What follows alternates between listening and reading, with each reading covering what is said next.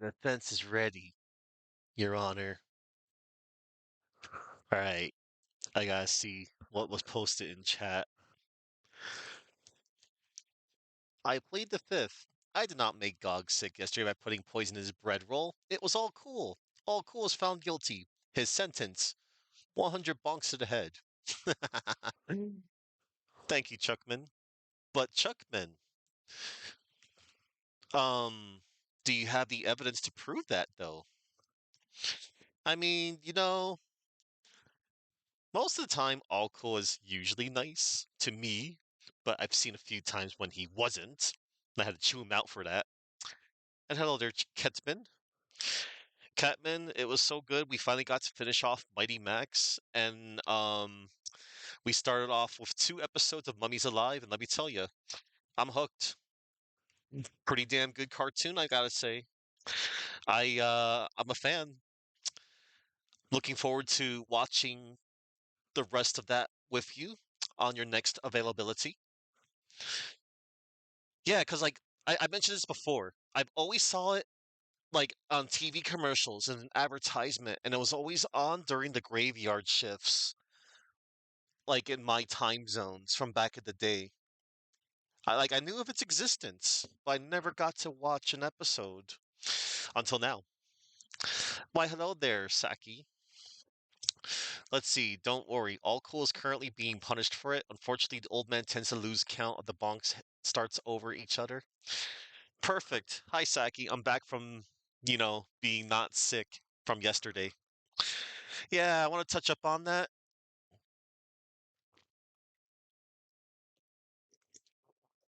Yesterday, it just happened suddenly in the middle of the morning on a Sunday. I had a wave of sickness overcome me, and it was bad. But do not worry. I'm not going to spare you the gritty details, but I got it out of me. I totally got it out of me. And around 6 p.m. ish, after taking 2 Imodium, yeah, that's what I used. I used some Imodium, prescribed directions, and I felt a lot better. And since I got most of it out of me, I was so hungry that, you know, I was able to eat my dinner, which was, sausage and potatoes. And here I am.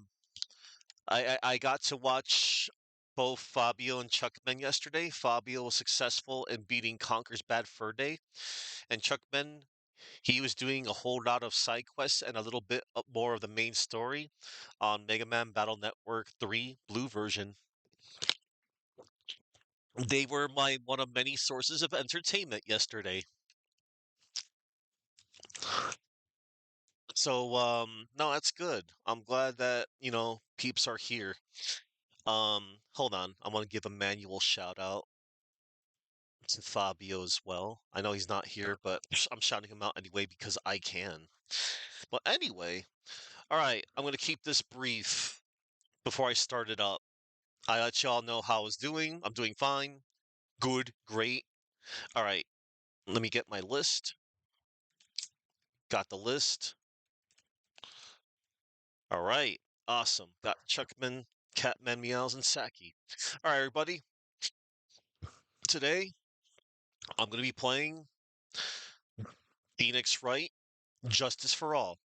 Phoenix Wright, Justice for All is the second game in the series. It originally came out in 2006 on the GBA, Gyakuten Saiben 2. And this also came out on the Nintendo DS back in 2007. Yes, man. And let me tell you the back of the box. Phoenix Wright is back. The courtroom drama is heating up with ruthless DA Franziska von Karma. New colorful characters, dramatic stories, and gameplay. The defense never rests. Four shocking new cases and a new psych lock feature. Use questioning to reveal hidden testimony. We won't be able to see that until, well, the second case. We won't be seeing the psych lock in the first case. Just a heads up. Okay, now with that out of the way, I'm just gonna start up this game. Buster Max? Huh? Oh no, Chuck. Some somebody didn't like the way that you were playing their game, the game that was meant to be played.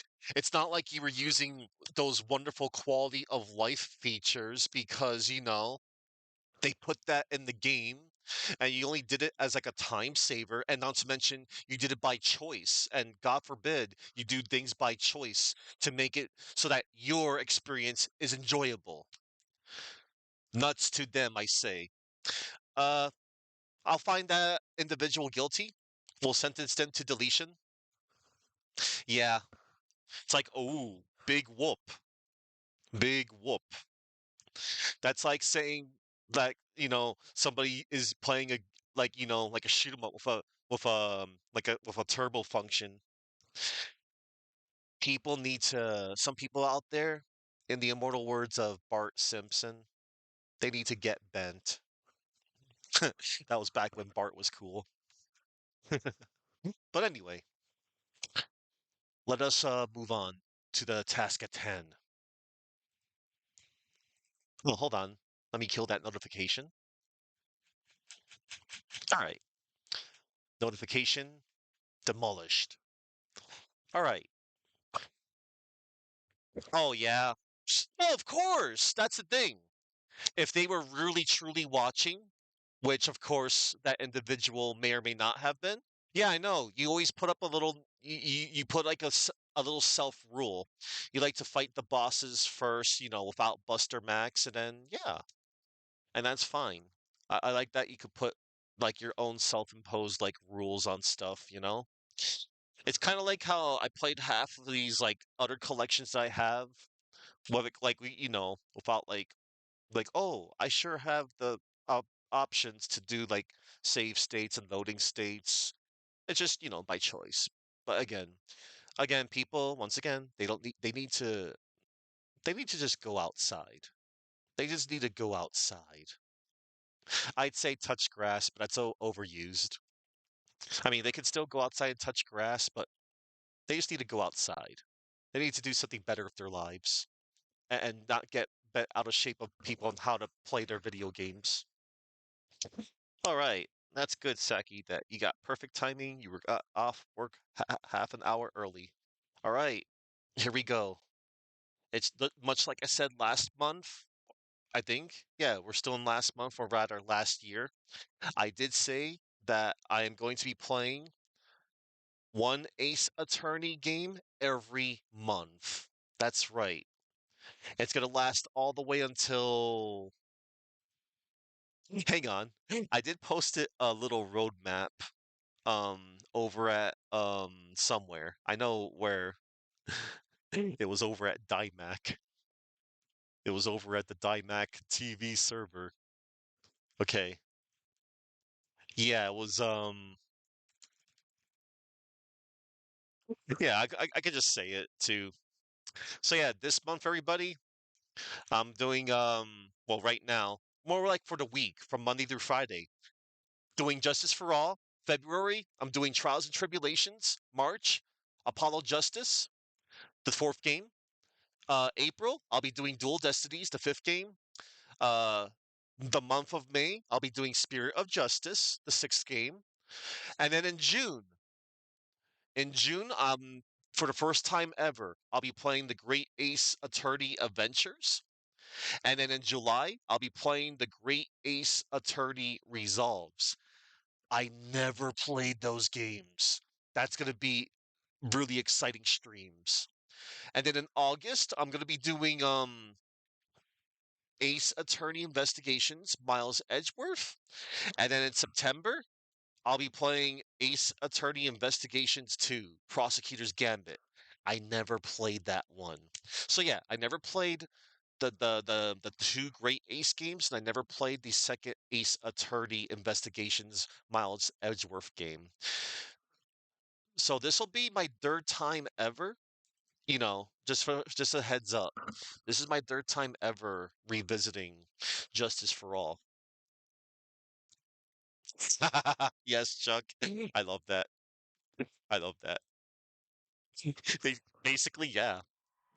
If they don't know any rhyme or reason behind the Mepheteer badness, they could just do that. All right, everybody.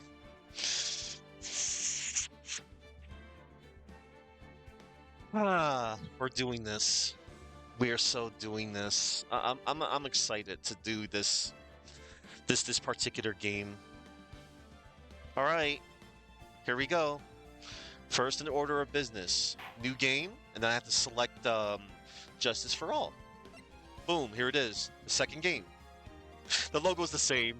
All they did was add it in, Justice for All. Because the first game was, yeah, it's fine. Oh, wait, hold on. Okay, yeah, it's the same logo. All right. And here we go. Play this game.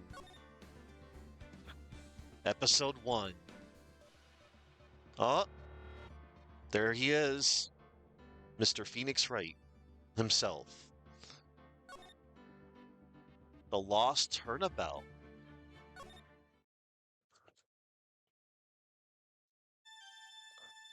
Tokata and food?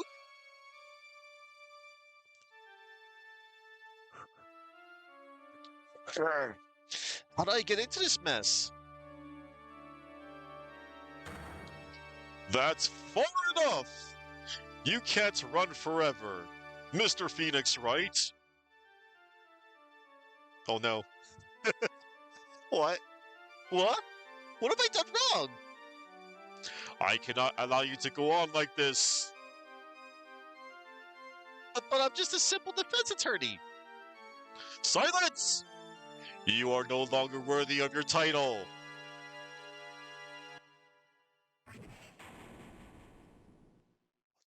What? Okay, so for anybody out there that may have played a game or watched Ultimate Marvel vs. Capcom 3,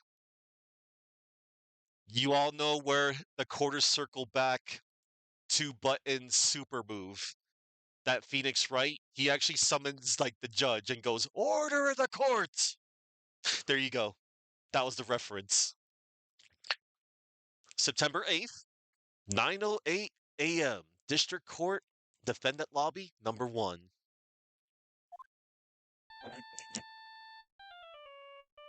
Hey, look, there's Phoenix. What a nightmare. And I bet it was this ringtone that caused it. I really shouldn't be dozing off right before a trial starts anyway. Huh? Looks like they hung up. Ah, good. I finally found it. Talk about a close call. I hate to do this to you, but it's nothing personal, Mr. Attorney. Damn. That dude just hit Phoenix with a fire extinguisher. A few minutes later, District Court Defendant Lobby, number 1.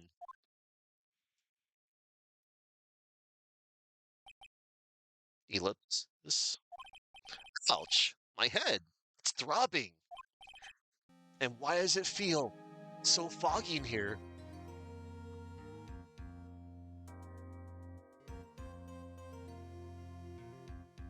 I love this track here, by the way. In my opinion, this is probably the best courtroom lounge theme in the trilogy.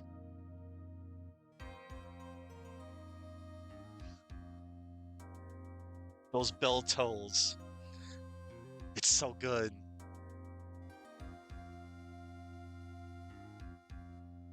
All right. And why does it feel so foggy in here? Oh, good morning. Uh, good morning. What's wrong? You don't look well. People are at their best first thing in the morning. Where's that fighting spirit? Sorry, but can you please turn the cheeriness down? My head sort of hurts. Roger that. Ellipsis. Ellipsis. Am I in trouble or something? Huh? Trouble? Wait, never mind. You're a policewoman, right? I thought maybe I had done something wrong. What are you talking about? I'm the one in trouble. What? I'm placing my life in your hands today, Mr. Phoenix Wright. Life in my hands? You promised me. You said you would prove that I was not guilty. Not guilty? Just when I thought all hope was lost, when all the other lawyers had laughed at me off. Leave it to me, you said. You, the one and only Phoenix Wright, came to save the day. And just like that, I was moved to tears, sir. I'll never forget what you're doing for me. Ever. What is this girl babbling about? Actually, I really love to watch court proceedings, and I always root for you to win. When I'm off duty, I like to come here and... What's wrong? You've been acting really strange, and you keep staring at me. You're making me kind of nervous, sir.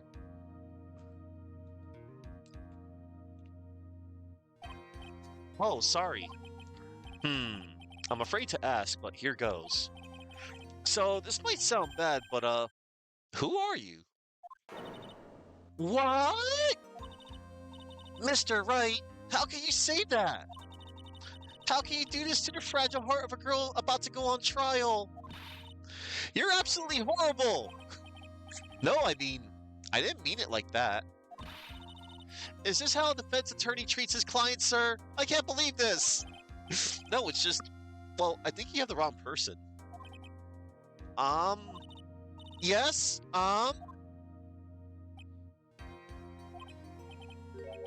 am I?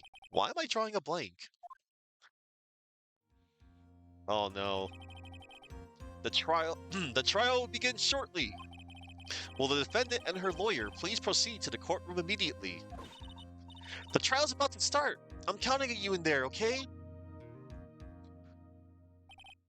I guess I must have amnesia. Let's see, what can I piece together? From the sound of things, it's probably safe to say that I'm a defense attorney. And that girl? I said I'd prove her not guilty. I can't believe I made such an irresponsible promise. Oh man. Someone please! Tell me this is just a bad dream. Why do I get the feeling this is one dream I won't be waking up from? Oh my god. September 8th, 10 a.m., District Court, Courtroom number 2. Oh boy. Court is now in session for the trial of Maggie Bird. The prosecution is ready, Your Honor. Ellipsis. What is it, Mr. Wright? Are you talking to me? Do you see any other defense attorneys here? I guess not. Now then, are you ready? Yes? I guess I should say yes for now. Are you ready, Mr. Wright? Yes, Your Honor. Wait a sec. If her life is in my hands, I should really do the responsible thing. Actually, you see, Your Honor, my memory is kind of... The court will not hear the defense's excuses. Because the defendant is a member of the police, this case is under great scrutiny. Therefore, we must make this trial fair but swift. I believe I have told you this before. I hope you're not telling me you've forgotten. Actually, I have. Mr. Payne, your opening statement, please. Yes, Your Honor. As I'm sure you're well aware, the defendant is accused of killing her lover. What's worse, her lover was a fellow police officer. A policeman? You did what to a policeman? It wasn't me. And besides, Dustin and I, we weren't lovers like that. In any case, the prosecution will prove that the guilty party is none other than the defendant. Very well. Mr. Payne, please call your first witness. It's been a while, Mr. Wright. Let's see what you've learned since last time. I won't show you any mercy this time, rookie. Okay. And who are you again? It's Winston Payne, from Case 1, the first prosecutor you fought, the Glass Joe of prosecutors. The prosecution calls Detective Dick Gumshoe to the stand. Here we go. Don't let me down, Mr. Wright. Nowhere to hide. I'm so dead. Oh my. Hey! It's Gumshoe! Witness, please state your name and occupation. My name is Dick Gumshoe, sir. I'm the detective in charge of homicides down at the precinct, sir. You don't look very well, detective. Well, sir, the defendant, she works under me, so, you know. You work under that detective? Yes, sir. And while I was a trainee, he was always watching out for me, sir. He's such a wonderful guy, sir. I'll never forget what he's done for me. Okay, calm down. I believe you. Detective Gumshoe, please describe for us the details of this murder. Yes, sir. It happened at the park near headquarters, Expose Park. The victim was one of the local cops, Dustin Prince. He was pushed down from the benches on the upper path, sir. The landing beat his body up bad and snapped his neck. Terrible way to go. The details are listed in the report that was distributed yesterday. Ah, yes. This autopsy report, correct. Why do I not remember getting a copy? I see everything is in order here. Even the estimated time of death is unusually well documented. The victim's watch stopped from the impact of the landing, sir. The results of the autopsy confirmed the time of death. If I may, Your Honor, the prosecution would like to submit this photograph. Very well. The court accepts it into evidence. Crime photo 1. The victim fell from the walking path above. Now then, I recall at yesterday's preliminary hearing, a very important piece of evidence was brought to our attention. Yes, Your Honor. Yes, sir. Yes, I guess. Mr. Wright, is your head on right today? There was a very crucial piece of evidence found under the victim's body. Was there? Have you lost your mind? Well, actually, it's just nerves. Give me a second. What? How can you talk like such an amateur? I thought you were a pro, sir. Ellipsis. All right, sir. I'll help you through this. At a time like this, maybe you ought to take a glance at the court record. Okay. It's my all-important badge. It shows that I am a defense attorney. Cell phone. I found this in my pocket, but I don't remember what it means or how it got there. Dustin's autopsy report. Time of death, 9/6 at 6:28 p.m. Cause, broken neck. Body was also covered in bruises. Glasses. Found under the victim's body. Pieces of nearsighted lenses were found nearby. Oh. Let's take a look at the crime photo.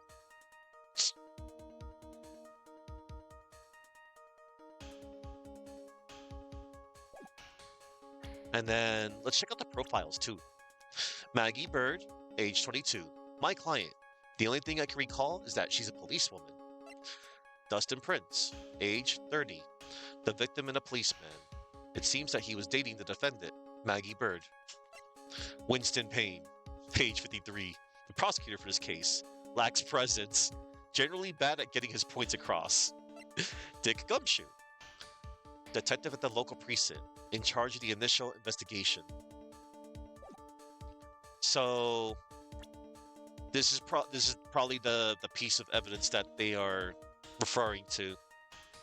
The glasses.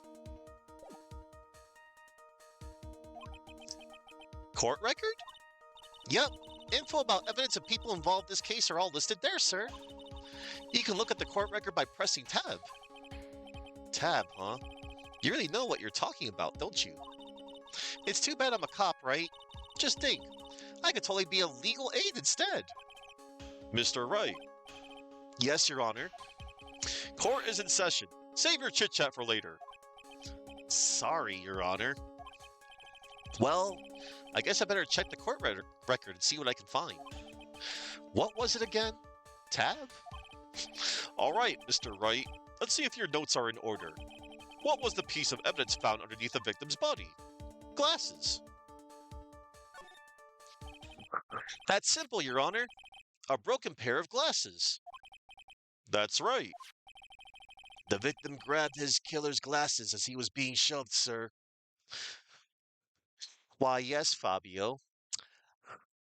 I preemptively gave you a shout out because I was mentioning and referencing that I was watching your wonderful stream yesterday of you finishing Conker's Bad Fur Day. And I'm looking forward to whatever game that you're going to be playing in the foreseeable future. And I also mentioned Chuckman's stream as well when he was playing through Mega Man Battle Network 3 Blue version. Both of you were my sources of entertainment while I was recovering.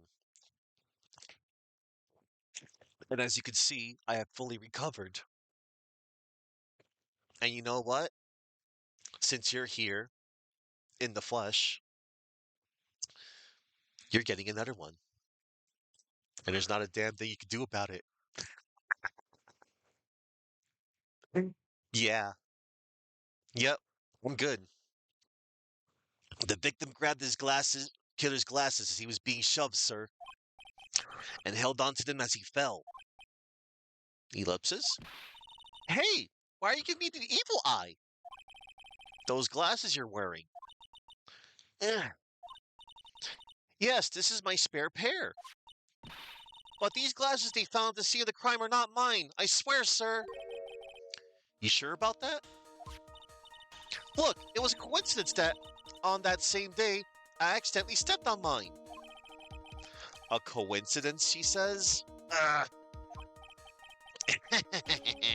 Your Honor, I have further evidence to present. Oh, you have more? And this evidence is very decisive. Very well. Let's hear from our witness about this evidence. All right. Our first cross-examination of the day.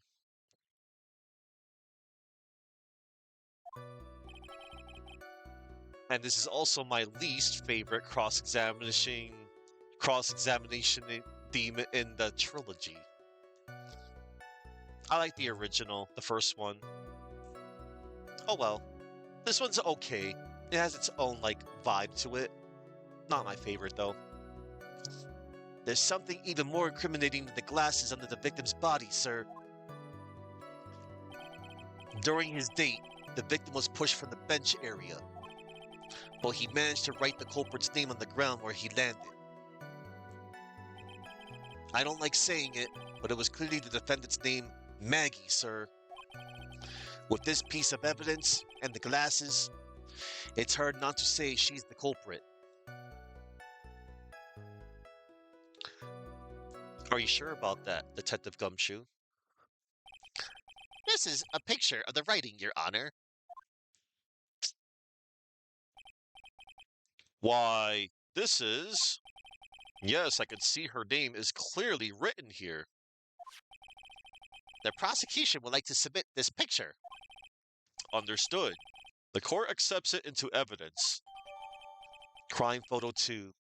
A photo of the area around the victim's hand. As if the glasses alone didn't make you look suspicious. Let's take a look.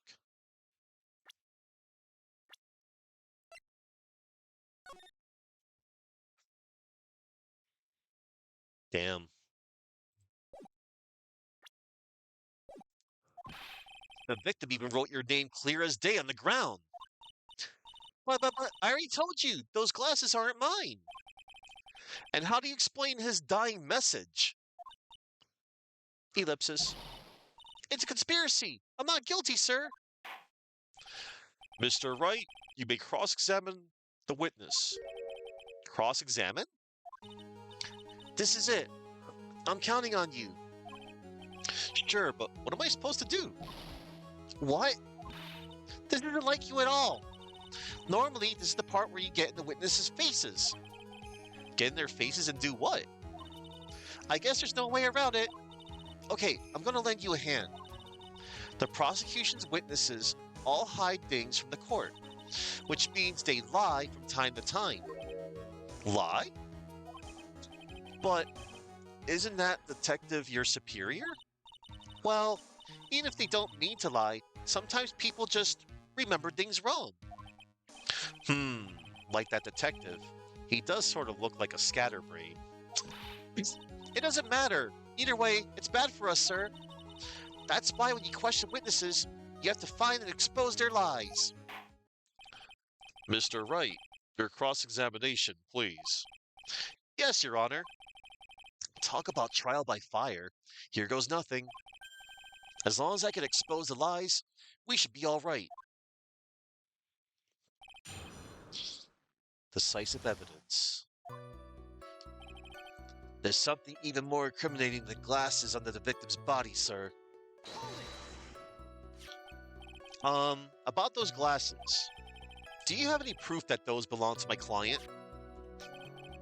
The lenses are for nearsightedness. They're almost the same strength as hers. Even the frames look kinda like the one she's wearing in her ID, pal. What should I do now? Continue pressing. Hold it. Almost and kinda are not good enough in a case like this. Do you have a more definitive proof? Is there something that clearly links the defendant with those glasses? The dirt and sand rubbed out any traces of fingerprints or anything else. So what are you saying, detective? Is that you have nothing that proves those glasses are my client's? Something like that. What? I see. So there is no proof. Wow, that was amazing. I could totally feel it down in my gut. During his date, the victim was pushed from the bench area. Now, you're sure he was pushed and that's how he fell? Yeah, pal. If you look at the wounds in the victim's body, there's no way it was anything else. Please continue with your testimony, detective. Anyway, the victim fell pretty far. But he managed to write the culprit's name on the ground where he landed. The culprit's name? Yeah, I was surprised too. I didn't want to believe it, but was the name that of my client? I don't like saying it, but it was clearly the defendant's name, Maggie, sir. Are you absolutely certain? Sorry, pal, but that's what it said. This is a picture of it. No matter which way you look, it still says Maggie. He's got a point. Hey, hold on. Huh? Don't me. I know the picture says Maggie, but now that she mentions it, something does feel kind of off about this picture. That's how you know you found a contradiction. Now hurry up and present some evidence. So that's what spotting a contradiction feels like. I better check the court record again. With this piece of evidence, the glasses, it's hard not to say she's the culprit. And you are certain that it was the victim who wrote the name on the ground?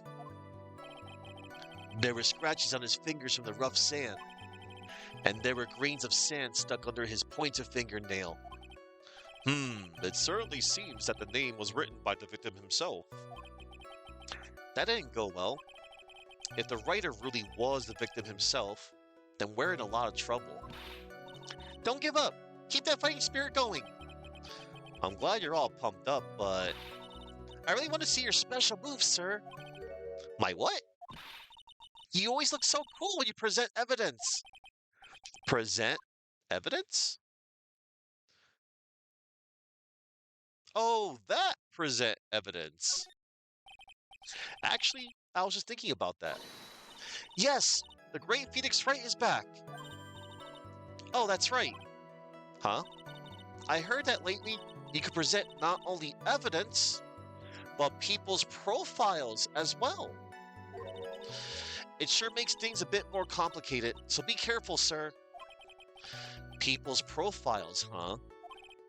Alright, let's give this another try.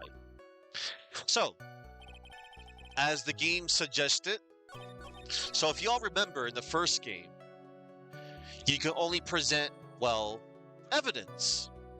So there's a new mechanic. Not only can you present evidence, you can also present profiles, as another piece of like evidence.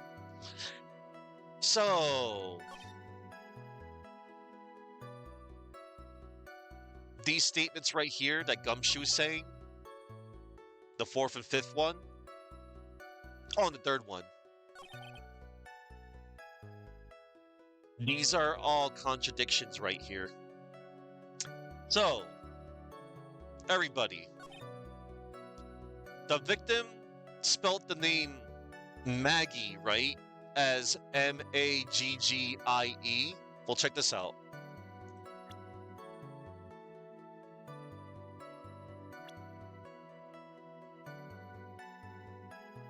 Her name is actually Maggey. It's just a different spelling. So, you select Maggie Bird's profile, and on the third, fourth, or fifth statement, and you present the evidence. Objection! Ellipses. What is it? What's come over me? Without thinking, I just blurted out, objection. And I yelled it at the top of my lungs, finger outstretched, ready to take on my opponent. What a rush. Detective Gumshoe?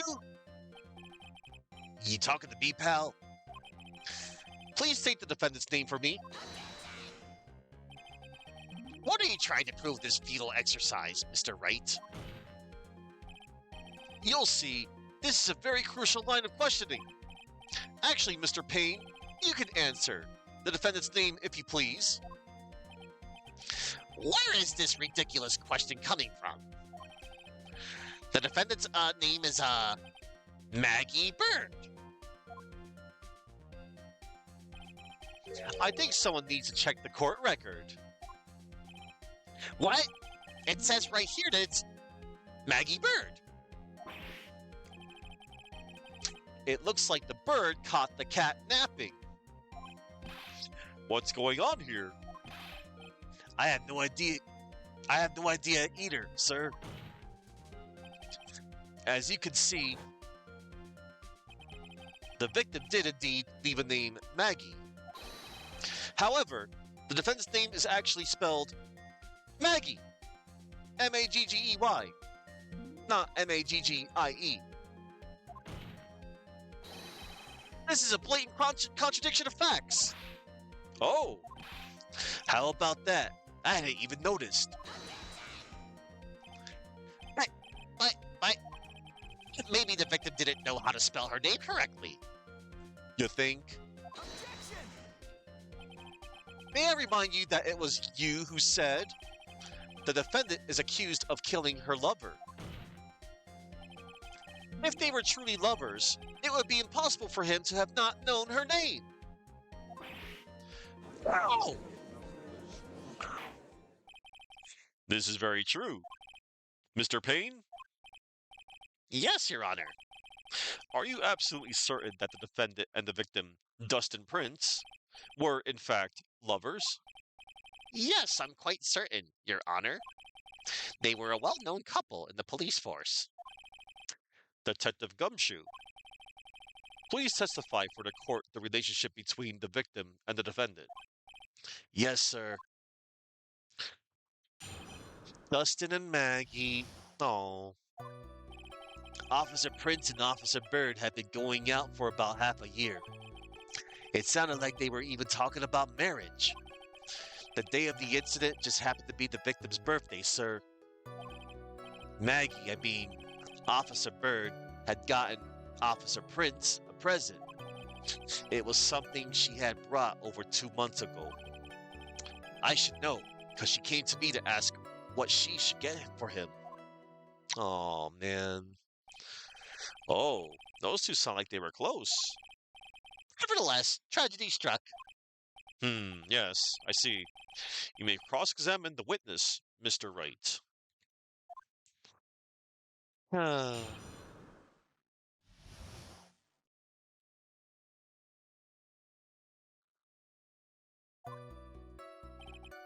Officer Prince and Officer Bird had been going out for about half a year.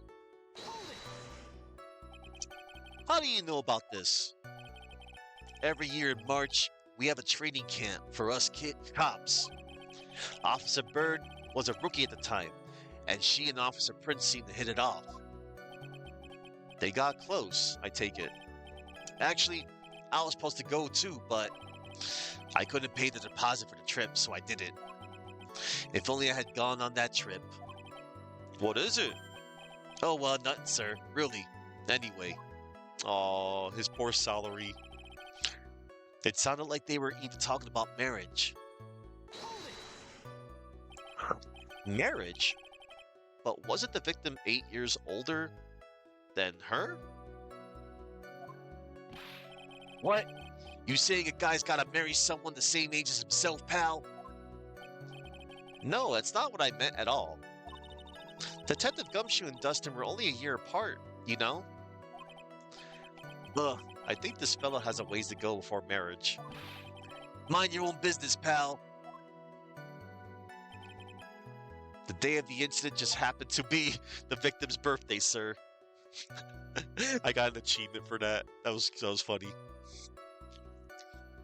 The day of the incident just happened to be the victim's birthday, sir.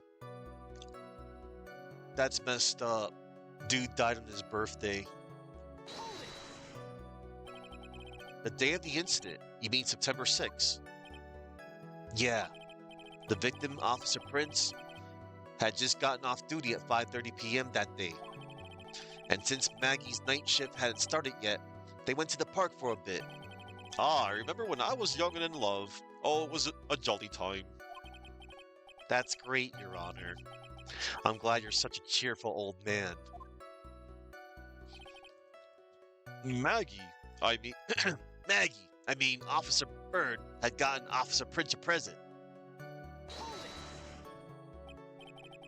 You seem to know a lot about the defendant. Well, that's because, I'm her boss and I've gotta watch out for my subordinates. But even what she was going to give as a present, isn't that going a bit too far? Hey, pal, watch what you say. I know everything that happens under me. If someone so much as scratches theirs, I really don't need to know that much. Mr. Wright, please refrain from badgering the witness. I agree. Even if this witness has a crush on the defendant, that should not be the point of discussion at this time. whoa, wait a second. Why are we talking about this? It's all your fault, pal. You're guilty, guilty, guilty. I should have you arrested. I think the good detective is about done here. Why, hello there, Soda. Yep. Yeah, I'm back to doing Ace Attorney. I may or may not have mentioned last year, I'll be doing an Ace Attorney game every month. I can't wait to get to the great Ace Attorney games and the second Miles Edgeworth game, because those are the 3 games in the series I have not played. So now I'm doing Justice for All. This gumshoe has a lot of gumption. Yep. It has something she had brought over 2 months ago. Over 2 months ago? Yup. She's a very considerate woman, pal. So, what was this birthday present? She got him a glove. A single glove? Why would she only give him one? Actually, Your Honor, the glove in question is a baseball glove.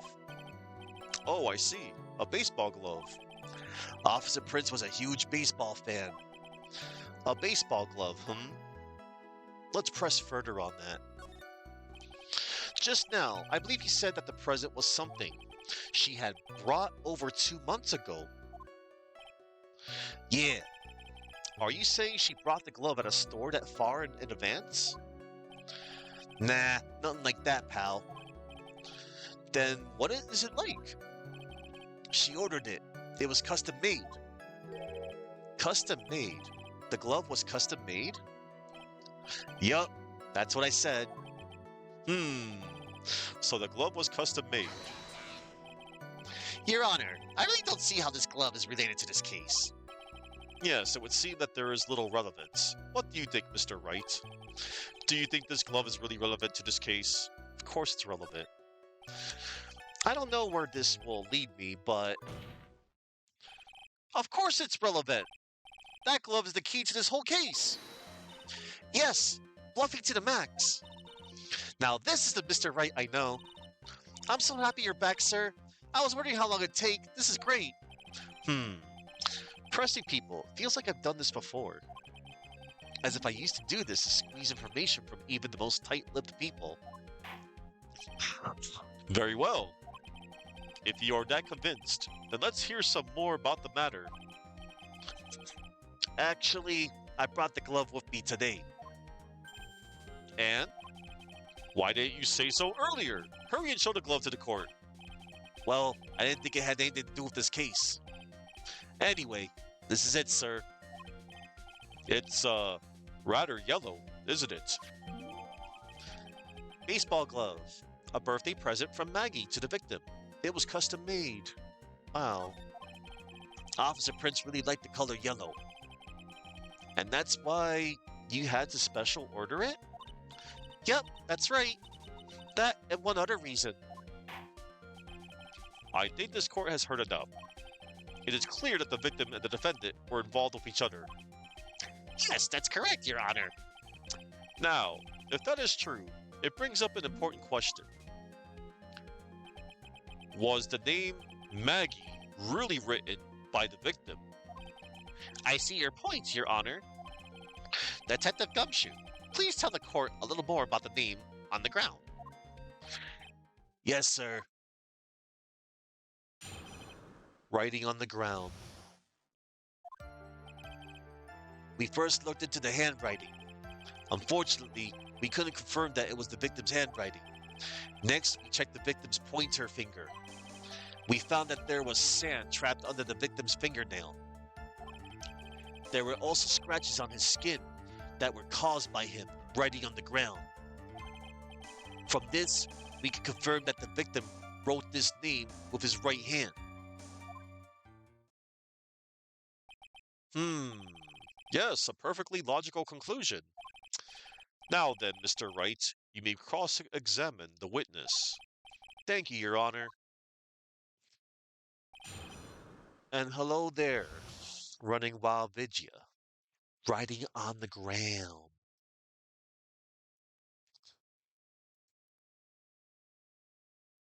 All right.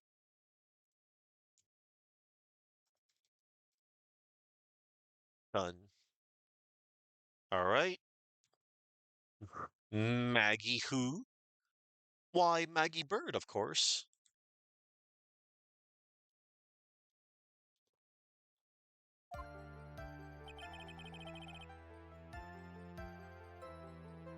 We first looked into the handwriting. But can you really determine handwriting based on a sample written in sand? Heh, this is why amateurs are amateurs. We're not a bunch of simpletons, pal. Scientific investigation in this country is actually pretty good. I believe it's time to get back to the real point. Agreed, Your Honor. So what was the result of the investigation? Unfortunately, we couldn't confirm that it was the victim's handwriting. So in the end, you couldn't confirm it. Hey, don't you look down on us. I told you, we're not a bunch of simpletons, pal. Everyone knows you can't find out everything you want with scientific investigation. Oh my god, hold up. I must dance with Man Moon. Yes. I've never heard that before. Me neither. Nor I. I never heard anything like that at the police academy, sir. Okay, so I made it up. Anyway. Hey Moon, I am so happy to see you. Representing Dymac.tv. Man Moon!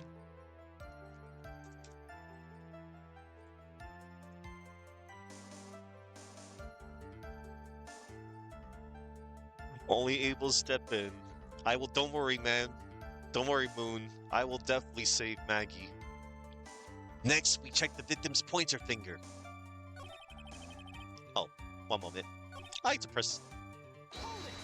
Get all the dialogue. His pointer finger. You know, the one you're always pointing and waving around people's faces. Don't tell me it bothers you. Every time you do it, I have a mini heart attack. It's like you're trying to kill me, pal. In any case, you examined the victim's index finger, correct? Yeah, we figured there should be something on his finger if he had been writing in sand. And the results? We found that there was sand trapped under the victim's fingernail. And what does that prove? Well, it proves that he did write that name with his own finger. Yes, which explains why there was sand stuck under his nail. I guess he's right. And there's more. There was also scratches on his skin that were caused by him writing on the ground. Scratches on his skin. Yup, you can't see them with your naked eye, but they're there. That is incredible. Sure is. That's the power of scientific investigation. They're so small that we had to use a magnifying glass, like a really strong one. It's got that really scientific sounding name. You mean a microscope? Yeah, that's it. We used one of those and that's how we found them. I can't believe this guy doesn't know what a microscope is. From this, we can confirm that the victim wrote his name with his right hand. Are you absolutely sure? I believe in the power of science. I wonder if my evidence is solid enough to counter with. Listening to this, you would think there was only one conclusion, that the name was definitely written by the victim. But don't you think that would be really strange, sir? If Dustin really wrote that message with his right hand, do you think I would have gone through that much trouble to get him his present? The present? What about it? Oh. So, we're going to look at the evidence.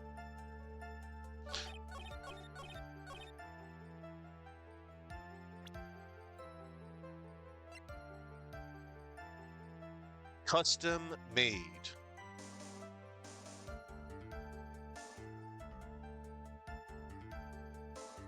I'll take care of that. The baseball glove. Also, you can actually present, on any of these statements. You can definitely take that to the bank. Objection! Detective Gumshoe, take a look at this. That's the glove, right? Could you tell the court what is special about this glove? What's special? Never really thought about it, but it's really yellow, and that's about it. Yes, it's really yellow, but that is only one of its qualities. Huh? There's another reason why it's special. And what would that be?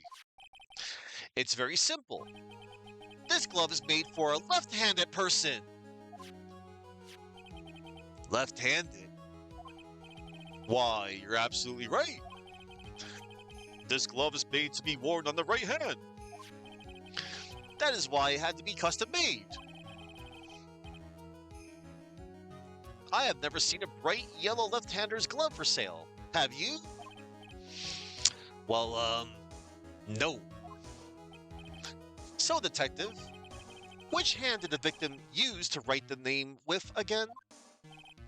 That's easy. Look, it's obvious from this picture that it was his... Wait a second.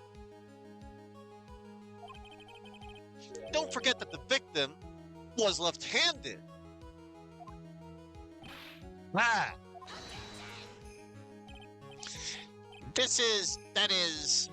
I object. Overruled. Mr. Wright, I would like to know what your line of reasoning proves. There is only one conclusion that can be drawn. A left-handed person could not have written a message with his right hand, unless they were ambidextrous. Therefore, the person who wrote the name, Maggie, could not have been the victim.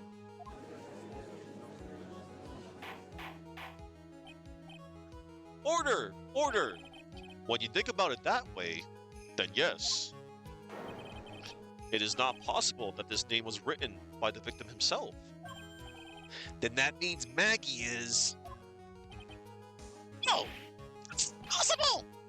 Mr. Payne? Yes, Your Honor? The evidence the prosecution has presented has failed to prove the defendant's guilt. In fact, I believe you have proven her to be innocent. Oh! All right, you did it, Mr. Wright. Whew, I feel like I can breathe again. You like how the name in the sand does not match the dialogue? Why, Soda, you are very observant. Because, in the first cross-examination, yes, when they had mentioned, you know, over here, in this piece of evidence right here, in the court record, on the crime photo. Oh, wait, sorry, that's the wrong one. Wow. Anyway, See, it seems here, you know, in this crime photo, it seems that the victim may have wrote the name Maggie, Maggie. However, uh, the defendant Maggie Bird's name is spelt with Maggey. Pretty clever how they wrote the story for this case. It seems that we have reached a conclusion. You did a fine job once again, Mr. Wright. Me, Your Honor? Ah, well, thank you, sir. See, you got complimented by a judge again. You're really good. And that's why you can't give up being a lawyer, sir. Are you joking? I'm already ready to retire. I will now announce my verdict. This court finds the defendant, Maggie Bird. No, not yet. Really? I mean, please give me a few more minutes, Your Honor. What is the meaning of this, Mr. Payne? The prosecution is not finished yet. What do you mean? We would like to call our next witness to the stand. What? And what did this witness witness? The moment the victim was pushed to his death. What's more, he saw the very face of the culprit. What the heck? Order! Order in the court! I believe recess is in order. Afterward, we will hear from this new witness. I had a feeling that was a bit too easy. I need more information. I'll have to see what I can find out during this recess. I can't let my guard down. It's only going to get tougher from here. Court is adjourned for recess. To be continued. Yeah, a little bit longer than the first case in the first game. And that jingle is not as good as the first jingle.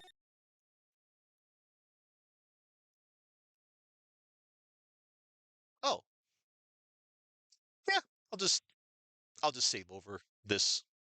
Or I'll make a new one. Actually, yeah, sure.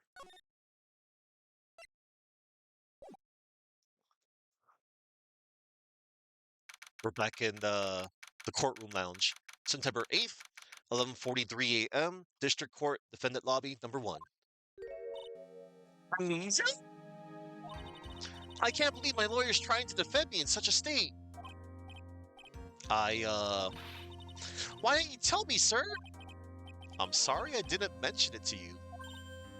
Oh, I know what to do. I heard you can fix something like this with a really strong shock to your system. Come on, lower your head a little. A Maggie kick should be all you need. No. I think I'll pass on this one. Come on! I'm sorry. Whenever I see someone in trouble, I have a hard time leaving them alone. I tend to stick my nose where it doesn't belong and try to tackle everyone's problems. Well, my head's one problem you won't be tackling today. Well, we're here to solve your problem first. We can deal with mine later. For now, do you think you can fill me in on a few things? Of course! I'd be honored to. Well, I guess we'll start with my name, and then I can tell you about me. No, that's okay, really. I think I know you and your name pretty well by now. I was wondering if you could help me figure out a few things about myself.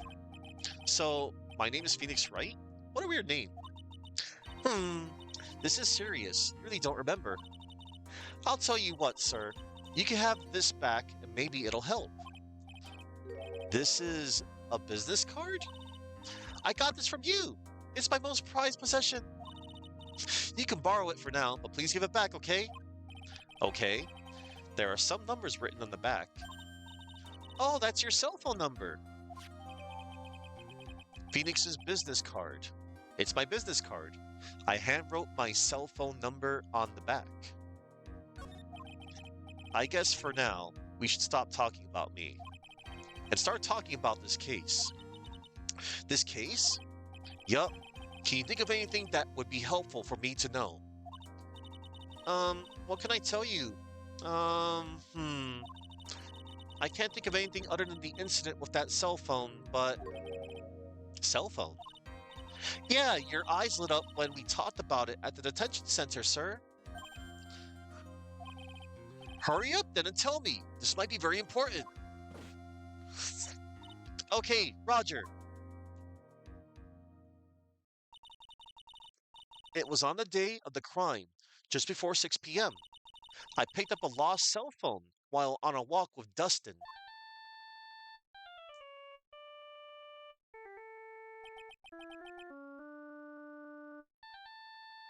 Oh boy. Toccata and Fugue, everybody. All of a sudden, the phone began to ring. Hello? Oh, thank you. I've been searching for my phone. Is this yours? Oh, I'm glad you called. We can meet up and I can give this back. I'll be right there. I'm sorry, I didn't catch your name. You can call me Maggie. Hmm. We agreed to meet up at 6 p.m. Dustin and I waited for the person to show up, but they never did. Hmm. So where is the phone you found now? I gave it to you yesterday. Huh? To me? Is it that phone in my pocket? You mean this? Do you think it has anything to do with the murder? I don't really know, but if my eyes lit up. Ah! You were here all along! You're so mean! I called you a million times and you wouldn't pick up. And when I went to check in the courtroom, everyone had already left. Maya's back, everybody. Back? Now who the heck is this? Let me guess, I'm supposed to know this girl too? Hey, good morning, Maggie. And a good morning to you too, Maya. So, how's it going? Is there a word for worse than abysmal? Oh? And what if I said that everything will be fine? That's right. It's Maya to the rescue with the ultra decisive, super important evidence. Here you are, Nick. The thing you wanted me to bring. Huh? Oh, thanks. What the heck is this? A list? It has about 20 people's names and phone numbers written on it. It was kind of tough, but I managed to dig up some dirt. It looks like these guys are up to no good. No good? As in? There's a group of con artists the police are currently investigating. I think these guys are members of that group. Names list. A list of unfamiliar names and phone numbers. Members of a con artists group. Why would a group of con artists pop up in a case like this? Don't look at me! And where did you get this list from in the first place? What? Don't you remember, Nick? You're the one who asked me to look this up yesterday. Oh. Is that right? These numbers were in the memory of that phone Maggie found. So that's where they're from. You're awfully forgetful these days, Nick. I hope I never get to be a forgetful old prune like you. Maya, actually, Mr. Wright is... Mr. Wright, recess is now over. Please bring the defendant and return to the courtroom immediately. Oh, oops, guess you have to get going. We could talk about you being old later, Nick. Wish us luck. I guess I have all the pieces now. More or less. All that's left is to put it all together. I'm not going to lose this. I can't. Come on, Nick. Better get a move on. Yeah.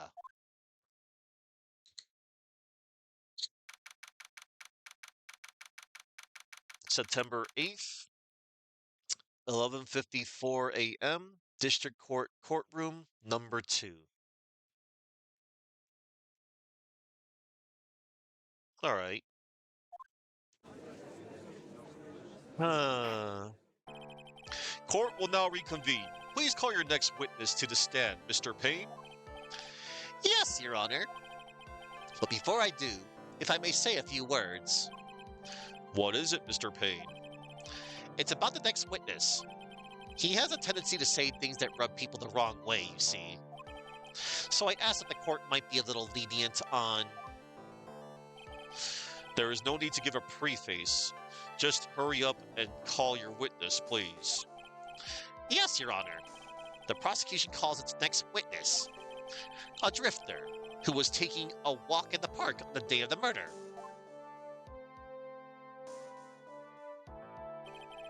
Please state your name for the court's witness. Before I do, I'd like to clarify a little something. Huh? Oh, all right. Go ahead. Just now, you introduced my wonderful self to the court, correct? Perhaps as a drifter who was taking a walk? Did I? But I will not stand for that. Now you've tinted the court's eyes and colored me wrongly. Yeah.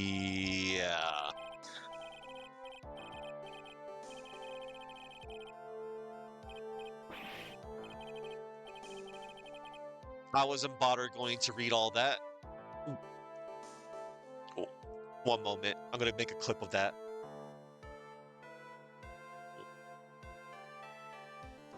They did the Wendy old bag thing.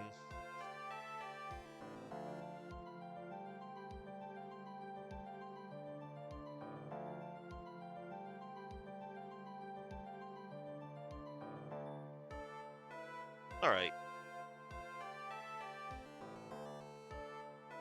Much like I did in the first game, I like to collect the rants of like characters that auto scroll like that. Yes, I understand. I'm very sorry. I will be more careful from now on. What is he? A human chatterbox? Ugh. I have to question him. Fashion, cars, women, glasses, and of course university. First rates only need apply. Glasses? But you aren't wearing glasses. That's enough. Your name, witness. Oh, is that how you want to play this? Using your power and influence to keep the young people down. I see how you work now. You old people and your dirty tricks. You thought you had me, but you thought's wrong. I'm sorry. It won't happen again. Oh man. I forgive you. Alright, I suppose I can tell you my name.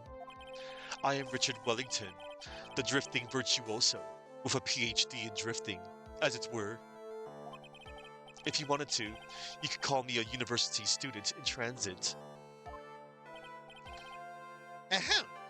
Mr. Wellington, on the day of the murder, you were strolling through the park, correct? It would appear that you are attached to that word. If you must, then by all means.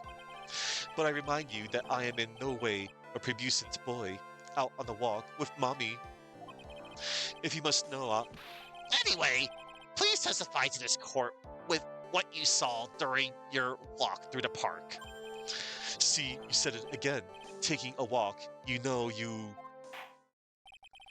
What you witnessed will do, Mr. Wellington. This guy. What I saw that day. I was at the park all afternoon, deep in thought about my life situation. I don't remember the time at all that well, but I do believe it was past 6 p.m. All of a sudden, a police officer falls from above, right in front of my eyes. Without a doubt, I looked up, and there I met the eyes of a charming young lady. Of course I remember her sweet face. It was that of the pretty defendant there. The only other thing I saw was the banana that fell with the police officer.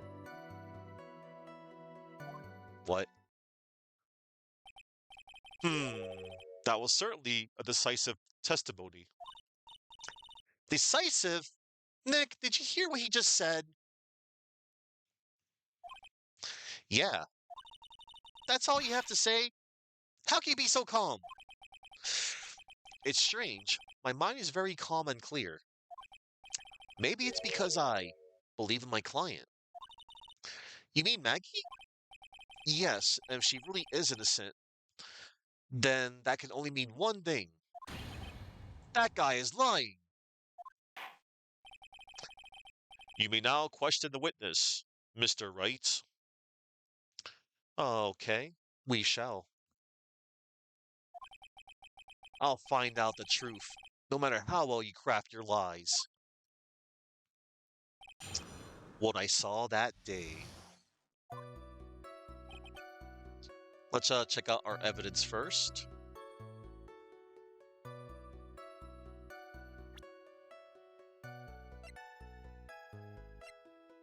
And let's check out the profiles. Richard Wellington, age 22, a self-proclaimed drifting virtuoso who is looking for the right college. Maya. I don't remember who she is, but I get the feeling I know her. Okay. I was at the park all afternoon, deep in thought about my life situation. So you were at the park all afternoon? You seem to have a lot of free time. Humph.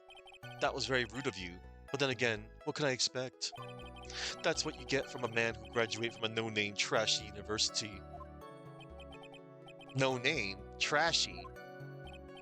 Now, this might be hard for a mush-headed, feeble-minded baboon like you, but I have to think very carefully about the future of our great country. But I thought you said you were thinking about which college to go to just now. Oh, please. Which university I go to will directly affect the very future of this country. That arrogant little snot. I don't remember the time all that well, but I do believe it was past 6 p.m. How did you know what time it was? I see you're not wearing a watch, so... Is that the best you can do? Do you think you can discredit me like that? You're just a third-rate, biased fool. I guess I can't expect real smarts from you. His arrogance is really intolerable. So what should I do now? Press harder. Answer the question. How did you know what time it was? Tisk tisk, I can't believe I have to deal with a worm like you. You're just a shallow man who can only slam on desks and point at people for fun. Humph, I guess I don't have a choice. I'll try to explain it so that even a third-rate simpleton like you can understand. There is this little thing they call a clock at the park. Did you get that? Do you know what a clock is? It's a thing that tells you the time. As you can see, Mr. Wright. As you can see, Mr. Wright, it's even in this picture, the crime scene. Oh, so it is. I looked at that clock, and that's how I knew the time. But if you ask me,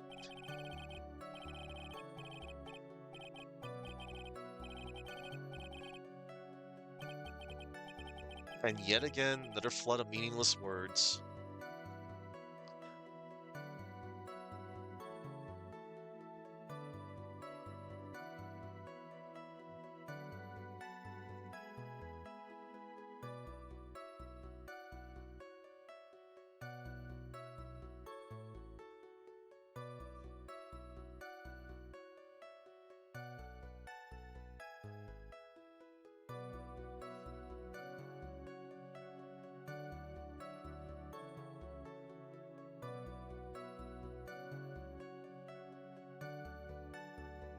Right. I was just saving a clip of that other rant. And yet again, another flood of meaningless words. Talk about a first-class waste of time. In any case, all of a sudden, a police officer falls from above, right in front of my eyes.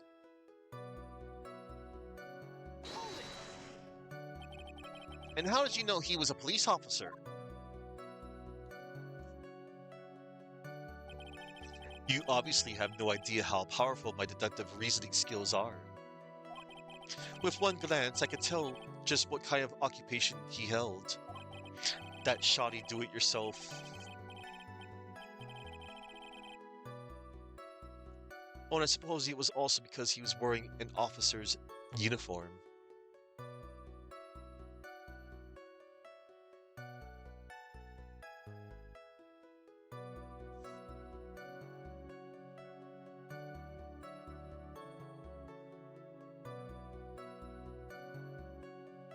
Right.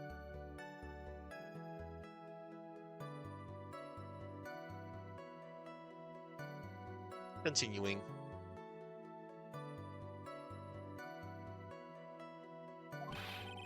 Couldn't that statement have come first? Wow, that's pretty impressive. Hey Nick, do you think he's figured out what I do? Even I haven't figured that out yet. Without a thought, I looked up and there I met the eyes of a charming young lady. Are you sure you got a good look at her face? Animals have this thing called an eye, Mr. Wright. They use this eye to see things. In that case of humans, we have two of them. Yes, even you.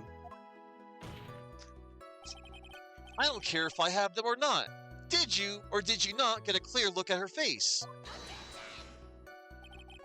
That's what the witness was just about to get to.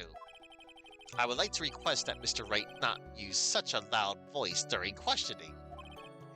Sustained, Mr. Wright. Please refrain from raising your voice in this court. Then please don't make me have to raise my voice. Are you finished? I'd like to continue, if that's all right with you. Of course I remember her sweet face. It was that of the pretty defendant there. So you're sure you are not mistaken? Please, don't confuse your pitiful train wreck of a life with mine. I'm what you call a famous brand name product, while you are only a cheap imitation. There is no way someone as magnificent as myself could have made a mistake. Of course, of course. Oh ho ho ho, of course. Did you notice anything else of interest, witness? The only other thing I saw was the banana that fell with the police officer. A banana? Well, it was actually more than just one. More like a bunch of bananas. Now, what would a bunch of bananas be doing there? And why would I know such a thing? I'm only telling you what I saw. That's really strange. Maggie never mentioned anything about a bunch of bananas. That's it, Nick. He's gotta be lying about the bananas. He could be, but there's no reason for him to lie about there being bananas at the crime. And what if it's not a lie? Well, maybe he thought he was seeing one thing and it was something else? If he mistook something else for a bunch of bananas, then that would be an inaccuracy. Think, Phoenix, think. If my client is innocent, there is no way he could have seen what he says he did. Which means if we can somehow show he's lying, yeah, that's exactly what we need to do. She's right, she's got a sharp mind, but I just wish I could remember who she is. Is everything okay, Nick? So, this dude claims he saw a banana, or a bunch of bananas.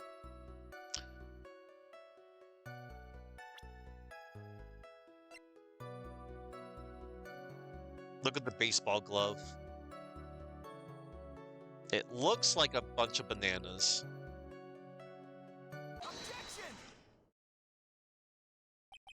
Mr. Wellington, I believe I have the bananas you saw. Right here.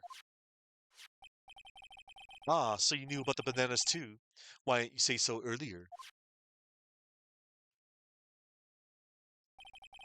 But don't think you can use this as a way to pull more information out of me. And that's where you'd be wrong. Mr. Wright, what is the meaning of this? Isn't that the baseball glove? Huh? What? A baseball glove? Doesn't it look delicious? Care for a bite? That's not. It's a no! Your Honor, I think this proves one very important fact. This witness, I'm gonna purposely get this wrong. this witness loves bananas. Mr. Wellington loves large bananas. Ellipsis. Ellipsis. Ellipsis. Ellipsis. Nick, I hope you've noticed the icy glares we're getting from everyone in here. What in the world do you mean? I'll have you know, I like strawberries much better than bananas. Whoops. Think it over one more time and try again, Mr. Wright. This witness actually has bad eyesight.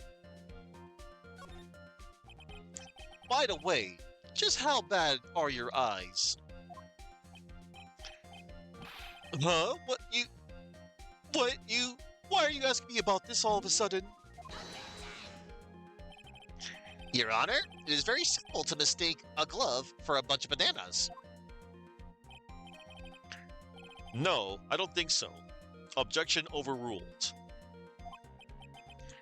You're one of those people. Yes, you know what I mean. You're like those people.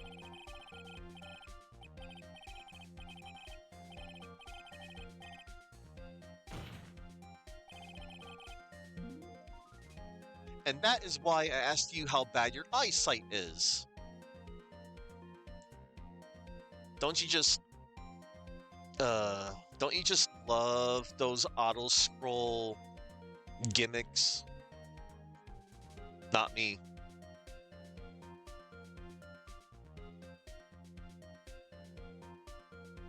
For anybody that's a speed reader, like a speed raider, power to you.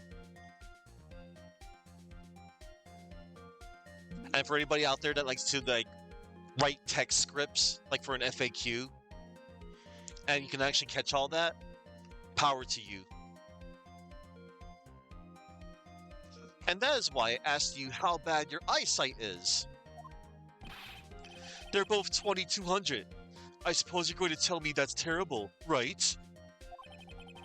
Why are you not wearing your glasses today then? Ellipsis. That's because I lost them recently, you see. Of course, I was planning on getting a new pair made right away. But you know, my glasses are no ordinary glasses, so to replace them... How about when you witnessed a crime? Were you wearing your glasses then? How about it, witness? You are an unrelenting evil man.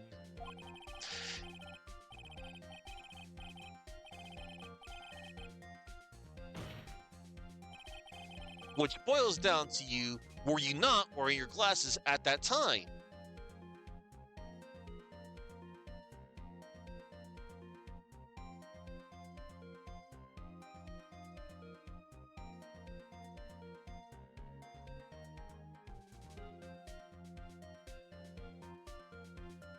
Wow. So that's like what, 5 rands?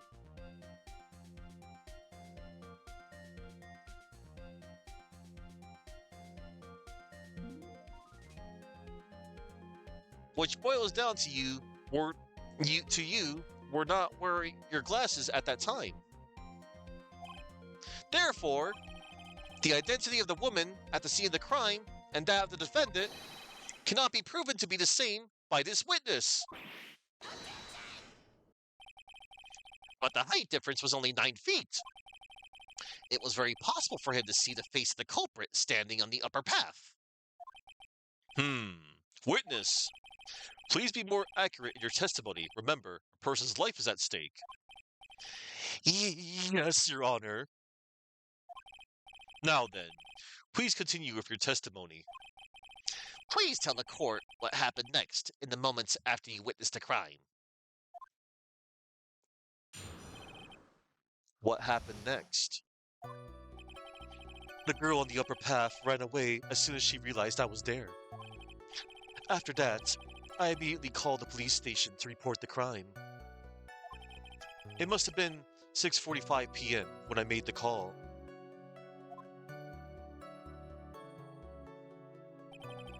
They must have a lot of free time on their hands since they showed up within 10 minutes. So the person who was on the upper path saw you and then ran away. Yes, that is correct. Which is why even someone without a superior brain like mine can understand that.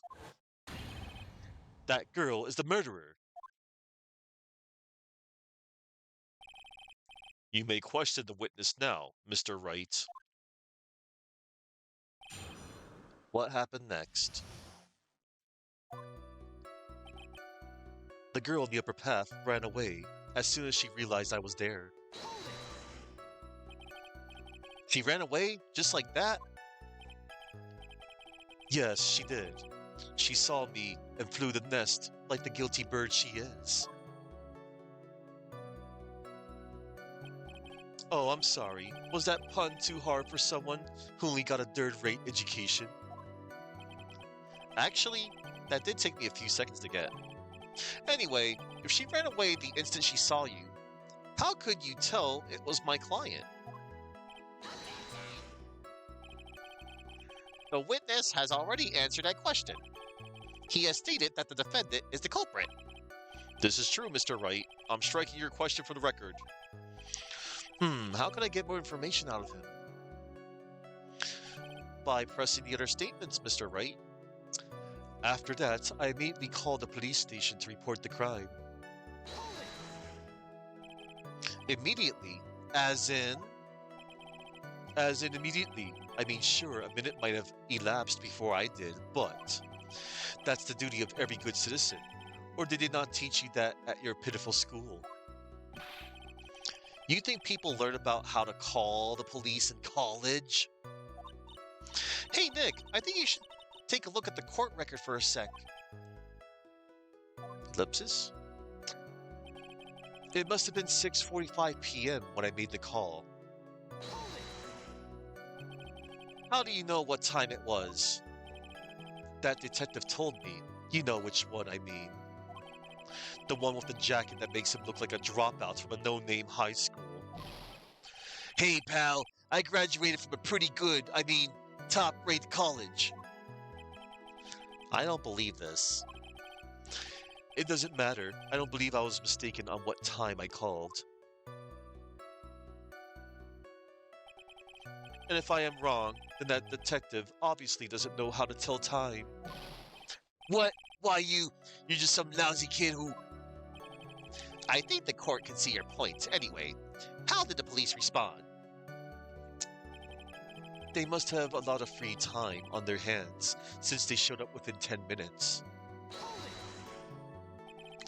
So you're saying that there were police on the scene by 7 p.m.? They got there before that, I think. There usually aren't many people in that area at that time of day. But suddenly, before I knew it, there were people crawling all over, gawking. It certainly says something about the morals of the people in this country.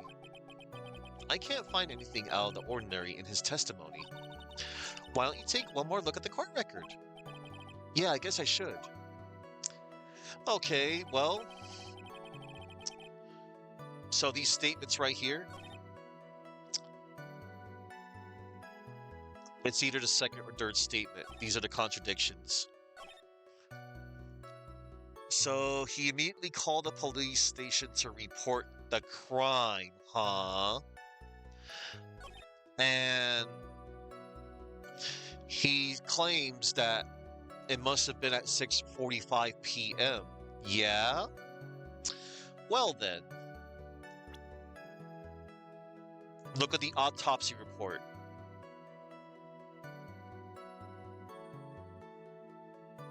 Dustin died at September 6th at 6:28 p.m. And Richard here, he must have he claimed it must have been the 6:45 p.m. And also, how could he have, you know? Yeah. Autopsy report. Boom.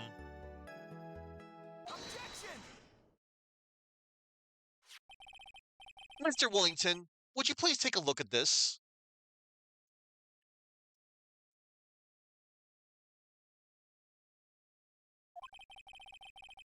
You mean the victim's autopsy report? According to this, the murder occurred at 6:28 p.m. So what of it? You said that you called the police immediately after the murder took place. However, by the time you had called the police, it was already 6:45 p.m. There is clearly a 15-minute gap here. Do you deny it? Ah! I think this court would like to hear what you were doing during this 15-minute gap. Grr. A witness was in shock at the time after witnessing a terrible murder. It's only to be expected that he would be a little dazed. 15 minutes is hardly what I would call a little dazed. Mr. Wellington. Yes? Explain yourself. What were you doing during those 15 minutes? Yes. Answer the question. Telephone. Spit it out. I was searching for a phone booth. A phone booth? You mean you don't have a cell phone? You and your questions, as if you're trying to open all the layers of a Matryoshka doll. You must think you're really something special. Witness! I lost my cell phone. There. Are you happy? You lost it? Unbelievable. You lose your glasses and your cell phone. You must be very scatterbrained when it comes to your belongings. What? Are you saying that first-rate people are never allowed to lose things?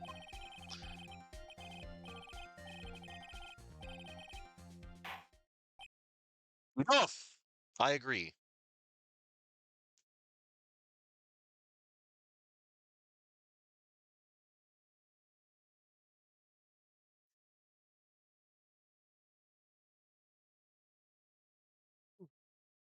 Another rant that we collected from Richard Wellington. I'll just clip that. Alright. Enough! Oh man, oh man. Wait, hold on a second. He lost his cell phone? Nick, that cell phone. Could it be?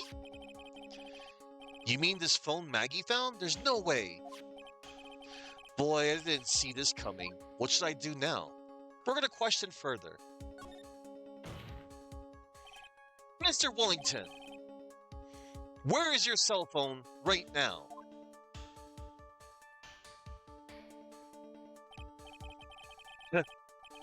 What are you getting all excited about? You seem to be a little confused.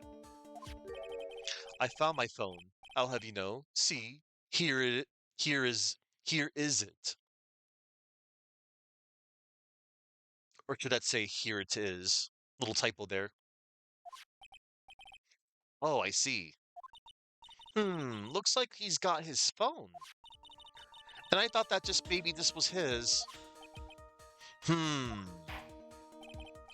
Well then, I think we've cleared this issue up. At the time of the murder, the witness did not have his cell phone because he had lost it. Therefore, the delay in his call was caused by his search for a phone booth. Well, that's the gist of it. I guess you could put it that way and leave it at that. Do you have any further questions, Mr. Wright? There is something. Your Honor, the witness's testimony does not make any sense. I don't believe that there was ever a need for the witness to search for a phone. How dare you! You can't just make outrageous claims like that. You do have some sort of proof, don't you? Well, yeah, of course. This evidence should be good enough, I think. Alright, let's have this proof then. Please present proof that the witness had no need to search for a public phone booth. Why, this piece of evidence here, Your Honor. Because the clock was shown right here.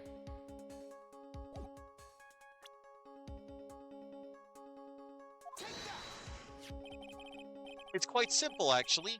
Please take a look at this. At the crime scene photo?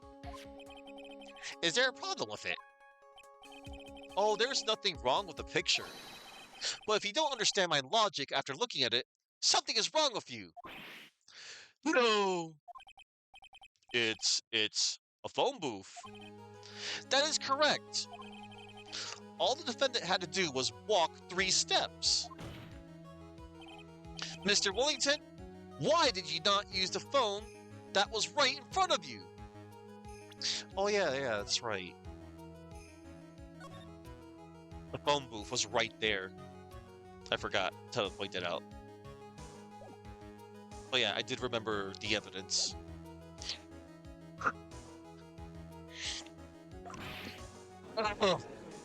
Yeah, why didn't you use the freaking phone booth? Order! Order!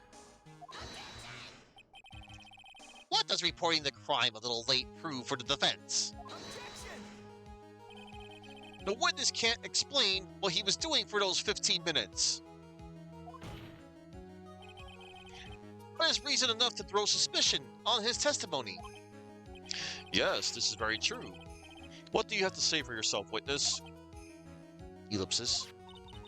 Then I bet this phone really is his, Nick. He must have killed Dustin to get his phone back. But Maggie said that she was going to return it to him. So there was no reason for him to kill for it. And on top of that, we still have the phone she found anyway. But if he wasn't looking for his cell phone, maybe he was looking for something else? Was he? Mr. Wright? Yes, Your Honor. Do you have any thoughts you would like to share with the court? Can you offer an explanation as to what the witness was doing during those 15 minutes? Why, yes, I do have an idea. There is only one possible explanation. All right, let's hear your explanation. However, be forewarned that if your explanation is not persuasive, you will be penalized. Think carefully before you present, Mr. Wright. Yes, Your Honor. I probably shouldn't have said there was only one possibility. Please present to the court the one piece of evidence that will answer the following. Why didn't the witness call the police right away? Why, it's because he was looking for his glasses, because Richard Wellington is a nearsighted punk.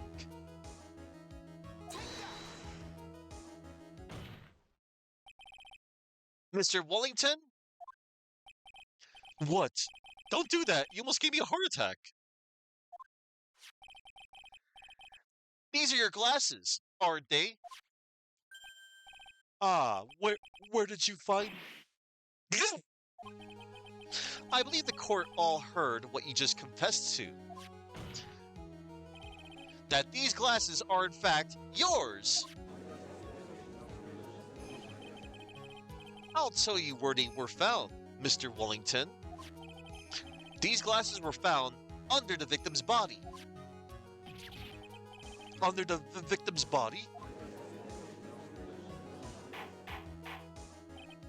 Order! Order!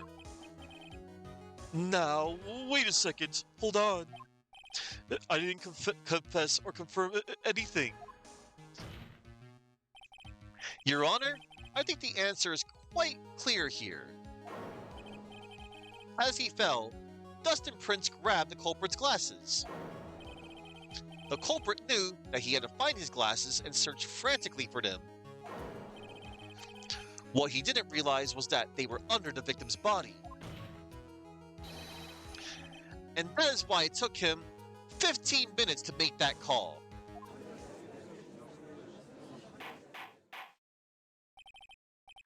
Mr. Wright, are you? Are you indicating the witness as the real murderer? Of course! That is precisely what I'm doing! This one's not bad. I kind of like this corner theme.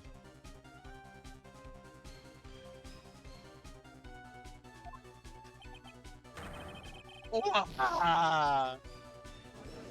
Dude's choking himself. I know I'm right. He is the real murderer. Did you figure it out, Nick?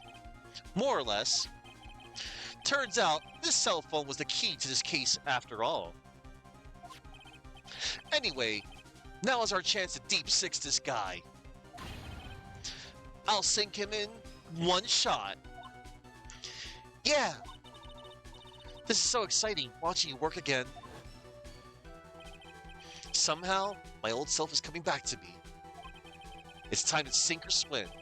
Everything rests on the edge of a knife. This is the moment I've been waiting for. Order! Order! Your Honor? Your Honor, the defense is making a mockery of this court. Without any solid ground to stand on, he accuses the witness of being the murderer. Yeah. Yeah, that's right. I'm no criminal. This third-rate fraud of a lawyer. In that case, why don't we look at it from a different perspective? Let's hear an explanation as to why you are not the murderer. Why, that's easy, for example, there's, the name the victim wrote. What about that?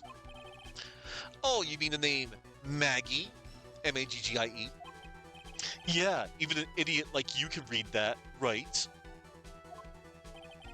But we already know this was not written by the victim himself. After all, the defendant's name is Maggie, M-A-G-G-E-Y, and the victim was left-handed.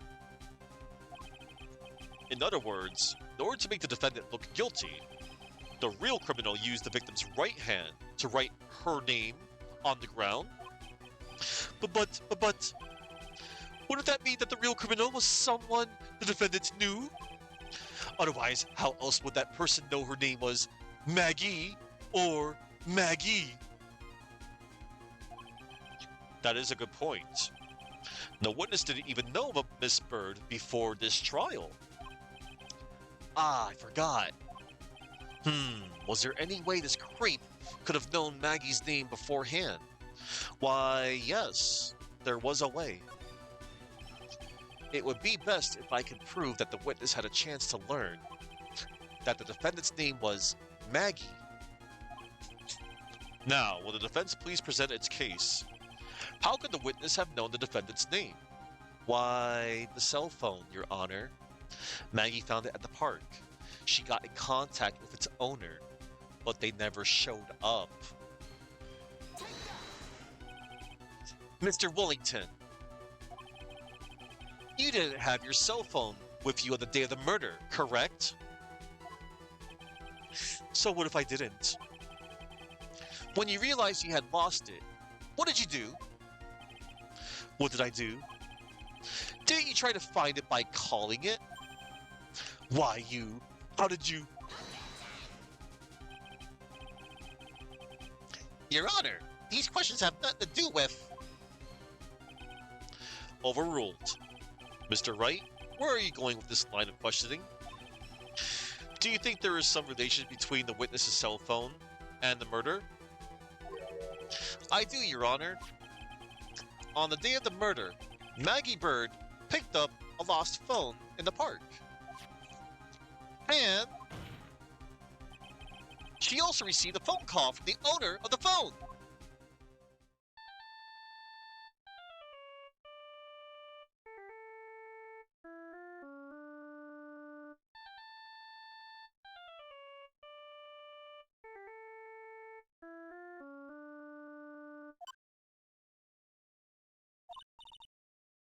Hello? Oh, thank you. I've been searching for my phone. Is this yours? Oh, I'm glad you called. We can meet up and I can give this back. I'll be right there. I'm sorry. I didn't catch your name. You can call me Maggie.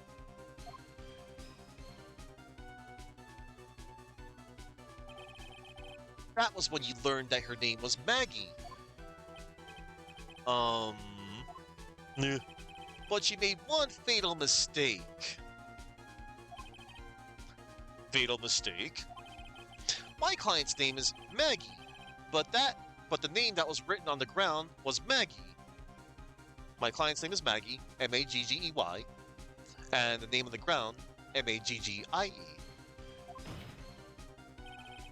This is a mistake that could only occur if all you knew was how her name sounded. Boom. Eek! Order! Order! But, Your Honor, the witness has no motive. And your point is? It's very simple, Your Honor. A person usually would not kill someone without a reason. Mr. Wellington had no reason to kill anyone. That is absolutely correct. I don't have a motive. Mr. Wright. Your Honor? Can you explain what motive this witness could have had? Ellipses. It's very simple, Your Honor.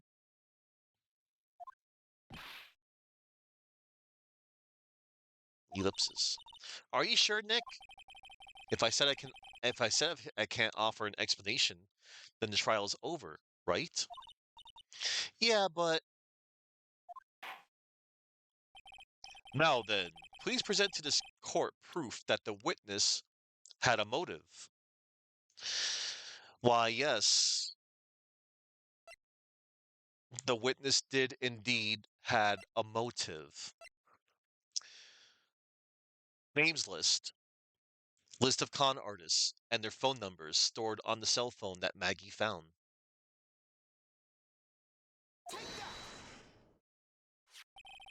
Mr. Wellington's motive is right here. What is this? A list?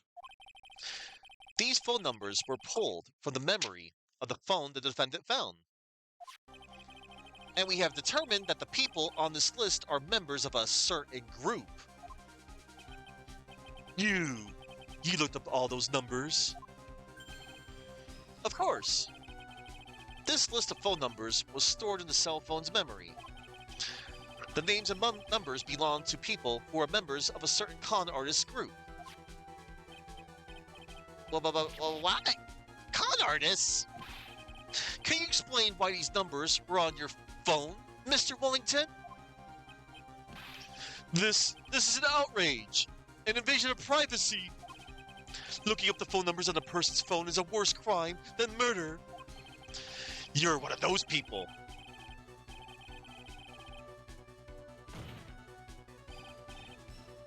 I don't care, Mr. Wellington.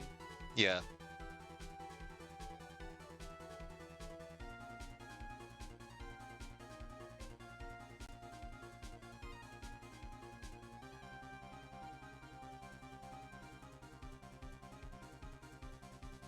I think that was like, what, his 8th rant? I actually kind of lost count, even though I'm numbering them. I'll just check it out after. Alright. Dun, dun, dun, dun. Yeah, I hope you're all enjoying this, by the way. One moment. Trying to get my mouse to cooperate. Okay, my mouse is good. I don't care, Mr. Wellington. All I want is for you to tell us what this list is about. You think any of you, know what it's like to be a refined man, such as me? Your Honor, this is unjustified badgering of the witness. Objection overruled. Mr. Wright, what is the meaning of this? Why would the witness have the numbers of a group of con artists on his phone? Isn't it obvious the witness is a member of that group? No, he wasn't looking into the group. No, he's not a victim of the group. He is a member of that group. Mr. Wellington is a member of this very group. No! All of your friends' phone numbers are stored right here on this phone.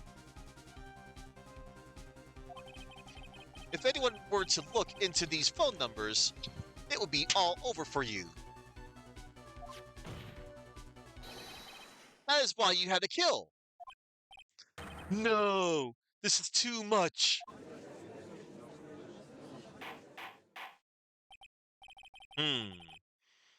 That does make quite a bit of sense. Well, Mr. Wellington, would you care to explain? I got you now. That police officer. Your Honor. What is it, Mr. Payne? Your Honor, this is unjustified badgering of the witness. You said the exact same thing only a few seconds ago. Please. Please, let's think about the content of that phone call. Hello? Oh, thank you. I've been searching for my phone. Is this yours? Oh, I'm glad you called. We can meet up and I can give this back. The defendant had already promised that she would return the phone. After that, all Mr. Wellington had to do was meet Miss Bird to get his phone back. Why then would he need to kill anyone? That is a valid point. What does the defense think about this? If you think about it logically, then it makes sense. Then maybe we should be thinking outside the box. Yeah, if we think like that, let's see. Maybe that slime ball saw something at the crime scene that made him commit murder. Your thoughts, Mr. Wright? Well, I don't think Mr. Wellington went to pick up his phone in a very friendly manner. But he was promised his phone, so why would he have been unfriendly to the defendant? I think he must have seen something that didn't agree with him when he got there. Well, then, Mr. Wright, what was this something that didn't agree with the witness? Why, that something or someone was none other than our poor victim here, Dustin Prince.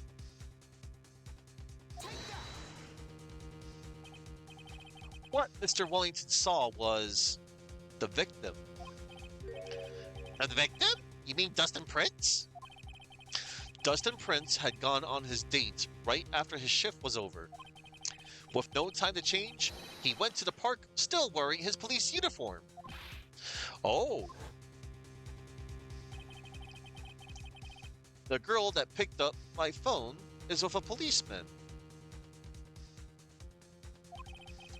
He couldn't have known they were going out, so he began to worry. He was afraid the policeman would ask a few questions before returning the phone. If I do anything suspicious, he might run a check on my phone. In his mind, it was possible that they had already run a check on the phone. And he went into a panic, is what you're saying. Exactly. Officer Prince was murdered simply because he was in uniform. Mr. Payne, do you have any comments? I'm thinking. It seems the truth has come out at last. The witness, Mr. Wellington, you are.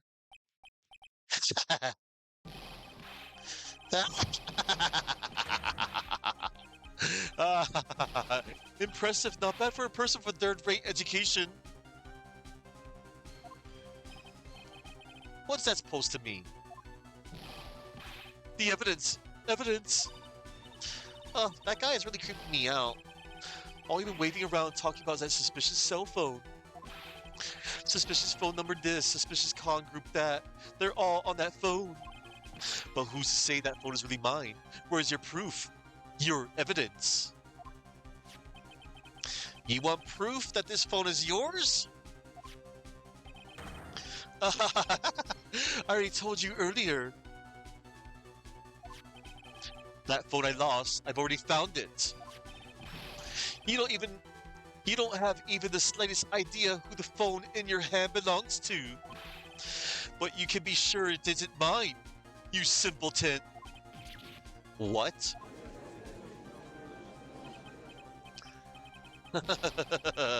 It feels good to see you squirm. We do seem to have a problem on our hands with this phone. Whose phone is it? Without knowing that, it's meaningless as evidence.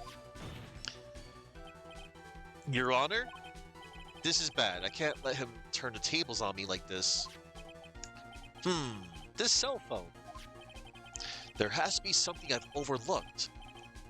There's gotta be.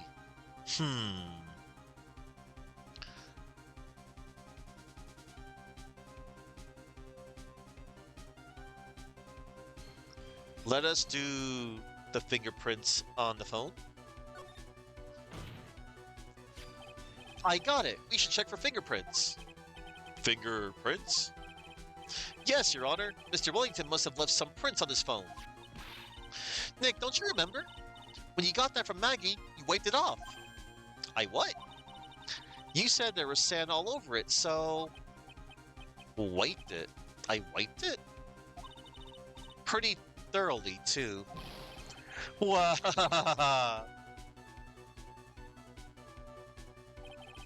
It's oh so much fun watching third-rate trash babble like morons amongst themselves. He's made a complete recovery.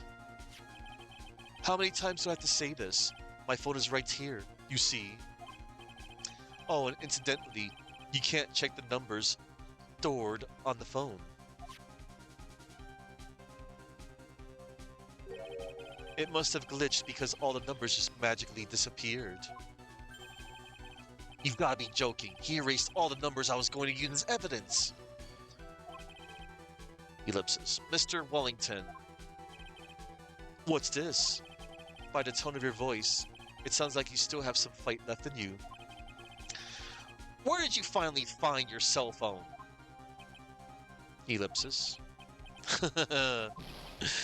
Oh, you're too much. And of course, you have no idea what I'm talking about. Ellipsis. Oh my, now I remember. Yeah.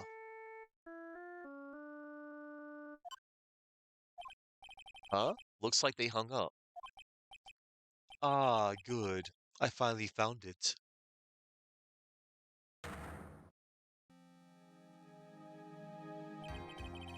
So that's when...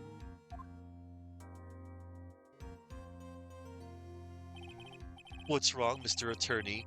Why the harsh glare in your eyes? Nick, we've worked so hard to get this far, but... if you don't do something quick, he's going to get off scot-free. I know. I know this phone has to be his. But how am I supposed to prove something like that? Mr. Wright, if you cannot prove who the owner of that cell phone is, your indictment has no basis and therefore no power. It looks like you came up a penny short. Where? Where did I go wrong? Don't blame yourself.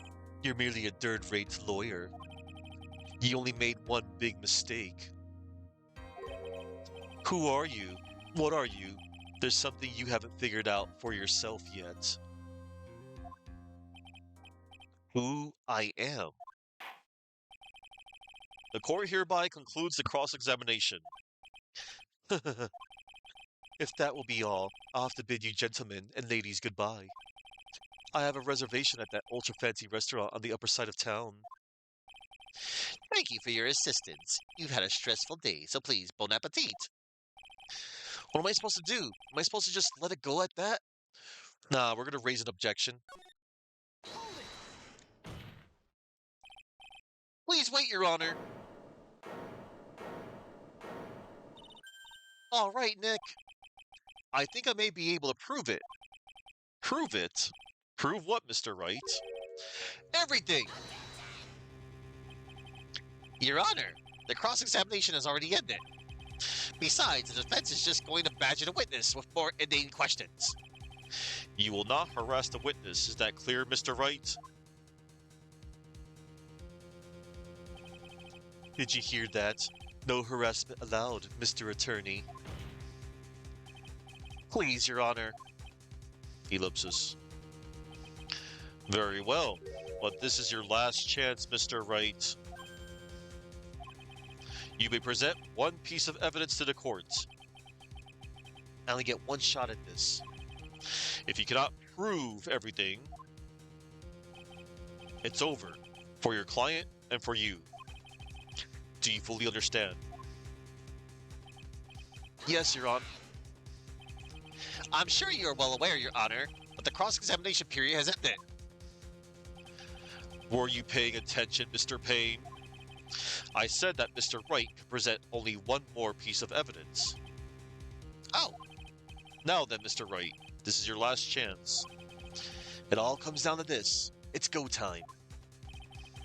Please present the one piece of evidence that will explain everything. Why, yes, Your Honor. I present to you my business card. And hand wrote all the cell phone number on the back.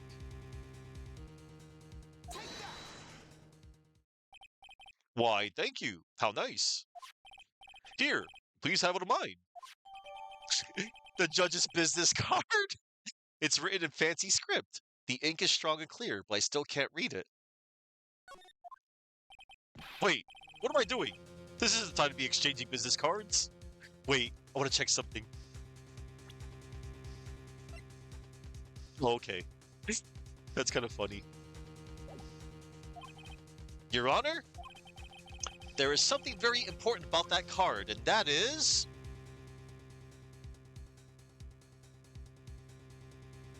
the back of the card.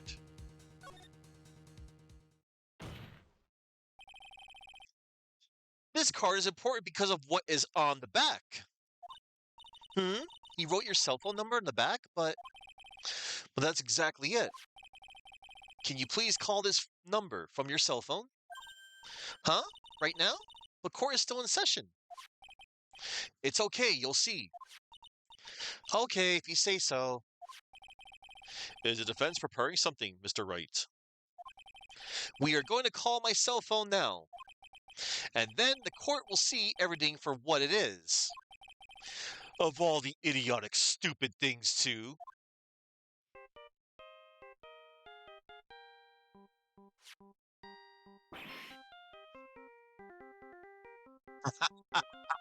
Ah. What a dunce. He took the wrong cell phone.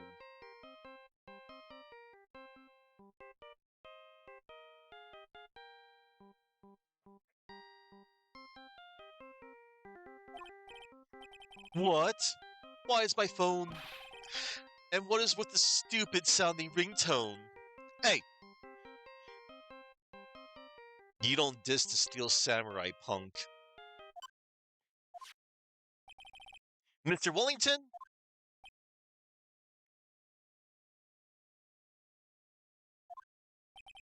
Hmm. How strange. I could almost swear that you're holding my phone. You're. Ah, no, no, no, no, no. It can't. By the way, before I forget, thank you very much for the lump on my head this morning. I don't think I need to explain any further, except to say, when you went to retrieve your cell phone, you mistakenly took the wrong one.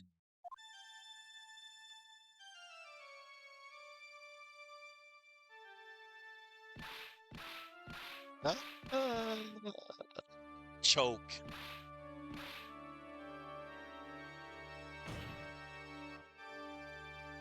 Game, set, and match.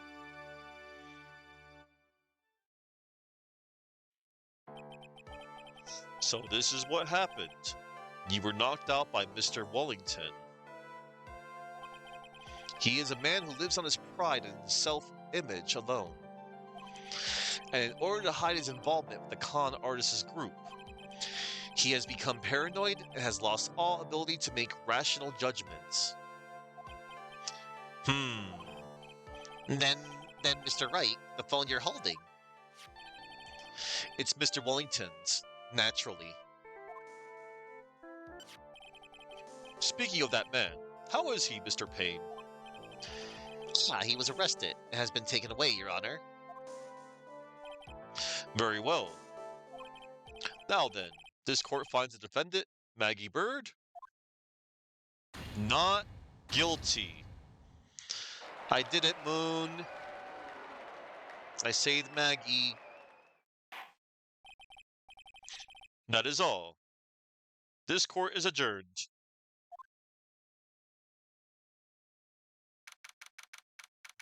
September 8th, 2:16 p.m., District Court, Defendant Lobby, number 1.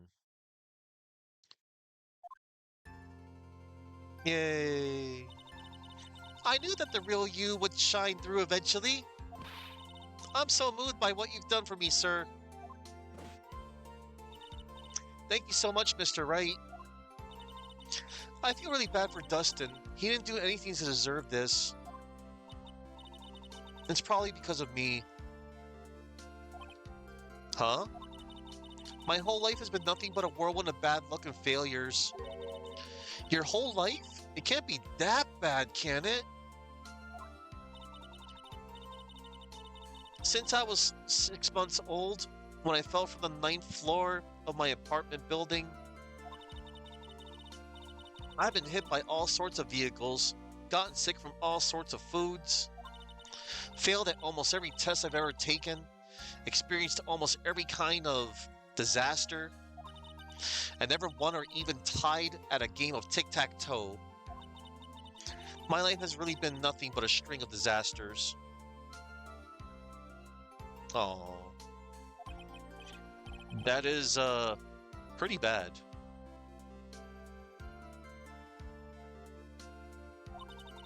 Up until I went to college, I was known as the Goddess of Misfortune.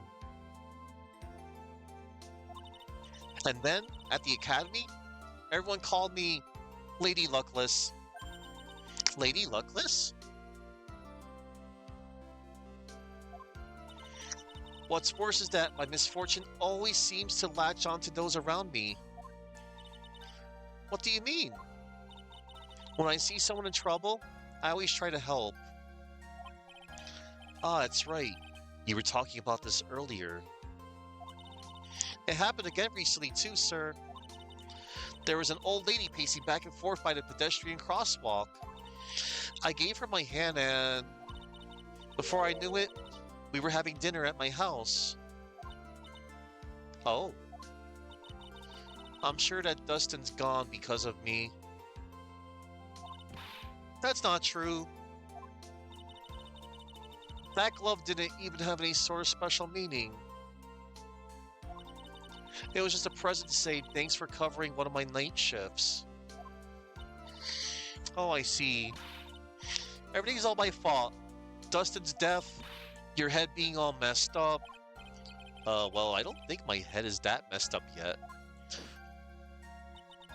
I'm going to find a new life for myself starting now.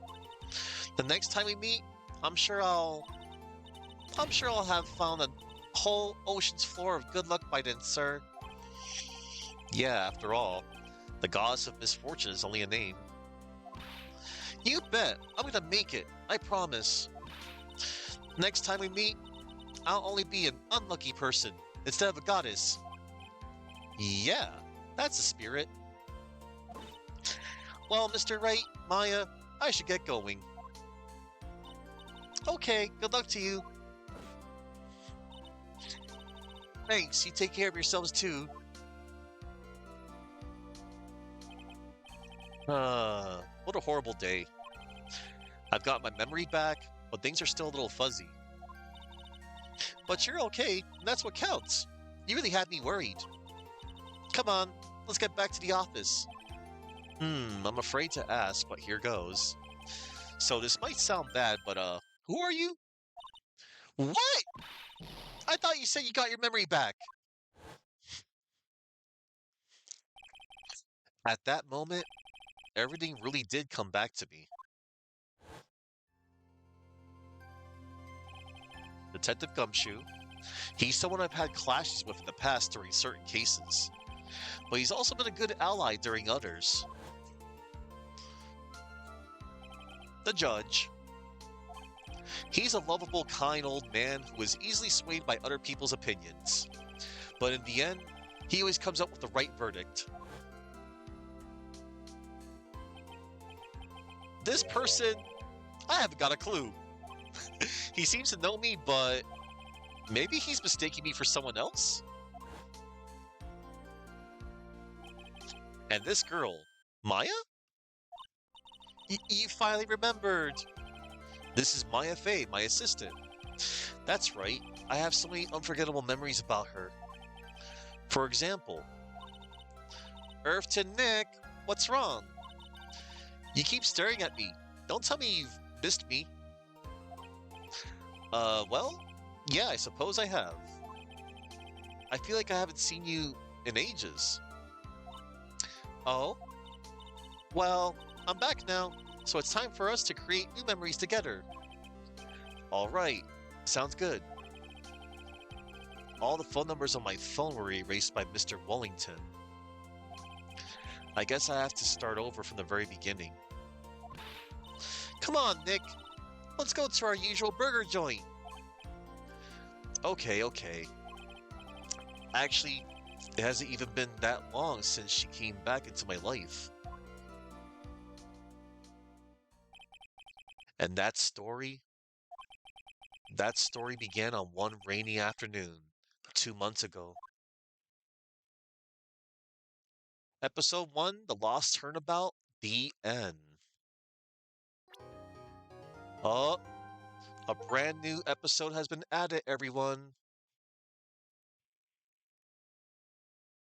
Hmm. So, before I start the next episode, here's a little trivia about a few of the names from Case 1. So, Maggie Bird. So the English name comes from the magpie, hence Maggie, a bird, hence bird, that is said to bring bad luck. As with her Japanese name, her name being Maggie instead of Maggie leads Wellington to miswrite it. Maggey instead of Maggie. And her Japanese name is Meiko Suzuki. Her name comes from the phrase Make Suzuki, which means continues to lose, which refers to her bad luck. And the spelling for her surname is a somewhat uncommon kanji writing of Suzuki, leading Wellington to miswrite it as a more, common, like, kanji, katakana.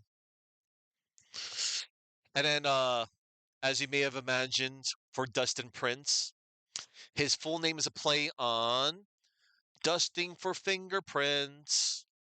And it can also be a reference to the fact that sand was found underneath his fingernails. And his Japanese name is Mamoru Machio. His full name is based on the phrase Machi o Mamoru, meaning protect the town, which is likely a reference to his profession as a police officer. And then Richard Wallington. So his full English name comes from the words rich and well to give a feeling of him being rich or well off. Wellington itself could also be a reference to the aristocratic Duke of Wellington British title. Richard is often shortened to Dick, tying into the character being an obnoxious blowhard. He's a freaking dick. So yeah. And a gumshoe refers to a Wellington boot. So Richard Wellington's name is a pretentious synonym for that of Dick Gumshoe, who testifies before him. And his Japanese name, Takamasa Moroheya. Moroheya is the Japanese name for the Corchorus, which is a plant of the family Malvaceae. And Takamasa is a stereotypical rich kid name in Japan. Yeah. All right then. Okay, everybody. Before I start the next case, I'm going to update the title a bit. I'm no longer doing case one.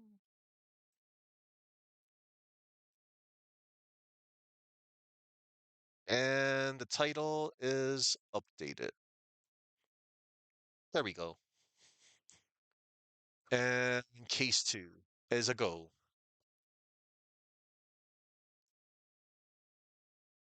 I'll save it right here, actually. Okay, everybody. Time to rock and roll. Case two is starting now. That was no accident. I was drugged with sleeping pills. I was murdered by that person.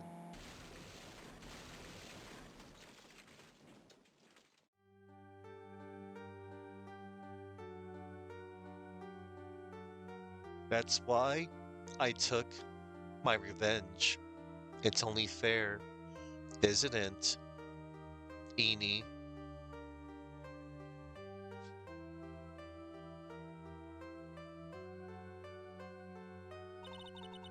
I finally get to see you again, and it's not your fault. You didn't do it. No, I did it. I killed that person. But that wasn't you. It doesn't matter. It might as well have been me.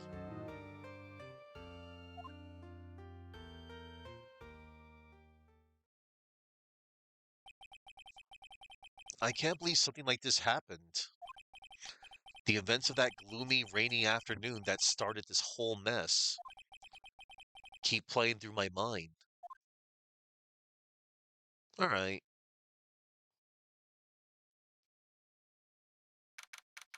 June 16th, 3:34 p.m., Wright & Co. Law Offices.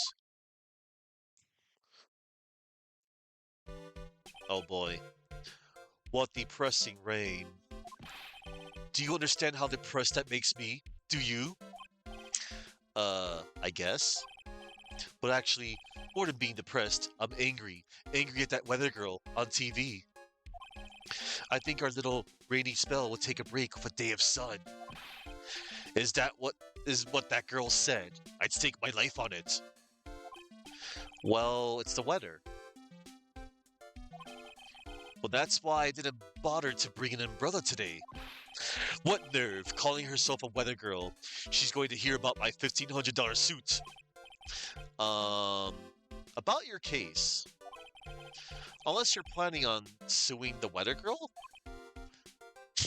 Ellipsis. I'm sorry. I thought that before we got down to business, we could have some friendly chatter. My name is Dr. Turner Gray. I'm a surgeon. Remind me never to end up under his knife. I'm here today because of this incident. Malpractice at Gray Surgical Clinic. 14 inpatients lose their lives. Oh man, that detail. Oh, you're the doctor at... It's really quite upsetting. Did you hear me? Upsetting! Yes, yes, I heard you. I agree, it's quite upsetting, Dr. Gray. The one that screwed up was that nurse. It was her that got the medications mixed up and killed those 14 patients. And yet, now listen good, and yet, that nurse had the nerve to go and die before admitting to her wrongdoing. She didn't even offer any sort of explanation to me. And this is the kicker. She up and has herself a grand old accident and crashes her car. Smash, crunch, instantly transforming her car into the accordion model.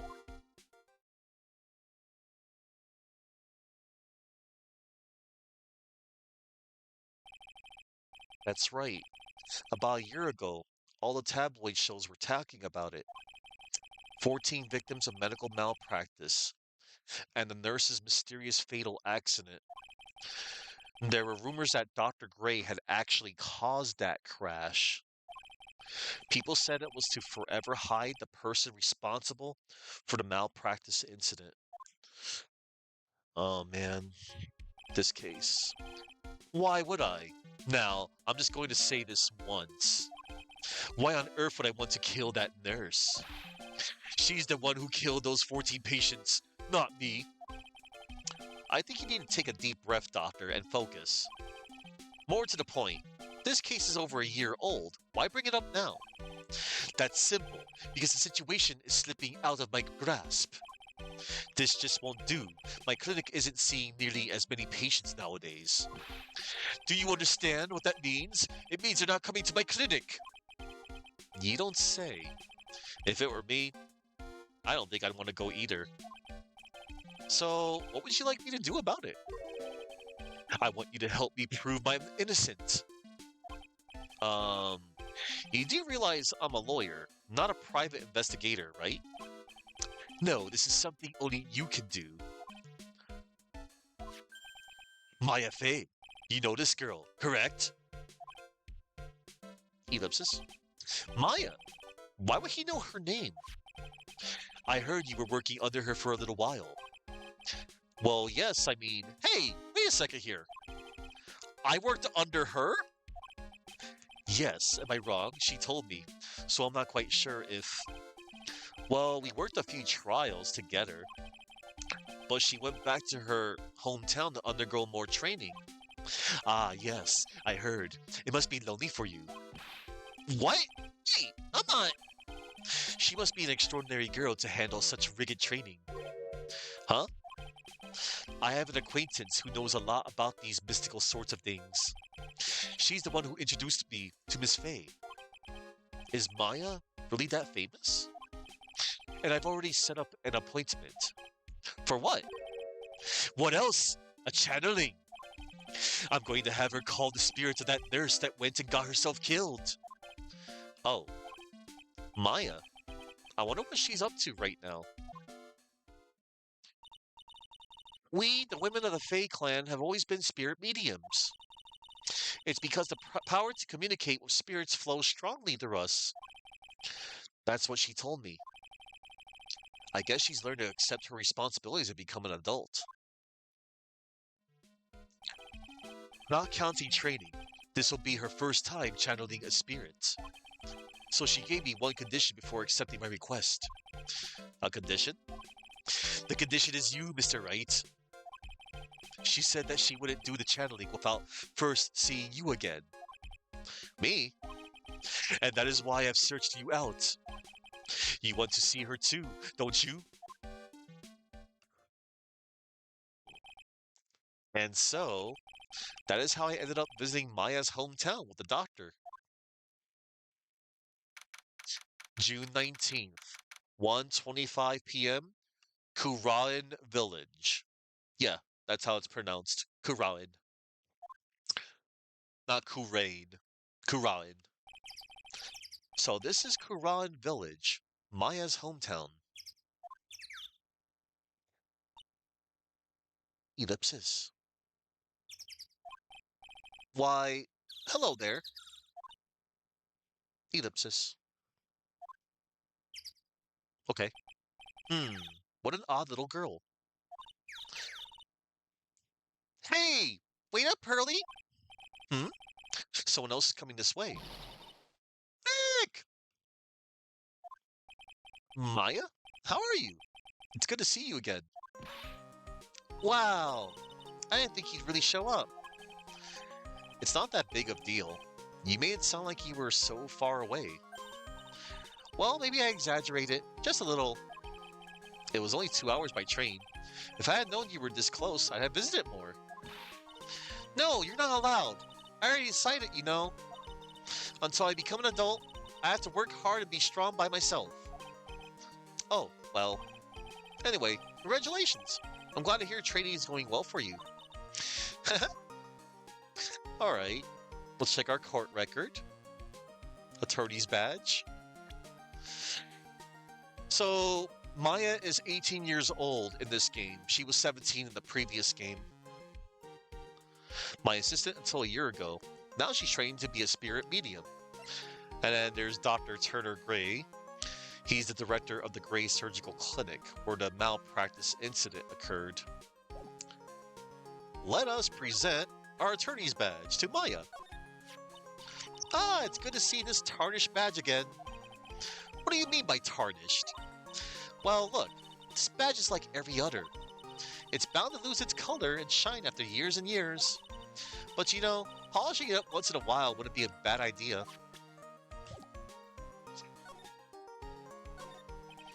It's an old-style phone booth. I can't say it fits in with this area too well.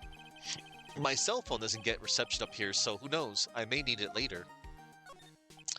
An old bus stop. It says Kurain Village on the signpost. The buses seem incredibly inconvenient, since they only come 3 times a day. A giant rock that seems to be reaching for the sky.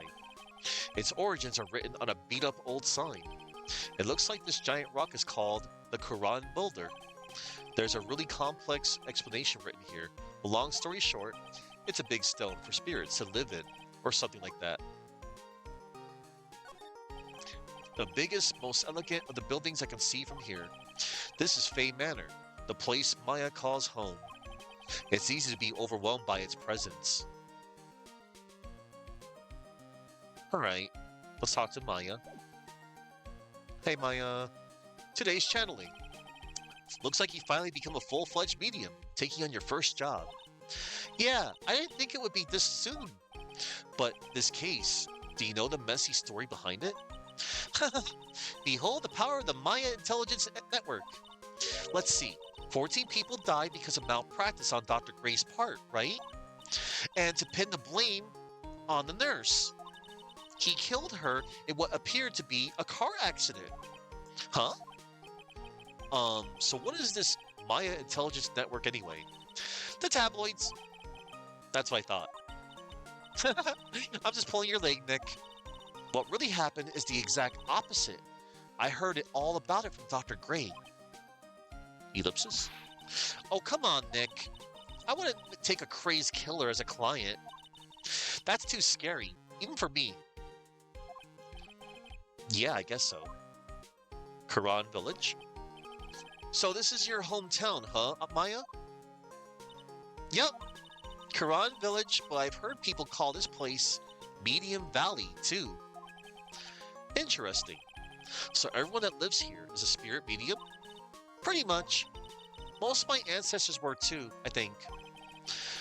That's probably true since the Fey ability to communicate with the dead is so strong. Actually, only the women of this village are mediums. So what do the men do? They usually work someplace outside the village.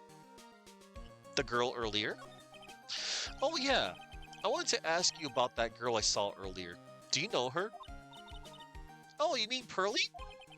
Pearly? Pearl Fay. She's my cousin. Isn't she adorable? Just like yours truly. Cousin. Wait, and that means, is she also a... Yep, she's a medium too. Pearlie's a real genius when it comes to channeling. I see. I hope I didn't scare her when I tried to talk to her earlier. No, it's not you. My aunt drilled it into her head that if a suspicious-looking person tries to talk to you, run away. Suspicious looking? Well, you're not wearing training clothes, for starters. Of course not. Pearlie is my aunt's most valued treasure, so she's not allowed to go outside of town. She doesn't know much about the world outside of Quran Village. Aunt? Pearlie's mother is my aunt, duh. Come on, Nick. Well, Nick, I've got to get going. It's about time for the channeling to start. Huh? Oh, yeah. I'm doing the channeling in my house, so come on in, okay? After I'm done, we can grill up some juicy burgers. All right. Good luck, Maya. Thanks. Well, at least she's still the same perky Maya. All right. Let us go to the meditation room. June 19th, Fay Manor, meditation room. Ah, Mr. Wright, I'm so glad you showed. Some nice weather we're having today. Aren't you happy? No, not at all. That stupid weather girl made the wrong call again. It will rain cats and dogs today, she said with a straight face. I can't believe they allow such misguided reports on the public airwaves. Looks like talking about the weather with this guy is just asking for punishment. But anyway, this is a splendid manor. No argument there. It's hard to believe that this is Maya's house, though. I was given a guide map to this building. Here, Mr. Wright, I have a copy for you, too. Oh, cool, we got a guide map. A diagram of Fay Manor.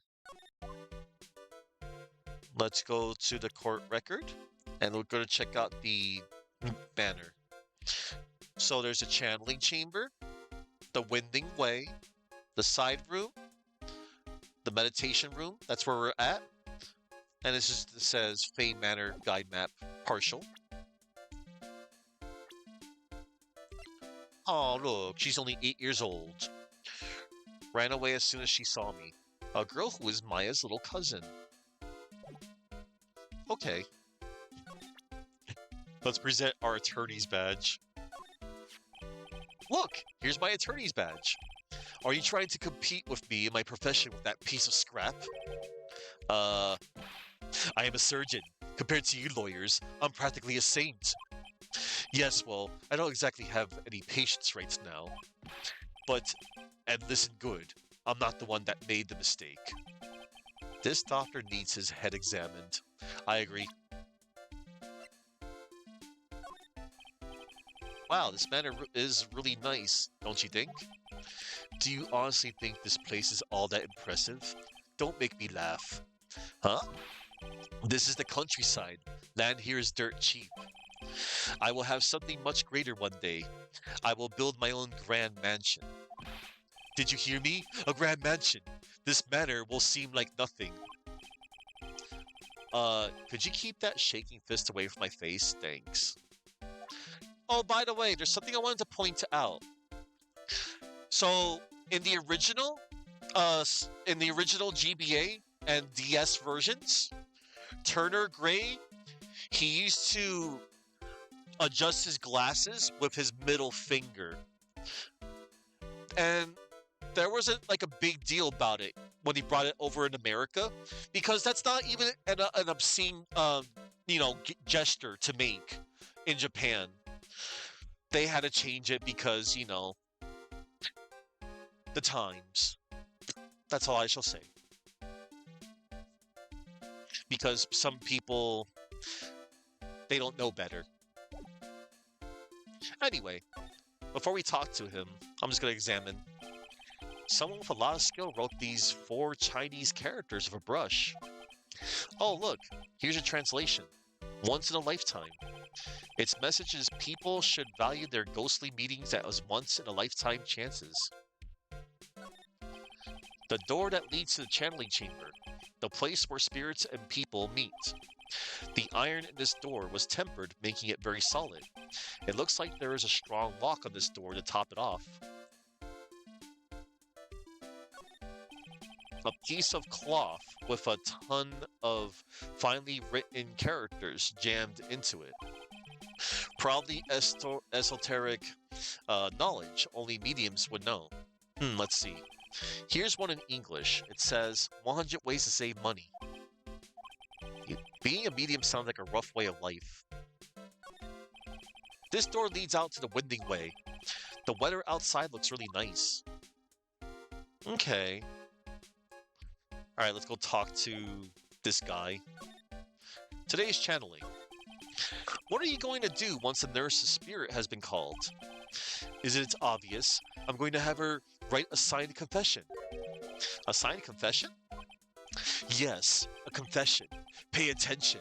I'll have her write this. 1 year ago, on May 2nd, 14 patients died due to my negligence. And then, on May 24th, I fell asleep at the wheel and died in a car accident due to my further negligence. I'm sorry, and I apologize for being negligent. That's what I'll have her write. With a confession, the rain falling on my soul can finally stop. Oh, I see. Maya.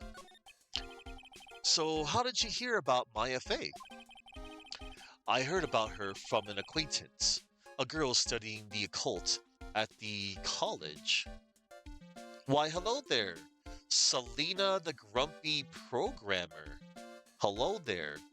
Before I continue, I'm going to give you a shout out. Hello there, hi. I thank you very much for coming to raid into my channel. You are all new here, which is cool. That's awesome. Oh wow, hold on. Let me of course, another thing I like to do is I like to gather names because at the end of my stream, I always like to thank everybody at the end of my stream, because you're all worth it. Selena the Grumpy Programmer, okay. You must be a grumpy programmer. Oh, and hello there, XORFF? ZorFF?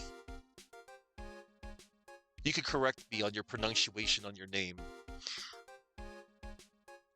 But hi, welcome, hi. Let me tell you a little bit about myself before I continue. Hi, I'm GOG0, and I like to play video games. Wow, imagine that. I like to play whatever's classified as retro, whatever's on my Steam account, and whatever's on my Nintendo Switch. I'm revisiting Justice for All. Last year, I did the thing. Almost Christmas means it wasn't Christmas. I did stream Phoenix Wright, Ace Attorney, and it was nice revisiting that game. And I said to myself, I'm going to be streaming an Ace Attorney game monthly. So last year, December, I did the first game. And then this year, this month, I'm doing Justice for All. And then next month, I'll be doing Trials and Tribulations, and so on and so on. Thank you. Oh, it's a cute emoji there. Very cute. Yeah, I have cats too. I have 7 of them. I had one of my cats here earlier, but then he decided to go back up on the top bunk.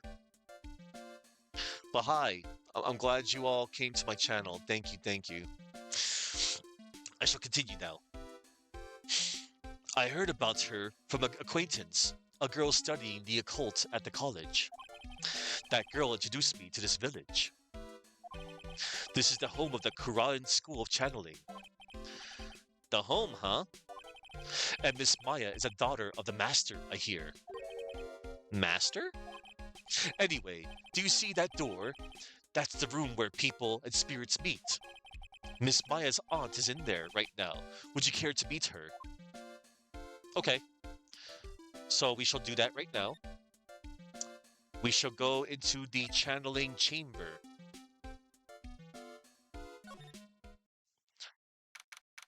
June 19th, Fey Manor, channeling chamber. Ah, this music here is good too. Wow, it's such a strange atmosphere in here. These flickering lights, I guess they're candles. Good sir, who might you be? Ah, I'm, my name is Phoenix Wright. Oh, you must be that good sir. Good sir? Is she talking about me? You are a lawyer, are you not? Good sir. I have heard much about you from Mystic Maya.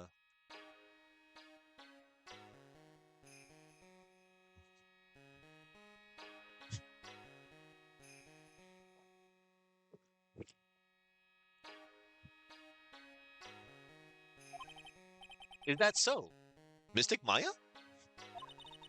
I am Mystic Maya's aunt, Morgan Fay. Nice to meet you. Ah, I have wanted to speak with you about a certain incident, good sir. It would seem that perhaps you asked too much of Mystic Maya in performing your duties. Most unbecoming, I'm afraid. Huh? Don't tell me you have already forgotten. That was it not for Mystic Maya and her assistants, you would surely not have won. First, a girl that runs away, and now an old lady who says I stink at doing my job. When did I become the poster boy for how not to make a first impression? The past is the past, though. Let us speak of the present now. Ah, thank you. Let us, examine stuff. This folding screen is really showing its age. All of its edges are a bit tattered. The lettering is faded too. I think I recognized a few of the characters on here. Who Ra In. I'm pretty sure that's what it says. Maybe I'll ask Maya about it later. Yep, Kurain. Again, like I mentioned before, not Kurain. I guess this is an altar. Whatever it is, it feels very important. A mirror-like object with a cloudy reflective surface. And some branches of a sacred tree have been set in a predetermined arrangement. Good sir, I wonder if you would please not touch the sacred objects. Those objects are being offered to the spirits. If you were to touch them, good sir, they will become cursed. Yes, cursed. She really didn't have to talk down to me. I'm not that much of an idiot. Oh man.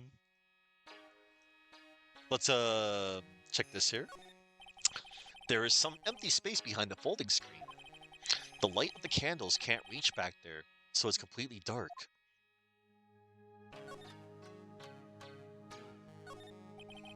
The meditation room is on the other side of this very heavy-looking door.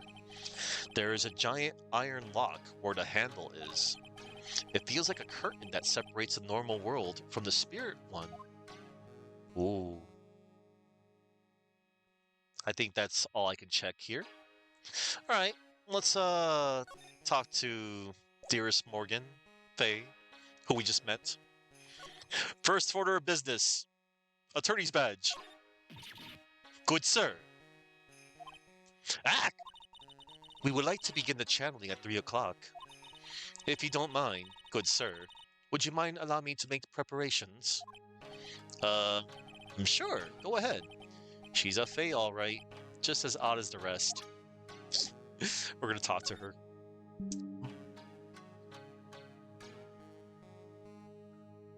One moment. Let me close that notification. All right. Maya. So why do you add mystic to Maya's name? Isn't that a little strange? Good sir. Yes. How dare you be so rude and disrespectful towards Mystic Maya? I'm sorry. Oh, hang on. My apologies. I didn't mean to skip the text.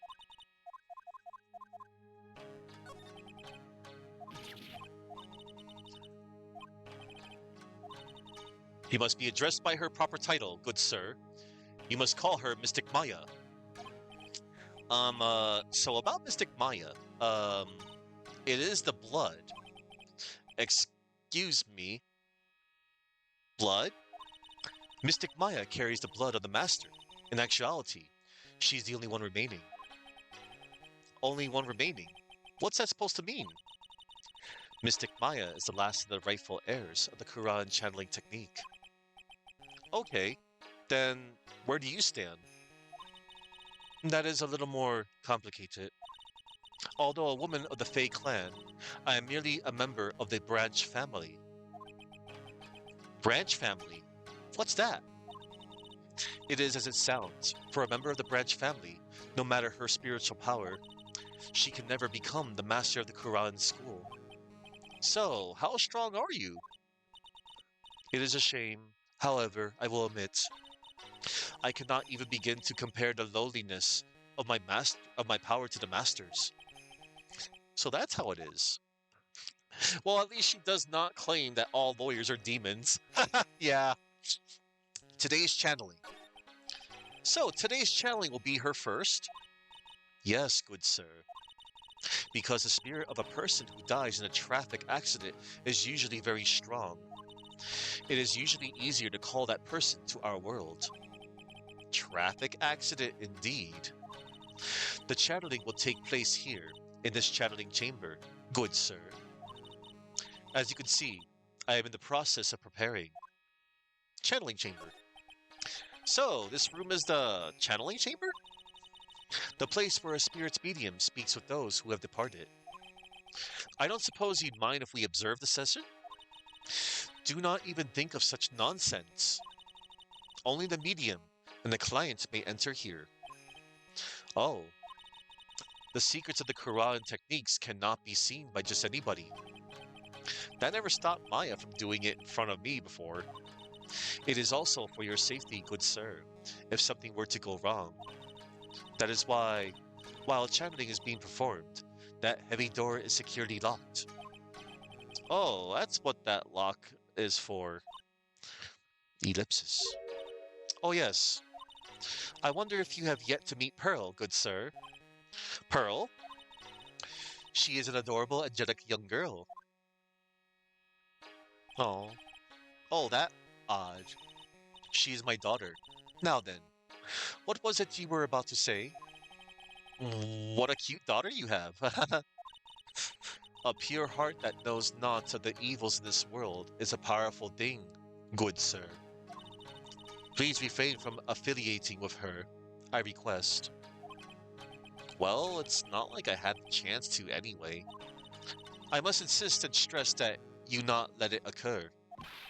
Okay, I get it. Okay. We're just gonna get on out of here. Okay, bye.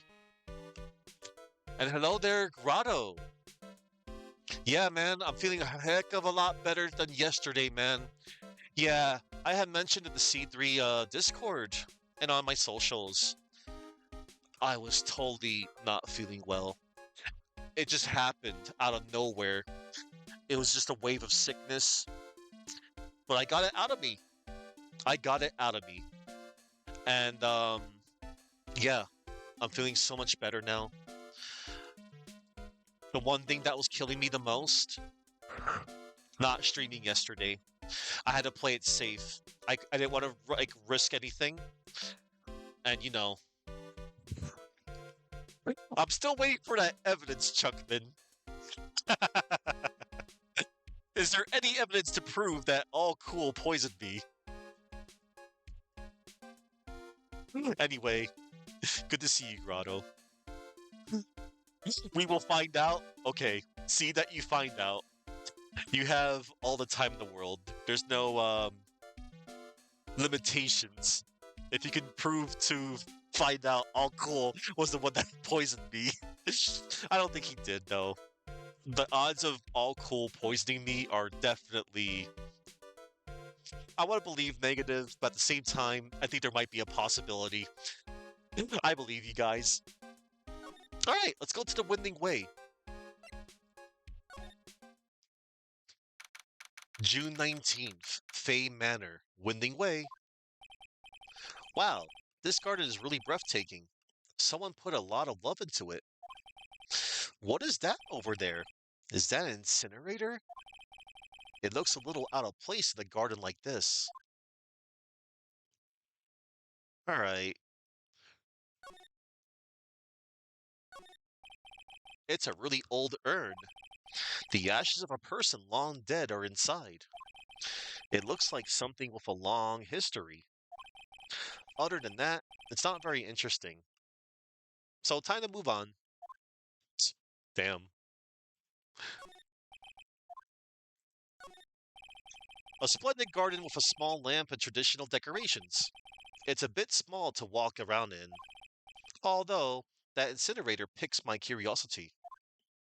Alright, let's check it out. It's a small incinerator. I don't think garbage trucks come all the way out here to tiny villages like this. So every family has to burn their own trash. That's cool.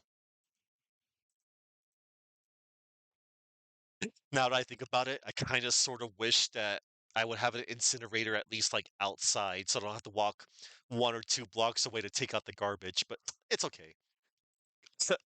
I don't mind taking out the garbage. There's a compactor like 2 blocks away from me. Let's see. I'm on a single block. Okay, yeah. It's like 2 blocks away. All right. It's like a it's like a 10 or so minute walk for me. It looks like there's a room over there too. A peaceful feeling is emanating from it. All right. Let's go into the side room, everybody. June 19th, Fay Manor, side room. So this is the side room. Looks like it's more of a break room. There is bedding spread out on the floor. It looks like someone's sleeping in one. I shouldn't disturb them. Okay. There's bedding spread out on the floor. Is that someone sleeping in one over there? She's probably an exhausted medium taking a break and catching some Z's. If I wake her up, she might be grumpy and throw a spell on me. It's probably a good idea to not disturb her sleep. Presenting evidence. Hellcat was given the vial. Failed all cool instructions of mixing. All cool's plan to take over your channel with documents. Oh my god, that face. All cool likes to use that face. It's a decorative wooden bear sculpture. There's a plate attached to the base. Kuran Village, the heart of channeling. What the? It's a souvenir. So does this mean it's easy to spot bears here? And for them to spot you? Hmm? It's a small alcove. I have no idea what it's supposed to mean or symbolize. If I had one of these in the office, it would end up as storage space. But here, it's decorated with some pretty flowers and a beautiful hanging scroll. Alright.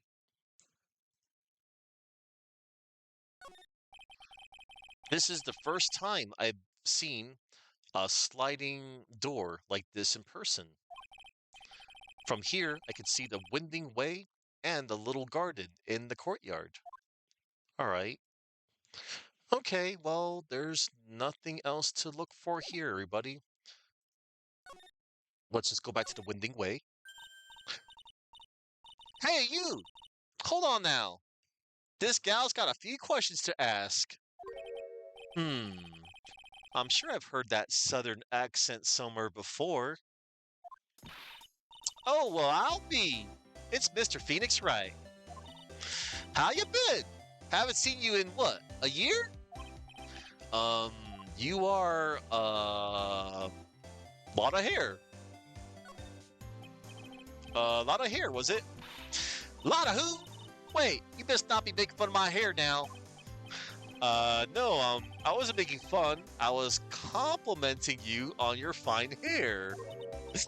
If I dare say you're one heartless man, Mr. Wright.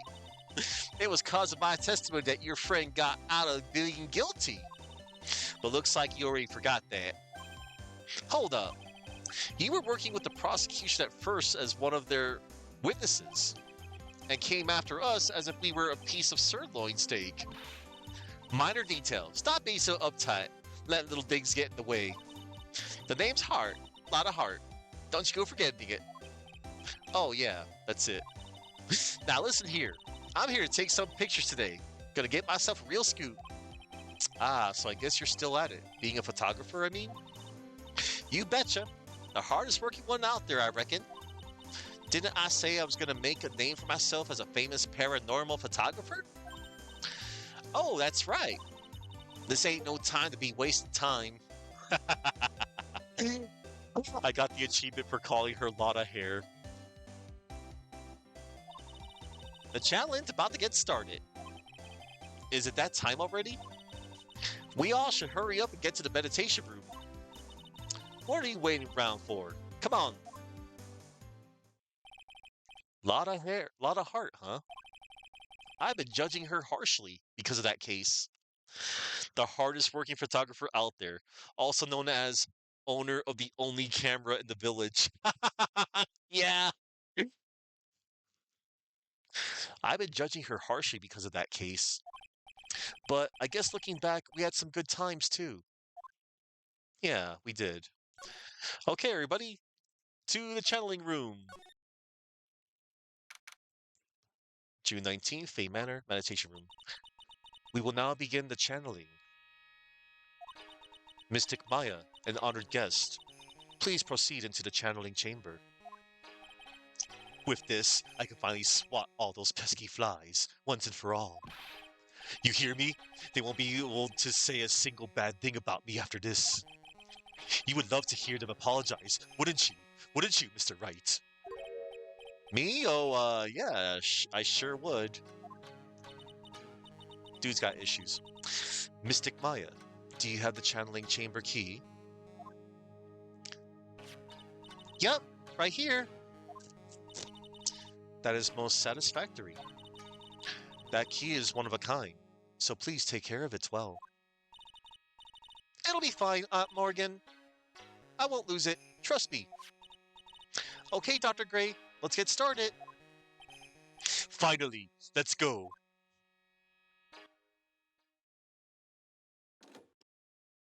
All right.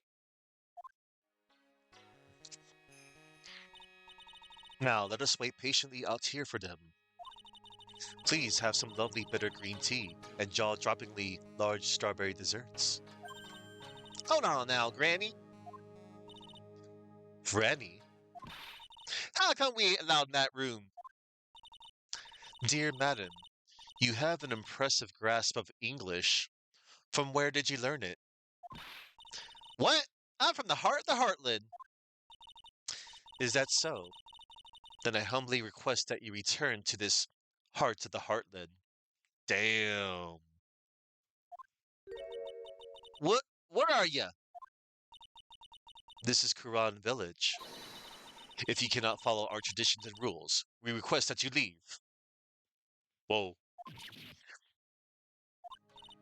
Sorry. Oh. Wow. She shut Lotta up. Now that's impressive. Oh. Now then, let us wait.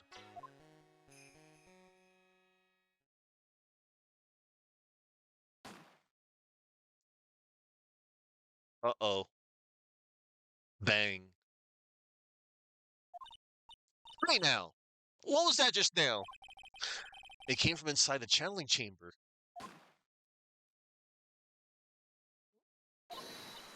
Hey, that's a gunshot. Excuse me. I've heard that sound before. It's a gunshot. I'd bet my afro on it. Maya! Maya's in there! Break into the chamber. Well, Mr. Lawyer, what's the plan? What else? We're gonna break in. What? But there's only one key, and that kid's got it. We're gonna have to break that door. Is that alright, Miss Faye? Well, yes. But there is one matter. That is... Don't try to stop me! You can send the repair bill to the Wright & Co. law offices later. Yeah, and that's what I call being a man.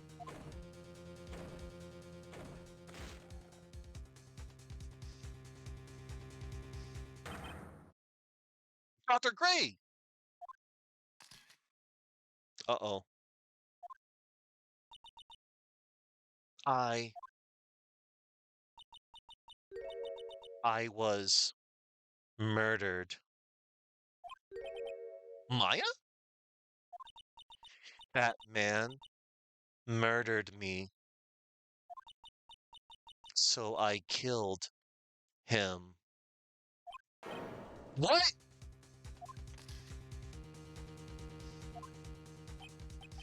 Rana, at a time like this? Times like this are perfect for snapping up shots. But anyway, what's going on here? This gal, is she Maya? Step away from there.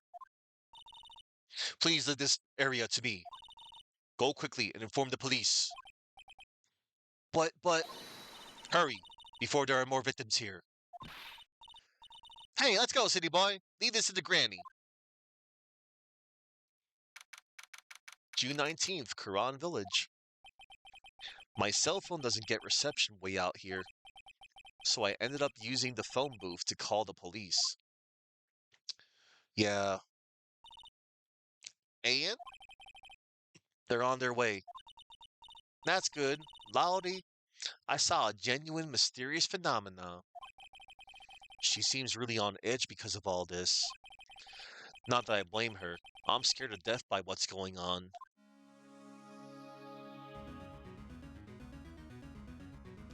I know this is probably a bad time. Present attorney's badge?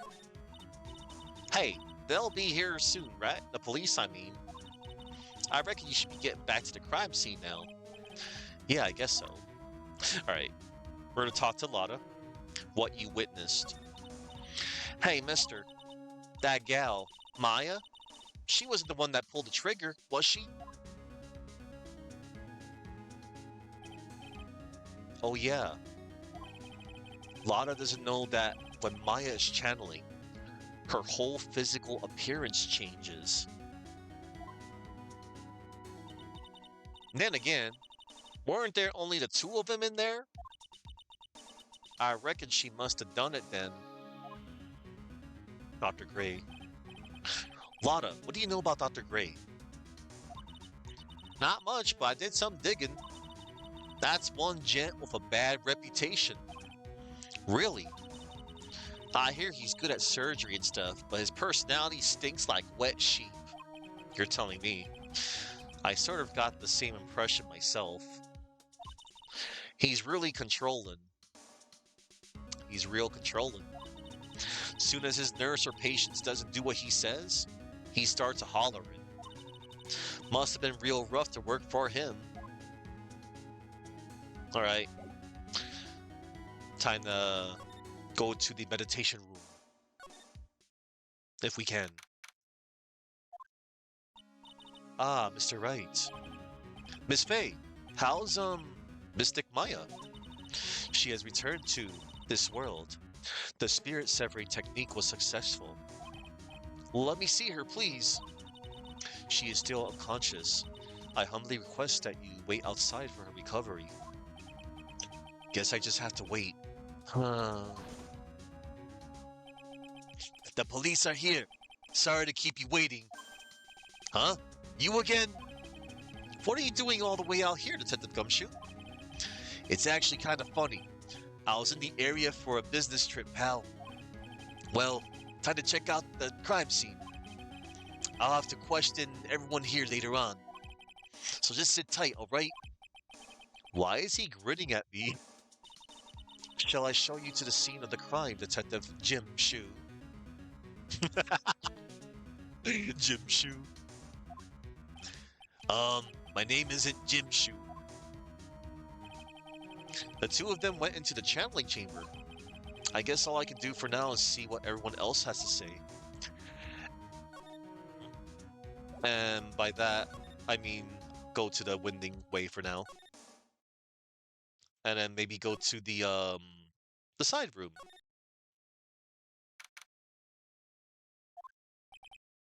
I'm pretty sure there was someone sleeping here earlier. Like, how can I help you? Ah! That is like, so isn't it about time to start? Huh? Time to start what? Like the channeling. Channeling? No, actually, the situation has kind of changed. Huh? Like, what do you mean? Please stay calm, but there has been a murder. Ellipsis. So like, a murder is that thing where like one person kills another, right? Yes, a person has killed another person. Oh, that's uh what are the words I'm looking for? It's like totally a bummer. Yeah. After all that effort, that's all she had to say. Oh, I'm sorry. I forgot to introduce myself. My name is Eeny Miny. Eeny Miny Mo. Um, at the college, I'm researching and studying paraphysiology. Paraphysiology? That's right. I think people usually call it occult studies or something like supernatural phenomena, ESP and psychic powers, that sort of stuff. That's pretty out there. I'm Phoenix Wright, attorney at law. Show her the badge. Like, I'm really sorry, but I'm not all that smart. So I don't get it. Why does it feel like she's just putting on an act? Alright, let's talk to her. Eeny miny! Mo. So, what brings you here today? So I was the one who told Dr. Gray about this place. He asked me, do you know of a good spirit medium? Dr. Gray did say something about being introduced to this place. Because, talking to dead people and, multiple personalities are my thing. I see. Then why were you taking a nap here? I wasn't feeling good. Huh? I'm, allergic to sesame seeds. They, must have put some in the food they served for lunch. Oh, that doesn't sound fun. So I, felt sick and came in here to, sleep. I totally feel like I wasted my time because I, slept a long time. What happened? So you were sleeping here the entire time? Yeah, ever since lunch. So you don't know anything about the murder that took place? Like, what? Oh, that. I, totally know nothing. So who was, killed? The surgeon that requested the channeling, Dr. Gray. Ellipsis. The victim. You and Dr. Gray knew each other, right? I don't know any Dr. Gray. Oh, really? Then what was all that talk about him earlier? Huh? Well, like a long, long time ago, I was patient. Yeah. She sounds like she's trying to hide something. A patient, huh? Hmm. Okay. That's all we're gonna get out of this for now. Let us move to the winding way. There's no one here as usual. Ah! Hey, how are you? Ellipsis. You're a pearl, right? Ellipsis. Silent as ever. What's that she's got in her hand? I've seen it somewhere before. Hmm.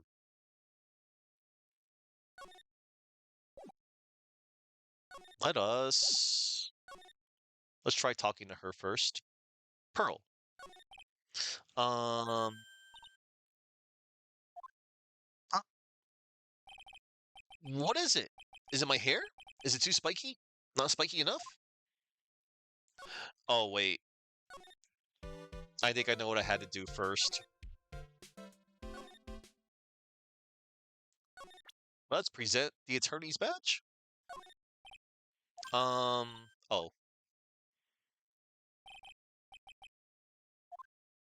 No, it's okay.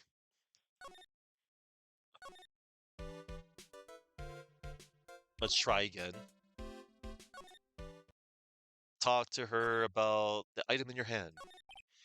Um, that's okay. Yeah, I have to trigger something else before I could be able to talk to her. That's okay. I have to just move somewhere else. Meditation room. Let's try to go into the channeling chamber, shall we? Yeah. The police are busily running here and there, and I don't see Maya anywhere. Hey, you, don't touch anything. Look, I really need to ask you some questions. Don't look at me like I'm some sort of uncaring jerk. Tell you what, pal. I'll let you ask me a few questions, alright? Yeah. I'm really busy right now. I could take a look at it later, right, pal? He didn't even take a glance at it. Alright, we need to talk to Gumshoe about Maya. About Maya. I hate to break this to you, pal, but with the way things look now, that girl's the only one who could have done it. Yeah, only Maya and the victim were inside this room, after all. But Maya is... You could ask more about her later, pal. Right now, I've got a job to do, and that's collecting evidence. Detective Gumshoe looks like a real professional. And yet, something about his expression still looks the same. Cause of death. So, Dr. Green was shot with a gun, huh? He was shot in the forehead. Headshot. But he was also stabbed in the chest with a knife. A knife? Basically, the Vic was first stabbed, then he was shot. Damn. Okay, let's examine the blood on the floor. We cannot. Hey, no, hey pal, no touching without my permission. I'm just looking at it. Hey, I can't be too careful if a kid like her could be a murder suspect. Now, can I? I guess if I want to search this room, I'm gonna have to come back later. Yeah. Alright. We can't do jack for now. Let's try going back to the village. Ellipsis. She's probably scared out of her wits after having a murder take place right by her. Lotta? God, don't let it be me next. Eek, don't scare me like that. What do you mean? You're the one scaring me. If I weren't so tough, you'd have another dead body on your hands. Mine. Alright, any ideas? Did you see or notice anything that stuck out at you? Nah, well, maybe one thing. What is it? Turns out my poor stomach's not good at handling this kind of thing. Huh? What? Curses and ghosts and stuff coming back to get ya. This is just too much, I say. What is too much? Being an occult photographer. That's some scary stuff, so I think I'm gonna try being a celebrity photographer now. Going after photos more within your reach from now on. More glamour, less gore. Ellipsis. What's up? Oh yeah. What is it? I took some hot pictures earlier. Huh? Remember? I took some pictures at the murder scene inside. She did. Two even. The Saiyans murder. I sure like the ring of that. It'll be a sensational story. Lada.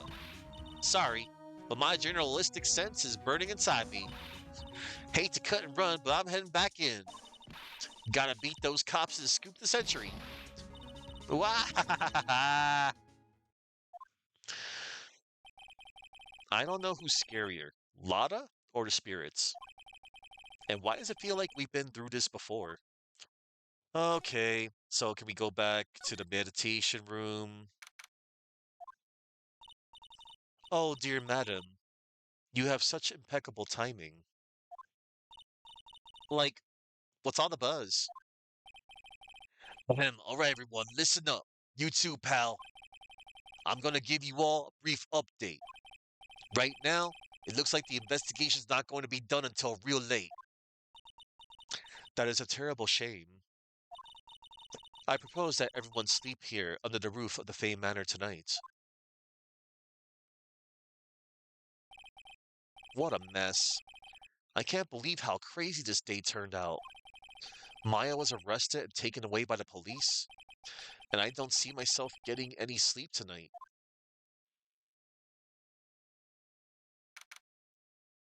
June 20th, 8:02 a.m. Fay Manor Meditation Room. Morning. I guess I must have nodded off at some point. I hope Maya's okay. I should hurry and get to the detention center. ASAP. ASAP. June 20th, 10:34 a.m. Detention center. Visitor's room. Hey, we're back here again, everybody. Nick! Nick! I... Maya? What am I going to do? I never imagined it would turn out like this. Calm down, Maya. Take deep breaths. Come to think of it, the first time I met her, it all started right here, in this detention center. Yeah, I finally, I finally get to see you again, and it's not your fault. You didn't do it. No, I did it. I killed that person, but that wasn't you. It doesn't matter. It might as well have been me. I was too weak, and I couldn't control the spirit's power, so I don't want to bring up the case quite yet, but you don't have to be nice to me. I understand. New music too. Mile, you're on candid camera. Candid camera. This guard monitors the visitor's room. I wonder if he's bored. Not that I can tell since he never looks over this way.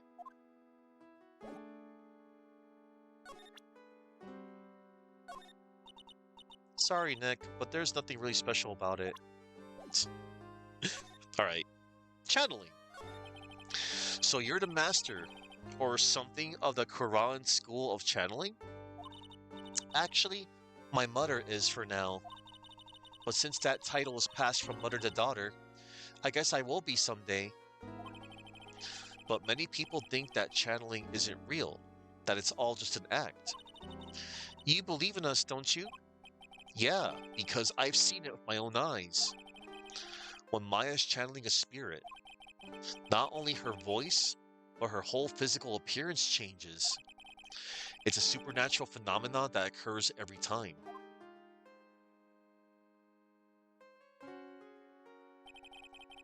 It happened this time, too. Dr. Gray said that he wanted to call the nurse, so Maya's body must have taken on that nurse's appearance. What happened? What exactly happened in the channeling chamber? Ellipsis. I went into that room with Dr. Gray, locked the door, and sat down across from him. Okay. We closed our eyes, and I began the channeling. This is sounding kind of creepy, like the beginning of a scary story. And that's the last thing I remember. What? After a spirit comes into my body, I lose myself, my consciousness. Then you don't remember a single thing? When I came to, I was being held in my aunt's arms, and there was blood all over my clothes. Hmm. Oh, but I do remember having a dream. A dream? Dream. What kind of dream did you have while you were channeling? I can't remember it all that well, but I was dead and buried in the ground. I couldn't move and it was unbearable, really suffocating.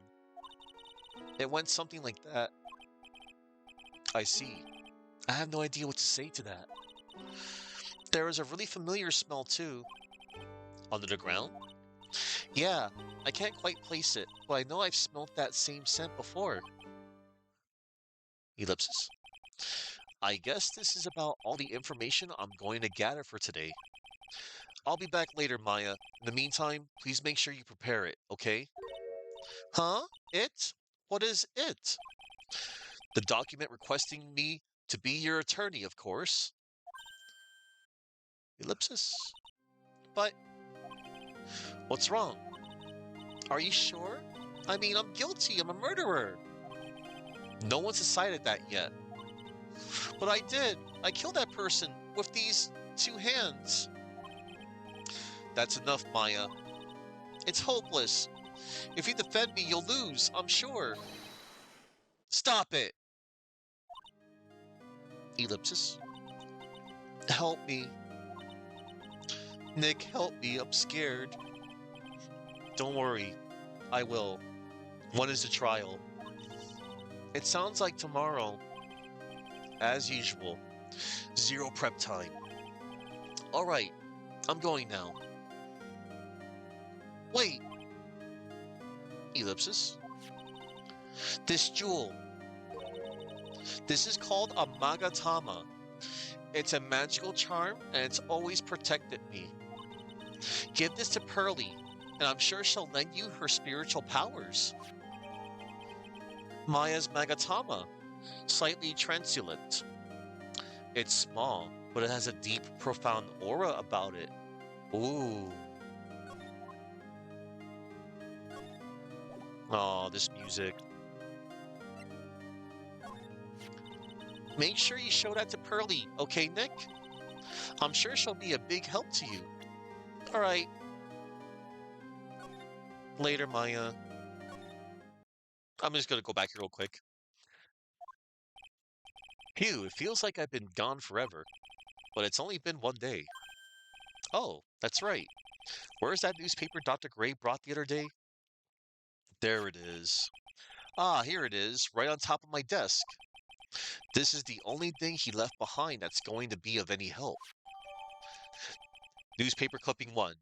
1 year ago, on May 2nd, 14 patients died from malpractice at Gray Surgical Clinic. Ooh. Let's take a little look real quick. Yep. There is a giant building just outside the window. It's the Gatewater Hotel, a high-class luxury hotel. Until recently, it had been a normal business class hotel. Charlie, a quiet, decorative plant. It's a memento of my boss, Mia, who passed away. The rest of the room the rest of the room may be in shambles, but I always manage to care for this little fella. A poster of the TV action hero, the Steel Samurai. Maya stuck it up here right before she left. I wouldn't say that the Steel Samurai and an attorney's office are a good match, but Maya threatened to curse me with some magic spell, so I guess it can stay. Difficult-looking legal books stand in a formidable row. They mock me. Actually, I've neglected them for so long, a layer of dust has started to form. One of these days, I should try to build up the courage to read one, I guess. It's my desk. I keep it neat for those rare occasions when I actually have a client in the office. Alright, let's go back to the village. June 20th. I have to save Maya no matter what. It's her life on the line. What in the world happened in that room yesterday? Let's go to the meditation room. June 20th. The meditation room nurtures all mediums, young and old. Even mediums in training, I'd wager, but it's pretty deserted today. Probably because of the murder yesterday. Alright. Can we go into the channeling chamber? We can. It looks like Detective Gumshoe isn't here today. I should take this chance and thoroughly check this room. If I'm lucky, I might uncover a clue or two. Oh, hello. Oh, Mr. Wright. Good morning. I am on my way to go meet Mystic Maya, and I thought to bring her some items to make her feel more at home. Namely, tea so bitter you lose your tongue, and jaw-droppingly large strawberry desserts. I'm sure Maya will be very grateful. That's Mystic Maya, good sir. Ah, she is one scary lady. Oh dear, sweet Mystic Maya. Pearl wept constantly for you last night, as did I. I know it's important for me to search the site, but I should ask her some questions too while I have the chance. Okay, let's ask what happened. I would like to ask you a few questions about what happened yesterday. Do you mean that awful tragedy? That man murdered me, so I killed him. Maya? Step away from there. Please leave this area to me. Go quickly and inform the police. What happened here in this room after I left? Well, first, I struck Mystic Maya on the head. To make her go unconscious, correct? That is correct. Next, I performed the spirit severing technique. Spirit severing technique. The spirit of that nurse was inside of Mystic Maya's body. I used the technique to send the nurse's spirit back to the other world. I wonder if this kind of testimony is even admissible in a court of law. Channeling chamber. By the way, what is this room exactly? The channeling chamber. This room was created for the sole purpose of preventing such a tragedy as yesterday. What do you mean? Sometimes, when an inexperienced medium calls an especially strong spirit, that spirit may become violent and revolt, as you witnessed yesterday. Revolt? But how? When a spirit enters a medium's body, she loses her will, and her self steps aside. To put it another way, the spirit is borrowing the medium's body. Good sir. But isn't that extremely dangerous? An experienced medium has little problem controlling a spirit. But Mystic Maya, that was her first channeling. And that was why I insisted on locking the door. However, I never thought that would be calling danger upon the client himself. I am grateful that one of our heirlooms was not damaged in this horrible incident. And that would be that folding screen there. It is the Quran sacred writings. Along with the Quran sacred urn, they are this village's most treasured possessions. If I ever found out that something had happened to either one. Oh, the humanity. Odd for her to be worrying about the folding screen at a time like this. I guess this isn't just some dilapidated old screen after all. Pearl. So how is Pearl today? Mr. Wright. Yes. In this world, Pearl is my most treasured possession.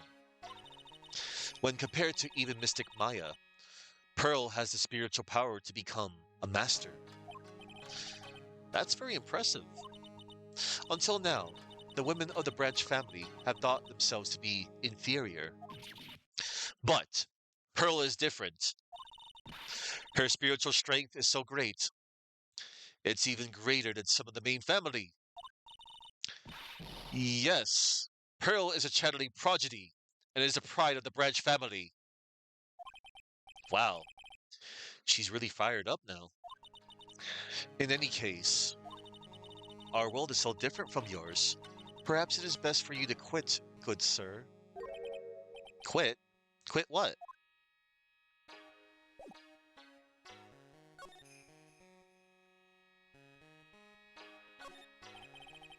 It's a beautiful and expensive folding screen. It also looks quite old.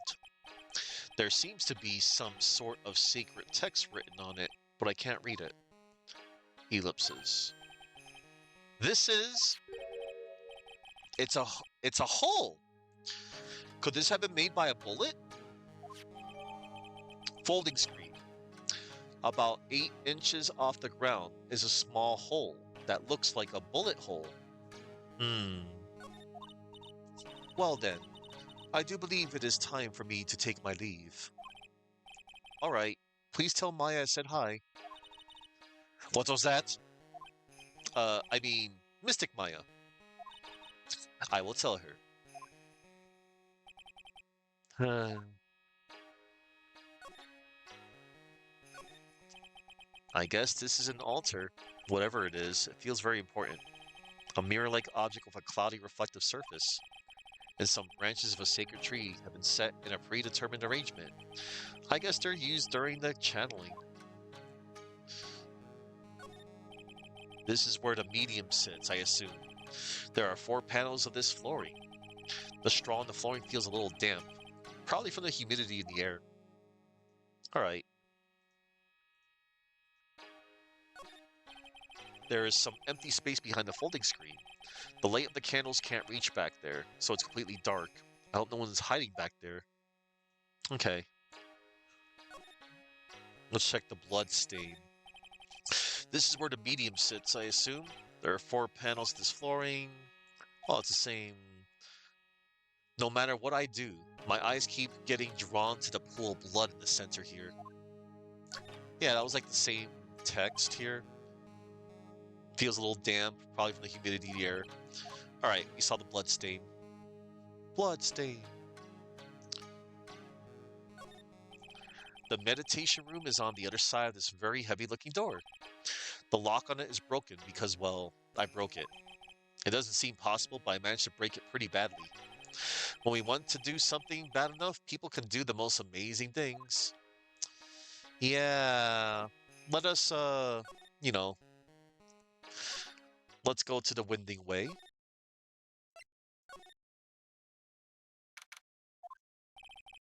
Little Pearl isn't here today. Maybe she's at school? Alright, let's go to the side room. Oh, hey! Like, you're that guy from yesterday. The, dentist guy. No, no. Oh, wait. Ah, my apologies, people. I skipped text by accident. It's a good thing I clipped it. Hang on.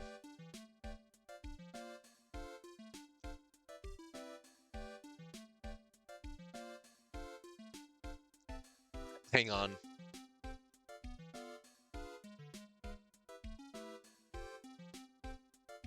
Oh, hey, like, you're that guy from yesterday. The dentist guy. No, no,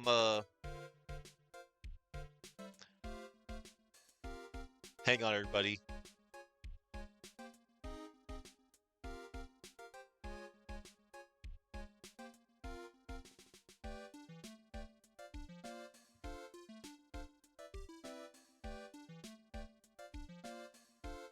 Control F.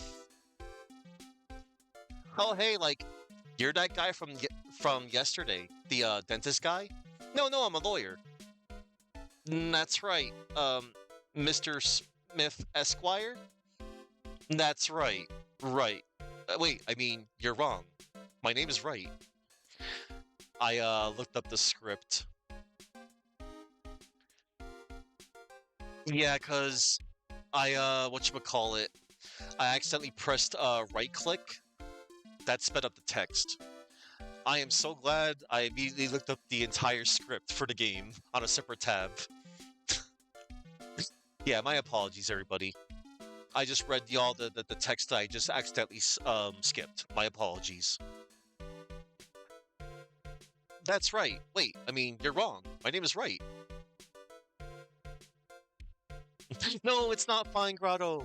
I'm trying to make things, good. I don't know. I'm fine. Let me just hydrate real quick. Unless people are just, because I also want to make sure people are also like reading the text along with me too. All right, I panicked. That's right. Wait, I mean, you're wrong. My name is Wright. Myth, right? Well, I got like 3 letters at least. I don't think she gets the point. Anyway, why are you here? So, like, I study this thing called paraphysiology at this college, and you told me about that yesterday. The sesame allergy too. What I'd really like to know is why you're still here today. Oh, so like that's what you meant. Like you should have been more like clear about it. Sorry, my bad. No, it's okay. Like it's really ellipsis. Ah, Grotto, you hit me with a pun. Ugh. There's my damaged animation. It's all right. Ellipses. Ellipses? That's it? Why'd you stop mid sentence? Did I? So, like, what was I talking about again? Ellipse. If Lana ever wanted another genuine mysterious phenomenon, it's right here.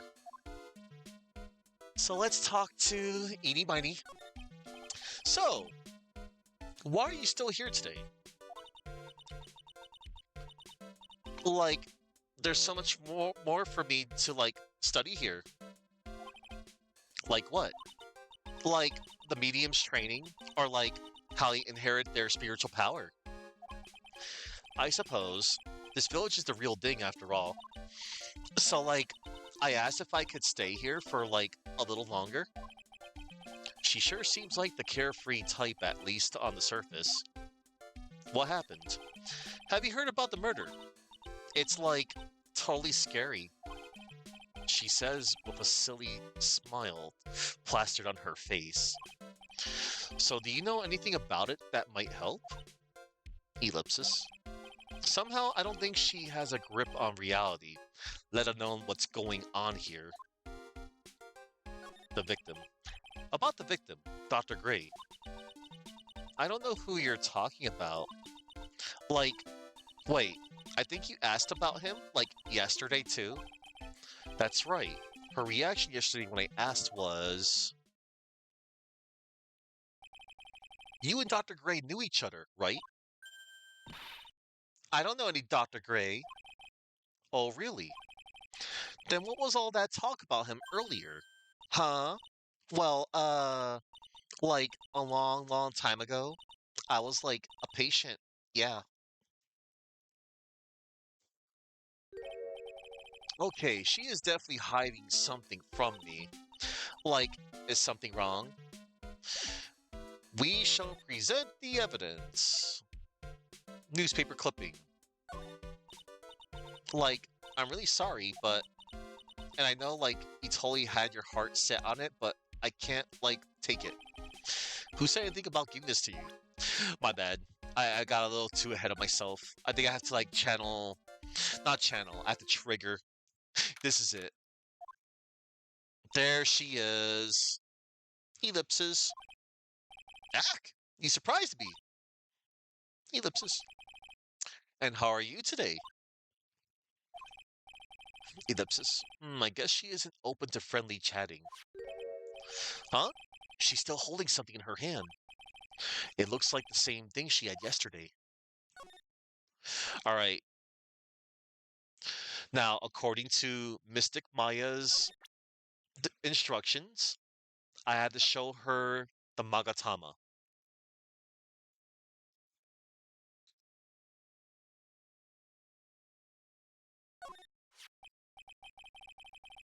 Oh yeah, Maya said to give this to you. Ellipsis. Oh no.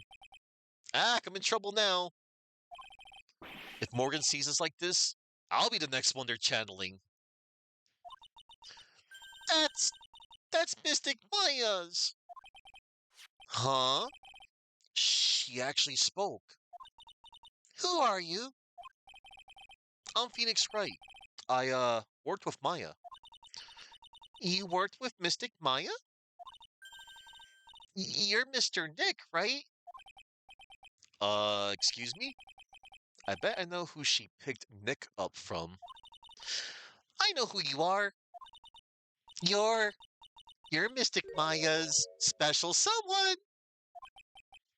What? So then, of course, you're going to help Mystic Maya, aren't you? That's what you're going to do, right?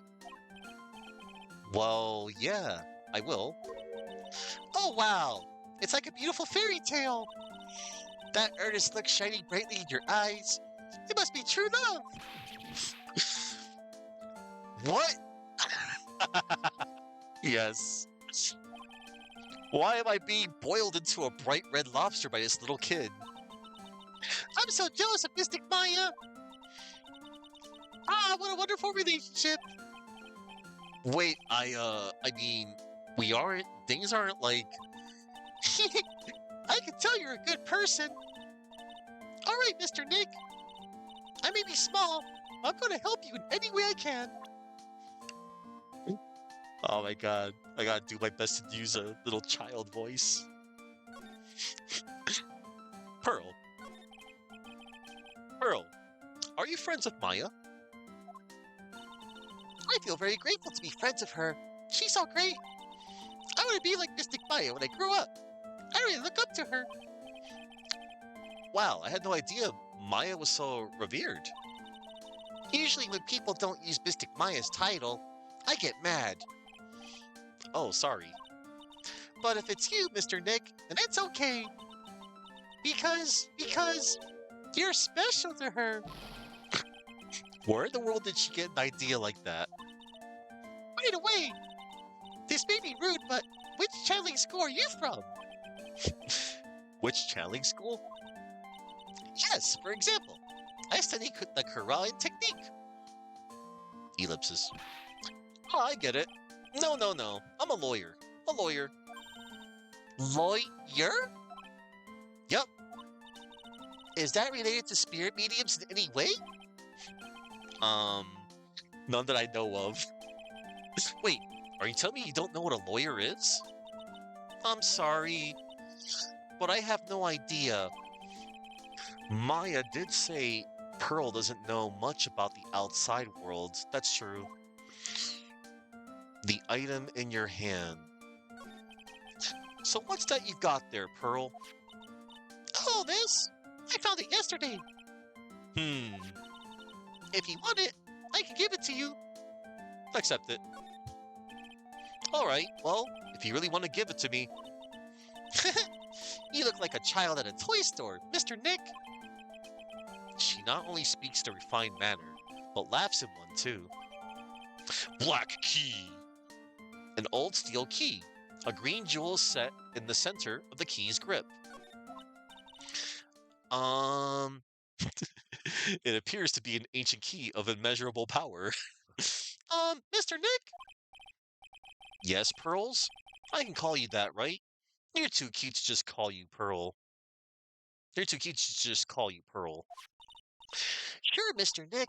Are you sure it's okay for me to have this Magatama? Yeah, it's okay. I was told to give it to you. But I can't accept something like this. All I really should do is charge this Magatama with spiritual energy. Oh no, Grotto. Can I call you Pearly Ooey? No. Spiritual energy?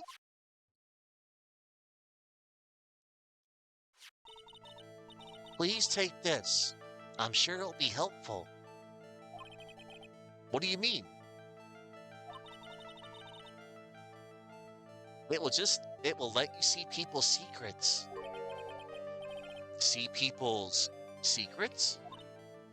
Yes. If it's all right with you, I would like to accompany you for a little while.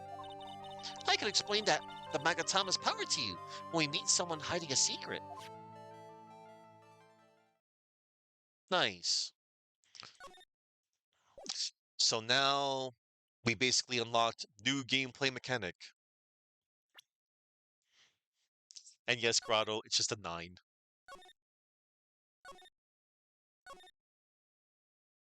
Right. Let us go to the side room.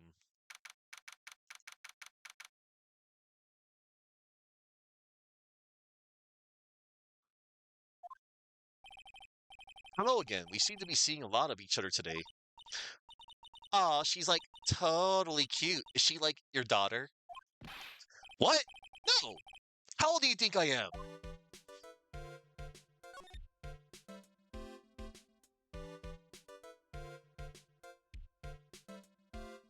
Oh, wait a minute.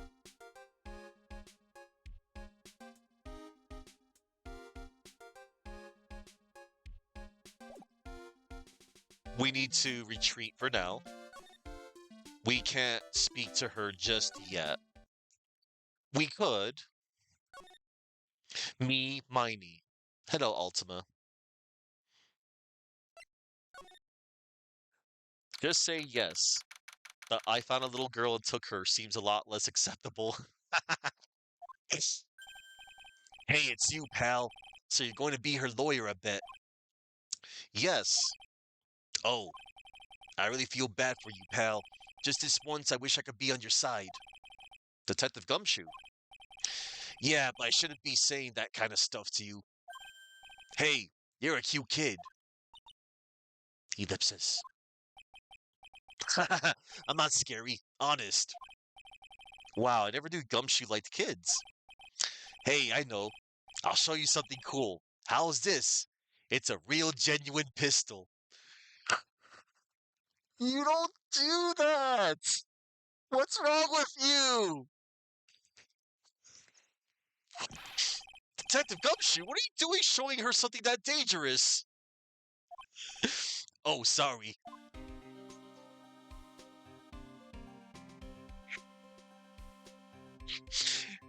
Damn it, Gumshoe! Maya's guilt. Oh, and hello, Ultima, once again. I want to give you a shout out. And... Alright, we're good. Actually, hold up. Let me close a few tabs here.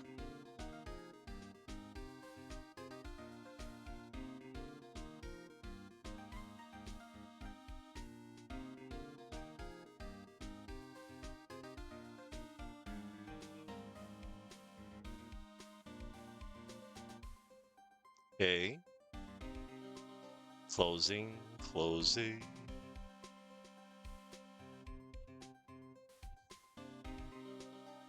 Close that.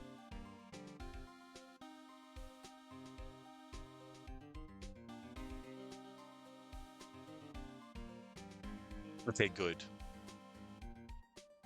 I can proceed now with the video game. Anyway, after I spiritually smacked Detective Gumshoe across the face for showing a little girl a frickin' gun, we will continue. Maya's guilt. What about Maya and the charges against her? I don't think you can win, pal. If you're talking about proof, we've got a few pieces. You got proof? Yeah, pal. That puffy-haired photographer's going to testify tomorrow. He must be talking about Lada, actually. Speaking of Lada, I took some hot pictures earlier. huh? Remember? I took some pictures at the murder scene inside. Lada's hot pictures. I wonder what her camera captured. Besides, You must have realized by now, pal. There's no way anyone other than Maya Fey could have done it. Oh, ellipses. What am I supposed to say to Pearls now? The victim. About Dr. Gray. The victim wasn't super famous, but people still knew who he was. His face was all over those tabloid shows last year. Yeah, I know. I was looking through some newspapers from last year, and... Ellipses. Huh? I could have sworn I cut an article out, but I guess I must have lost it. He's searching through his pockets, and boy, are those big. It looked really interesting, too. Hey, do you have a copy, pal? A copy of that article? I think Dr. Gray might have brought a copy to the office when he came by. Good thing I have it. Tomorrow's trial. About Maya's trial tomorrow. I've got 2 pieces of news for you, pal. 2? Yeah, bad news and even worse news. So which do you want to hear first? I don't really care. It doesn't change the fact that I'm not going to like it. Alright, pal. Well, the prosecutor for the trial is Prosecutor Von Karma. What? Von Karma? Satan? Manfred Von Karma. He was an awe-inspiring veteran prosecutor. He never lost a case in the 40 years of his career, and he raised a fearsome disciple. Vigo the Carpathian. The horrible aftertaste of the evil he force-fed me is something I'll never forget.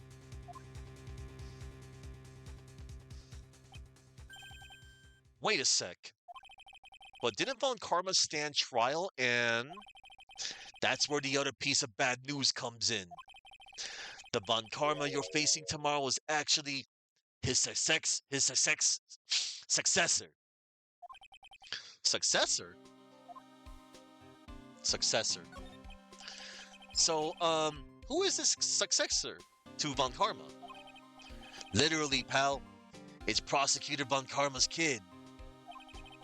His kid became a prosecutor real young, like 13, and hasn't lost a trial since. Uh-oh. That's what they call a prodigy, pal. Kid, huh? Wait a sec. 13? The kid became a prosecutor at the age of 13? I mean, a prodigy like that, I would have heard something about. Oh, no. The kid was born and raised in Germany, pal. That country's got a lot of stuff, and it's a great place to develop a person's talents. Germany, huh? That's probably why I've never heard of this person. Ugh. Still, all it takes is someone mentioning the name Von Karma. And I get terrible flashbacks to that case.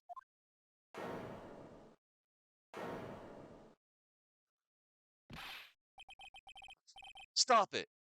Get a grip on yourself, Phoenix. None of that matters anymore. Now that he's gone. Oh, get the little girl to fight him. Hashtag kid fight. I bet he's an AI robot. Hey, Sir Boom. Let's see. Dr. Gray brought this over to my office the other day, and... Hey, it's that news story. The one about the malpractice suit. 14 patients died and it caused a huge stink. Yeah, but that's not all, pal. Things only got worse after that. You mean the car accident the nurse died in? Oh, here we go. I brought my own clipping with me today. Here, pal. This is for you. Alright, thanks. Newspaper clipping 2. Mimi Miney, nurse at Gray Surgical Clinic, died after falling asleep at the wheel. Mimi Miney. Damn. Oh, I better shut my mouth. What? I'm not gonna give you any information about evidence, pal. Oh. Alright. Now, let's go to the winding way. Oh, one moment. I need to add my names. And then, continue. Done.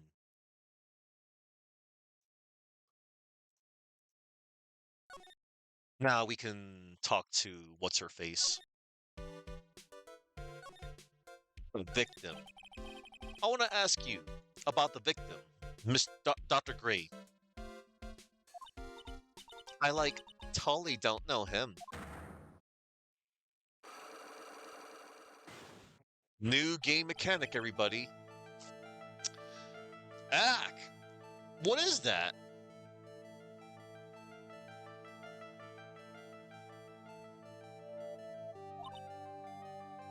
Ellipsis. You can see it, can't you, Mr. Nick? You can see the lock on that person's heart. Huh? What?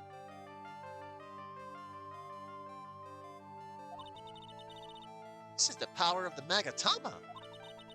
Only you can see these psych locks, Mr. Nick. Psych locks, huh? The more someone wants to hide her secret, the more locks you will see. If it's only one, I think you can easily unlock it. Unlock? But how? Please use Mystic Maya's Magatama on this person. And let's remove the lock. I have no idea what she's talking about, but guess I'll give it a try. You must be careful though, Mr. Nick. If you make a mistake, it will hurt you. If you don't think you have the proof you need, you must have the courage to stop. Well, I've got to start somewhere. Let's give this Cyclock thing a try. Alright.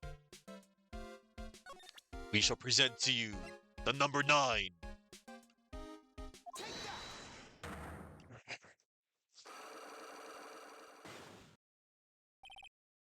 The victim. Meeny Miny.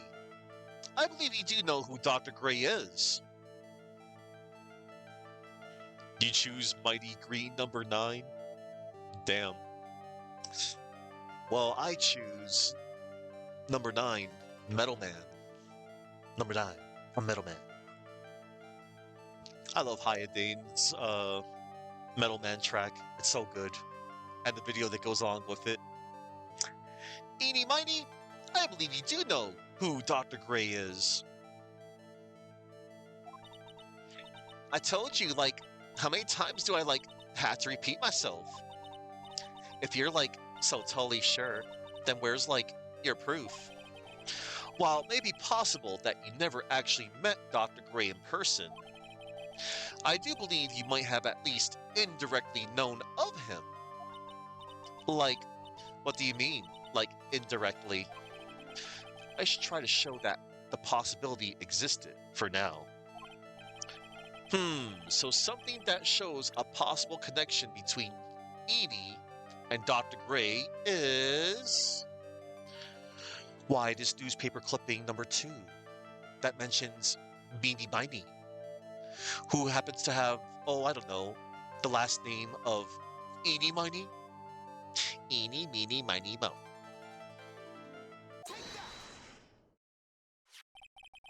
Take a look at this newspaper clipping. What is it? A story about an accident? Please read the victim's name. Meeny Miny? Miny is a pretty rare last name, wouldn't you say? Miss Meeny Miny wouldn't have to be a relative of yours, would she? Oh. So you noticed, she was my older sister. I'm sorry about your loss. Your sister, was she a nurse, perhaps at Dr. Gray's surgical clinic? Ellipsis. Gray Surgical Clinic. I don't think I need to tell you that the clinic was run by the victim, Dr. Turner Gray. Which is how you knew of Dr. Gray. You knew him through your sister.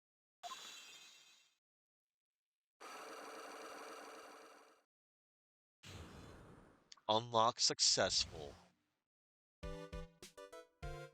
The victim. Please, tell me all you know about Dr. Gray. My my sister's name was Mimi Miney.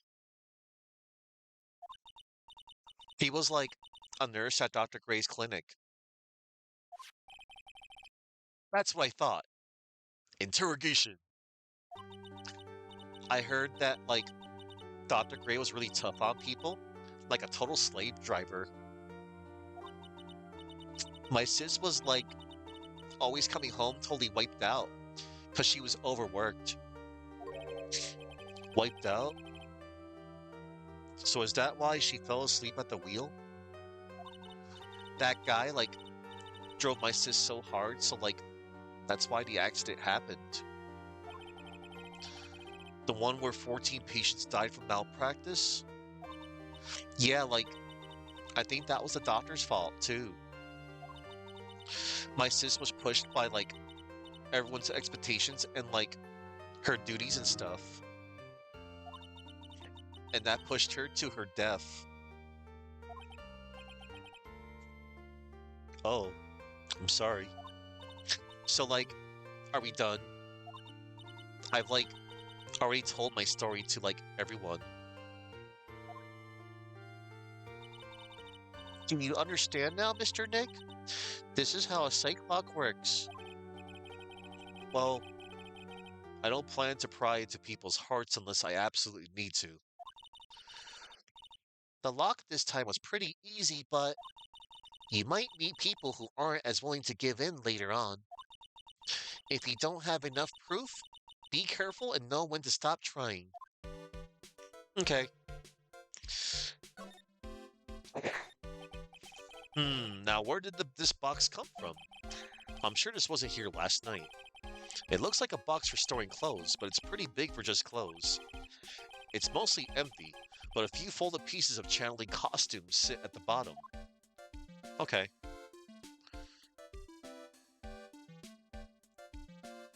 Okay, let's just get out of here.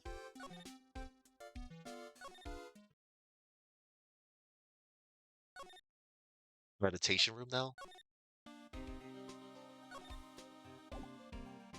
Do we go back to the channeling chamber? No, we do not. We go outside to the village? Right.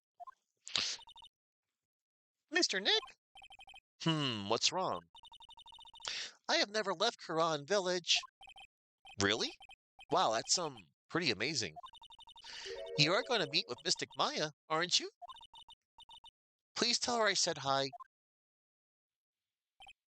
Hey, wait. She ran off again. Well, I know Enie's secret now, but I still don't have any idea how I'm going to save Maya. I don't even know if I should go in there with a smile or a straight face. I suppose we should go to the detention center. Yeah. What am I supposed to do? I'm almost out of time. Can I really do anything? Can I really save her? Sorry to keep you waiting. Huh? Must be Maya. It's been a long time, hasn't it, Phoenix? That voice. Hey, Mia! Even without me being here, looks like you've learned to stand on your own. Aww. Mia, she's Maya's older sister and my mentor. She was a top-notch defense lawyer, but a certain case forced her into retirement. But whenever I'm in trouble, she comes to help, just like this. Her spirit comes back from the other world and borrows Maya's body for a bit.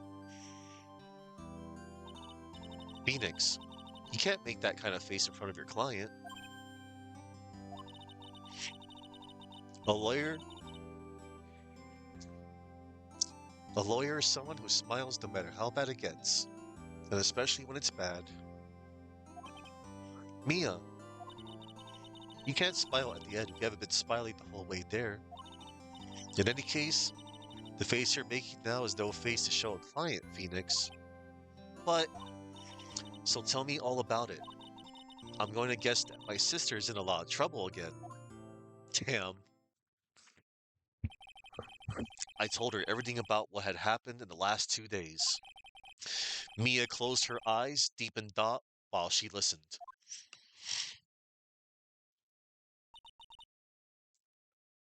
I see. Mia, what am I supposed to do? Ellipsis. It's pretty clear what a good lawyer does in this situation. And that is? Tell me, please. Believe in your convictions and fight for the complete acquittal of your client. Okay. I will submit the attorney's badge. Mia. Wow, this badge brings back a lot of memories, doesn't it? I would love to stand with you at the defense's bench one more time. Mia. Oh. Let us talk. Not guilty? You think Maya's not guilty? How can you be so sure? I know she is, and I'll give you a hint as to why. Yes? Mediums can't have dreams. They can't? From what you told me, it sounds like Maya was having a dream while channeling. Yeah, she said she dreamt that she had died and had been buried in the ground. But that is impossible. You've heard it from her, I'm sure. When a medium channels, her own spirit disappears. Which means that it's impossible for her to dream during that time. Then what does this mean? I think it's safe to bet that Maya was set up. A setup? It's up to you to blow the lid on this case tomorrow and show how she was set up. Evidence? How am I supposed to prove her innocence when I have nothing to go on? If you're looking for a clue, it's already in your hands. It is? Just as it sounds, Phoenix. You already hold the key. Really? Come on, show me the key to this case. The key, huh? All right, I'll show it to her. The key I hold. She's talking about this key. The black key. Mia, have you seen this key before? Ah, the key. It's literally the key to understanding everything that's happened in this case. This key? Phoenix, listen. Right now, that key is sitting in your hand. However, it shouldn't be. It contradicts the facts. What does she mean? I'm certain this key will be the piece of evidence that makes your case tomorrow. Ellipsis. You already know everything you need to know. You know what the key to this case is. That is enough. But, how can I win tomorrow without knowing who the real murderer is? Who could have? Ellipsis. I didn't know it at the time, but this day was going to end with a turn for the surprising. Oh. Oh. Mia? What? What's wrong? That's right. Only I can see the Cyclops. Which means Mia must know something about the real murderer. But for this to be something that she would hide under lock and key from even me. What in the world is going on? Well, it's simple, my dear Phoenix. You get to use your fancy little game mechanic for later. But for now, day one of the trial.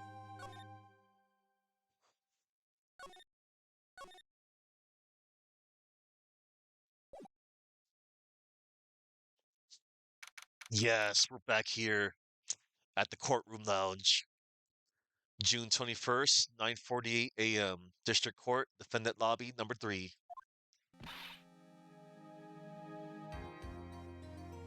This music. What? Prosecutor Von Karma? You mean No, I heard it's his successor this time. Successor? Ellipsis. Manfred von Karma was a really sinister man. He pulled all sorts of nasty tricks. Also, he could win. He was a man obsessed with the word perfection. He had a perfect record for 40 long years. Who knows what sorts of dirty tricks he used to get each of those guilty verdicts.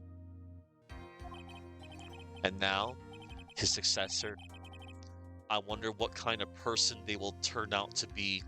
Yep, Satan. Just in the flashback, thankfully. But they had to remind us of Satan. It's no good.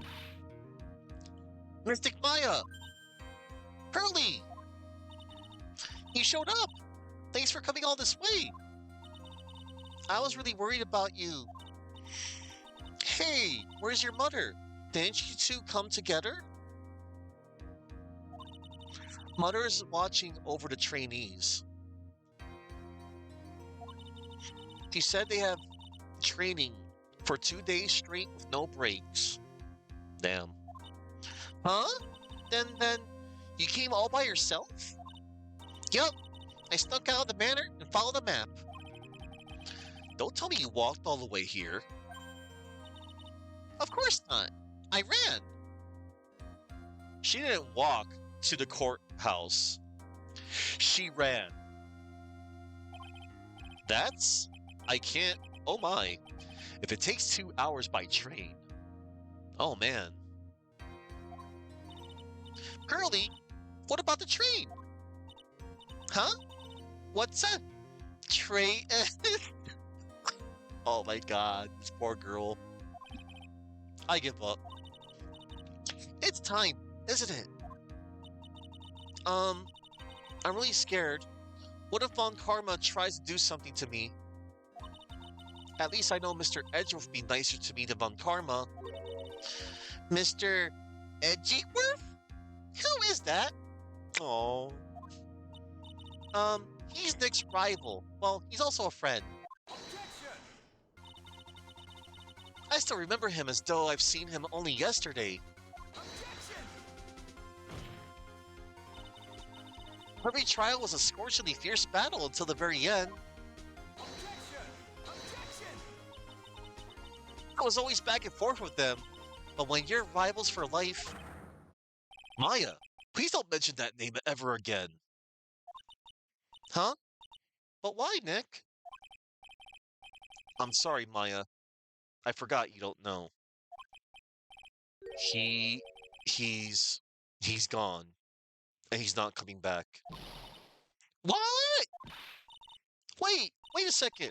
What's that supposed to mean? Court will commence shortly. Please proceed into the courtroom. Ellipses. Let's go. Now's not the time to talk about that anyway. Nick. That struck a chord. June 21st, 10 a.m., District Court Courtroom number 2.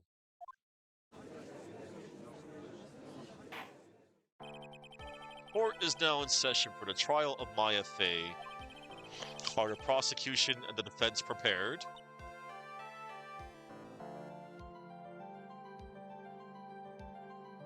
There she is, everybody. Daughter of Satan, yes. Ellipses. What is with this kid? Ellipsis. Ahem. Mr. Wright, are you prepared? Huh? Yes, Your Honor. Why does he always seem mad at me? Mr. Phoenix Wright. You must be a little shocked because I am a woman, correct? Hold on. So she's the famed successor to Prosecutor Von Karma? I am Franziska Von Karma, the prodigy. I see. I gave up a promising career in Germany and came to this country for one sole reason. Revenge. Uh-oh. Revenge? Is this about her father, Manfred von Karma? Maybe. If it's something of a personal nature, I'm sure you can. I'm talking. She just whipped the judge. I'm going to annul your whip. yeah, Grotto. If you interrupt again, my whip will do the speaking for me. Please speak with your mouth like a normal person. I beg of you. Make no mistake. I will defeat you.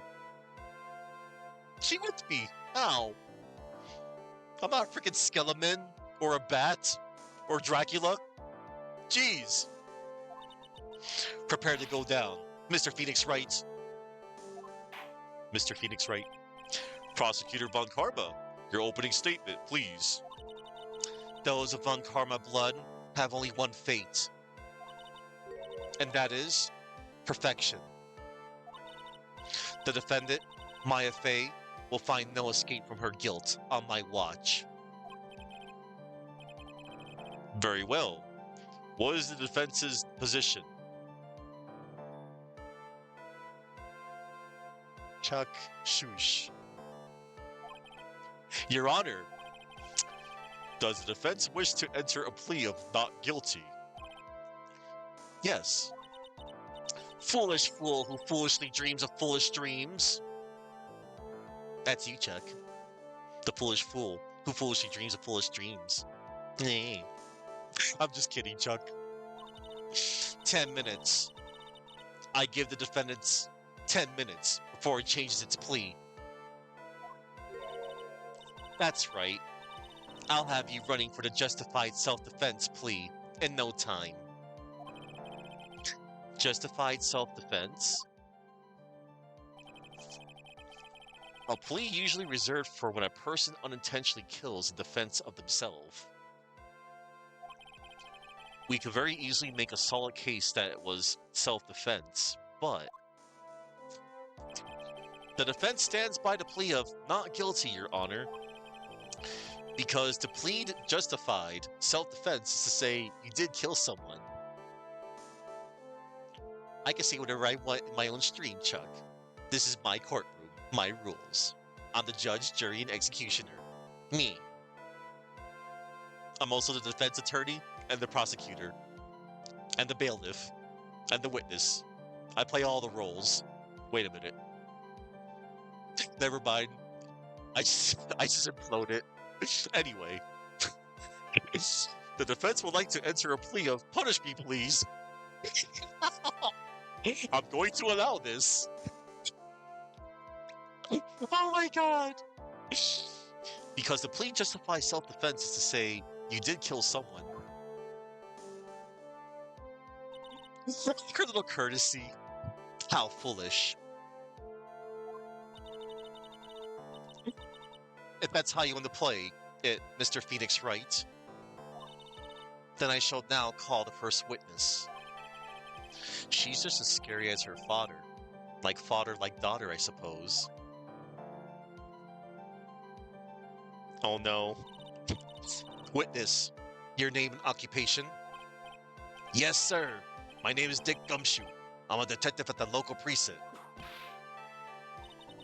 Get to the point already. Explain to the court the details of this murder. Yes, sir. If everyone would please look at this map. The channeling chamber has no windows, and the door was locked shut. At the time of the murder, only the victim and the defendant were in the room. What were they doing in there? They were channeling a spirit, sir. Channeling a spirit? That's quite the look of disbelief there, Your Honor. Anyway, a few minutes after the channeling started. They were both nude, sir. Gunshots were heard coming from inside the room, sir. A few of the witnesses broke the door down and rushed into the room. Ah, that's when they found that the victim was already dead, correct?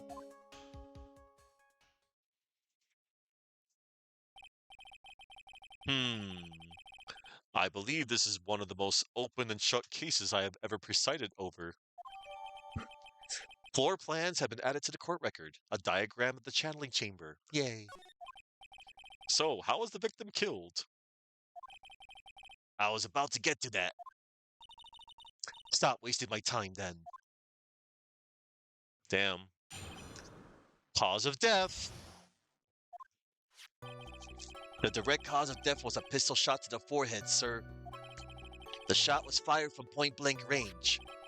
But before the victim was shot, sir, he was stabbed in the chest. The wound was very severe, but not enough to cause instantaneous death. The murderer used the pistol to finish the victim off after the stabbing. Damn. Hmm. So the victim was stabbed before being shot. This is the victim's autopsy report, sir. Dr. Gray's autopsy report. After being stabbed in the chest, he was shot in the forehead at point blank. Damn. The court accepts it into evidence. Mr. Wright, you may question the witness. Cause of death. The direct cause of death was a pistol shot to the forehead, sir. The murder weapon, Detective Gumshoe. Whose pistol was it? It was the victim's. The victim? Now, why would he have... Why would he have a pistol? Who cares? The point that you're missing is whose fingerprints are on that pistol. If you're not already paying attention to that, then I suggest you start. Fingerprints? There were fingerprints? Along with the victims. The defendant, Maya Faye's, were also on the grip, sir.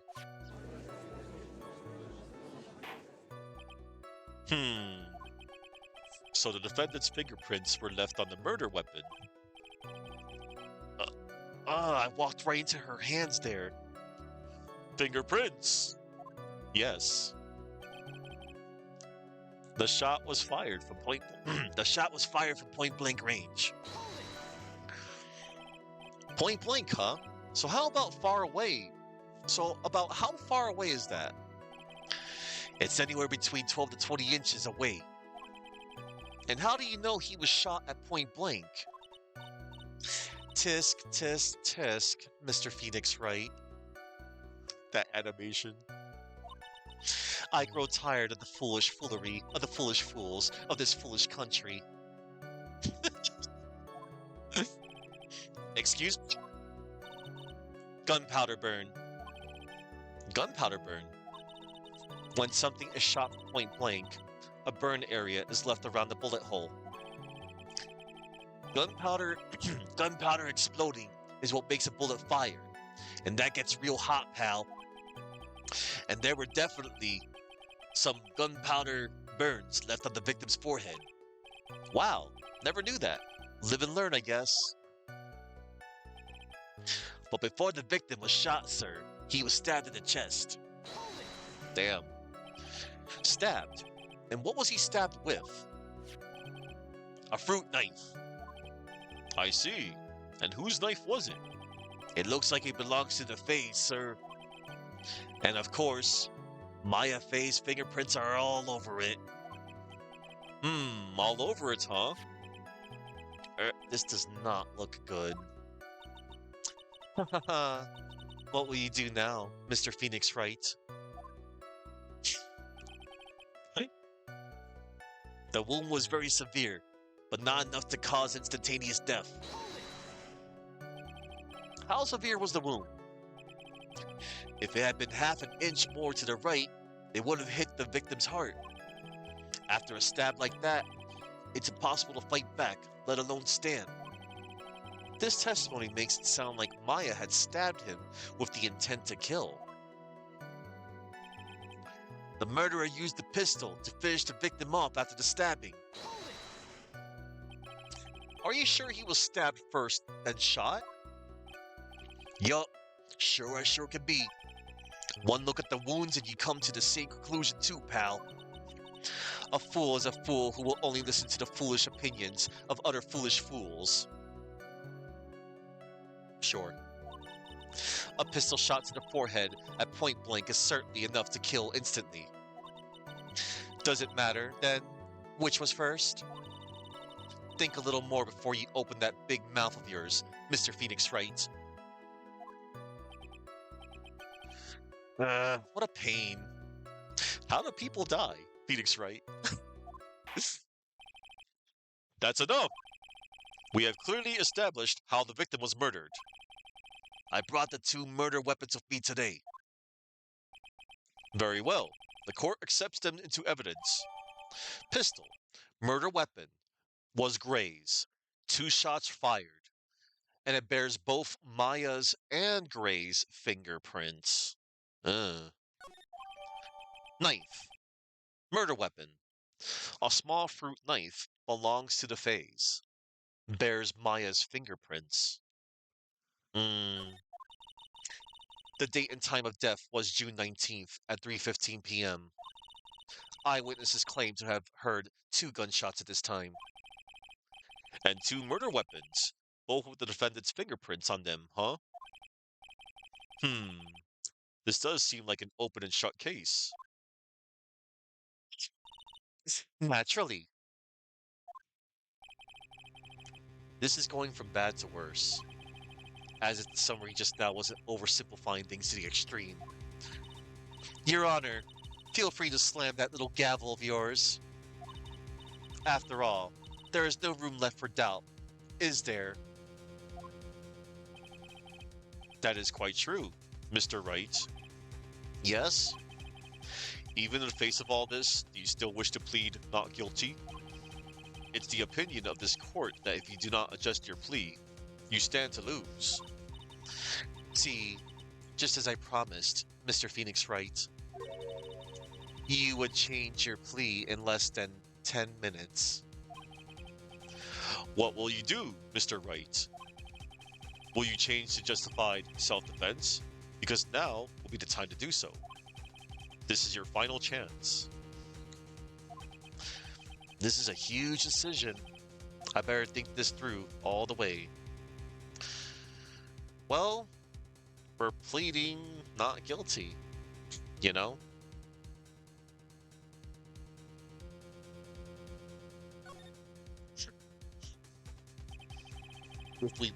If we plead justified self-defense, we would basically be confessing to murder. Slam that gavel, Craigasm. After the trial, Maya's life would be ruined, and she'd be labeled a murderer. I can't let that happen. Your Honor? Have you reached a conclusion, Mr. Wright? The defense will not change its plea.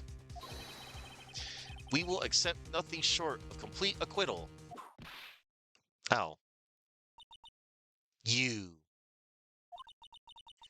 have sealed your fate, Mr. Phoenix Wright. Detective. Yes, sir. Present the final portion of your testimony. The final strike. Yes, sir. Now see here. Proceedings are run by... Ah! Ellipsis. Oh yes, of course. Go ahead, detective, and give your testimony. I think the court would like to hear about the other piece of incriminating evidence. Incriminating evidence. Sorry, pal, but there's an even more incriminating piece of evidence. This is the costume the defendant was wearing at the time of the crime. As you can see, it's covered in blood. The defendant attacked and killed a person who, without a doubt, was not fighting back. So this is the costume. There certainly is evidence of a back spray of blood on this. This piece directly links Maya Fade to the crime, sir. I see. The court accepts this into evidence. Maya's costume. Clothes Maya was wearing at the time of the murder. There are blood splatters on it. Yeah, that judge needs gavelled. All right, Mr. Wright. Maya's fingerprints on both murder weapons and the blood splatters on her clothes. Could this situation get any worse? Huh. What's wrong? You seem to be at a loss. I think this is the last piece of testimony the prosecution should have to offer. Feel free to sulk off with your tail between your legs, Mr. Phoenix Wright. Please stop calling me by my full name. It's disturbing. I mean, she's just being polite.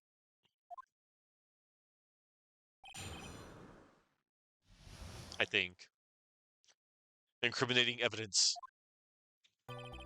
Sorry, pal, but there's even more incriminating piece of evidence. Does Phoenix Wright have any actual defense? Because it doesn't seem like it. Guess we'll find out.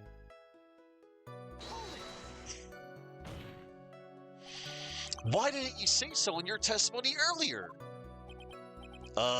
You're kind of scary today, you know, pal. Come now, Mr. Wright. There is no need for that kind of attitude in my court. Ellipsis. All right, just please stop glaring at me like that. This is the costume the defendant was wearing at the time of the crime.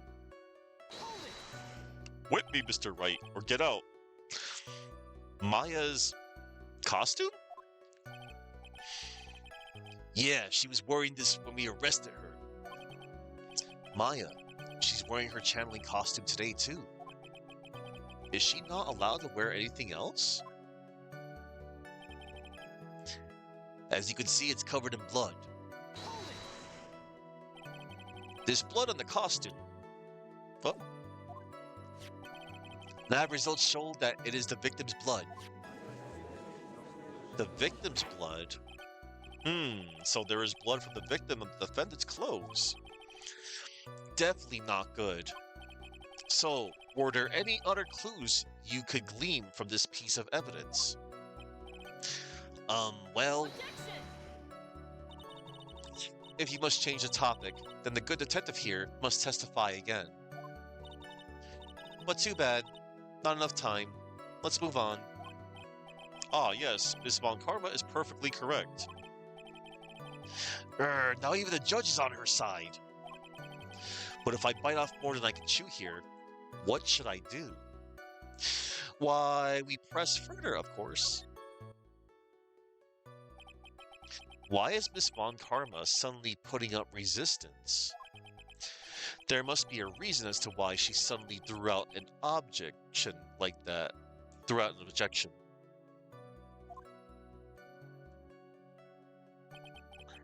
There must be something about this costume.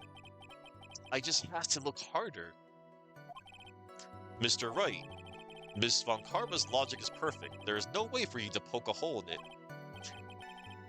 Looks like my time is up. So about the costume. Why, there is one little thing about that costume.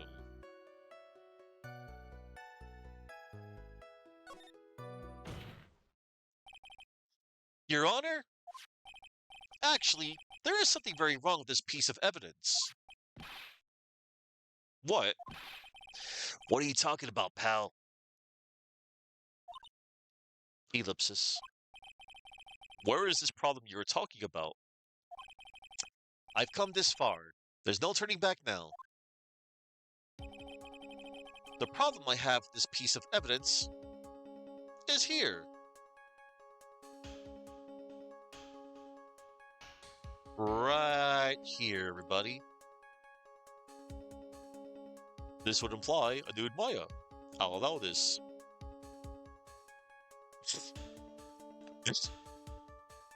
This little hole right here.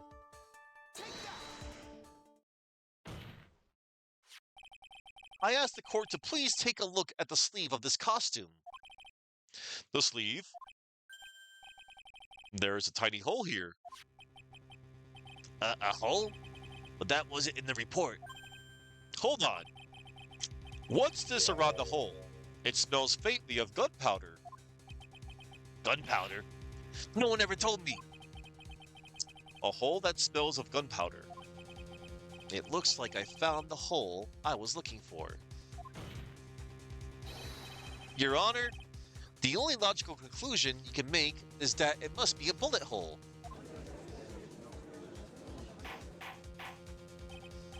Order! Order! Order! This is a very grave matter. It's best we correct the court record first before anything else. Maya's costume updated. Clothes Maya was wearing at the time of the murder. I get to check it for details now. Sorry about that. I guess we messed up, sir.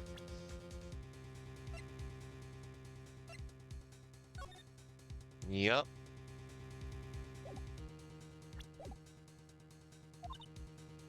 Ellipsis. Ellipsis. Is she actually smiling? Uh-oh. What else is she hiding? Pull yourself together, detective. That tiny hole doesn't change a thing. The strength of the evidence still holds. Continue with your testimony. That just now was a fluke. Nothing more. How can you say something like that? This is a huge oversight. While I agree it is a mistake on the part of the police, what Prosecutor Von Karma has said is true. The evidence still stands. If you do not find a more definitive problem with the evidence, then... No way! Detective Gumshoe, please continue with your testimony. Yes, sir. The defendant attacked and killed a person who, without a doubt, was not fighting back. He wasn't fighting back? How do you know if he was or wasn't?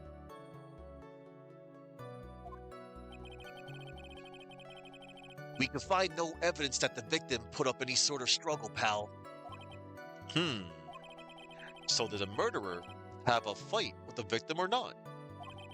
Depending on this, the circumstances around this murder change drastically. Ugh, we're in real trouble here. We're in real trouble now. If only I had something to prove that the victim did fight back. That Von Karma, she thinks she can decide a verdict with this testimony alone. Well, I'll find a critical contradiction somehow, and then I'll have her. Why... It's on the fourth statement here.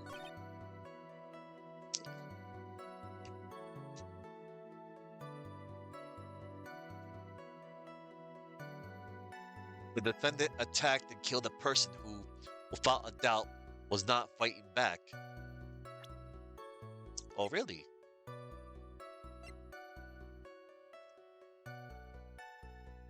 Well, we will present Maya's costume.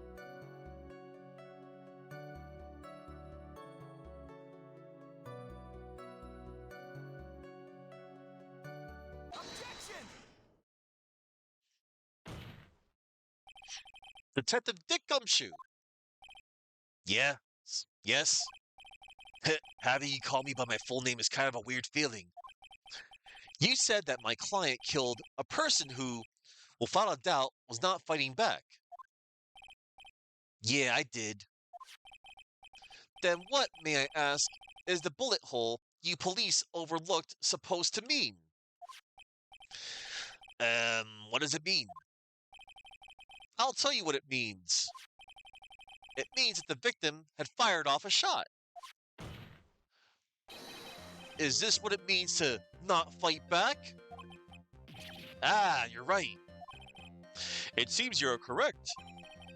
If the victim had tried to shoot the defendant, then it would change everything. All right, the wind seems to be shifting.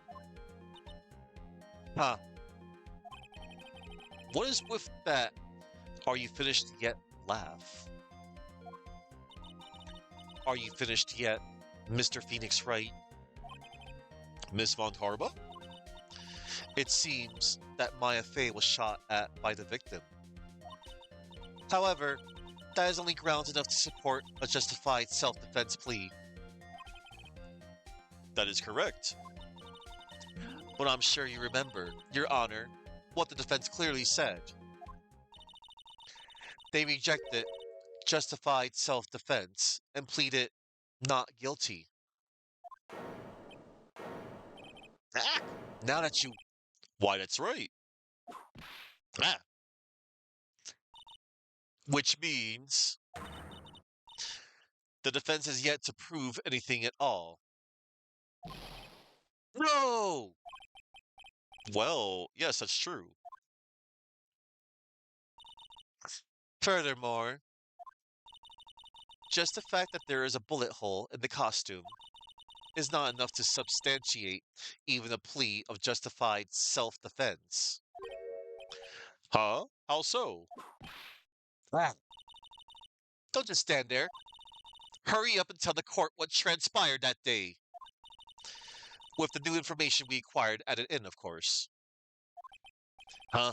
You mean by myself? You want me to put together the scenario all by myself? Ah! Ellipsis. Yeah. Agreed with Von Karma. Yes, sir. Right away, sir. What transpired? During the channeling, the defendant saw her chance to stab the victim in the chest. Of course, the victim used the last of his strength to fight back, sir. While the two were fighting, the victim took out his gun. The victim took a shot, but because they were too close, he missed. The defendant then picked up on the opening, took the victim's gun, and ended it. The scenario you have put together does make sense. Yes, sir. Well, Mr. Wright, on the surface it does seem to make sense. However, I won't give up that easily. Please refrain from glaring at me like that. Now then, your cross-examination, please. I know. So that's the thing. She's definitely nothing like her father. That's a good thing. During the channeling, the defendant saw her chance to stab the victim in the chest.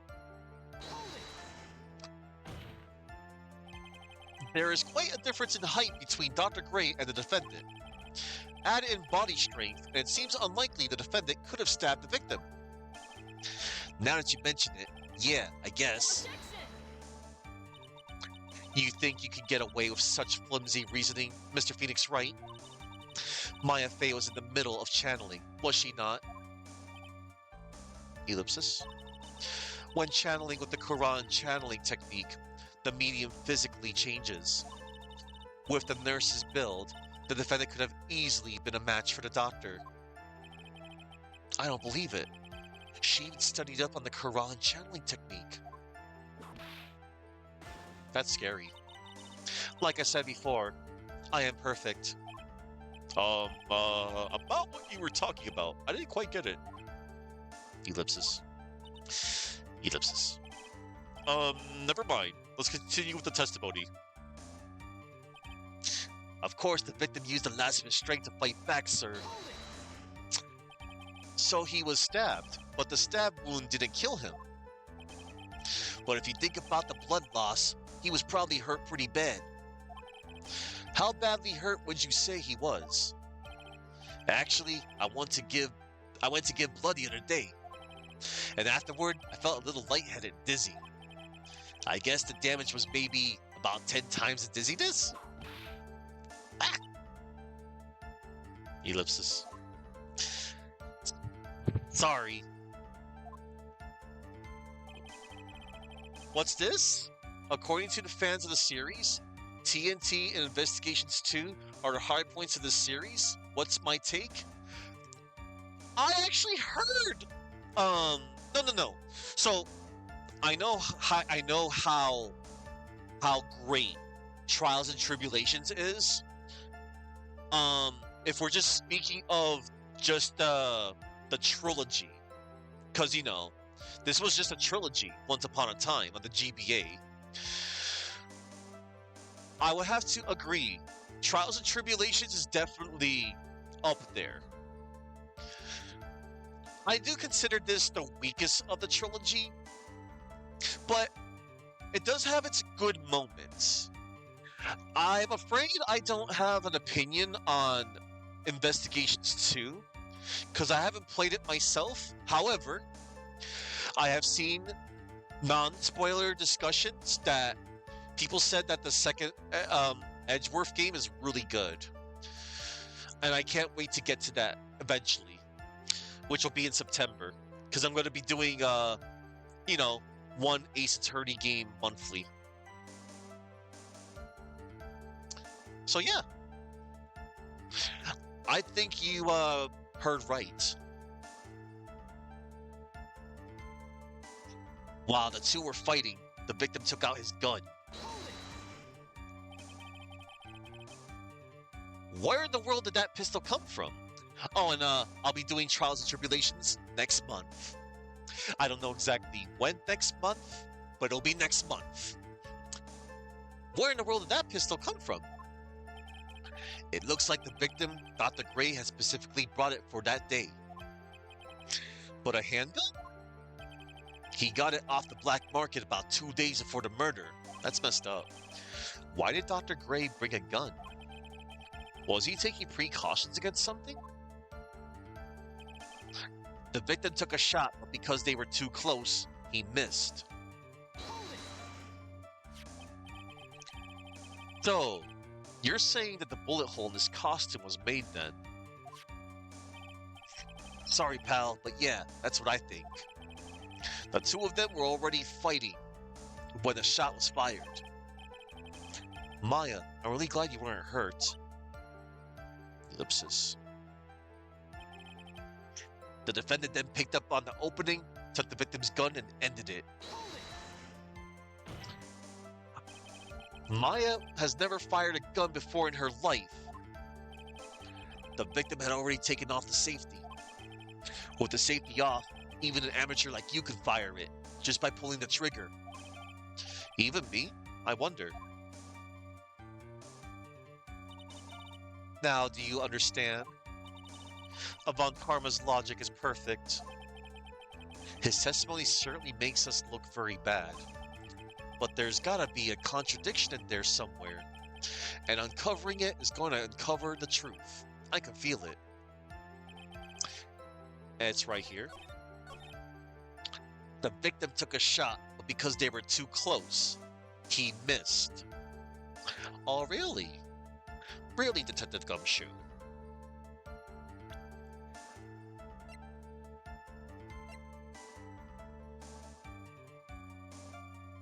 The costume. Objection! Missing the tiny hole on this costume will be the prosecution's undoing. What do you mean? This little hole has actually created a huge hole in your testimony. Explain yourself, Mr. Wright. You said the two of them were fighting when the victim fired his gun at point blank. If that were true, then where is the gunpowder burn on this costume? Gunpowder burn? This is what you testified earlier. When something is shot from point blank, a burn area is left around the bullet hole. Oh. But there is not a single trace of gunpowder burn on this costume. That is a very good point. And what exactly does this mean?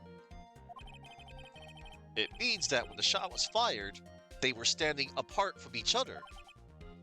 Hmm. Objection! I'm disappointed, Mr. Phoenix Wright. You think you can punch a hole in my logic with that? With wishy-washy thinking like that, anyone could explain anything anyway. Then I implore you to disprove my line of thinking. Let's see. In the middle of their fight, the victim pushed the defendant away. And it was then, when they were separated, that he fired. How was that? Objection! As if that were even possible. According to testimony, the wound from the stabbing was very severe. The victim would not have had the strength to push the defendant very far after that. Aw, her little Look, just like her father. The sweating animation. Yes, Sir Boo. Speculation. Well, then... That's right. The defendant must have pushed the victim away. After stabbing him, she must have put some space between the doctor and herself. And then while she was preparing to strike again, the doctor took his shot. There. That should satisfy even you. That does make an awful lot of sense. What do you think, Mr. Wright? I must be careful. I can't afford to make a mistake here. Concentrate and think. Something doesn't make sense. There is a fatal flaw in her argument, Your Honor. Fatal flaw? Oh, very interesting. I would love to see where this flaw is. Show me something that contradicts my explanation. There has to be a snag in her explanation somewhere. She put some distance between them before rushing to make the final blow. And when she was about to strike, the doctor took his shot. There must be a piece of evidence that contradicts this line of thinking. Why, there is. Right here, the folding screen. It was 8 inches off the ground, and there was a small hole there. This is the piece of evidence that destroys your logic. What is that? A folding screen? I would like to point that court's attention to the hole in this folding screen. Ah! It looks like you already know what I'm talking about. Who? Where? What? Mr. Wright, your explanation, please. Are these two really that clueless? Yes. The bullet went through the defendant's sleeve first, then the folding screen. It passed through at a height of approximately 8 inches off the ground, which means when the shot was fired, the defendant, was not getting ready to strike, but was actually squatting low to the ground. Order! Order! This changes everything. Please look at this diagram of the crime scene. The victim, Dr. Gray, was here when he fired the shot. And the bullet hit this folding screen. If hit at this location, about 8 inches off the ground, at this time, the defendant was in this area.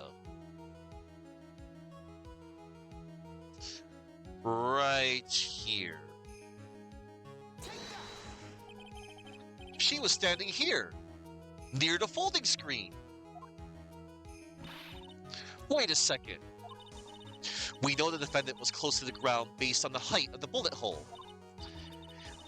How can you gauge the distance from that?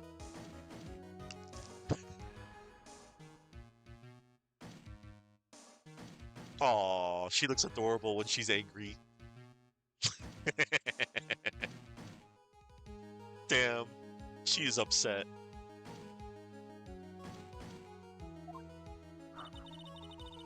Isn't it? Isn't it possible that the defendant was standing much closer to the victim? That's impossible. Why? You, of all people, should know the answer to that question, Miss Von Karma. If she were shot from somewhere closer, there would be gunpowder burns present.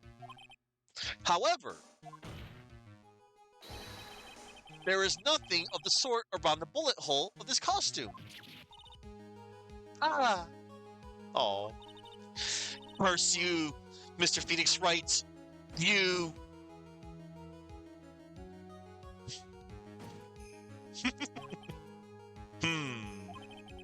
I believe it has now been proven that the defendant was standing away from the victim when she was shot at. But do you think this has changed the defendant's situation? why yes, it changes everything. Honestly, Your Honor, this changes everything. The prosecution has claimed that the defendant was aiming to kill by stabbing. If that were true, delivering the final strike with the knife would be ideal. However, where and what was the defendant doing at the time? Squatting all the way by the folding screen? Exactly. If Maya Fey was the real murderer, why would she be by the folding screen instead of preparing to strike? Nah. Upon further consideration, it does make very little sense. Yeah, I figured there had to be a reason. Figuring things out and proving the logic behind everything is your job. Oof. Alright, this, the rest of the trial should be in the oh no. Ellipsis. Blast radius of disaster. You are such a smart man, Mr. Phoenix Wright. To think that you've been able to make a completely hopeless case to this point. Now I know why Papa had a tough time with you. You amuse me. Papa? Ugh. Of all the things to inherit, why did it have to be that smarmy smile? Papa John's. Yes. Detective. How dare you damage my perfect logic? Logic. Huh? How is it all my fault? You can start repairing your standing by first removing that 3-strand goatee. Oh, and rest assured, your punishment will come later. Uh-oh. Punishment? Well then, Your Honor, I think I've had all I could take of this detective's face. I think it's time to call in the next witness. Next witness? That's gotta be Lotta. Very well. The court will take a 5-minute recess. After we reconvene, we will hear from the next witness. I call the swing set. And then I'm gonna play on the slide. Alright.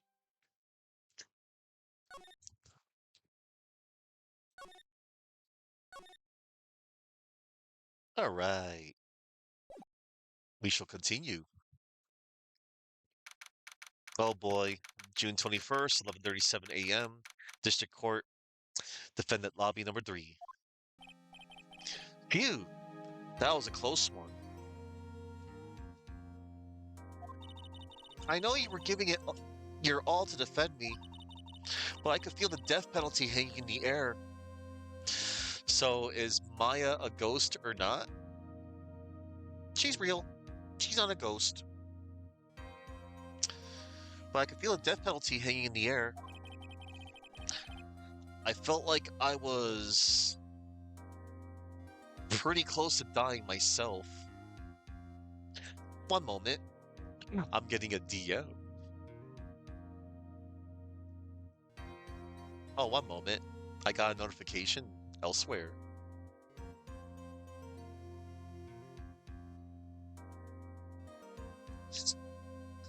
That's cute. Hang on, I want to get rid of this other notification I have. Let's see.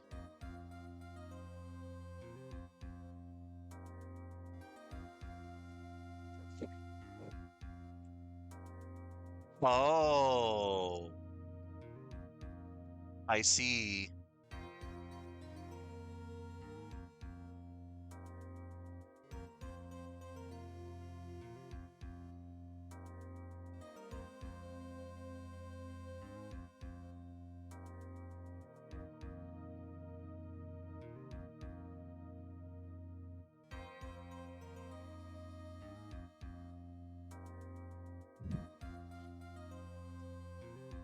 I'll just answer it to you, Chuck.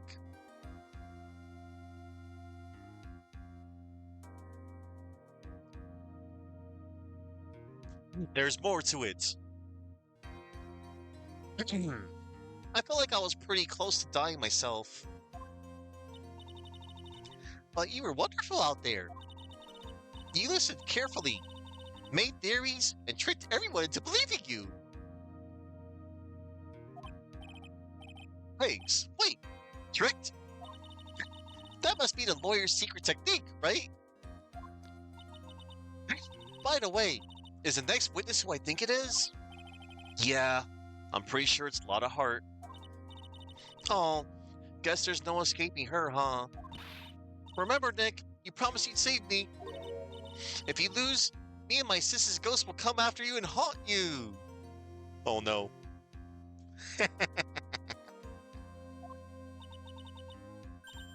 Your sister?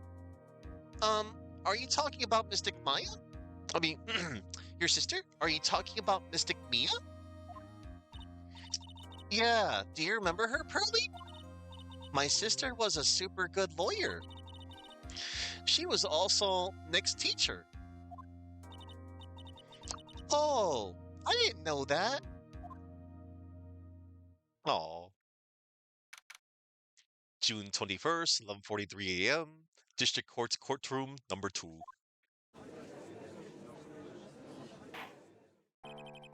Court will now reconvene. Now, the first order of... Oh, one moment. Let me check the profiles real quick. Eenie Miney, college student, researching paraphysiology, older sister. Mimi died in a car accident. Morgan Fay, age is not revealed. Maya's aunt, a member of the Fay clan branch family. She is the mother of Pearl. Mimi Miney, deceased, died in a car accident 1 year ago. Was Enie's older sister, nurse at Dr. Gray's clinic. Lotta Hart claims to be an investigative photographer. She lives for the next big scoop. Franziska von Karma, age 18, became a prosecutor in Germany at age 13, a prodigy who has never known defeat. She's only 8 years old. Mia Fey, Maya's older sister, deceased. She was a top-notch lawyer and my mentor and friend forever. Maya Fey, the defendant and my client, was arrested on suspicion of murder while channeling. Murdered during the channeling, Dr. Turner Gray. Court will now reconvene. Now the first order of... Ow! I don't want to hear it, old man. After I call my witness, sit there quietly and watch like a good little boy. Yes, sir. Bring in the photographer who witnessed the channeling.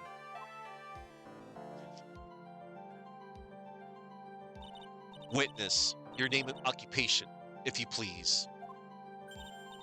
Hey, Phoenix, how you doing? Just fine. Sorry about this. Didn't exactly have a choice, you know? Yowza. Name and occupation. I declare. What in tarnation? Hey, Judge. This here's violence against my fair self. That's fine. Take control of your court, Judge. I agree. That's fine. That's fine. That ain't fine. That's a whip. She's right, you know. Ah! There's no need for foolish outcries from foolishly foolish fools. We're all whipped here. Teehee, teehee. Just hurry up and testify about what happened on the day of the murder. I haven't even gotten to say my name and job yet.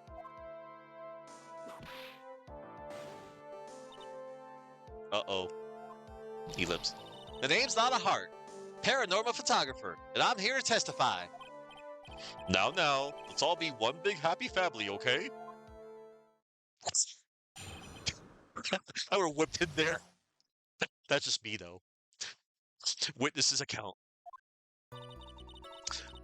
Only the doc and the defendant went into the channel and chamber. We were waiting outside the door, then bang, we hear this gunshot.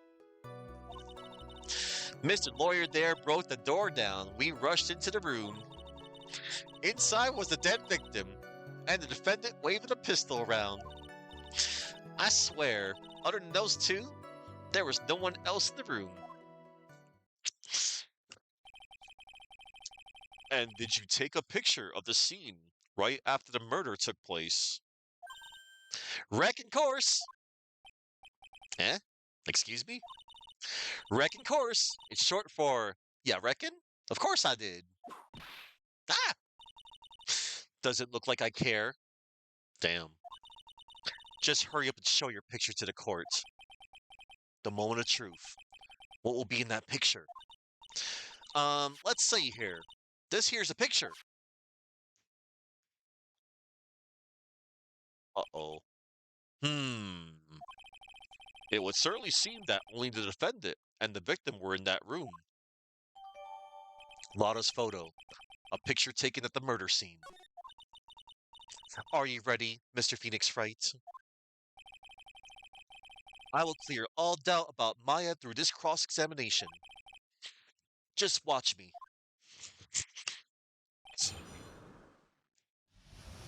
Witness's account. Only the doc and the defendant went into the channel and chamber. Was it really only those two that went in? Objection! What are you blabbering about? You were there too, were you not? Irk. Why don't you answer that yourself? Was it really just the two of them? Yes, Dr. Gray and Maya were the only two that went into the room. Hold on. We can't have the defense testifying against its own client. Anyway, folks, only the two of them went into the channeling chamber. Ya hear? But you knew that from the very beginning, didn't you? Witness, continue. We were waiting outside the door, and then bang, we hear this gunshot. Was it really a gunshot? Objection! Are you insane? You must have heard it as well. Why don't you testify for the court, Mr. Phoenix Wright? Was it really a gunshot? Yes, I think it was something that sounded like a gunshot. And why are we here listening to the defense testify? And the world becomes just a little crueler. I heard a gunshot long time ago. So I know. And I tell you, that was a gunshot I heard. Now this is where the story heats up. Mr. Lawyer there broke the door down, and we rushed into the room. So let me get this straight. This Mr. Lawyer there broke the door down? Honestly, Mr. Phoenix Wright, why don't you tell us what happened then? Um, yes, Miss Von Karma. I broke the door down. Sorry. Why does this feel like an inquisition? No need for apologizing. That was great. You're a real man. Oh, really? That's something I would have liked to see. The judge is smiling rather openly. I'll take that as a good sign. And what did you see once you broke in? Inside was a dead victim and the defendant waving a pistol around. Are you sure it was the defendant, Maya Fey? Sure, I'm sure. Lana seems awful confident in her testimony. Press harder. Lana, please, think back to that day one more time. What you getting at? Remember what you said when we broke into the room? Oh. I was murdered. Lana, at a time like this? Times like this are perfect for snapping up shots. But anyway, what's going on here? This gal, is she Maya?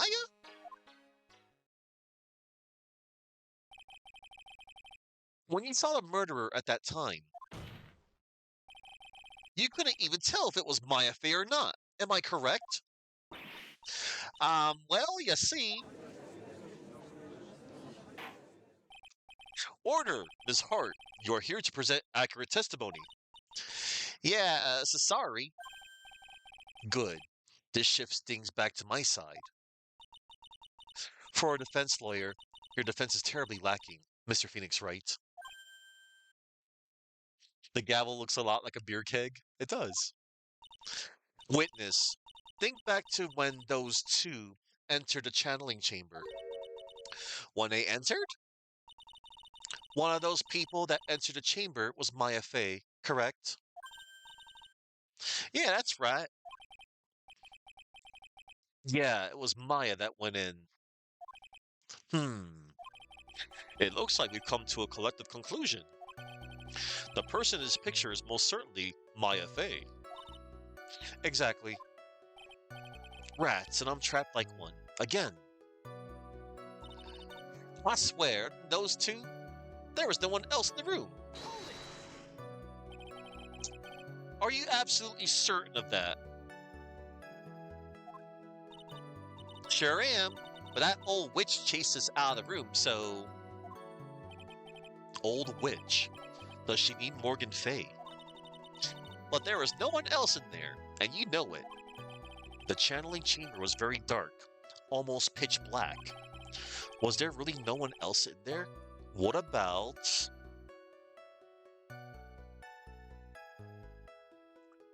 What about behind the folding screen? What about behind the folding screen? Did you check back there? Rec given. Huh? What in the... Rec given. You know, you reckon? That's a given. I took me a good look around the room once. There ain't no way anyone was hanging out behind that folding screen. If I may have a word with you, Miss Hart. What? You got a problem? Rec given. I mean, I'm having a little difficulty in understanding you. If you would stop saying such things as record given. Now then, Mr. Phoenix Wright, do you see a problem with the testimony? Or don't you? Just as I thought, there's nothing wrong with her testimony. I was with her, so I know she's telling the truth. Enough! It seems that there are no issues with Miss Hart's testimony. At the time of the crime, only two people were in the channeling chamber. The victim, Dr. Turner Gray, and the defendant, Maya Fey.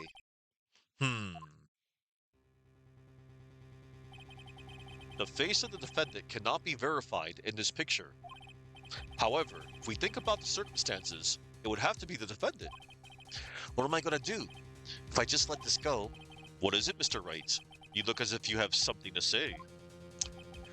If I make one wrong move, I'm gonna have the judge against me.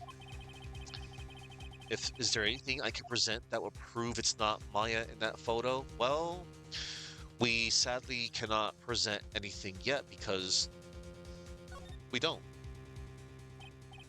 Well, Mr. Wright? Nothing, Your Honor. That's very smart of you, Mr. Phoenix Wright. You really should give up trying to prove this is not Maya Fey. I didn't say anything about giving up. I just don't have the right piece of evidence to prove my argument. That's enough. Is this it? Is this all I could do?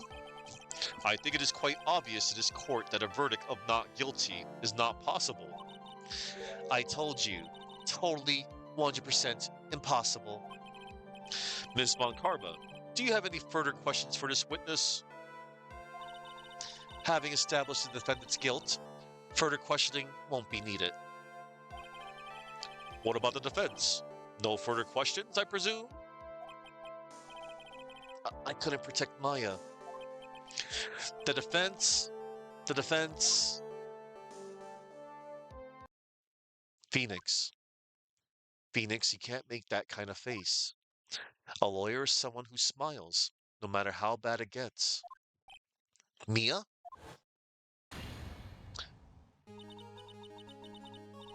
I guess I made it just in time, wouldn't you say? Oh, look. But pearls. Her clothes are a bit small. Anyway, what are you waiting for, Phoenix? Let's go. But how? She's already taken away every advantage. The advantage is still in your hand. Think carefully, one more time, about what you saw in the channeling chamber. Do you remember what you told me yesterday? Dr. Gray! Oh. I was murdered. What? Lana, at a time like this? Times like this are perfect for snapping up shots. You see, there is one final piece to this puzzle. Mia?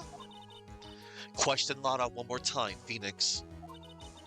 I don't know if she's doing it unconsciously or on purpose, but she's not testifying truthfully. Now then, this court would like to end the cross-examination period. Please wait, Your Honor. The defense would like to request that the witness testify one more time. Overruled. I'm afraid you're too late, Mr. Wright. The cross-examination has already ended. Furthermore, any unrelated... It's fine. I'll allow another testimony. Von Karma's case is perfect. Absolutely flawless. And what better time than this for you to see that? But, I mean, I have some place I must go after this. All right, I'll allow it. Miss Hart, hurry and give us another testimony. Well, heck, what am I supposed to talk about? Please tell us once more what happened when you burst into the channeling chamber. Okay, you got it. See, you got through to the judge somehow, right? Well, actually, it was Von Karma's whip that got through to him. He has to use the little judge's room. So, witness's account, part 2. When we broke into that room, all I could focus on was Maya. I was kind of scared of the dead body, so I didn't take a good look at it. Okay, Chuck.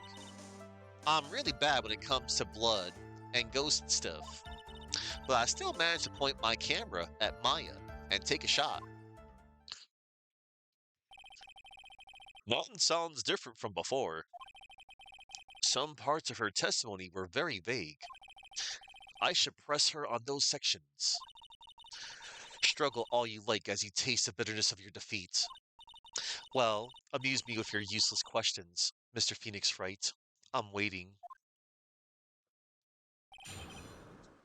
All right. When we broke into that room, all I could focus on was Maya.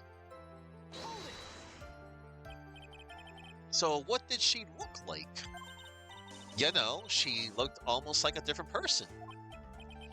A different person? She may have seemed like a different person. However, she was still Maya Fey. We have already made that point abundantly clear. Yes, that is true. Well then, Miss Hart, did you happen to see anything else? I was kind of scared of the dead body, so I didn't take a good look at it. Then perhaps that body was not Dr. Gray's at all. Eh? Well, I reckon that's possible. If the body inside that room was not that of Dr. Gray, then whose body was it, Mr. Phoenix Wright? Well, what if it was that of Maya Fey after the channeling? Or maybe... That's a foolish fool spouting foolish foolishness, just as I expect of a foolish fool such as you. If that were the case, then that would mean that Maya Fey is, in fact, dead. Dead. And that would make the defendant's chair quite a lonely place, wouldn't it? Sorry, Maya. Are y'all done here? Can I continue? I'm really bad when it comes to blood and ghost stuff. And even knowing that, you still persist in being a paranormal photographer? That's why I'm getting out of this here business. This gal's gonna get the dirt on the stars and be a tabloid photographer from now on. She goes through jobs faster than a baby through diapers. What? Mr. Phoenix Wright, would it kill you to stay on topic for a change? Well, would it, Mr. Wright? Nice. Tag teamed in stereo. Guess I should be grateful it's not in 5.1.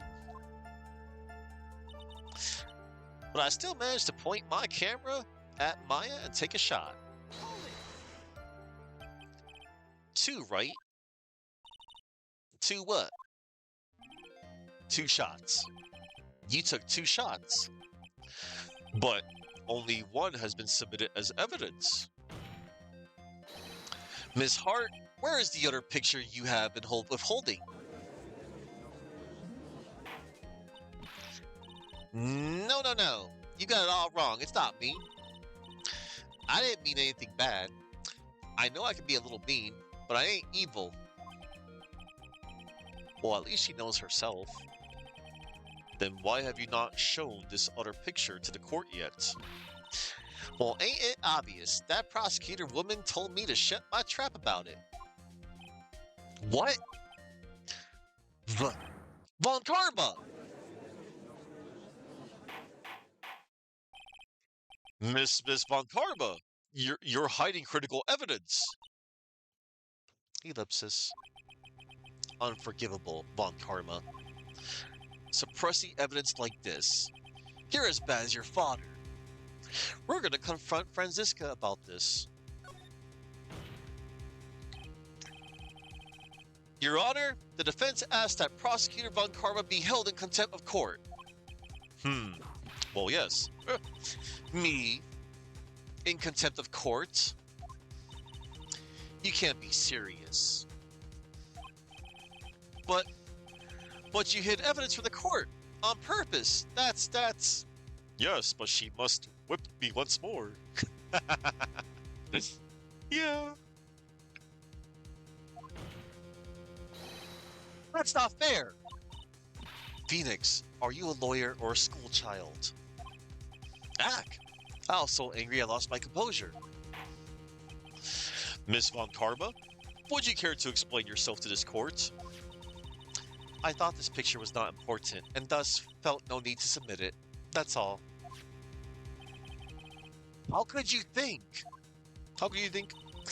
The pictures were more or less the same, so why bother with the second? I mean, it's just so much more trouble than it's worth for me to submit this as evidence. More trouble than that it's worth? How can you say that? If you want to see it that badly, I'll submit it. Lotta's photo 2. A picture taken at the murder scene. Oh.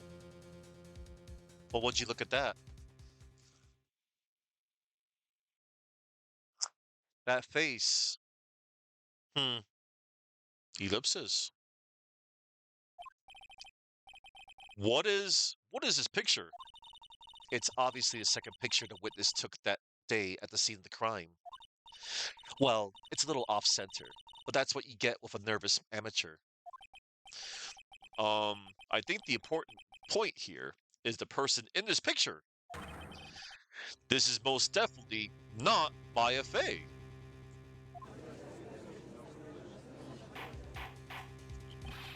What is the meaning of this?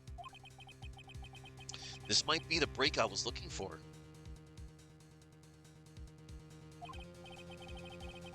Now, should I or should I not insist that the person in this picture is not Maya?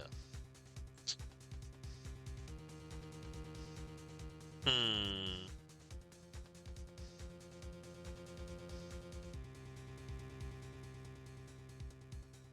Oh, this is one of those. It's not. It don't matter either way. It's just to advance the story. Insists it's not Maya. Your Honor, as you can plainly see, the person in the picture is not Maya Fey. Yes, I see that. It's not just her face, her whole body has taken on a different appearance. There is only one conclusion that can be drawn, then. That somehow this other person snuck in and traded places with the defendant.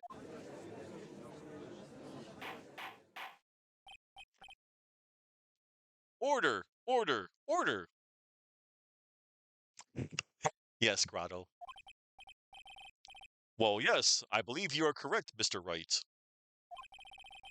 The person who was inside the channeling chamber was not Maya Fey. Mia, we did it! You're too soft. Huh? You're softer than Aunt Morgan's strawberry desserts, Phoenix. Take a look at Prosecutor Von Karma's face. She's smiling. I think you had better continue to worry, Mr. Phoenix Wright. Miss Von Karma, what do you mean by that? Your Honor, I would like for you to take a look at this picture. Uh-oh. This was taken yesterday at the detention center's visitors room. This is Mr. Phoenix Wright and the defendant, Maya Fey, during his visit. Maya Fey? But isn't this a totally different person? She looks this way because she is obviously in the middle of channeling a spirit. Oh, look at that. Our first close-up shot of Franziska von Karma. Oh, look, she's got a little beauty mark right there.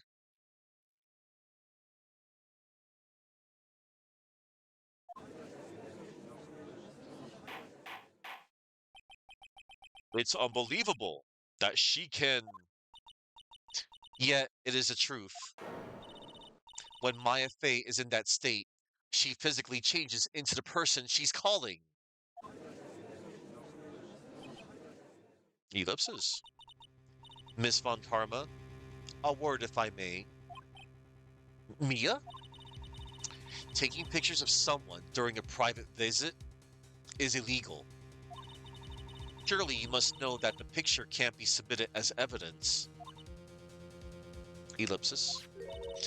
Obviously, I know this picture is illegal, but I never intended to submit it as evidence in the first place. What is she? Satan's daughter.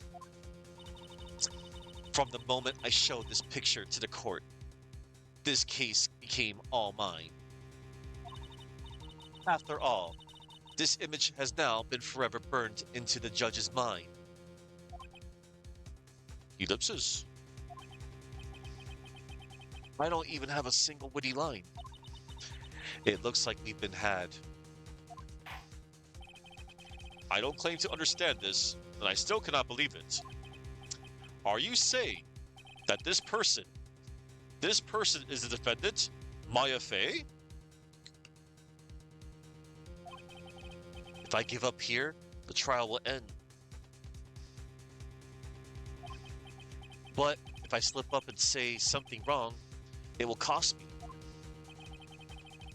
Is there any way I can prove that the person in this picture is not Maya? Yeah, I'm going to make a quick save real quick.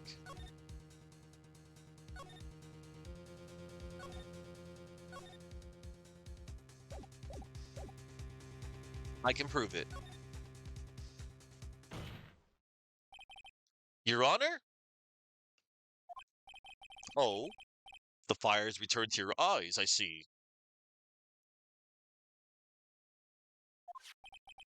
This picture. Within this picture lies a critical contradiction to all the testimony up until now.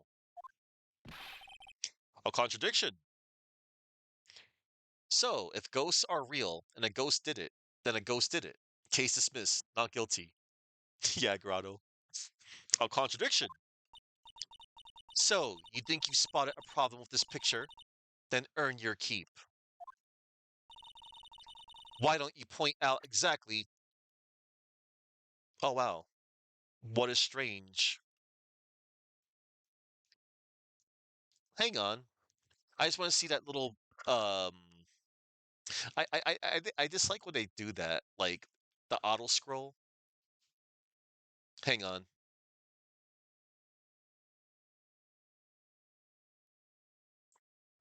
Why don't you point out exactly what is so strange in this picture for the court? Yeah, because yeah, after that, it just auto clicks. And you are correct, Grotto. There is no gun hole on the sleeve. Please direct your attention here to the sleeve. Oh, one moment, everybody. Just wanna do a little something, something.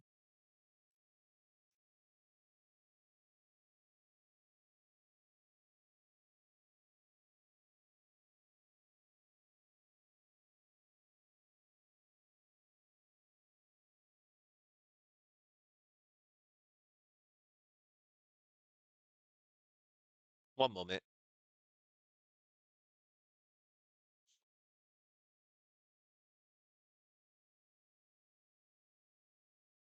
My apologies, everybody.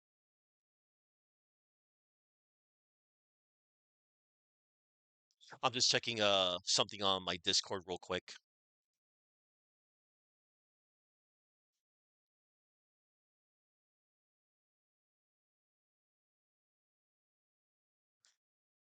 Time out. I'll continue the case momentarily.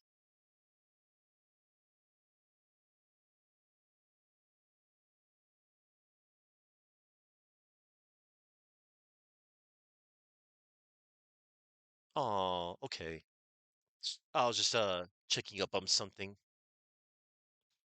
Well, no worries. Okay, everybody. Thank you for your patience. And hello there, Pun. Hi. I was just checking a little something something. Nothing serious. I was just like, checking up on someone.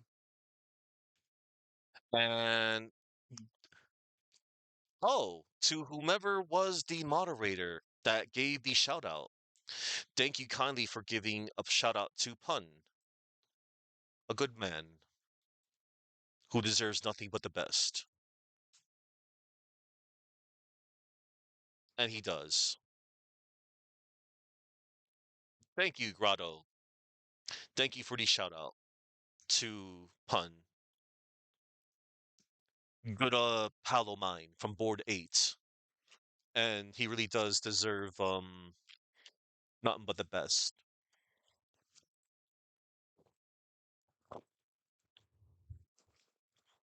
I'm always rooting for you, Pun. You may not know it, but I'm always rooting for you, man. I want nothing but good things for you. Honestly, I want nothing but good things for everyone. Honestly. Well, not well to the people that deserve, you know, good things. Okay, I will continue. I know, pun. Believe me, I followed the topics. To the sleeve? To the sleeve? But there isn't anything odd about it. And that is exactly what is so odd. Something that should be there is suddenly missing. Could be there. Ah, there is a bullet hole in the sleeve of the defendant's costume. If that's the case, then it should be in this picture as well. Ms. Von Karma, you intended to hide this valuable piece of evidence? Ellipses. You will most certainly be assigned a penalty for this. All right, this should do some major damage to her argument. Don't celebrate yet.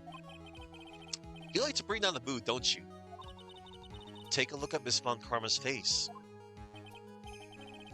She's got that condensing grin plastered all over her face again. Tisk, tisk. Jumping the gun again, I see, Your Honor. I would like to extend an apology on behalf of those incompetent fools. She's got that I'm still getting off to this face.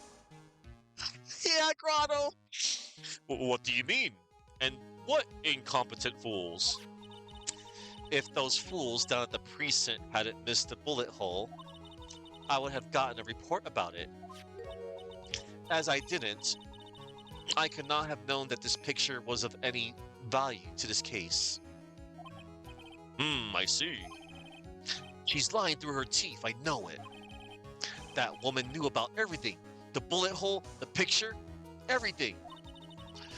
But she can't prove that. Franziska von Karma's idea of a perfect case is quite fascinating, don't you think? Your Honor, you need not worry. If you must assign a penalty, I'll personally make sure that detective gets what's coming. Oh no, poor Gumshoe. I'm sure there will be a great gnashing of teeth at his next salary discussion. No, not his salary. Poor Gumshoe. In any case, this is a very big problem. When the defendant was taken into custody, her costume had a bullet hole in its sleeve. However, from this photo, it would appear that right after the shooting, there was none. Ellipsis. The judge is confused by this strange twist of events. This is your chance, Phoenix. Load all you've got into this one shot, all right? Got it. Watch this, Maya. Your Honor, there is only one logical explanation for the contradiction. The shooter is someone else. The defendant's sleeve had a bullet hole in it. However, this person clearly does not. Big loads, Phoenix, don't pull out. Grotto. However, this person clearly does not. There could be only one explanation. The person who shot Dr. Gray was not the defendant, but a different person altogether. What? Dun, dun, dun, dun. Order! Order! Order! If order is not restored, I will suspend this trial. Ah! Why me? The defense's argument is a complete mess. She looks so adorable when she's angry like that. I swear. I don't know. Whip crack. A complete mess? I fail to see how. Please enlighten us. Hey, witness. What the heck? Is that any way to ask a gal a favor? Be quiet, you. You were the one who said it was only the two of them when you entered the room. Well, you know, if you were lying, I swear that my whip will be the last thing you see.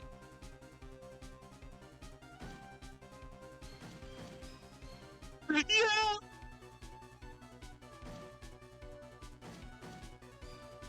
1 pound and then 2 pounds.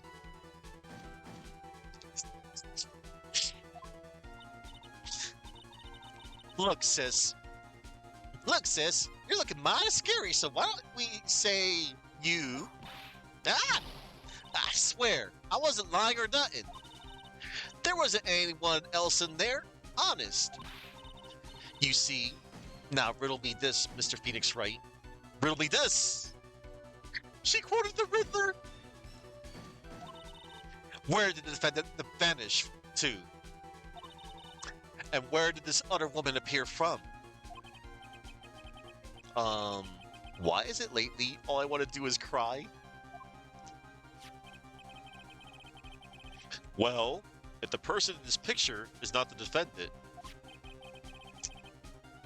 then this poses two very big questions. First, where did the defendant vanish to? And second, where did this person come from? That's right. Now hurry up and answer, Mr. Phoenix Wright.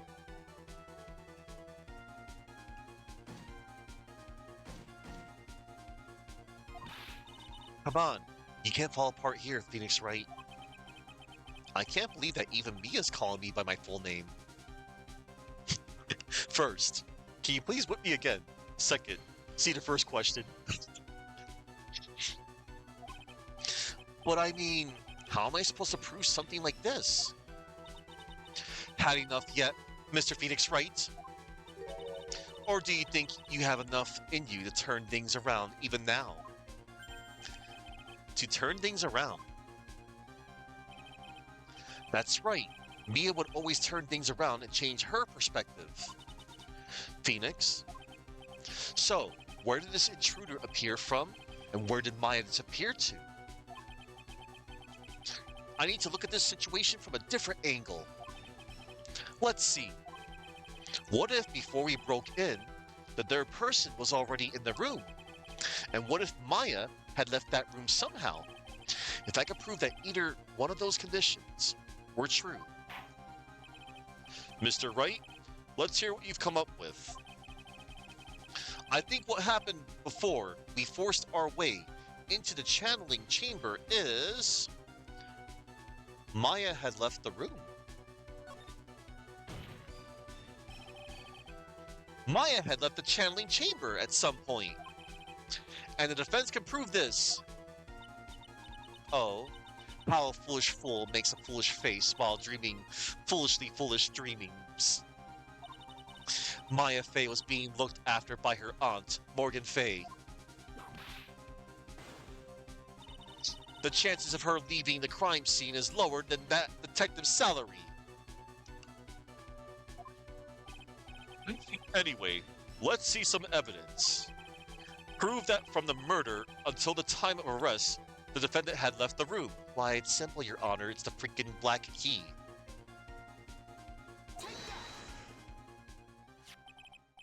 Miss Hart, do you remember this key?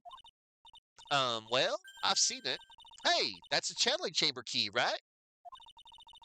Before the channeling started, Maya locked the door from the inside with that. The defendant herself locked the door? Yeah, that's why we all couldn't get the door open. That key's the only one of its kind, after all. Oh, one of a kind, you say? Wait, Mr. Phoenix Wright. Yes? It looks like she's catching on. I'm afraid to ask, but why is that key currently in your possession? Huh? What do you mean? If Maya Fey locked herself in, then the key should have been with her. Yes, agreed. However, however, she did not have the key at the time of her arrest. Ah, well, ain't that a kick? So how come you're holding it? I got this as a present from a certain little girl.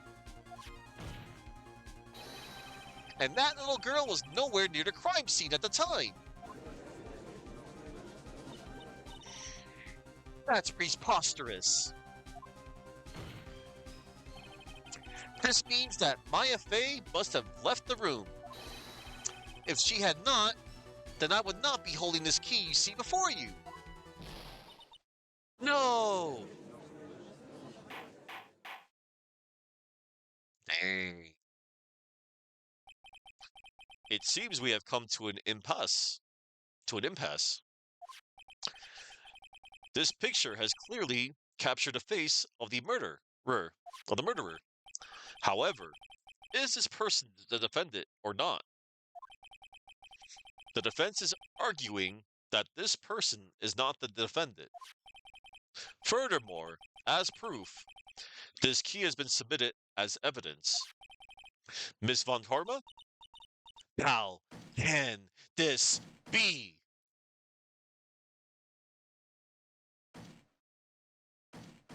This can't be happening!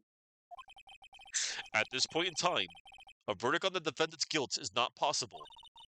My perfect case. How is there a flaw in my perfect case? Don't think you've won yet, Mr. Phoenix Wright. I am a prodigy. I have never lost a case. And I don't intend to lose here in this courtroom to a fool like you. I don't care what I have to do. I will get my guilty verdict. That's enough. If you would like to continue, do so in the lobby. Court will reconvene tomorrow at 10 a.m.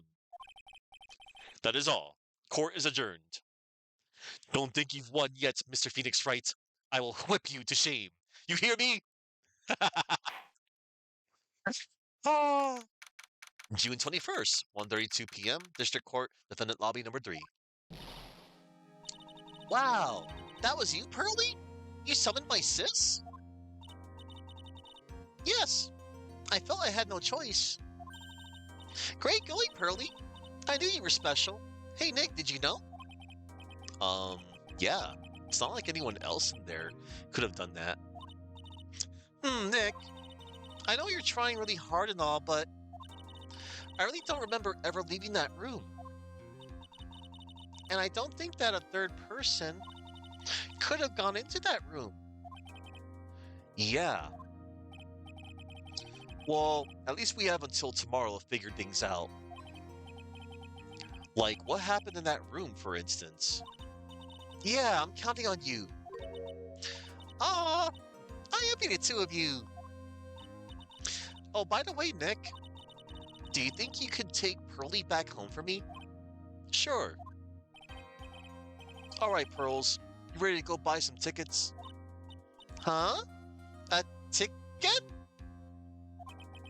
Poor thing, so sheltered. Oh.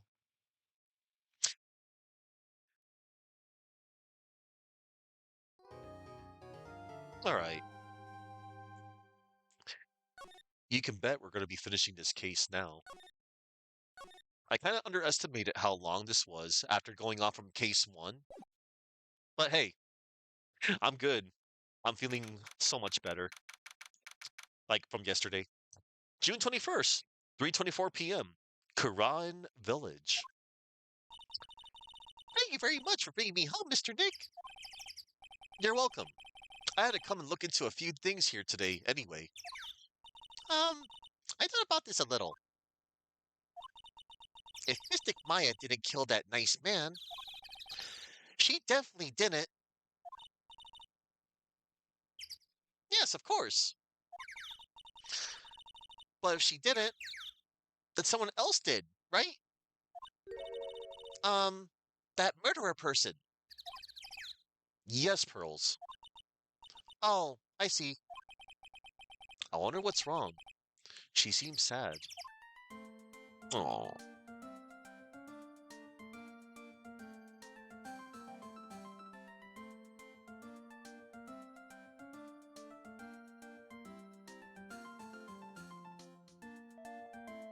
one moment. Why is this?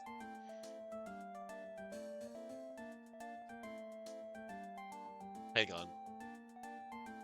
Let me close this real quick.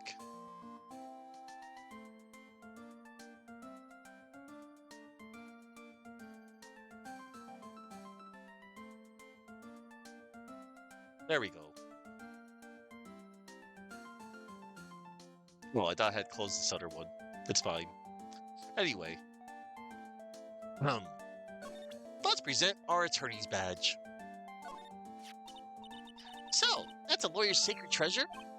Huh? I feel like it has a mysterious power, just like my Magatama. Well, I guess I can let her think what she wants on this one. Aw. Today's trial. So what did you think of seeing your first trial? I was really surprised. I had never seen so many people before. Oh, And Mystic Maya looked so small and helpless. well, Maya's already naturally short, so... And then, that snobby woman with the ruffly clothes. Roughly. Oh, she means Franziska. She had such a bad attitude. She acted like she had already decided that Mystic Maya did it. I'm gonna tell her what I think of her tomorrow. I wouldn't miss tomorrow's trial for the world. Prosecutors. Why was that woman bullying Mystic Maya? Well, she's the opposite of a lawyer, a prosecutor. So her job is to prove people guilty. They don't care if someone's innocent. All they care about is if they win. That's terrible. But she's really a good prosecutor for heart on the inside, right? Ellipsis. There's no one like that. All prosecutors are the same. Ellipsis. Well, he might have become a good guy. Eventually. He? Who is he? He? Who are you talking about, Mr. Nick? Is it that person Mystic Maya was talking about? Mr. Edgeworth? Oh. Edgeworth jump scare. That was a long time ago. He's not around anymore. Huh? He clutched onto his foolish pride too fiercely and died for it. Oh, that's too bad. The murderer. By the way, Yes? What is it? you wouldn't happen to know anything about who the murderer is, would you? Why are you asking me? No, I was just thinking earlier. I didn't see anything.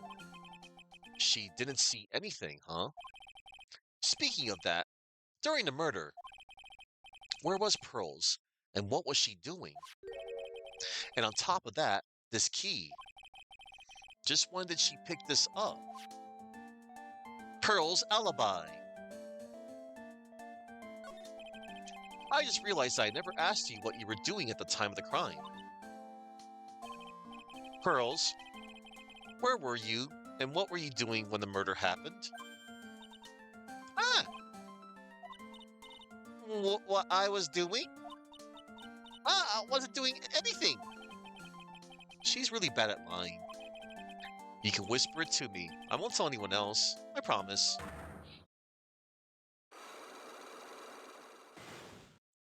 Oh. Ah. Ah. I guess you can see through my lie. Huh. Yeah, clearly. I can't lie to you, can I, Mr. Nick?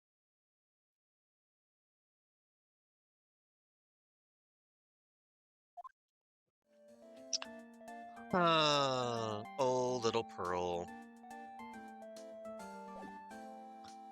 But before we present our Magatama, I'm sure it's helpful to you in some way. Well, I'm still in training, so I don't know anything about it. I'm really deeply sorry. No, it's okay. I shouldn't have shown you something so trivial anyway. I'm very sorry. This feels so weird, talking to a kid like this. I'm like, let's show her the gun. Let's show her the knife. I've seen this knife before. Really? Where? My kitchen. Oh, that's right. This knife belongs to the Fays. I'll skin and cut up some apples for you later, Mr. Nick. Okay, thanks. Oh. That's Mystic Maya's. Ack, I should have shown her something this violent. Is that blood? It's nothing, really. Just forget just forget you ever saw this, okay? Isn't just forget you ever saw this? Yeah, typo. What was I thinking? I can't show stuff like this to a child. Shame on you. On second thought, showing her this picture might cause severe trauma.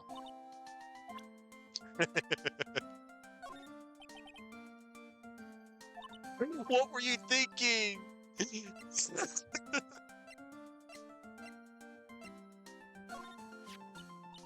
So you like things about spirit channeling too? The Quran secret writings are on this folding screen. Oh, is that what's written on it? There are 6 lines to the sacred writings. Cleanse thy soul, open the doors to the spiritual realm beyond, converse with the departed, cast on thyself protection, maintain the spell, release the spell. So basically, this has nothing to do with the murder. Well, that's super. About this key, Pearls. You found it on the day of the murder, right? Yes. Now, where you found this key is very important.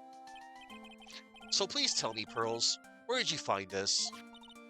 I found it in the incinerator. The incinerator? Is she talking about the one in the garden? The door in it was a little open, so I took a peek. When was that? It was after the channeling, when everyone was in a panic. Mr. Nick? Yes? Are you going to tell my mother? Huh? You mean, tell Morgan what you did? Yes, if she finds out that I was playing in the leftover trash, I'll get a spanking. Oh no. Ah, gotcha. Well, let's keep it a secret from her then, alright? The incinerator, huh? Sounds like a good place to search next. Damn. Pearl confirmed that Morgan spanks her if she did something bad.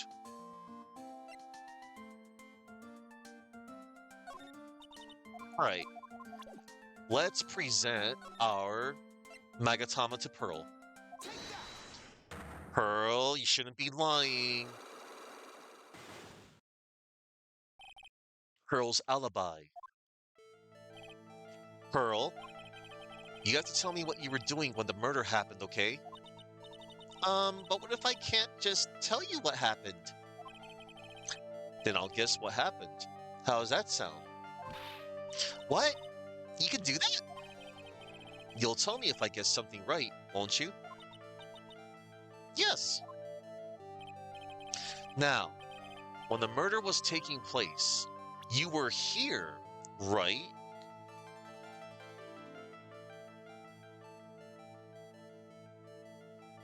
She was at the Winding Way.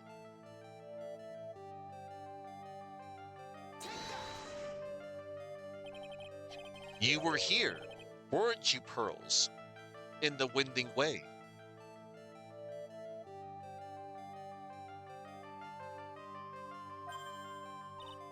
Wow, you got it.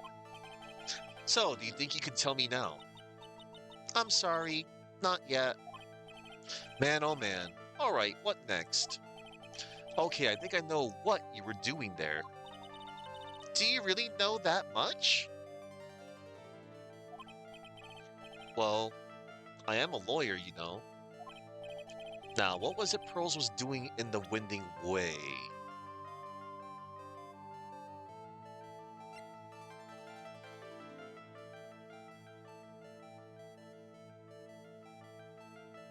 Actually, no. I need to back off. I don't think I have enough evidence yet. Yeah, I got a little ahead of myself. I should investigate and gather some more clues before I try again. Yeah, it's okay. My apologies. June 21st, Fay Manor, meditation room. It's really empty. Training was supposed to be held today, but I guess it's already over.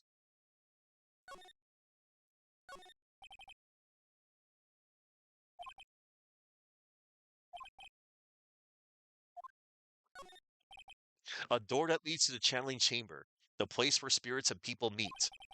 The iron in this door is tempered, making it very solid, but I guess it wasn't strong enough to withstand the Phoenix.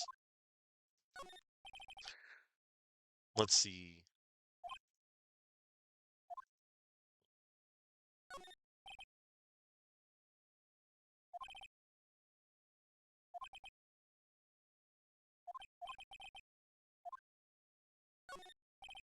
A piece of cloth with a ton of finely written characters jammed onto it. Probably esoteric knowledge only mediums would know. Let's see. Here's one in English. It says 100 ways to save money. Being a medium sounds like a rough way of life. This door leads out to the Winding Way. Weather outside looks really nice. One moment, everybody. Let me go back to the village. It's an old style phone booth. I can't say it fits in with this area too well. I call the police from this phone. Yep. Haran Village. The buses seem incredibly inconvenient since they only come 3 times a day. Yeah, we already read about the boulder on day 1.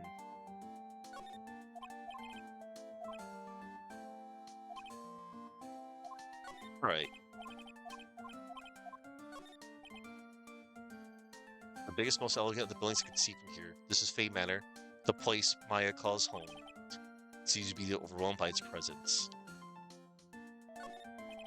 Rustic, thatch-roofed houses where the other villagers live line the street. They're nowhere near as large or as nice as the manor in front of me. It's kind of odd that I don't see any of the other villagers walking around, though. Not at all, Mr. Wright. Not at all. Because it probably would have been too much, like, I don't know, animation. Anyway, let's go to the Winding Way. Oh, look at that! June 21st, Fay Manor, Winding Way. Hey, there's someone by the incinerator. Oh, looks like they've noticed me and are now running at top speed towards me. Oh, hey.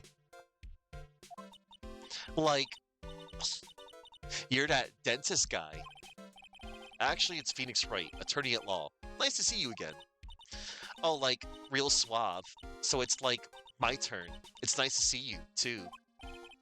So what's up? You're all out of breath. Like, huh? Oh, hello there. My name is Celestial Ludenberg. Oh, Danganronpa, the first one. Hey there, welcome to the stream. Hi.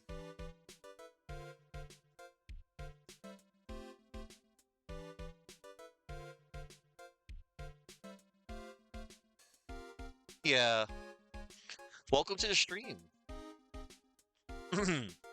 Like, huh? Oh, like you mean like I'm just totally happy and like totally excited to be here. Excited? Like, I mean, there are so many things to like see. It's like the real deal here. Oh, really? For example? For example, like that urn over there? Do you like know about it? All I see is an old, cracked piece of pottery. Let's talk to Eni, Sacred Urn. Is there some sort of legend connected with that urn? Like, yeah, it's like this village's treasure. Huh? Didn't know that. And like, it's sealed inside that urn. Um, it's? What are you talking about? Like, you know, Amy Faye's spirit. Amy Faye? Who's that? Ami? I think it's Ami. Ami Faye? Ami Faye. Like, geez, Mr. Smith, get with the program. Everyone knows the lady that founded the Quran channeling technique was Mystic Ami. Um, you don't have to get upset with me. So, like, as long as her spirit, like, lives in that urn, the spiritual power, the Faye family will stick around. Like, isn't that totally romantic? Romantic, huh? If that urn is really as important as she says, it could be a vital clue. What happened? Edie, I want to ask you about the murder. Murder? Dr. Gray's, remember? As if there's another one? Oh, that one. Like, you should have said so in the first place. So, like, I totally don't know anything because I was, like, sleeping in the side room. Well, that's much help. Well, that's not much help. Did you notice anything at all? Like, come on, what a total bore. I, like, totally have nothing to do with this, like, murder thing. Oh, yeah, you only introduced Dr. Gray to Quran Village. No relation, sure. Even if you were only acquaintances, that still means you knew him. Furthermore, your sister, who died in that incident, was a nurse at his clinic. Ellipsis. Traffic accident.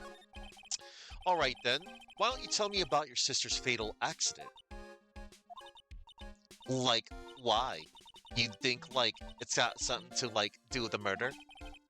I don't know yet, but I'm trying to chase down every lead I can. She has psych locks, but I'm not gonna I'm not gonna break them because I don't have the evidence. Psylocks? Like, what is it? Looks like I'm gonna need something to pry her mouth open on this one. Well, so there's a spirit in this urn, huh? All I see are a bunch of cracks. But I guess maybe the spirit could live in the space between the cracks. Looks like something's written on it. I am? Huh? Weird. I am. Sacred urn. Ami Faye's spirit is sealed within. It's chipped and cracked all over. Oh, and look at that. That's right. Pearls said she found this key inside the incinerator. I guess I should take a look inside for myself. Ellipsis. This is from Maya's costume. There's blood on it. A tiny bit, but still. Cloth scrap added to the court record. Unburned remains found inside the garden incinerator. Small amount of blood is on it. So, someone tried to burn this. And this key was also found in there. I get the feeling this incinerator played a crucial part in this murder. A splendid garden with a small lamp and traditional decorations. It's a bit small to walk around in. Although that incinerator piques my curiosity. That's the side room. Looks like guests can use it as a place to take a break when they feel tired. Okay. Let's move to the side room real quick to see if we can find someone or something. The bedding is all laid out today, too. Guess I'll leave them alone for now. Alright. I keep wondering about this box. I'm sure this wasn't here before the murder took place. It looks like a box for storing clothes, but it's pretty big for just clothes. It's mostly empty, but a few folded pieces of channeling costumes sit at the bottom. Okay. Excuse me. Who am I talking to? There's no one here. Decorative wooden bear sculpture. Yeah. I read this on the first day. Alright. Yeah, same text from the first day. It's still charming to see a real sliding door like this in person. From here, I can see the winding way in the little garden in the courtyard. Okay, I found something that will catch little Pearl in her little lie. So we're gonna go meet Pearl real quick.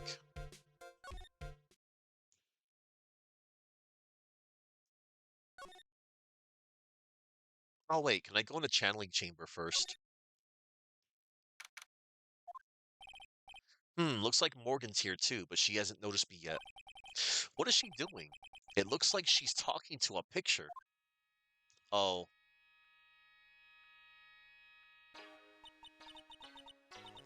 don't you see? Take a look around. Finally, my chance has come. I've waited for this day for so long. That's right. Prepare yourself, dear Misty. What in the... Who's there? Oh, oh, if it isn't Mr. Wright. Just curious, but that picture you were just looking at? Oh, today was that event. Was it not, good sir? I heard you did well. Huh? Oh yes, thank you. I am terribly sorry I could not attend the trial today. Please accept my apology. I had a previous engagement. I had to watch over the trainees' training today. I get the sense she really doesn't want to talk about the picture. All because the master can't be here with us. You understand. And that is why a lowly branch family member such as myself must do this. What happened? Have you remembered anything about the murder?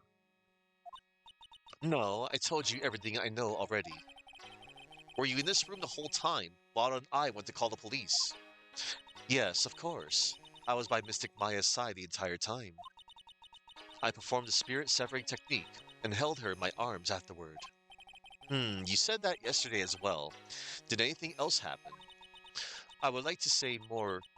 I would like to say more did. However, that is all that occurred. I was really hoping for some new info. I suppose nothing happened in the end, good sir. Sorry to have played on your hopes. Could you possibly be more patronizing? Training. So, did the students train every day? Yes, absolutely. They were given a day off the day after the murder, of course. However, and I assume both Maya and Pearls went through this training? Mr. Wright. Ah, yes, yes. Wow, she got real scary, real fast. How many times must I tell you before you understand, good sir? They were to be addressed as Mystic Maya, Mystic Pearl. Sorry, I meant Mystic Maya, Mystic Pearl. Wait, I'm sorry, but Mystic Pearl? Isn't that going a bit too far? Next question, please. Oh man, she's really being a pain in the butt about this. Please remember to watch not only what you say, but how you say it. Good sir. The master. So the master is, Maya's mother, right? Mystic Misty. She is a brilliant medium. And where is she now? We are not sure. Not sure? About 16 or 17 years ago, Mystic Misty failed at channeling a certain spirit. And after that, she simply disappeared. Ellipses. I don't believe she will return to this village in any case. And in 4 years' time, her name will be forever erased from this village. Erased? A person who has been away from the village for over 20 years is considered dead. Oh, I see. And that is 4 years from now for her. When that happens, a new master will be appointed to Kurain village. And Mystic Maya was supposed to become the next master. However, with this murder, I'm afraid I must be imagining things. I thought she was laughing to herself for a second there. Her hair's looking like the underside of a mushroom. Yeah. Let's see. Let's present. What do you think about this? I am terribly sorry, but I'm afraid my spiritual powers are not as strong as you might think. I really am terribly sorry. But this has nothing to do with your spiritual power. Hang on. Let's. There are 6 parts to the Quran sacred writings. To think that this valued treasure of our village and Mystic Maya were both shot by a gun. Well, that's. Even if it was something that occurred during a channeling, it is an unforgivable act. This is the key to this room. That's right. But why do you have it, good sir? That I'm not telling. Return it at once. I can't. It's evidence after all. I think she knows exactly how important this key is to this murder. But what is this feeling I'm getting from her? It feels, I can't describe it.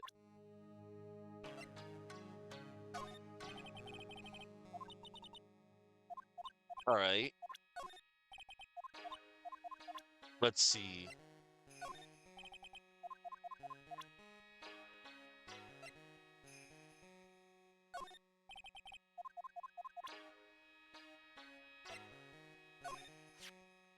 That is Mystic Maya's costume, isn't it? It's a shame. I never thought anything like that would happen to her. But we don't know what it was, Maya, that did it. But we didn't know that it was Maya that did it. Oh, poor Mystic Maya. Do you ever listen to anyone other than yourself? That is Mystic Maya before I applied the spirit severing technique. This picture, it was taken without my express permission. I knew allowing a person like her from the Heartland into our country was a bad idea. You do realize that the Heartland is a part of this country, right? That is Mystic Maya. Okay, same reaction.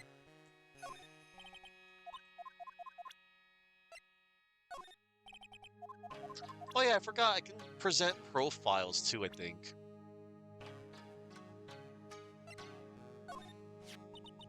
Being born as one of the Fae family, but of weak spiritual power, it makes the people of this village look down upon you, you know? I didn't know that, but I will be alright, as long as I have Pearl. I am satisfied because I have my Pearl. Okay? Come to think of it, I don't believe I have seen my child today. Would you happen to know where she is, good sir? No, I wouldn't. Honestly, take one day off from training, and it is nay impossible to make it up. Good sir, I pray you are not teaching her strange, fiendish things in her time off. Oh boy, here comes her anger. And we were having such a civil conversation too. About this person. Oh, it is that man, is it not? A man who wishes to borrow a departed spirit's power to hide the lack of his own. What an insignificant man, and see how pitifully he died. Insignificant? That would mean you are that man's insignificant little friend, dear sir. Then I guess that makes Maya my insignificant little assistant, huh?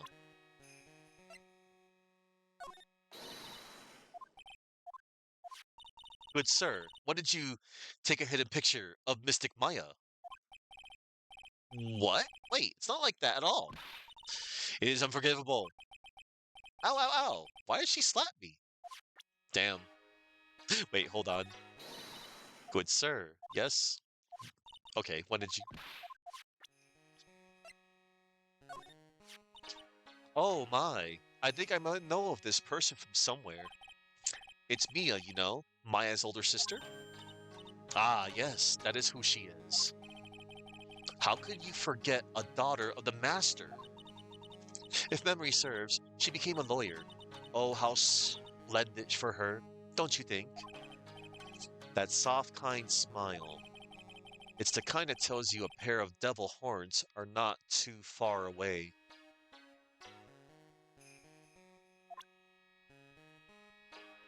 Hmm.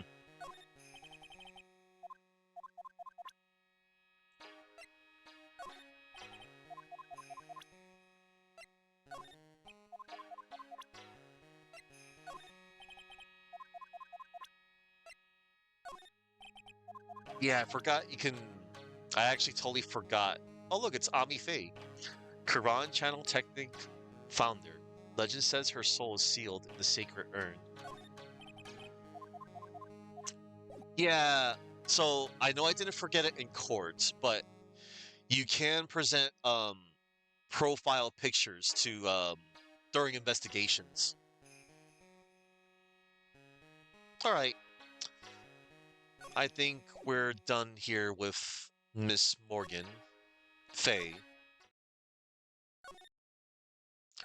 Now let's go back to Pearl, and we're going to, you know, make her stop telling bye to me. She's hiding something. Okay, so we established that. Pearl, you have to tell me what you were doing when the murder happened, okay? But what if I can't just tell you what happened? Then I'll guess what happened. How does that sound? What? You can do that? You'll tell me if I guess something right, won't you? Yes. Now, when the murder was taking place, you were here, right? You were at the Winding Way, little girl. You were here, weren't you, Pearls, in the Winding Way? Wow, you got it. So, do you think you can tell me now? I'm sorry, not yet. Man, oh man. All right, what next? Okay, I think I know what you were doing there. Do you really know that much?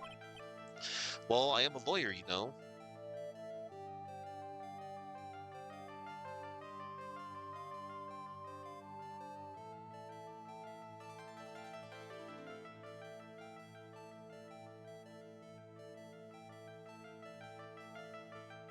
Oh, wait.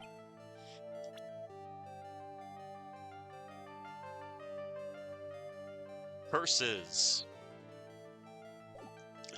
My bad, everybody. I got ahead of myself once again. I'm gonna go to the detention center real quick. June 21st, detention center, visitors room. Hey, Nick, I've been waiting. She looks so helpless. So, how was it? What did you find out? Well, I found a few things. Is it so bad that you can't even look me in the eye? I just need a little more time. It'll all come together by tomorrow, I promise. I'm sorry, Nick. Every time I see you, all I do is cause trouble. Let me present. I I can't face myself. I should have known better. What am I supposed to do, sis?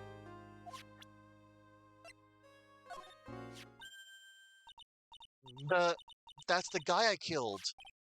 Ack, I'm sorry. Why did I pull this picture out? I felt terrible during the questioning session. I mean, Gumshoe kept looking at me with these really sad eyes. Oh. Hurley, she definitely has more than me. Huh? What are you talking about? Who I think the next master should be. I mean, she's got more spiritual power than me. And she really works hard at her training. Way to go, Phoenix. Way to bring the mood down even further. Huh. Yeah, there is a cop behind me. There's a cop behind Maya. I can't face my aunt right now. Not now that this has happened. It's alright, Maya. I'm sure she understands. She's on our side after all. Yeah, I know. But still. Hmm. So she's Prosecutor Von Karma's daughter, huh? Looks like it. Well, then... she'd know about that person, right? That person? Is she talking about him? It's alright. We don't need to talk about that right now. Ellipsis. Mystic Ami. She's a legendary spirit medium. I like the way that word sounds. Legendary. Ever since I was young, I've dreamed of being a legend. Well, this murder will make you into a legend. Alright. Hmm, I probably shouldn't say that last thought out loud. Let's talk to Maya. Today's trial. So how was it? Today's trial, I mean. You were fantastic, Nick. Every time I thought our goose was cooked, you managed to turn it all around. I bet it will make a great Hollywood movie. Don't be silly. We have to concentrate on the trial. We're going to win this, Maya. Thanks a lot. Really. Hey, Nick. The person who shot Dr. Gray wasn't me, was it? Of course not. You're completely innocent. If that were true, then I'd be really happy, but there wasn't anyone else in that room, the two of us, right? Well, did you check behind the folding screen? I took a quick glance, but there wasn't anyone there. Hmm, that's exactly what Lotta said too. Smile, you're on candid camera. This guard monitors visitor's room whenever he's bored. Not that I could tell since he never looks over this way. Not guilty. Nick? Yeah? Why do you believe in me? Why do you think I didn't kill Dr. Gray? Because of something Mia told me. My sis? What did she tell you? She said that spirit mediums can't have dreams. When you're channeling, it's impossible for you to dream because your soul leaves you. Now that you mention it, wait, then I really am? You're not the real murderer. I think that maybe before you even called the spirit, you were drugged. Drugged? I think this was planned from the very beginning. And you were set up to take the blame for killing Dr. Gray. That's Pearl's alibi. I want to ask you something about Pearls. Pearlie? What about her? No matter what I try, she won't answer me. I want to know what she was doing at the time of the murder. Huh? Wait, Nick. You don't think she did it, do you? No, nothing like that. She never do anything like that, you hear me? Never. She's a great kid, and really cute, and really great, and cute. I didn't really think she was the murderer. But she's definitely hiding something. Hmm.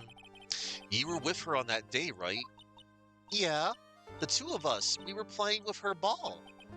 A ball, huh? Sounds like a dead end to me. Ball. Ball. So about this ball. It's nothing really special. Just a plain old ball. I think she was still playing with it when I started the channeling job that day. Pearlie really loves to play with that ball. She loves to play with that ball, huh? When she wants to get it, she always climbs right into the clothing box. The clothing box? Yeah! Pearlie's always hiding in there. You know the side room? There's a clothing box in there. It's really big, so once you see it, I'm sure you'll know what I'm talking about. The clothing box in the side room, huh? All right. I think that's the trigger, everybody. That was the one little trigger that was missing. Oh. Ah. Ah. There goes Lotta. Hey, wait! Please, Lotta! She ran off into the manor. Great. Meditation room? Yeah. Lotta? Ah! Hey! I'm telling ya, quit following me, ya hear? I'm a worthless piece of trash. You lay eyes on me and they'll turn to dust. Huh.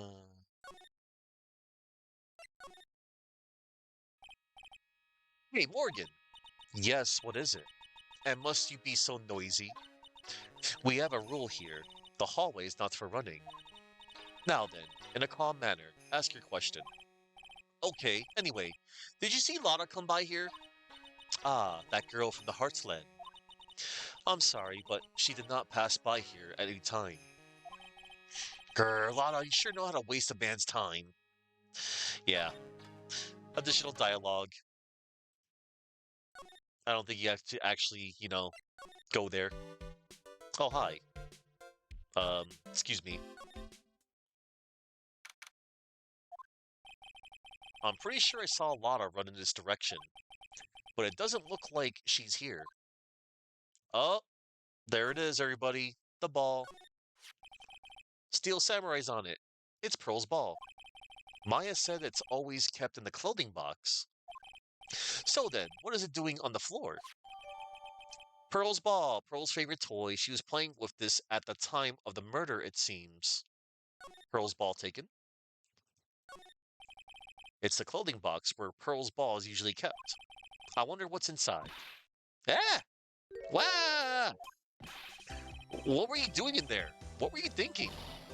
I'm a bad person, just another piece of human trash. I needed a hole to crawl into. Ellipsis. So you crawled into this clothing box because there wasn't a hole to crawl into? Oh man. Huh? There's a small hole in this clothing box. And it's about 8 inches off the ground. That's the same height as the hole in the folding screen. Then could this clothing box? There's a hole that looks like a bullet hole about 8 inches off the ground. Oh boy. It's the clothing box where Pearls keeps her ball. I thought I felt my soul take off for a sec when Lotta jumped out at me. So it's big enough to fit a grown adult. Well, if she can be called an adult. Let's see, for context, Lotta Hart is only... Wait, what? Oh, there she is. She's only 23 years old. Okay.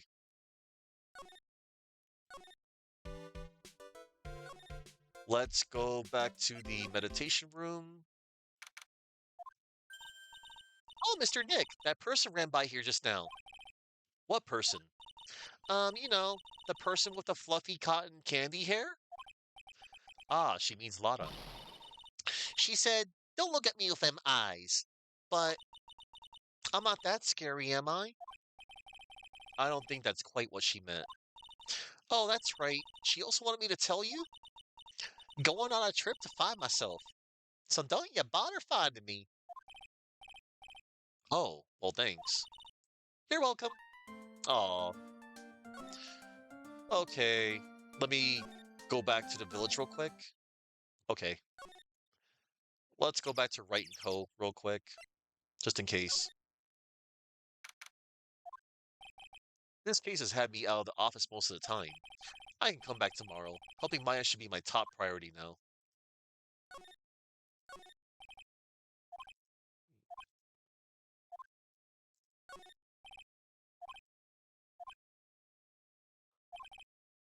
Alright, it's the same dialogue.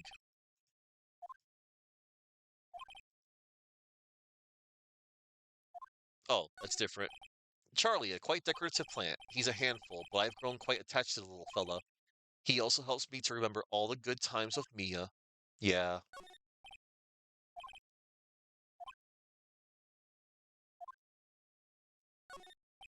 It's my desk. Alright.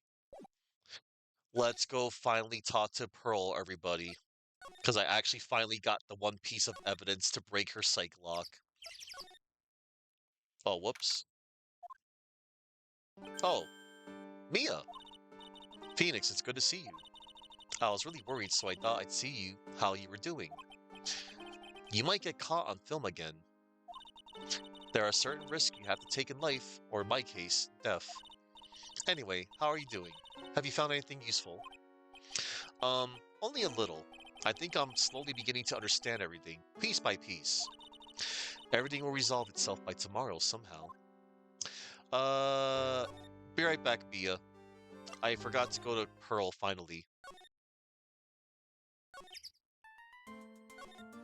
Right.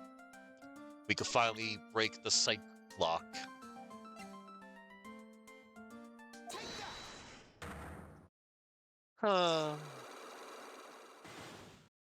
Here we go.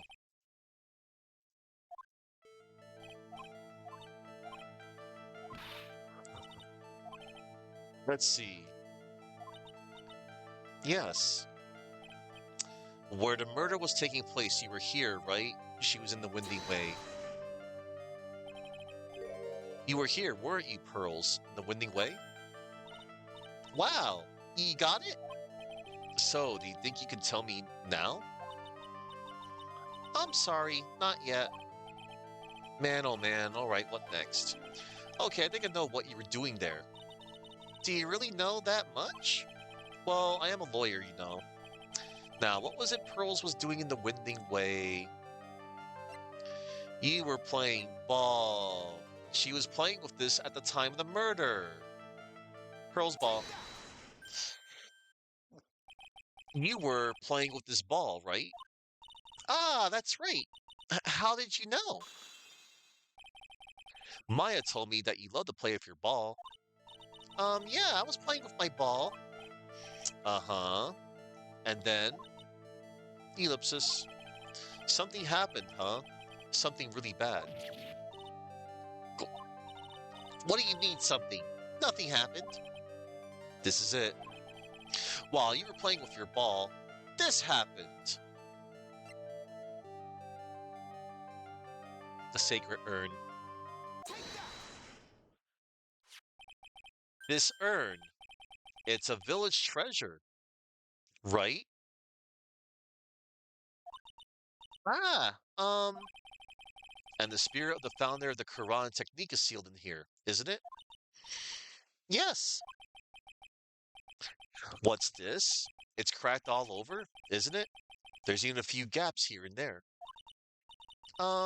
Please don't tease me. Pearl, you broke the sacred urn, didn't you? The ball smacked into it and knocked it over, right? And if Morgan found out, she'd get really mad, huh? Ellipsis. She doesn't seem to be fighting back. I think I hit the bullseye this time. But it's strange that the lock hasn't broken yet. It's a really old urn, isn't it? I guess. It's so old, so it's not that weird to have a few cracks. Her voice is shaking. How can you tell that urn has been broken?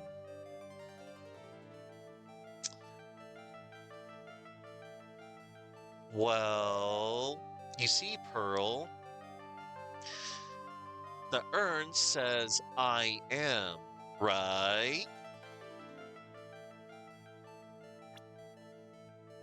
That urn is supposed to say Ami.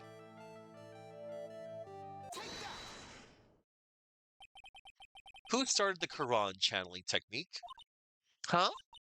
Oh, it was Mystic Ami. That's right. And how do you spell her name? Do you know? How do I spell her name? I don't know. It's spelled A-M-I.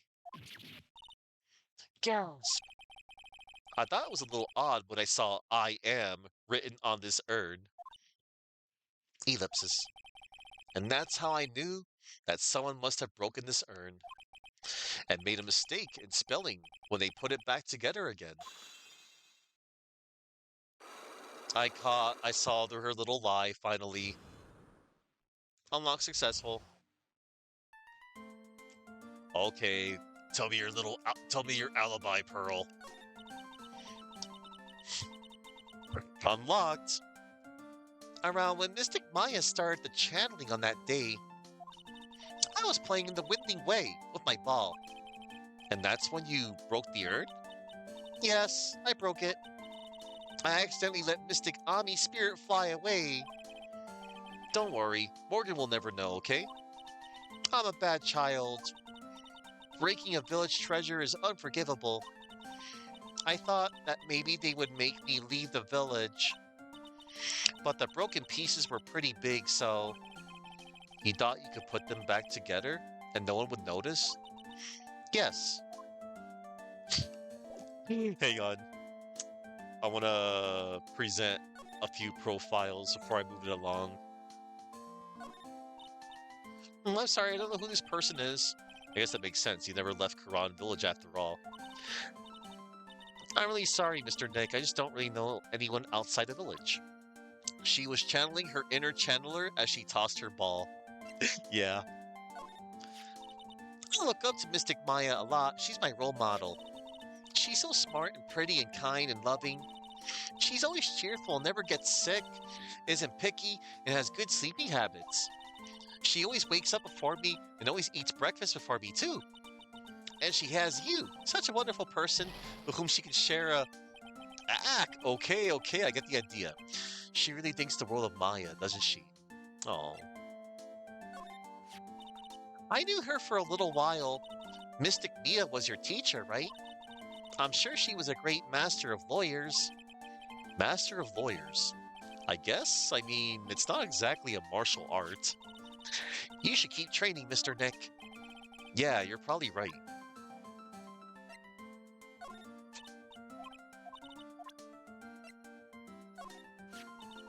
To tell you the truth, I really want to grow my hair out, just like Mystic Maya. But my mother wouldn't let me. I think your hair now suits you perfectly. Really? Thank you. Aw, she's fidgeting. And Phoenix is fidgeting. Oh, it's my mother. She takes really good care of me and loves me very much. She says I'm the pride of the Branch family, but I don't know what that means. Branch family. That concept is probably still too hard for little Pearl.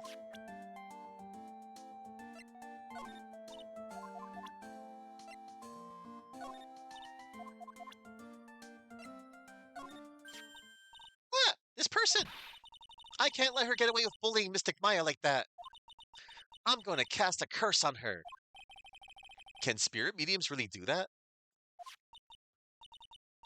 Actually, no, I guess not. Grr, I have to find something I could do. I could do then. When they're mad, the woman of the Faith family could give Medusa a run for her money.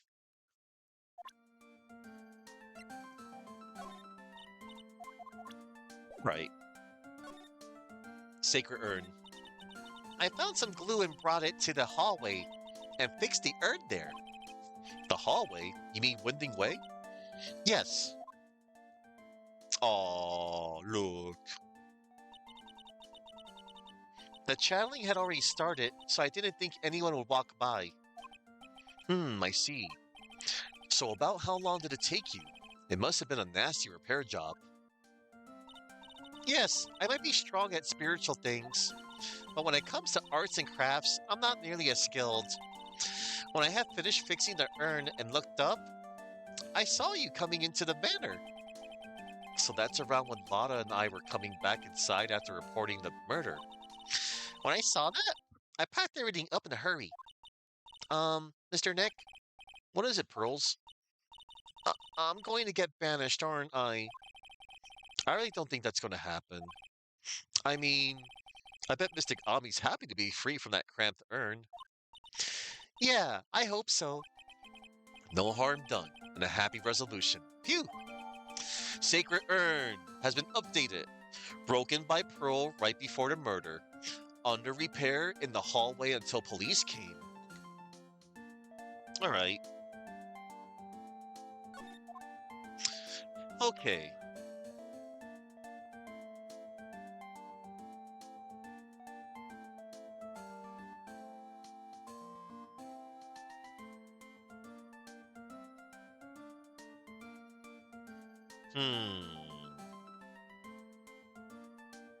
Oh.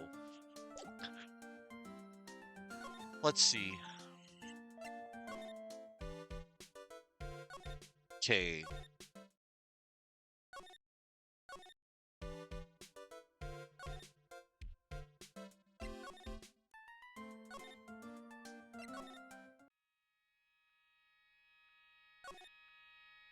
Oh, hello.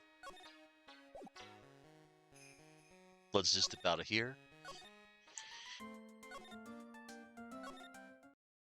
Oh. Woo! I think I found out everything I can. But I can't see how it all adds up. Heh. Heh. And is Eeny Mighty being here just a coincidence? Hey, mister. How is it that the spirit, Dr. Gray, wanted to call just happened to be that nurse? And that nurse turns out to be Eenie's sister. It's too convenient. Hey, Phoenix, I'm talking to you. I wish I knew a little more about Eni, but where am I going to find info like that? Oh, I get it. You can't be bothered to look over at trash like me, is it? Is that it, Mr. High and Mighty? Ah, Lotto. Oh, so you finally noticed. I thought I heard a mosquito buzzing in my ear, although I couldn't understand a word. Well, I gotta hand it to ya. Ya sure know how to chase down garbage. I mean, I'm grateful to ya for chasing this large lump of one around like this. Thanks. But you know, you're just wasting your time. I'll be fine on my own. What are you going on about? And as for following or chasing or whatever it is, isn't that what you're doing? Well, you see, well, you're not exactly a real gentleman with a lady's heart, are ya? You're not exactly the world's #1 charmer eater, sister. Alright, let's talk to Lada, today's trial. Look, I'm really dang sorry about today. When I get all fired up about something, it's impossible to stop me. You hurt Maya really badly, Lada. I don't suppose you could forgive a gal like me. Nah, forgive her. Well, I guess I can. You did help Maya out too, after all. For real? Yeah, for real. Ah, thank goodness. I'm still what? No, nothing at all. Just talking to myself, you know, gibberish. Now then, lot of heart at your service. I'll share with you all the dirt I've dug up. Thanks. Hey, don't be all surprised. Tell you what, I'll even give you all this info for free. Lotta not taking money? Now I know this one's an alien clone. The murderer. If Maya is not the real murderer, then who do you think it is, Lotta? Well, heck, ain't it obvious it's that occult freak? You mean Eenie Mighty? Well, there ain't anyone else it could be, right? That granny, you and me, we were all together that whole time. So Lotta suspects Eenie, which means she might have already found some info about our mysterious Eenie.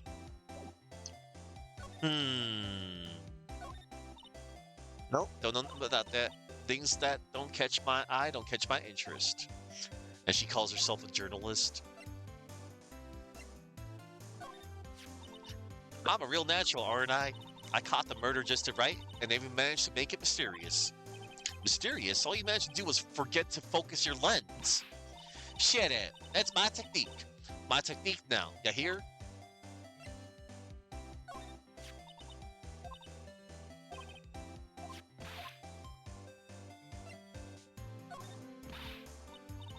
Ah, there's blood on it. Get that away from me. Where do you get off showing something like this to me? Oops, guess that was the wrong thing to show her. Yeah, she can't stand blood.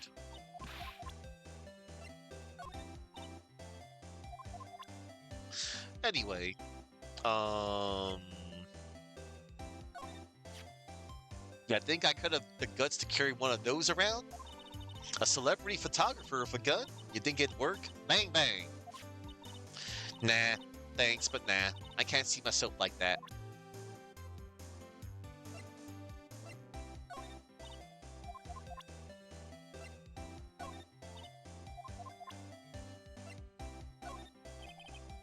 About this clipping. Now, you listen here, boy, and listen good. You can't go looking at such an old piece of paper, you hear? People's got eyes on the front side, you know why?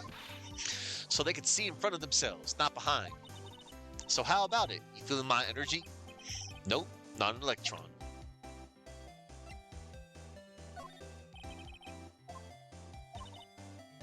Alright. Let's present some profiles. Hey, it's that Dr. Gray guy. It's a pity what happened to him. Pretty scary what ghouls and ghosts can do to a man, huh? God rest his poor soul. Since when was Lotta so religious? Yeah, right? Now, this kid, I think she needs to be taught some manners. This here's her second time in the stew, right? My pa would have slapped me straight. Yeah. You know what they say, there's a second time? There's bound to be a third. And a Ow!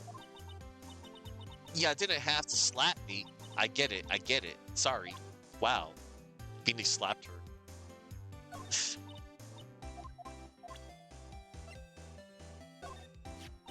I swear I've seen his face before, maybe during that last case.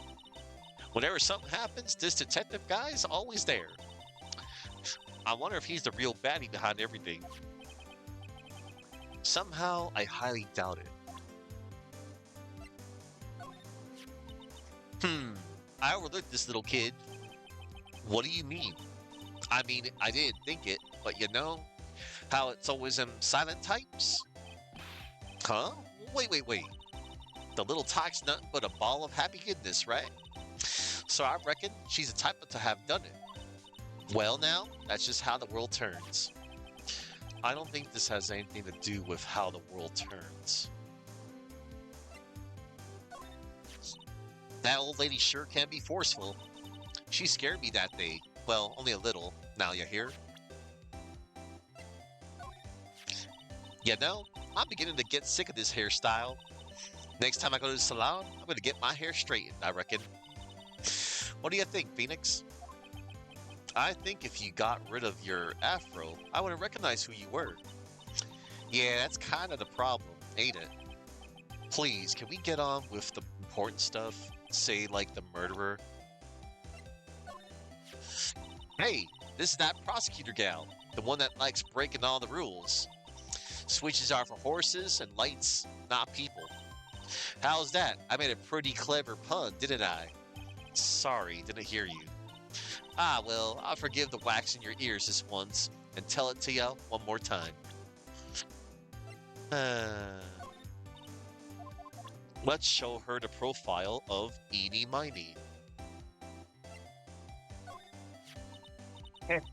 That's Eenie Miney, right? Yeah, I was wondering if you know anything about this girl. You know, actually, I did a little checking up on her the other day. Her sister, she's the one that Dr. Gray wanted to call back from the spirit world. Yeah, I had heard this much. I had also heard that Eenie was the one who introduced Dr. Gray to Kurine Village. You don't say. That's one sneaky gal, if you ask me. Hey, you want me to tell you more about her? Why, yes. Tell us more about Eenie Miney. Speaking of Eenie, do you have any other information about her? Sure. Well, what is it? Ha ha ha. It'll cost you. It'll cost a lot. Oh, silly me, here I thought free meant no money necessary. That girl was hospitalized about half a year ago. Hospitalized? But why? Well, heck, you can go find out on your own. Huh? Here, I'll give you the clinic's address. Maybe you can find out something. Maybe? What's that supposed to mean? Well, see, actually, it was going to be annoying, I reckon, so I didn't actually go there. Well, that's the way the gumbo spoils, right? Spoiled gumbo sounds ew. I mean, look, don't blame this on... Oh, never mind. Looks like I don't have much of a choice. Better go check out this potty clinic. Oh, jeez. Alright, let me save real quick.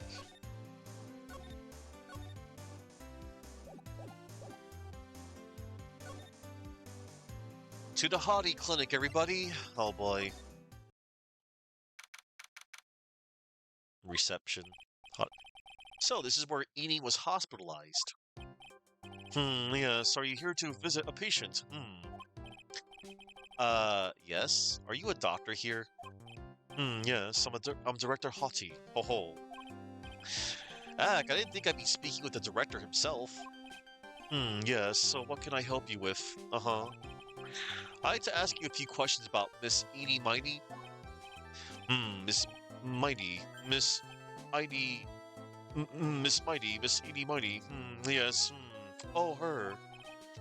Aw, it's too bad. I'll tell you something. That girl left here a long time ago. Here you are. Sir. Here you are, sir.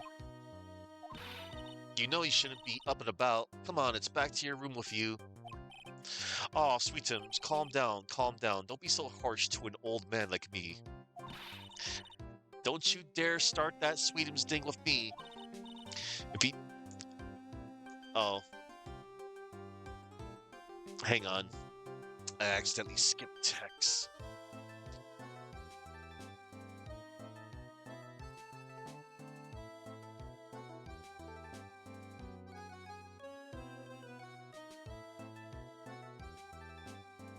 Don't you dare start that Sweetums thing with me. If you don't behave, you'll get yourself tossed out of this hospital. Okay. I got the text, everybody. Wow, I didn't think nurses could be this direct or forceful towards their boss. Come now, be a good boy, give me the director's white lab coat. Okay, okay, I get it. I got it. Yes. Ellipsis. Ellipsis. Yes, uh-huh. Don't, yes, me. Who in the world are you? I'm Director Hottie, ho-ho. Ellipsis. The nurse went off somewhere. Oh, in humanity.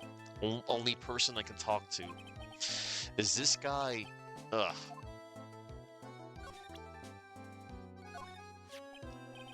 What's this?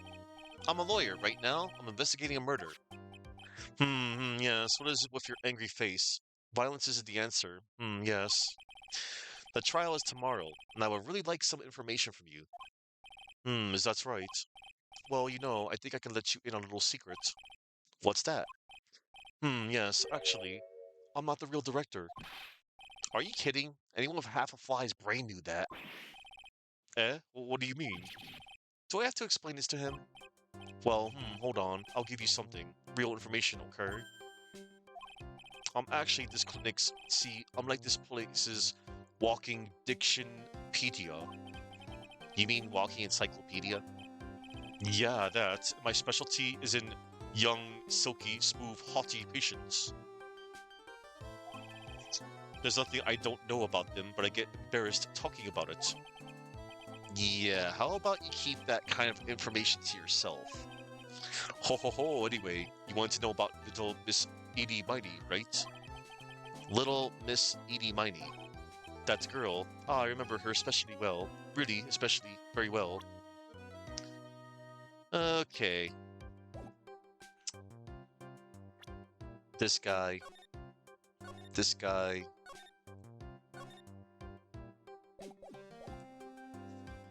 Let's see. The Haughty Clinic. So what exactly do you treat at this clinic? Yes, we treat all sorts of doctory clinically stuff. Oh, yes. Yes. Doctory clinicy stuff? Well, I don't actually know or particularly care about the details, ho-ho. Ellipses. Yes. What does that look for? Ah, yes. There's a big general hospital around the corner. Yes. When they can't accommodate everyone, they move some of their patients here. Uh-huh. You do surgeries here, right? Yes. We do some plastic surgery here, it seems. It seems. Yes, uh-huh. It seems that way. Alright, let's present... I see this, my mind's blank. Yes, it's boring, that's why it's boring. Yes, how do I put it? If you had more attractive items, yes. Attractive, huh? Alright.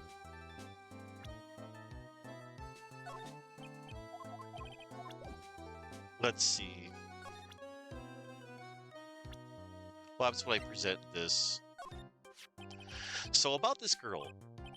She is, not the best. Yes. Will she be a great candidate for surgery? Yes, yes. That's really the only thing I can prescribe for her. What is he talking about? What surgery?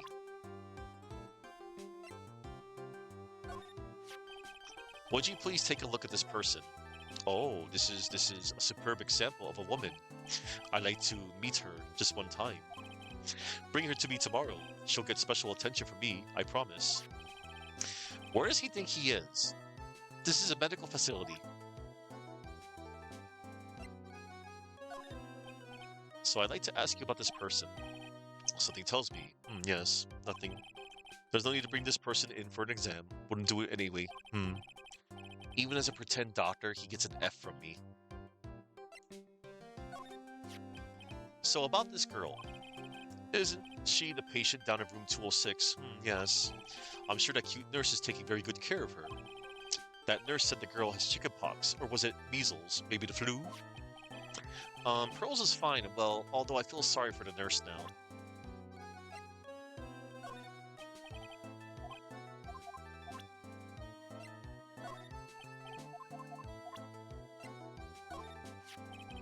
This person. Oh, she's nice. That look in her eye. She looks like a queen.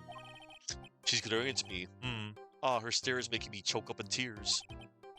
I was whipped by her, and it hurt. A lot. Oh wow, I am so jealous. So, did you cry? How did it feel? I cried a little, I think. I can't actually remember. Let's talk to him about Edie. Oh, one moment. Let me check out the court record. Director Hottie, purported. A peculiar patient who claims to be Director Hottie. Seems to be extremely healthy. Edie Miney. Please tell me what you know about Edie Miney. Yes, I'll get to that. Trust me, I will. That girl? That's right. She was transferred here from the general hospital. This was, yes, a year ago. She was one of those emergency cases. What was she ill with?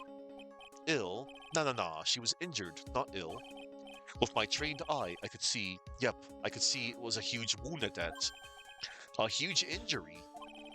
Her whole body was wrapped around and round in bandages, and her arm was in a cast. That sounds pretty severe, all right. Yes, it was an accident. An accident. They're scary, yes? Cars, yes. Car? You mean it was a traffic accident?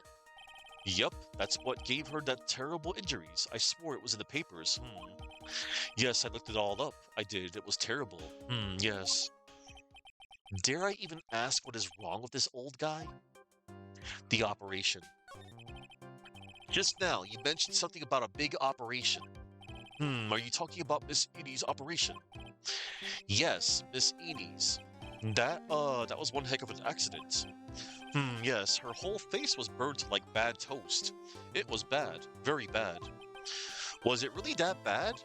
It was a good thing that Miss Edie had a picture of herself. I heard that picture was how they put her face back together. Picture? That girl, see, she had just gotten her license. So she just happened to have a license photo on her. Yes. Oh, so see, I got her picture as a way to remember her. Yes, well, more like swiped. Breach of ethics. Oh, wait. What? A pretty girl like her? I bet she has lots of pictures of herself. Sure. It's a treasure, my treasure. Precious. What happened to the actual license itself? Who knows? I didn't bother to ask. It probably got burned up along with the car. Yes. License photo. Edie's photo for her driver's license. Director Hottie's treasured possession. The accident. So you looked up information on Edie's accident, correct? Yup, sure did. Yes, I read every paper that covered it at the time. What kind of accident was it, do you remember? Yes. Hold on. I'll go get it for you. The article, I mean. Huh? You have it? Well, don't get me wrong. I thought something like this might come up so... obsessive to the max, but I bet I could learn about how to stay on a lead from this guy. Here we go. Yes. According to this, Miss Edie was in the passenger seat. The passenger seat, huh? And dozing, or so it says. A strong jolt woke her up. Next minute, a sea of fire was all around her. Miss Edie fought with the door, finally got it to open, and somehow managed to get away. Anywho, you can read all the details in the article. Yes. Newspaper clipping 2. Articles about the car accident. A new clue. I should probably look this over. It's been half a year since Miss Edie had her surgery and got better. She was discharged sometime in December last year. It's already been half a year, huh? Yes. So how was I? I was a real help, wasn't I? Yes. Yes, thank you very much. Yes. Well then, I'll be getting back in my room then. Tell Miss Edie I said hi, okay? Yes. It's time for me to leave too. Yes. Okay, it's definitely time to leave. This patient is undergoing rehabilitation. And look at that strained face, twisting in all those ways, and that oily sweat. His whole body swaying back and forth, wobble wobble, like he's about to fall. Yes. Hey, don't just cut into my monologue like that. I'm explaining things here. Ah, sorry. Yes, most sorry. Yes, uh-huh. This is the clinic's reception desk, but it doesn't look like there's anyone at the counter. On the wall is this month's word of the wise. Do something in vain, and your only reward is tiredness. Not exactly the best thing to be telling your patients, is it? A little fourth wall break there. That was fun. This must be the waiting area. It's got the feeling of one, and there are sofas lined up, but I don't see all that many patients. Yes, well, it's the quality, not quantity that counts, uh-huh. What in the world did that have to do with anything? Alright. Okay, everybody, it's time to... I wonder where that doorway down there leads to. Oh, that's the x-ray room. Yes. How did you know what I was thinking? Yes, well, it's because that's the x-ray room. Uh-huh, yes. There is something very peculiar about this guy, because I know it's not me. Okay, it's time to get out of here.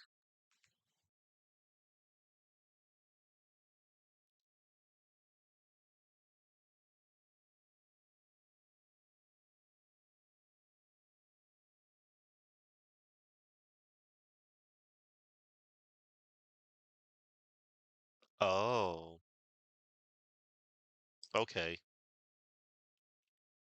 Let's see. Let's check out our evidence real quick about the newspaper clipping number 2. Articles about the car accident. Highway of Nightmares, May 24th. Late last night, two women's car crashed into a highway center divide. One of the women was not able to escape the flaming wreckage and died at the site. Ongoing investigation has revealed that the driver had fallen asleep at the wheel. Miss Eni Miney holds interview about crash. I was like totally tired and I dropped off to sleep. Then there was this crash and like I woke up in a huge sea of flames. I was like still half asleep, but I opened the right door and like got out. I don't like remember anything else. Hmm. Doctor lurking in the shadows. If Miss Eenie Miney is to be believed, the one driving the car was her sister, Mimi Miney. Mimi Miney was the nurse at Gray Surgical Clinic, where 14 patients were accidentally overdosed to their death. Is this then just a mere coincidence? Hmm. Wow. Okay. Let's see. All right. Moving forward. It's time to go back to the village. Hey, so how was it? Did you go to the clinic? Yeah, I found out a few things, I guess. What's the matter? You ain't looking so well. Ah, yeah, so earlier, that old granny called the cops. Huh? The cops? Why would Morgan call the police? She said she had something to tell them. Things are sure getting interesting. Really? Morgan. Ah, but honestly, I tell you, that granny sure got her bloomers in a knot. Well, I guess you could put it that way. It only starts out small, you know?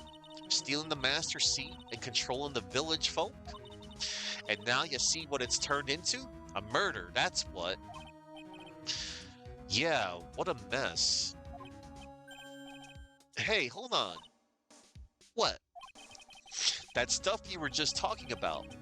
That's the first I've heard of it. Huh? Really? Well, it's all news to everyone else in the world. Well, excuse me for not keeping up with gossip while I'm busy saving people. You said something about stealing the master's seat. Yep. Right now, the master is this medium named Misty Fey, but the one that was really supposed to be the master was that old granny. Morgan was supposed to become the master? Eeny miny. Do you know where Eeny is, Lotta? Yeah, I saw her not too long ago. She's hanging around that garden in the middle. Okay, thanks. You got something to ask her? Yeah, I've got a whole list of things only she can clear up for me. The master.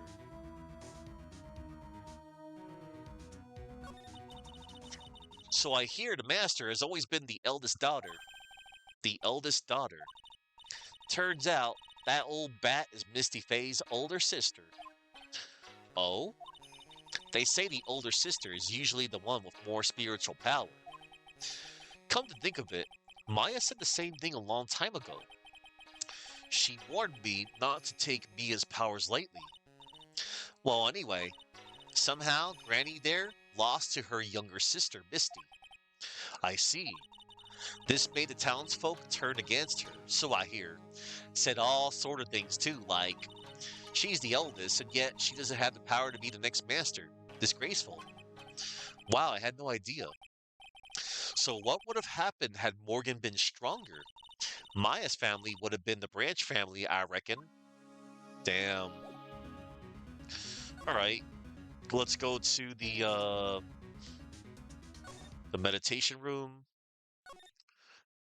We'll go to the Winding Way. June 21st, Fay Manor, Winding Way. Hey, like, I haven't seen you in a while. Yeah, I think I have enough to finally unlock her secret. Like, what's with that scary look on your face? Well, Eenie, I have enough, evidence to find out what kind of connection you have to this case.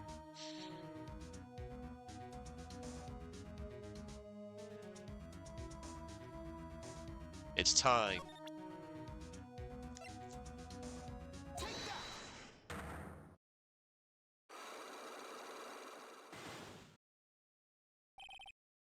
A traffic accident. Please tell me about the traffic accident. Huh? Like, whose accident? Your sister's accident, naturally. Oh, yeah. So, like, that Dr. Gray guy made my sister fall asleep. And, like, that's all I have to say about that. Hmm. Interesting. Edie just asked, whose accident? Which means she must know something about another person's accident. Alright, let's change the topic then. How about you tell me about a certain other person's accident?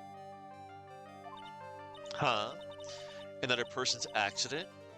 Like, you got someone in mind? Why, yes.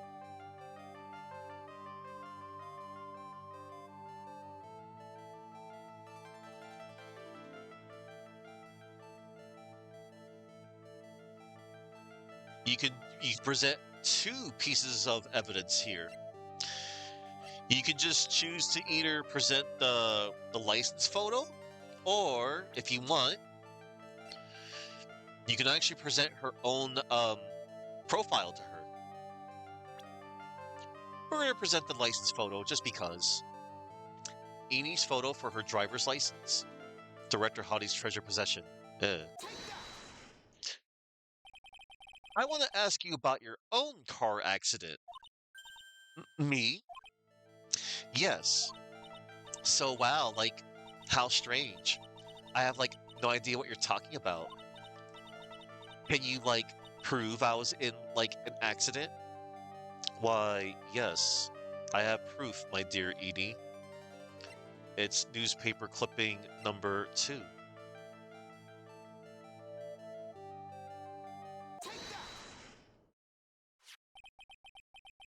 When you take a look at this, it's a newspaper article from 1 year ago. It says Miss Edie Miney holds interview about crash. Ah, you suffered a very bad injury and had to be admitted to a hospital, correct? Like, wait, what now? That's not me. Huh? I mean, like, this person has, like, the same name, but she's totally not me. My name, Eeny Miny, is, like, pretty common.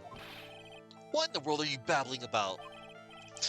Your sister's name, Meeny Miny, is in here too. Like, totally. Wow, what a scary coincidence. I'm totally getting, like, goosebumps.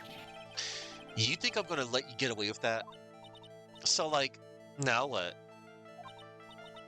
Like, do you have something that totally says I was hospitalized? Why, yes. We present the license photo once again. This is your proof.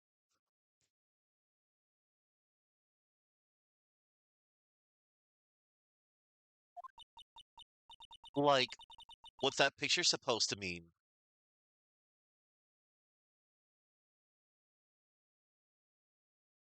One moment. There we go.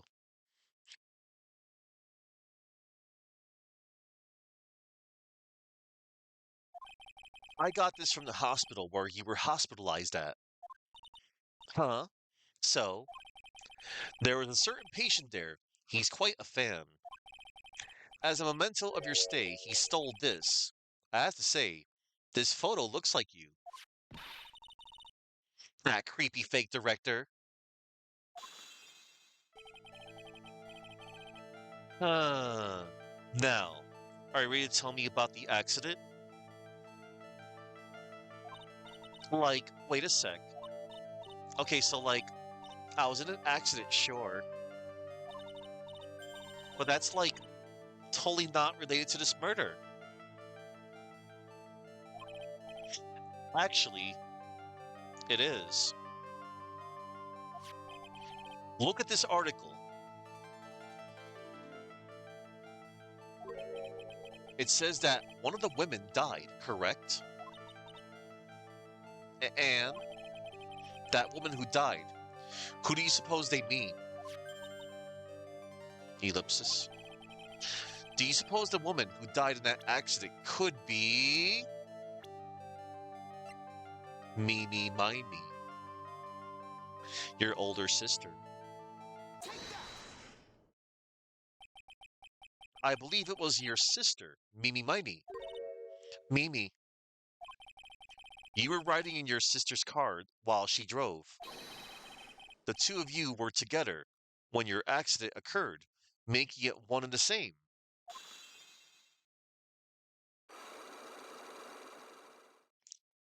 Well, unlocked. The unlock was successful, everybody. All right, spill the beans about the traffic accident. Yeah, I was riding in that car with my sister. We were like on our way home.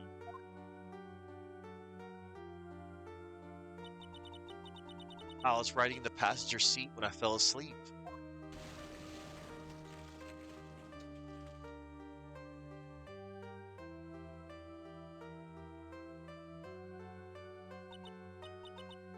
And then it happened. At the time, I grabbed for my purse and escaped from the passenger side door. And your sister? I like couldn't do anything. The car was full of smoke. I couldn't see anything. Oh, I'm sorry.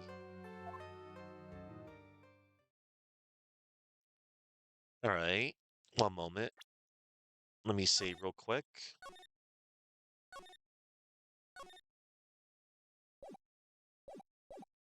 Hang on.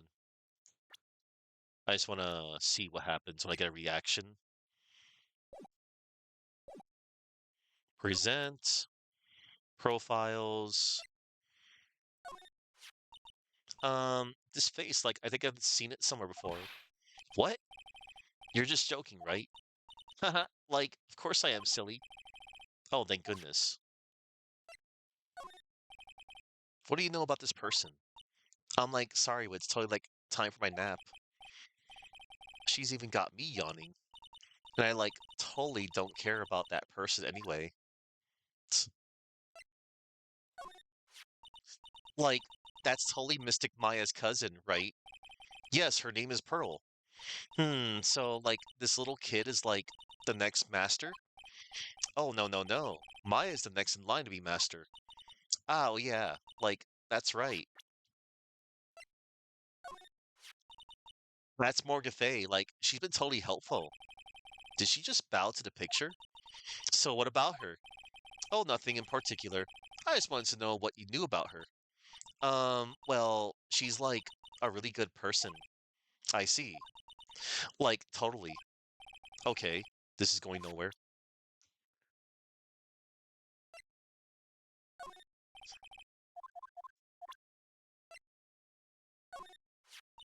She's like in a lot of trouble, huh?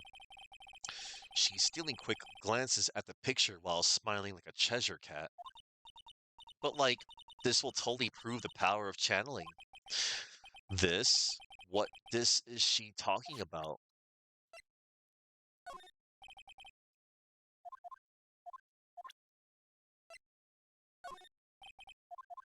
All right, let's see. All right, I just wanted to see. Okay, I'm glad I got, more additional dialogue out of that. All right,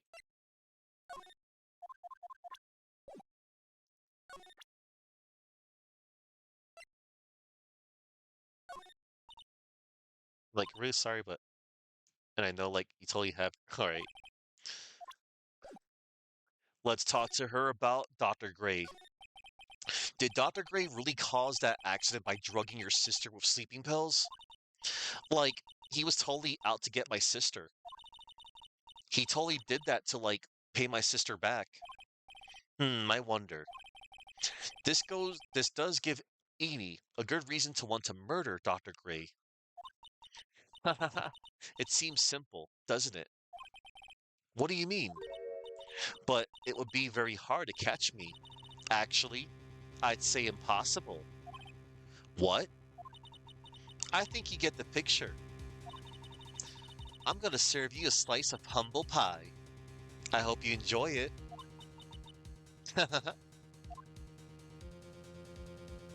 Humble pie, huh? Hmm, I don't like the sounds of that.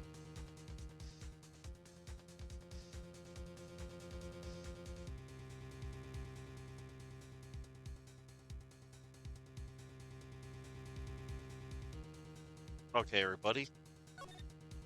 I'll be right back momentarily. I won't be long. I'm just gonna use the restroom real quick. Don't go away.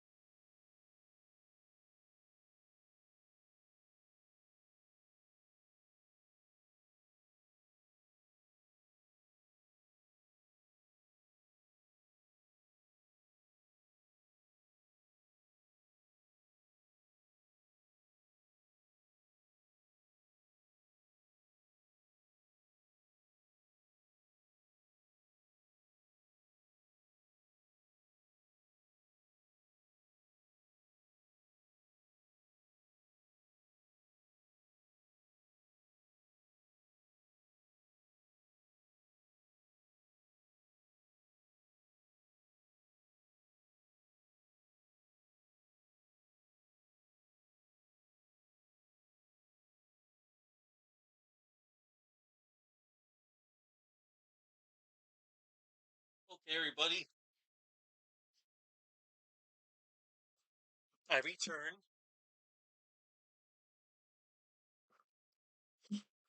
Hope you're all still out there. I took a brief intermission to use the restroom. Mm.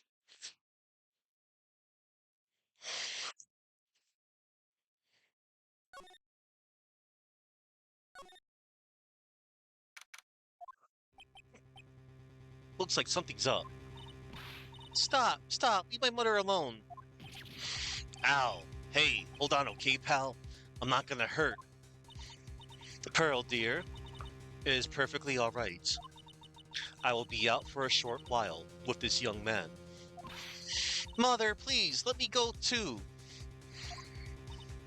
No, you must stay here and protect the manor. But... don't make that face. Hey, I'll tell you what. I'll show you something cool. Here, look. It's a real pistol.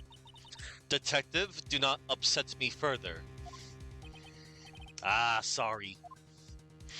Gumshoe, you showed Pearl your gun not once, but twice.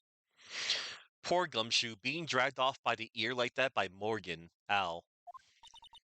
Mother. Morgan. Mother? Mother. This has never happened before. Pearls. Mr. Nick. I have a really bad feeling that I can't shake. I think something really bad is going to happen. I'm scared. I'm really scared, Mr. Nick. Say something, Phoenix. Anything. I'm terrible about this. Maya. Mr. Nick, what about Mystic Maya? She'll be alright. I think I've gathered enough evidence. Mystic Maya, she must feel all alone. Please, Mr. Nick, go visit her. Yeah, but I can't just leave you here all alone either. I'll be fine. Please, Mystic Maya needs you by her side. Her stare is really piercing. Okay. Show you her ball. Hey, Pearls, can you take a look at it? Aw. Aw, I can't do this to her now. She looks so pitiful and sad. Alright. To the detention center. June 21st, 6:38 p.m. Detention center, visitors room. You kept me waiting, Phoenix. Mia.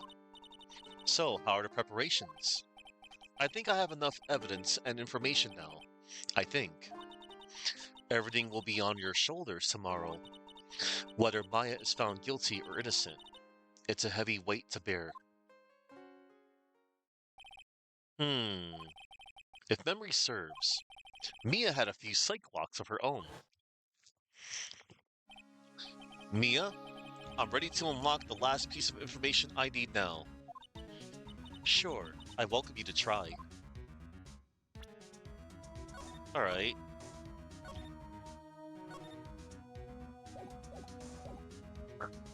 Let's see.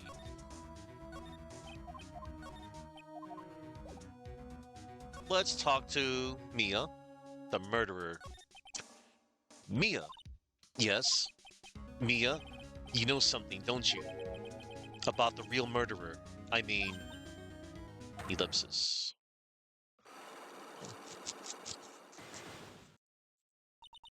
Why do you think so? It's really trying at times to be able to see other people's secrets. It looks like it's time for you to explain your reasoning. Yeah, a battle of wits against Mia. Tomorrow's trial. There's still a whole slew of questions for you to answer before the trial tomorrow. You mean like how did the real murderer get into the room and kill Dr. Gray? Yes. Also, when did the murderer enter the channeling chamber? You guys were all standing around in front of the room after the channeling started. Which means that the murderer must have gone into that room before the channeling. That's what I think, in any case. But Maya's already said there wasn't anyone else in there. That's true. But if we can't figure out the murderer's movements, we're stuck like a beached whale. Hmm. Quran's channeling technique. I never thought I'd see this day. Are you actually asking me about spirit channeling? This case is all about spirit channeling, and I feel like I don't understand a thing about it. Well, that's only natural. After all, spirit channeling isn't exactly an everyday thing, is it? Yeah, I guess you're right. The power to change your physical appearance into the person you're calling was something our ancestor, Mystic Ami Faye, acquired. I've heard that name before. The Faye family was originally a family known for its service to the gods. When Mystic Ami was born, she was given a certain fate through her name. Because, you see, she was named after one of the Buddhas of Buddhism, Amitabha. To this day, her soul is still sealed in the Quran's sacred urn. It usually sits in the Wending Way and has her name written on it. Yeah. Oh, come on, Phoenix, it's just a fairy tale. Are you saying that me being able to see you is just a fairy tale too?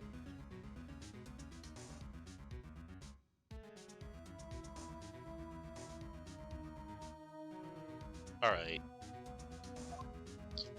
it's time.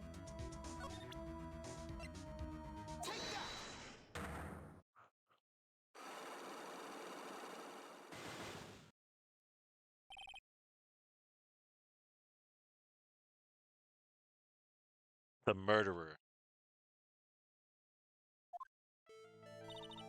Phoenix,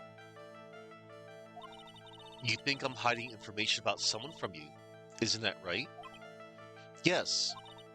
Alright then. Tell me who you think I'm protecting. Why, your sister, Morgan Fay? Morgan Fay, of course. There is no one else you would protect like this, Mia. Well done, but oh wait, that was Misty Faye's sister. Well done, but while the murder was being committed, my aunt was outside with everyone else. That's right. Which means she already has an alibi. That's true. Show me some evidence that would cast suspicion onto my aunt. Why, it will be the cloth scrap.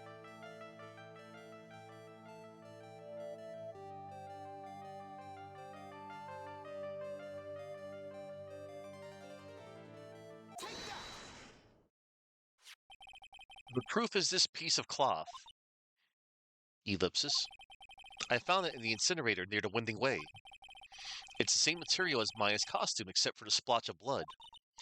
You mean it's from Maya's costume that she was wearing at the time of the murder? Yes, but when Maya was arrested, she was wearing her costume. That just means someone changed her clothes. Changed her clothes. But why? I don't know why. But there is only one person who could have done that. The one person who was taking care of Maya, my aunt. Ellipsis. What's that look mean? Your argument is too flimsy. Huh? You have no proof that this piece of cloth is actually from Maya's costume. But this blood. And do you know whose blood that is at this point in time? You don't, do you? Do you have any proof that piece of cloth is from Maya's costume? Why, yes. It's the black key.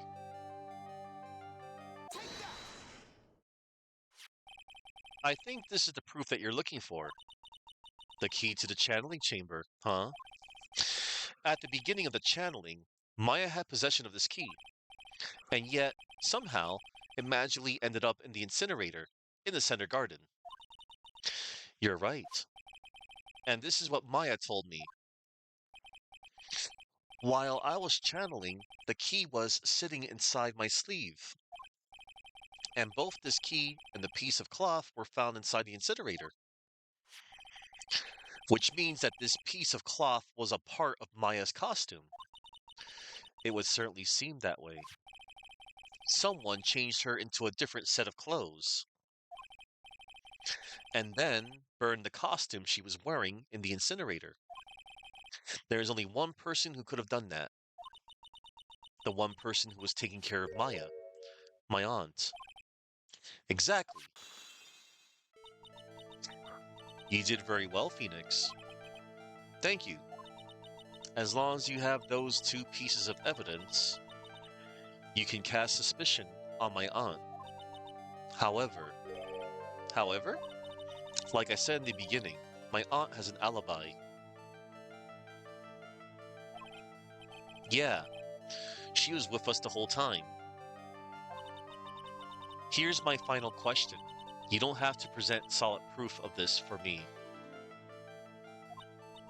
but I want to know, if my aunt is the culprit, then how did she commit the murder? How she did it, huh? I want to hear your thoughts. In order for my aunt to murder Dr. Gray, who or what did she need? Why, she needed an accomplice. Eeny miny. Eeny miny. She's the answer to the final question, which means that my aunt and Eeny miny were in cahoots. Yep, they were in cahoots.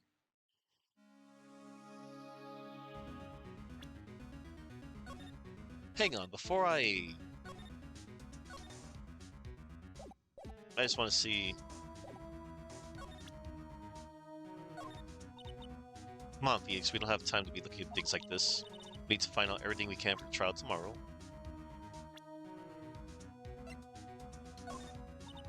Oh, that's okay. Alright, we're gonna talk. The murderer.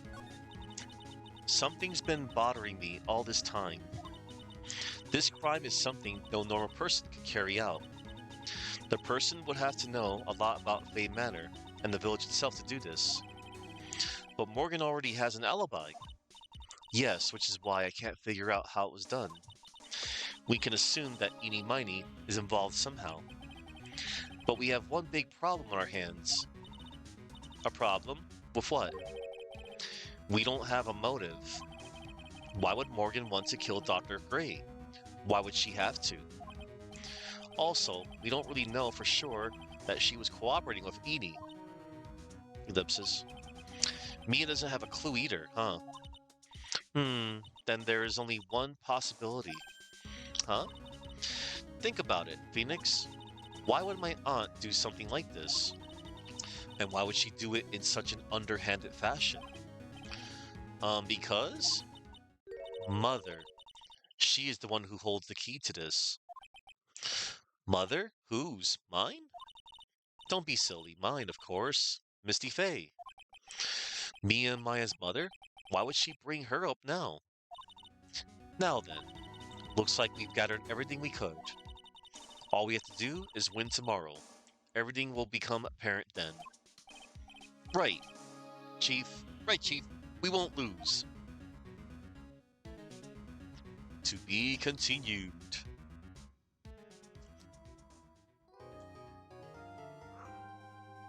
Hang on, everybody. Right back.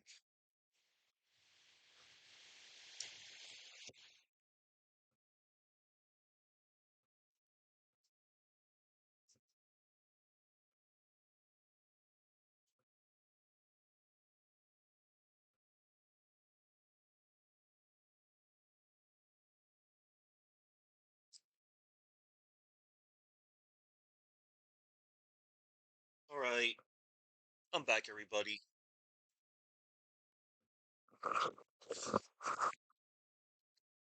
All right. We're going to save our progress one more time. And we are going to the final day of court.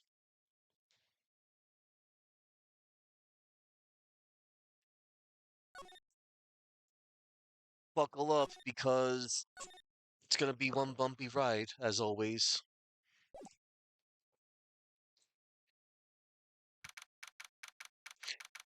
June 22nd, 9:51 a.m. District Court, Defendant Lobby, number 3.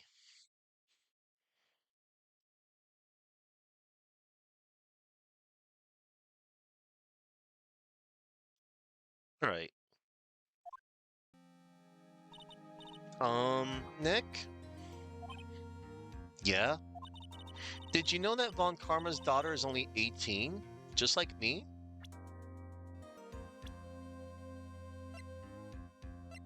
They're the same age. Yes.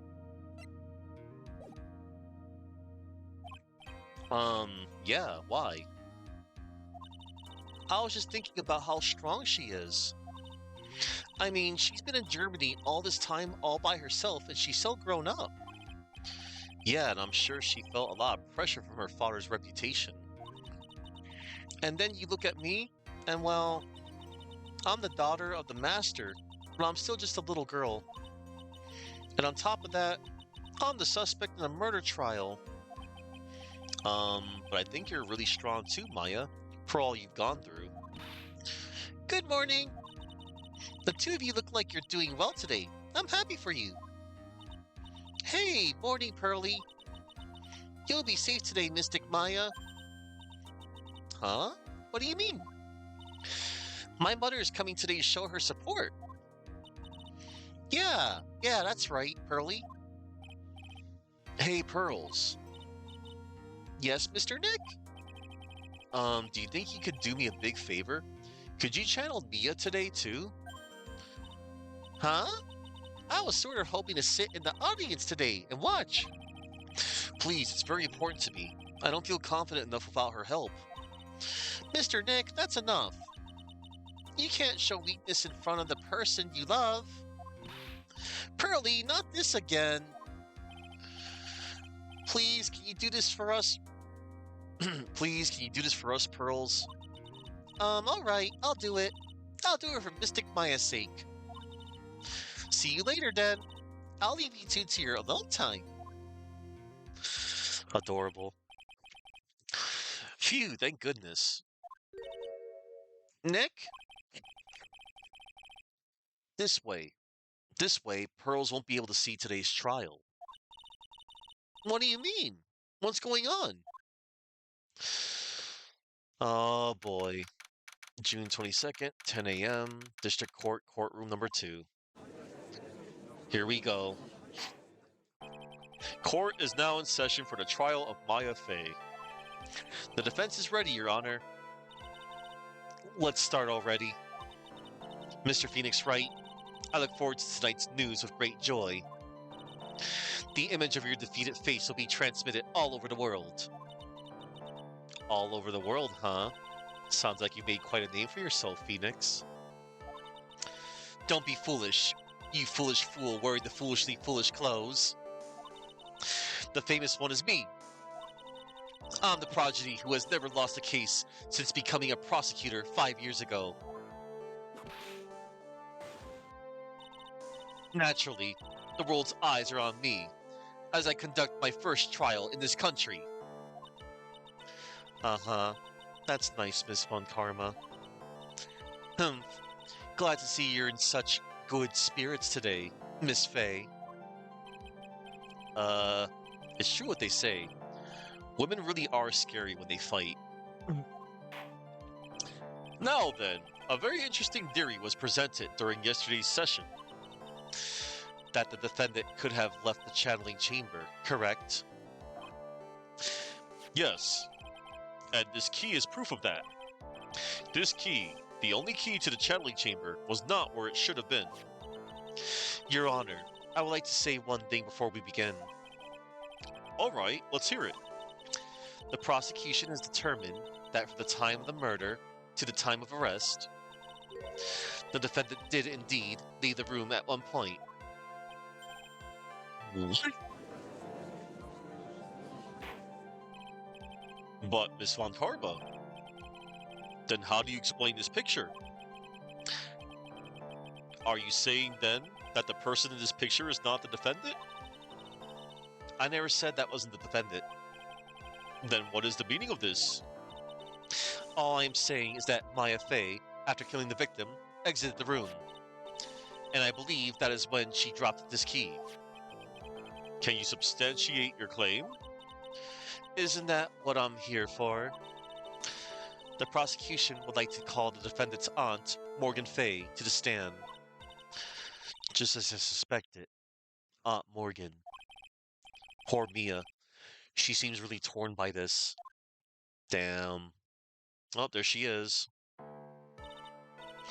Witness. Name and occupation. My name is Morgan Fey, and I am a spirits medium, in a manner of speaking. I'm sorry, but what do you mean, in a manner of speaking? I don't think anyone really cares. Now then, after the murder took place, you kept watch over the defendant, correct? Yes, that is correct.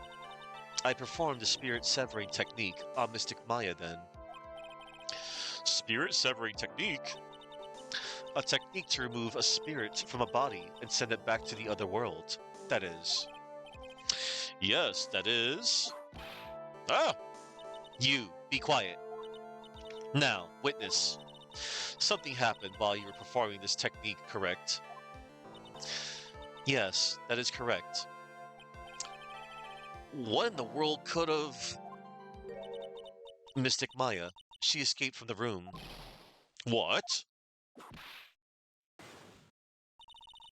And here we come to the heart of the matter. Maya Fey, while in a possessed state, managed to escape from the channeling chamber.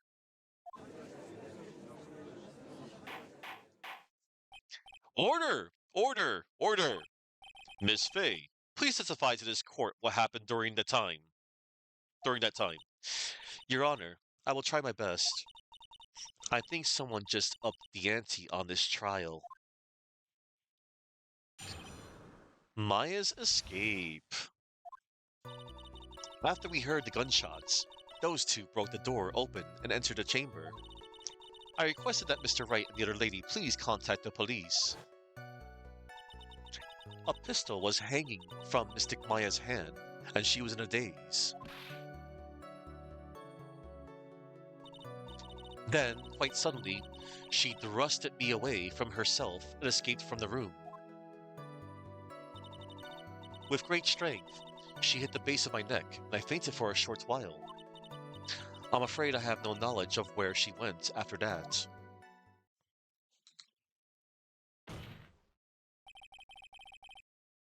Why have you hidden this until now? I did not wish to cause more trouble for Mystic Maya. However, I must correct falsities when they arise.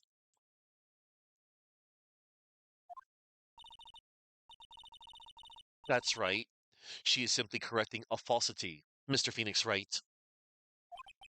Why is she making it a point to take a stab at me? Never mind. Mr. Wright, your cross-examination, please. My aunt is a very smart and sly person. It's going to be hard for us to find a crack in her testimony. Maya's escape. Good to see that you're still here, Sir Boom. I'm gonna finish this case. After we heard the gunshots, those two broke the door, opened, and entered the chamber. Just now you said, those two. Who were the two people you were referring to? I was referring to that foreign lady and yourself, good sir. Lana's not a foreigner, despite how she talks. Oh, is that so? I'm sorry. I simply could not understand her atrocious English, not to mention she looked awful. I can already see people in the Heartland gearing up for a riot. In any case, I have already sent the repair bill to your office, Mr. Wright. Oh, thanks. What did you do after that, Miss Fey? I requested that Mr. Wright and the other lady please contact the police. Was it really necessary to have two people to do something so simple as to call police? If there was a possibility of escape, then one of us should have stayed behind. Yes, that is a very good point. At that time, I myself was a little confused. On top of which, there was another. Another what, madam? Oh, it's nothing. No need to concern yourself. I want to hear the end of that sentence. Question further. There was another reason you wanted both of us out of that room, wasn't there? Ellipsis. You must testify. Why did you chase us out of the room? I simply did not wish for there to be more victims. Ellipsis. The lives of both the good sir and that camera woman may be in danger, is what I thought to myself. Well, that was very noble of you, Miss Fey. This is bad. Now people have a good impression of her, and a bad one of us. Looks like she caught us napping. That's my aunt for you. Are you satisfied now, Mr. Wright? Miss Fey, please continue. A pistol was hanging from Mystic Maya's hand, and she was in a daze. During our investigation, you stated that you struck the defendant on the head. And this strike caused Maya to lose consciousness. Do you stand by this statement? I'm afraid I don't. The statement I gave you was a lie. But why would you lie about something like that? It is very painful for me to say this, however. The witness was lying to cover for the defendant. She was covering for Maya? Question further. So, you were covering for the defendant? Well, yes. It was only later that I was informed of what had occurred. That the renegade, Mystic Maya, had done something very unexpected. Something unexpected? What, pray tell, did she... Oh! This witness didn't and couldn't have seen what happened. If you want to know what this unexpected thing was, there is always later. Yes, very well. Ugh, why does it suddenly feel like there's a rock in the pit of my stomach? Now, witness, continue with what happened. Then, quite suddenly, she thrusted me away from herself and escaped from the room. Was it really that easy for her to escape from you? I'm ashamed to admit to such a thing. However, yes. But you are physically larger and stronger than the defendant. There is no way she could have escaped from you so easily. Have you forgotten already, Mr. Phoenix Wright? What about this picture? Remember that at the time the defendant was not physically Maya Fey? Ah! Growing old is such a mysterious thing. Trust me, I know firsthand. Basically, Mystic Maya's body was still that of the nurse she had called. But if she had run away, wouldn't you have given chase right away? Well, yes, I would have. However, with great strength, she hit the base of my neck, and I fainted for a short while. You fainted? I became dizzy, and then collapsed onto the floor. How long were you unconscious? I'm not sure. About 10 minutes, perhaps. And the defendant almost certainly went somewhere in that time. Happy, witness, elaborate on that point for us. I'm afraid I have no knowledge of where she went after that. Is that because you were unconscious? Why, yes. Great. Well, now what? Question further. So while you were unconscious, you have absolutely no idea where the defendant went. I would think that's obvious, good sir. If that's true, Then how can you know for sure that the defendant left the channeling chamber at all? Now that you mention it, I have to wonder myself. It's true that this witness is not able to confirm this, but the key word here is this witness. What do you mean by that? It means she has another witness up her sleeve. That's what. It looks like Miss Von Karma is ready to move on to her next witness. That's enough. From what I can tell, there is nothing wrong with this witness's testimony. And from what she has said, we can establish that Maya Fey did leave the chamber. I hope this isn't going to come back and bite us in the butt. Now, let's take the next logical step and ask, where did the defendant go after leaving the channeling chamber? Yes, yes. That's exactly where we should... Be quiet, you.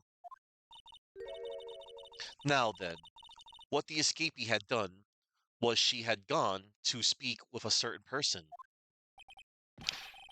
She went to speak with someone? Who was it? The prosecution calls Miss Eenie Miney, who was sleeping in the side room at the time. Eenie Miney? I think you can see where this is headed.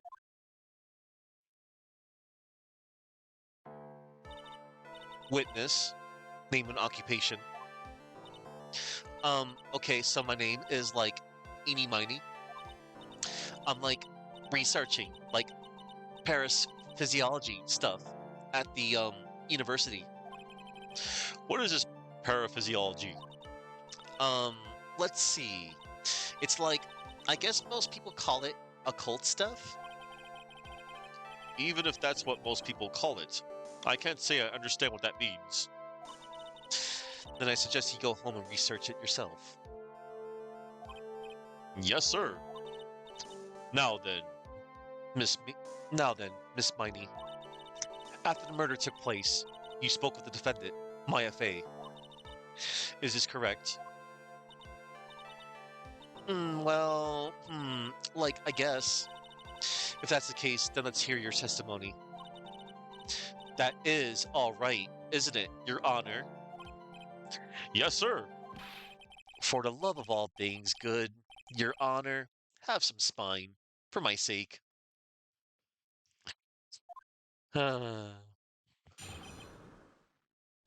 After the murder.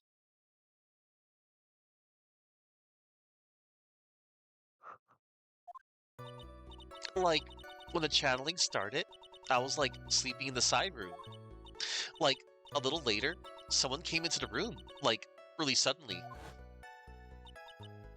It was like, oh my god, totally my sister. I like hadn't seen her in like so long. I was so happy and like a sad away. My sister, she like told me something, like totally terrible. Now hold your horses, young lady. You're saying the person that entered was your sister? Don't you mean the defendant, Maya Fey? Really now, Your Honor. Maya Fey was still in the middle of channeling at that time. Are you saying that the spirit was the spirit of this witness's sister? Yes, Mimi Miney. She was a nurse at Dr. Gray's clinic. Oh, well, this is... Witness. Like, yeah? In your testimony, you mentioned a terrible thing. Why don't you tell the court what this terrible thing was? I'm sure we'd love to hear about it. Like, do I totally, like, really have to? Of course. Miss Mindy, please. Ellipsis. My sister? Like, this is what she said to me. That was no accident. I was drugged with sleeping pills. I was murdered by that person.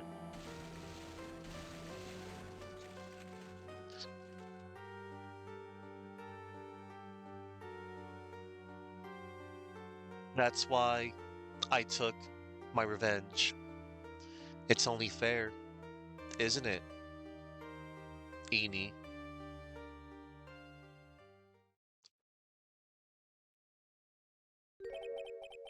She took her revenge? Are you sure that's what she said? Yes. There. Are you satisfied, Your Honor? I still can't believe it. I can't believe that a spirit would go so far as to use a medium to get revenge. It is a bit hard to swallow.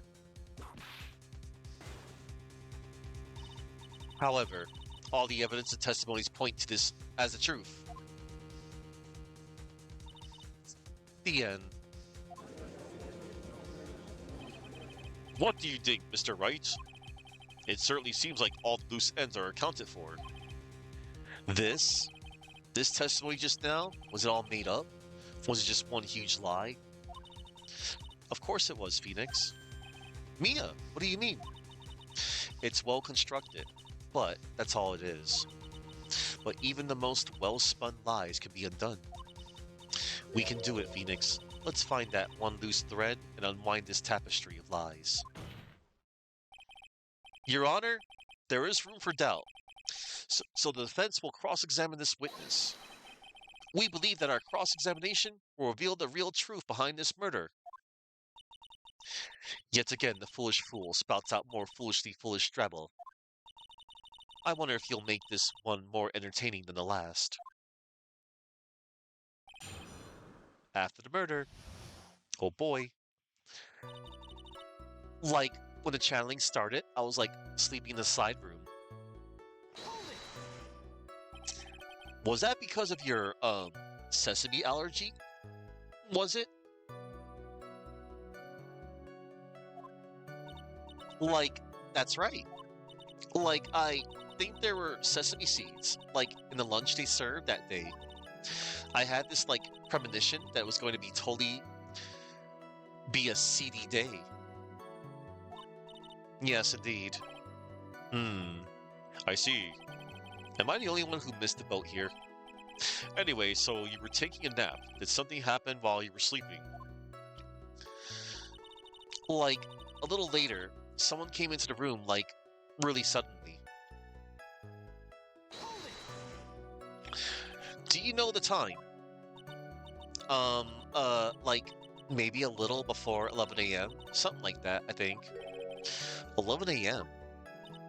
Yeah, like, my stomach is totally ready for, like, food. Ellipsis.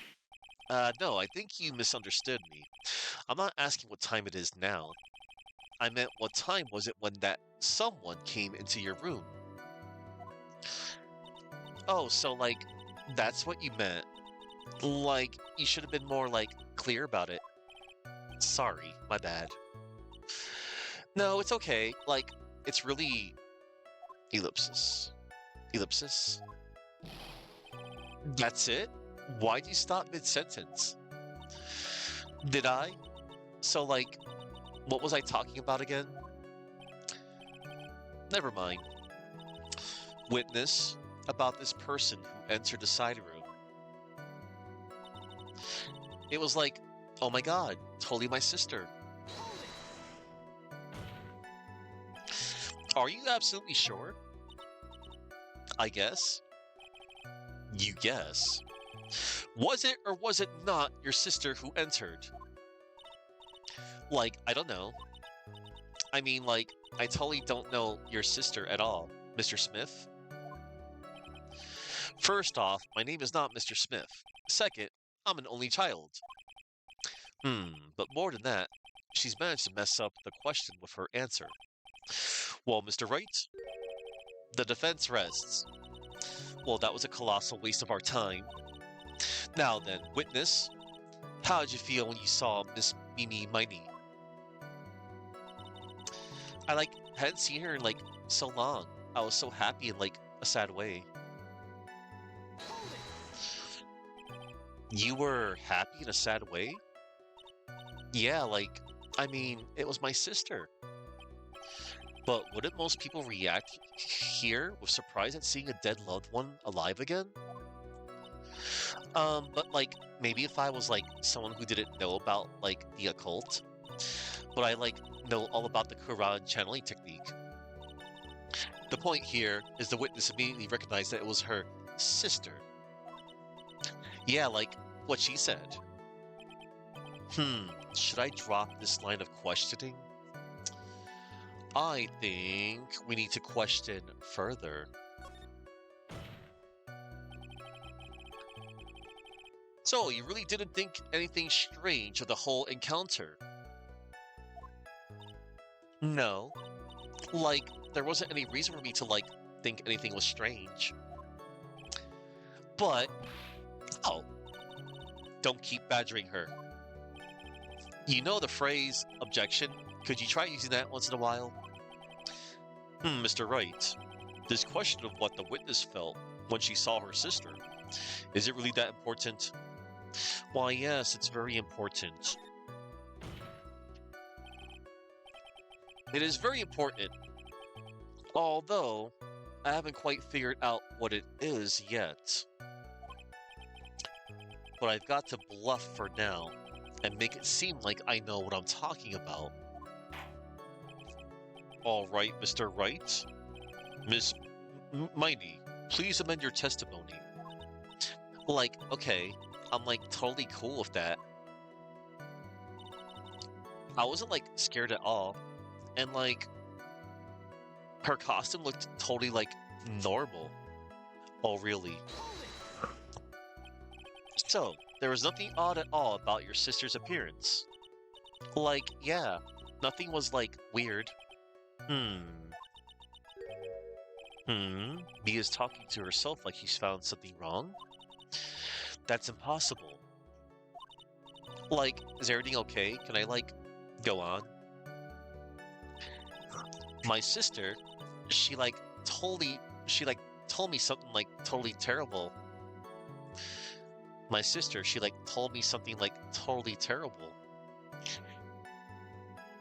Like, yeah. Hey there, sine, cosine, tangent. Something terrible. What was this thing she told you?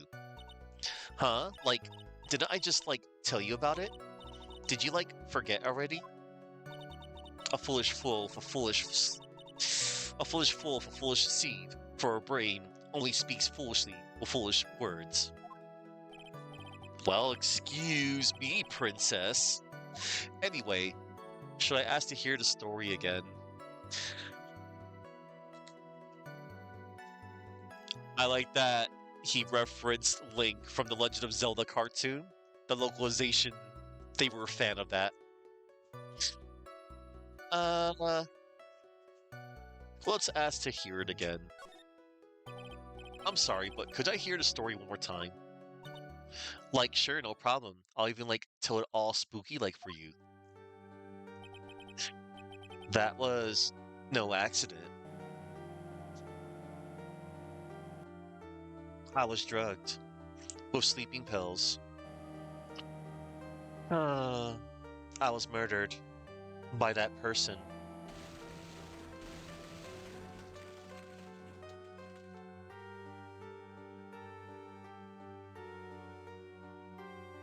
That's why I took my revenge.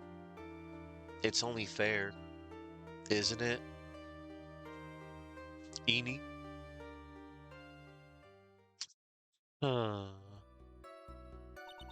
Like, how was that? It was a little scary. Like, I'm sorry, maybe I, like, put too much spookiness into it? I know there has to be something here I can use, but where? She really put a lot of thought into this lie, didn't she? We can't rush this. Let's take it slowly, one step at a time. She's bound to slip up somewhere. Don't give up, but don't get careless, okay? Remember, calm and collected. Well, she already amended her testimony. Right here. I wasn't, like, scared at all, and, like, her costume looked totally, like, normal. Oh, really? So you claim you saw your channeled sister. You know, her costume? Was her costume, like, totally normal? Because I have two pieces of evidence that show that it wasn't normal. You can actually present two pieces of evidence here. You can present either... Oh, one moment. You can present photo number 2, because you see there's bloodstains here. Or, if you want, you could present Maya's costume. Clothes Maya was wearing at the time of the murder. And that picture there shows that there was bloodstains.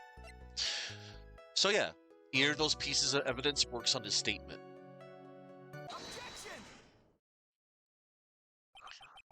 That was a very well spun lie, Miss Eni. Ellipsis. What are you babbling about this time, Mr. Phoenix Wright? It's well constructed, but that's all it is. Stealing my lines now, are we, Phoenix?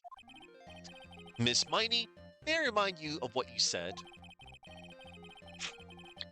You said that there is nothing strange about your sister's appearance.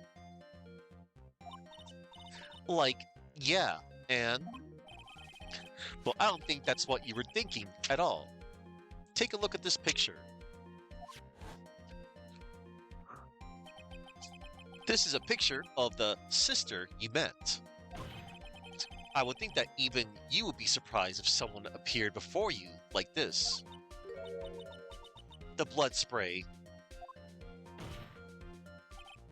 Miss Miney, why did you not include the blood you saw in your testimony? If you were really testifying and not lying, you would have noted it right off the bat. Uh-oh. Order, order, Miss Miney. What is the meaning of this? Ellipsis. Miss Miney? I'm thinking. Don't interrupt me. That... And what are you stammering about, Your Honor? Yeah, well, that witness, her personality did a complete 180 there. Lots of people do that when they get on the stand, though. Ellipsis. First of all, calm yourself, witness. I'm sorry. I, didn't mean to snap. Now, hurry up with the testimony. If you please. Ugh, the judge still looks a little shaken up. A lot of help he's going to be.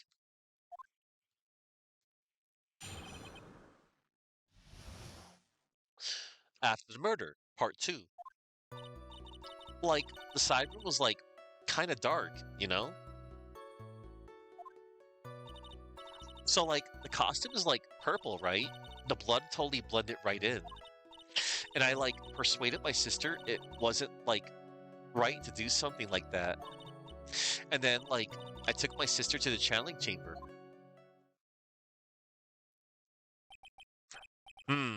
Yes. Now I see. And you have given us a clear reason for why you didn't notice the blood.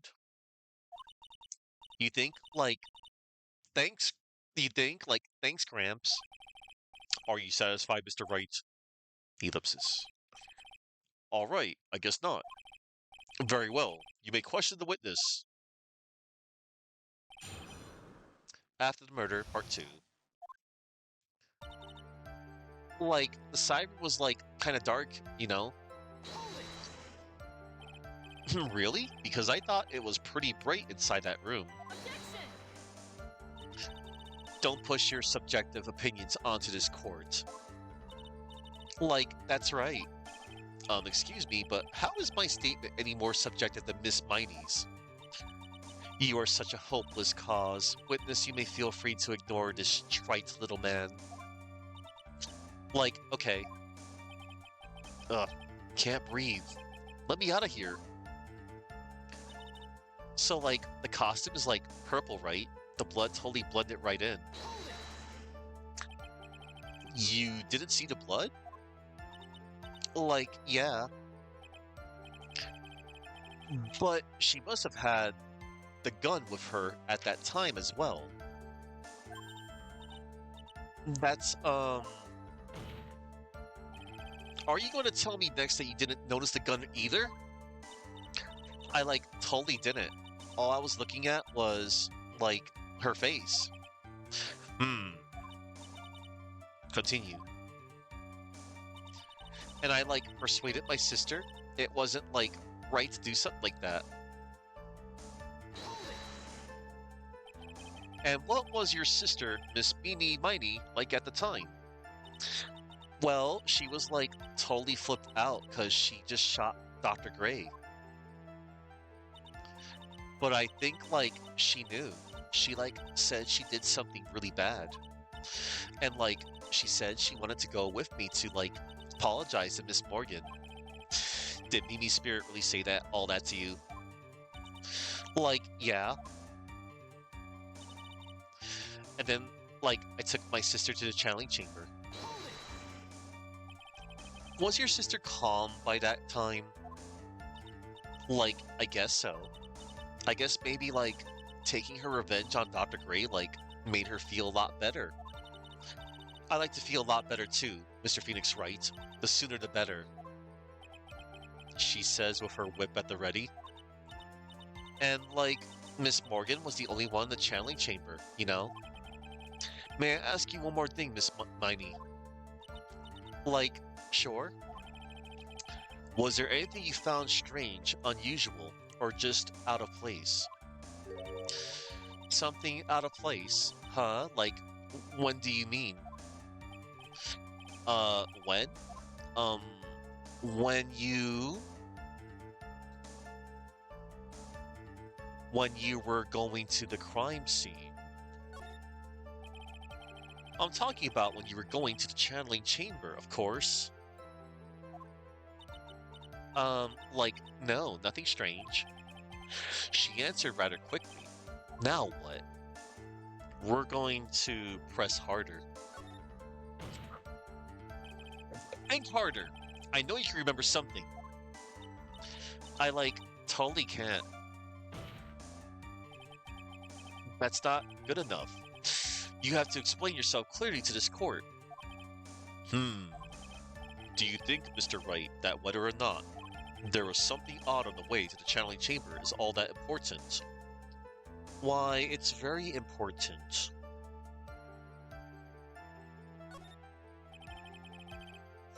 I ask because it is very important. Not that I know where I'm going with this. Very well. Miss Miney, if you will, please include a statement about this in your testimony. Like, I don't get why, but okay. I, like, didn't see anyone on the way to, like, the channeling chamber. Try to remember that time. Oh, like, I remember. Like, I totally didn't see anyone on the way. I guess this really is a dead end. Something you finally pull out of witness is never a dead end, Phoenix. It's no good. I can't find anything wrong. Phoenix, the judge believes this testimony. If you don't find some sort of hitch in her statement, he'll end the trial, I know. We have to give it another shot. It doesn't matter how many times we listen, we can't give up. So... she claims that she didn't see anyone to, like, the channeling chamber. You can actually present two pieces of evidence here. She claimed she didn't see anyone, right? Now, who was in the Winding Way before? That would be Little Pearl Faye, actually. Or you can also present the Sacred Urn as well, because it was under repair in the hallway until the police came.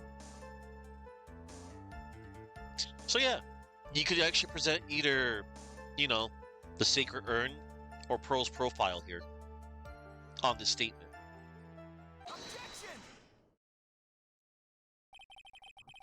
I finally found the fault, or I guess in your case, the crack in your perfect lie.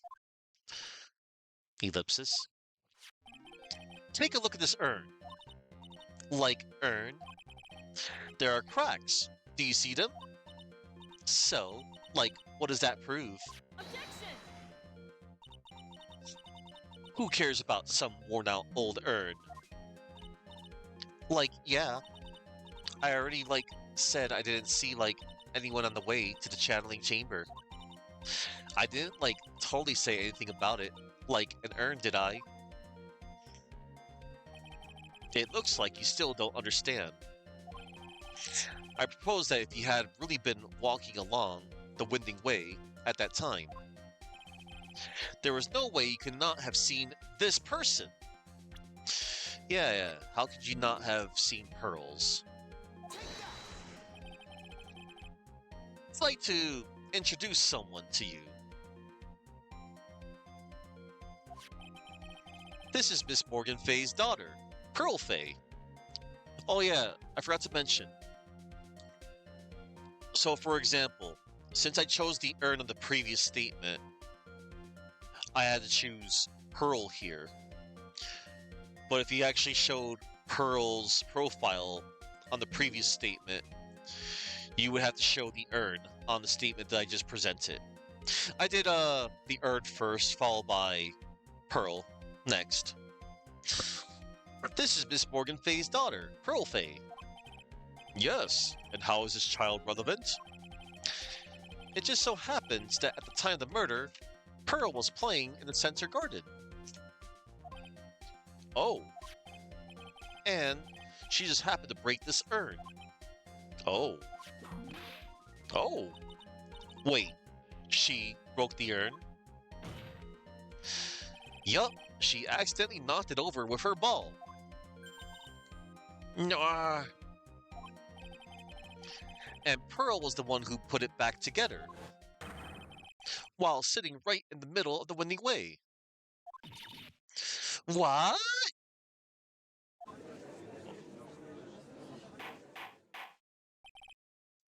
Miss Miney.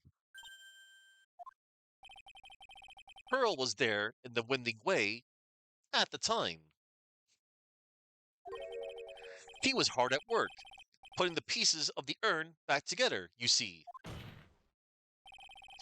If you couldn't see that while you were walking, I have to declare you legally blind. Grr. I think I have sufficiently proven one thing, Miss Miney. You are a masterful liar! Grr. Masterful liar. Mr. Wright, you need to watch what you say. The one who needs to watch what she's saying is the witness. So, Miss Miney, tell us the truth. About what? About what? About where you really were at the time of the murder, of course. Objection! The witness just testified about that. That's right. I was sleeping in the side room. Can I really believe her? Was she really sleeping in the side room? There's no way. Your lies end here. What do you? The witness says that during the actual murder, she was asleep in the side room. And I say that's not possible because there's clearly a contradiction here. A contradiction? Where is this contradiction? Why, it's in her testimony just now. Earlier in your testimony, Miss Miney, you made the following statement. And Miss Morgan was the only one in the channeling chamber, you know? It's true that at the time, both myself and Miss Hart were not there. We had gone to call the police. So, what does that, have to do with anything? It's very simple. Miss Miney, how did you know that fact? How? I concede that Miss Fay was the only person in the channeling chamber. However, someone who was asleep in the side room could not have known that. Hmm. Which means, Miss Mindy, you did in fact go to the channeling chamber. But you didn't go there by way of the Winding Way. Qua!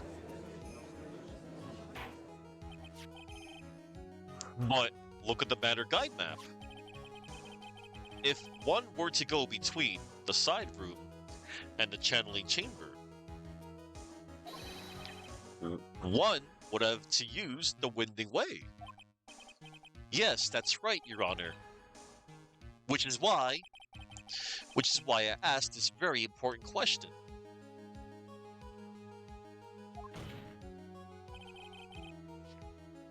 Where was the witness at the time of the murder?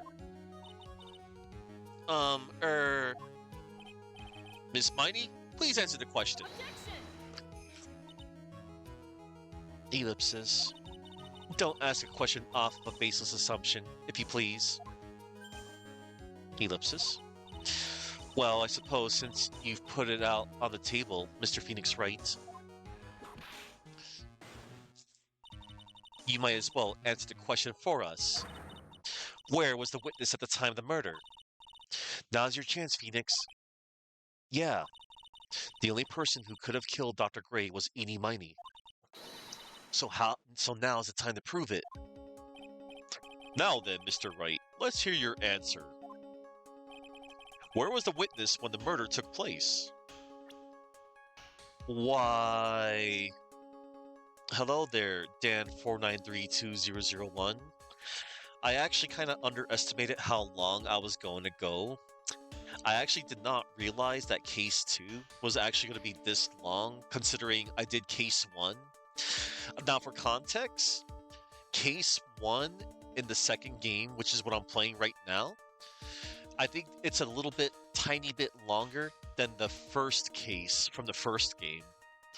But hey, I'm gonna keep on, I'm trucking. I'm on the final day of the trial. So, they were in the channeling chamber. Miss Miney was here, of course. What? But that's the channeling chamber. Isn't that the crime scene? That's right. Miss Miney was at the scene of the crime. Yep, she was there. Order! Order! Order! That's why the... Mr. Phoenix Wright, have you lost your mind? Yesterday's testimony established that only the victim and the defendant were in the chamber when the channeling started. Yes, that is correct. Please explain yourself, Mr. Wright. Simple. Miss Eenie Miney was hiding at the scene of the crime. I was hiding? Where? Like, where was I hiding? Why...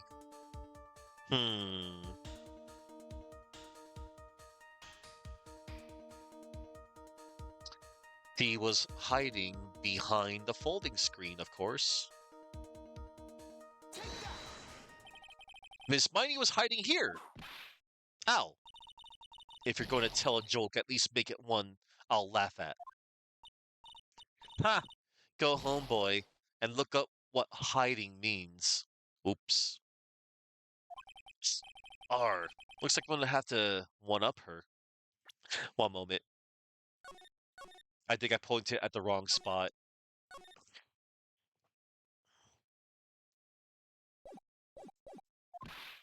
Fine then. I will even use the big boy's dictionary. Phoenix, you can't lose your cool like this and grow up. Eh? Oh, I'm sorry, Chief. You still haven't learned your lesson, have you, Mr. Phoenix Wright? So...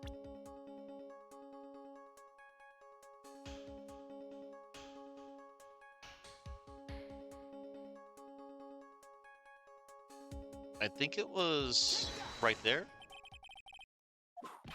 No.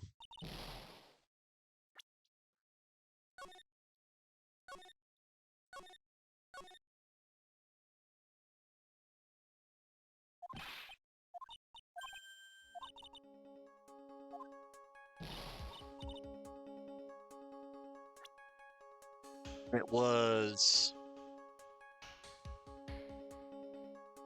It was the space behind the folding screen. I think.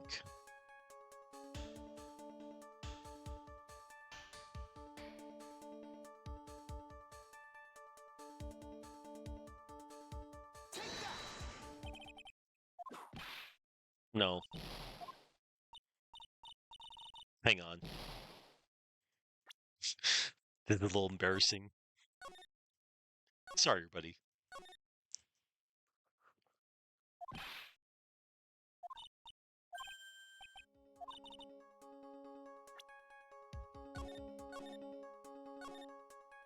I chose the wrong spot.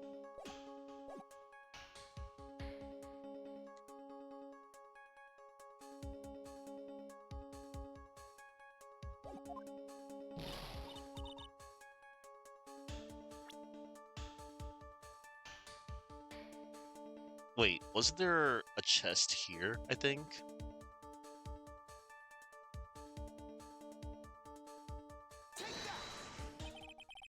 Oh yeah. No, that wasn't it.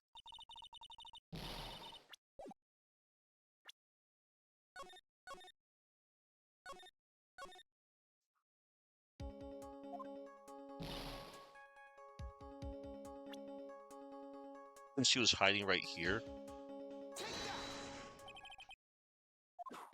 No.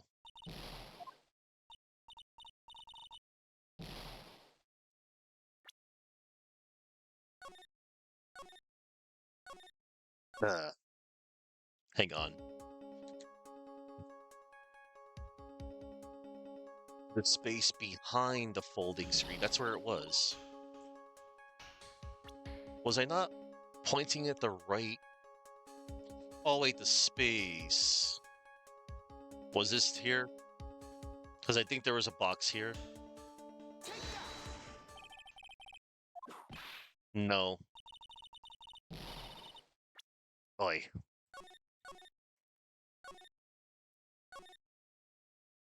I actually forgot.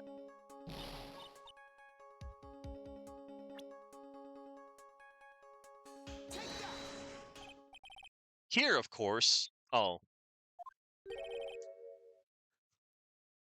Y'all saw me a while ago. I think I was too close to pointing the folding screen. That, because yeah, I did remember. My mistake. Behind the folding screen. Ah, don't make me say this again. Recall yesterday's testimony. There ain't no way anyone's hanging out behind that folding screen. See, you stupid jerk. Uh-oh. Quit being so quick to pin it on me, slime ball. Now, Miss Mighty. One so young as you shouldn't be saying. Shut it, Gramps, as you know exactly how old I am. I'm sorry. Looks like the pipe's about to burst. Guess I should help it along. The witness was hiding behind the folding screen with the help of this. Because there was indeed a clothing box. Miss Mighty, how you were able to hide yourself at the scene of the crime is very simple. You were hiding inside this box. Ah! That tiny little box. No person could fit in that. Sorry, but your theory has already been disproved. Lana disproved you when she was hiding from me in it. But that clothing box was in the side room, right? Which means it has nothing to do with the murder at all. That's right. I was sleeping there, so I should know. That clothing box was there in the side room the whole time. Mr. Wright. Do you think you can prove where the clothing box was at the time of the crime? Why, yes, I can. with some evidence. And now I present the piece of evidence that will prove this clothing box was at the scene of the crime when the murder took place. You can actually present two pieces of evidence here. It's either the clothing box or the folding screen, because they share one detail. The folding screen, about 8 inches off the ground, is a small hole that looks like a bullet hole. And then the clothing box here also there is a hole that looks like a bullet hole, about 8 inches off the ground. So, I'll present the clothing box, because I just selected it. Take a look at these clothing box. You're so stupid. As if there's any sort of evidence in that old thing. This? What on earth? I don't have time for you to sit there surprised. Hurry up and say it already. There's a hole about 8 inches off the ground. A hole about 8 inches off the ground. Where have we heard that before? The folding screen. It had a hole at the same height. That's right. I hope this has opened your eyes to what happened. At the time of the shooting, the clothing box was sitting behind the folding screen, which is why the bullet from the pistol hit both the box and the folding screen. It went through the screen and then into the box. Miss Miney, you were hiding behind the folding screen, waiting for your chance. Yes, for your chance to kill Dr. Gray. Ah! Ding, dun, dun, dun. Order. So what? Then, Mr. Phoenix Wright. So what you're saying? Then, Mr. Phoenix Wright, what about this picture? Are you saying that the person in this photo is Miss Edie Miney? That is exactly what I am saying. Miss Edie Miney, you were hiding inside this clothing box all along. And you were a medium's costume. And you wore a medium's costume to masquerade as Maya Fey. To masquerade as Maya Fey? She had it planned from the very beginning. She would kill Dr. Gray and pin the blame on my client. No, so stop. I can't stand to listen to any more of this foolishness. If that's the case, Mr. Phoenix Wright, then I have a proposition. This whole idea that the witness moved the clothing box to the crime scene, pretended to be the defendant, killed the victim, and then fled the scene of the crime. It's not possible for one person to do all that by herself. Correct. It's not possible. It really is impossible for one person to do all the preparations, that is. Ow! Need I remind you, the foolish receive no mercy. Wait, Miss Von Karma, you said it was not possible for one person, correct? You can't be serious.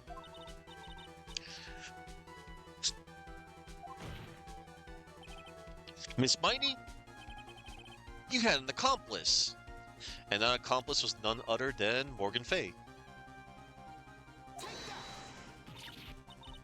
This person. If it wasn't someone from Kuran Village, you couldn't have gotten the costume. And if it wasn't someone from the Fay household, you wouldn't have had that box to use. Morgan Fay. Isn't that the wonderful lady witness we had earlier? What do you have to say to this, Miss Miney?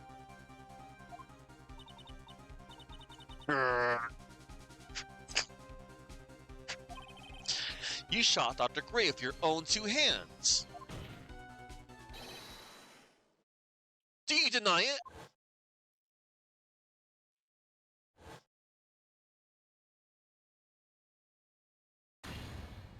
Ah!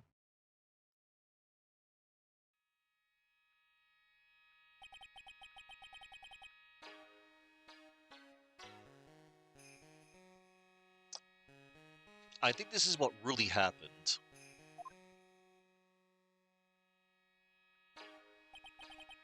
The murderer had planted herself at the scene of the crime long beforehand.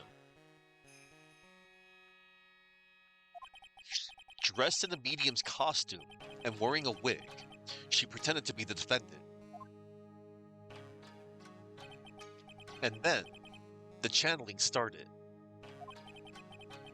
The murderer crept silently towards the other two, both of whom had their eyes closed. First, she drugged Maya Fey with a strong sleeping agent. Then, she stabbed Dr. Gray with a knife. Oh dang. Next, she hid my client inside a clothing box. She did that so she could take Maya's place and frame her for the crime. But that's when something unexpected happened. Unexpected? Yes. Dr. Gray was actually not yet dead. With the last of his strength, he fired a shot at his attacker. And that is why the hole in the folding screen was so low to the ground. The murderer then took the gun from Dr. Gray and...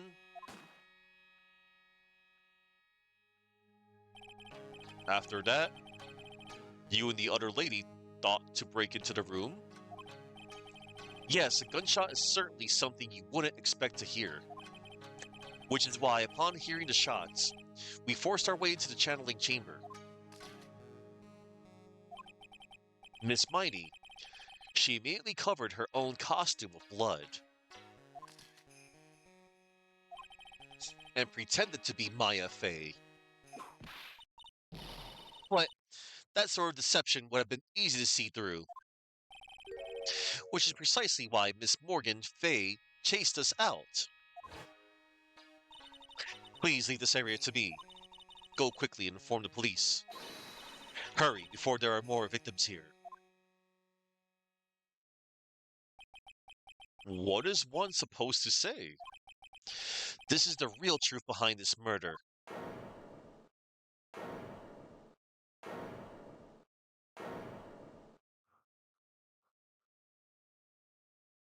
Huh.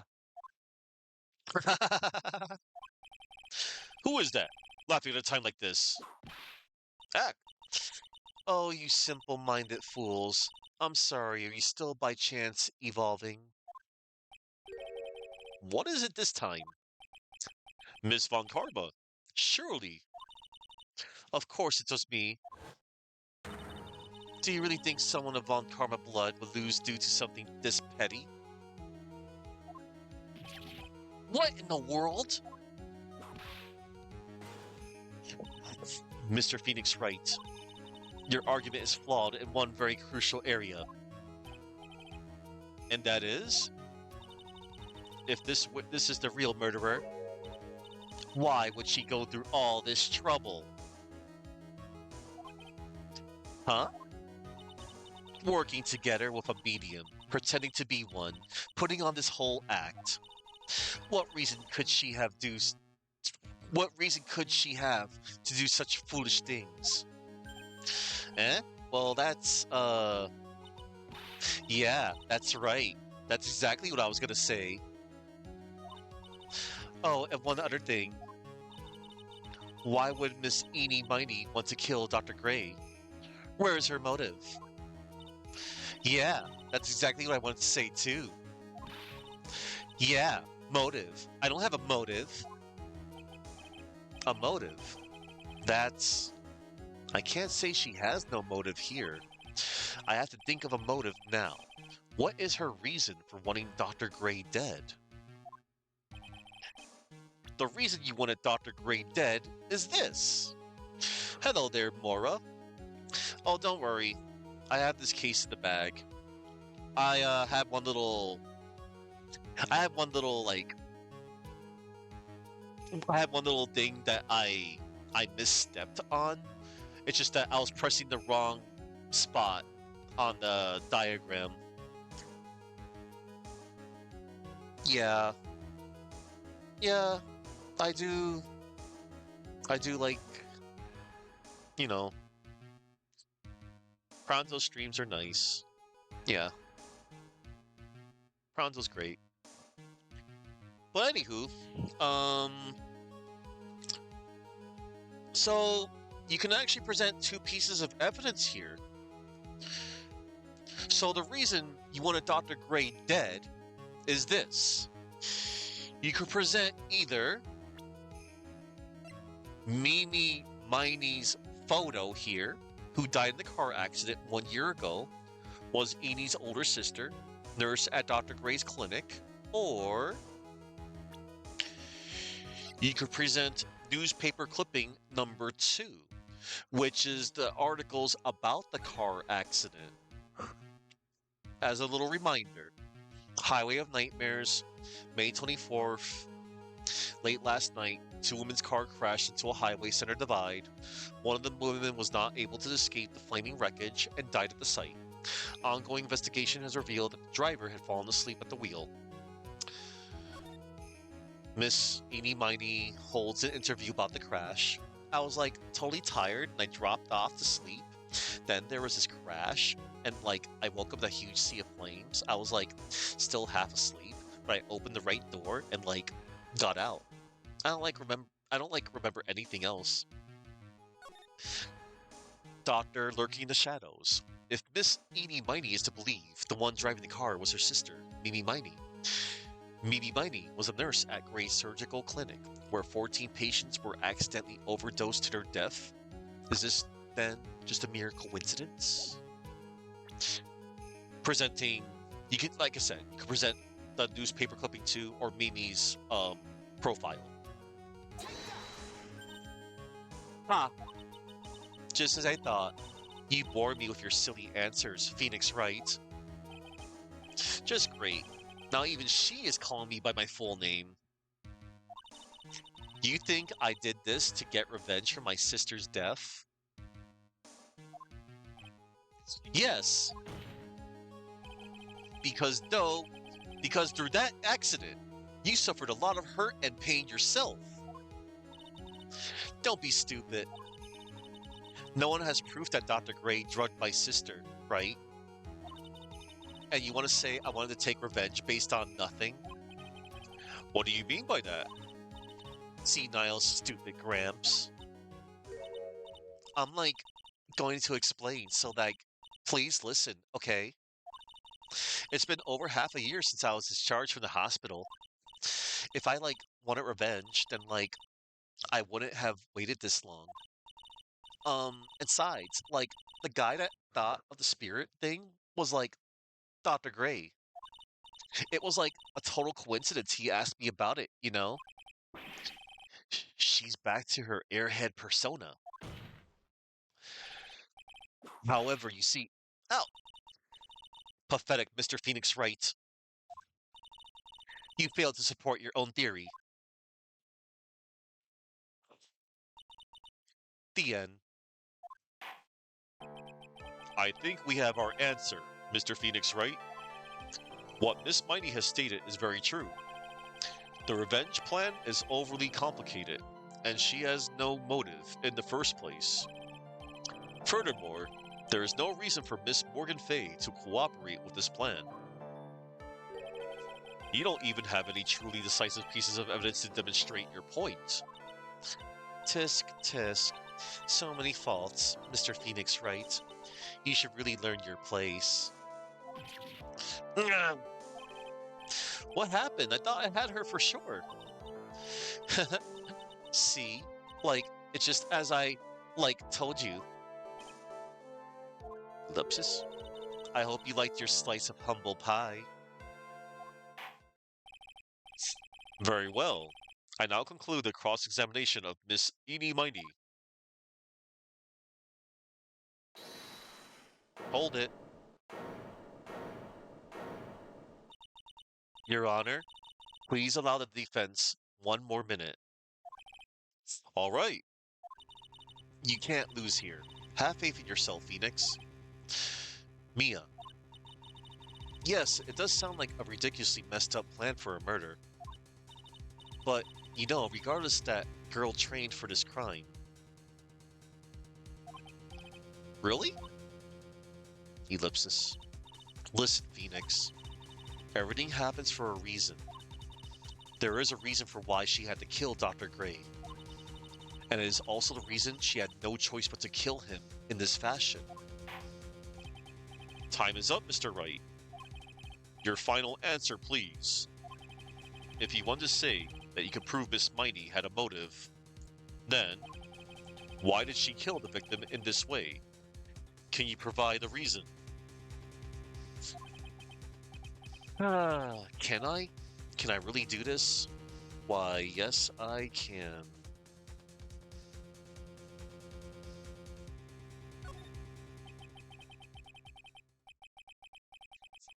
I am not totally confident here, but I know that I must press on no matter what. That's right, Phoenix. Only you can do this now. I will show and substantiate the fact that Miss Miney had a motive. Too bad. You're too late. My cross-examination has already ended, after all. Interesting. I'll let you have your chance, Mr. Phoenix Wright. What? You're supposed to be on my side. Avant Karma only cares about the perfect win. As long as you have the will to fight, I will knock you down, Mr. Phoenix Wright. Ellipsis. And I don't care if you are my witness. So help me, I will throw you out of my way. No way. Very well. The court will take a 5-minute recess. We will continue the cross-examination after we reconvene. Hey, wait a sec. Oh, wow. We're moving on to the final part of the trial now, everybody. Okay. Oh my god. I need to eat something after this. I've been hydrating though, so I'm good. June 22nd, 12:04 p.m. District Court Defendant Lobby number 3. Is it really true about my aunt? I'm afraid so, Maya. There is no way Edie could have killed Dr. Gray by herself. And under the circumstances, there's no one else other than your aunt, Morgan. That's terrible. Why? Why would my aunt? Everything is going just as I predicted, Mr. Phoenix Wright. Uh-oh.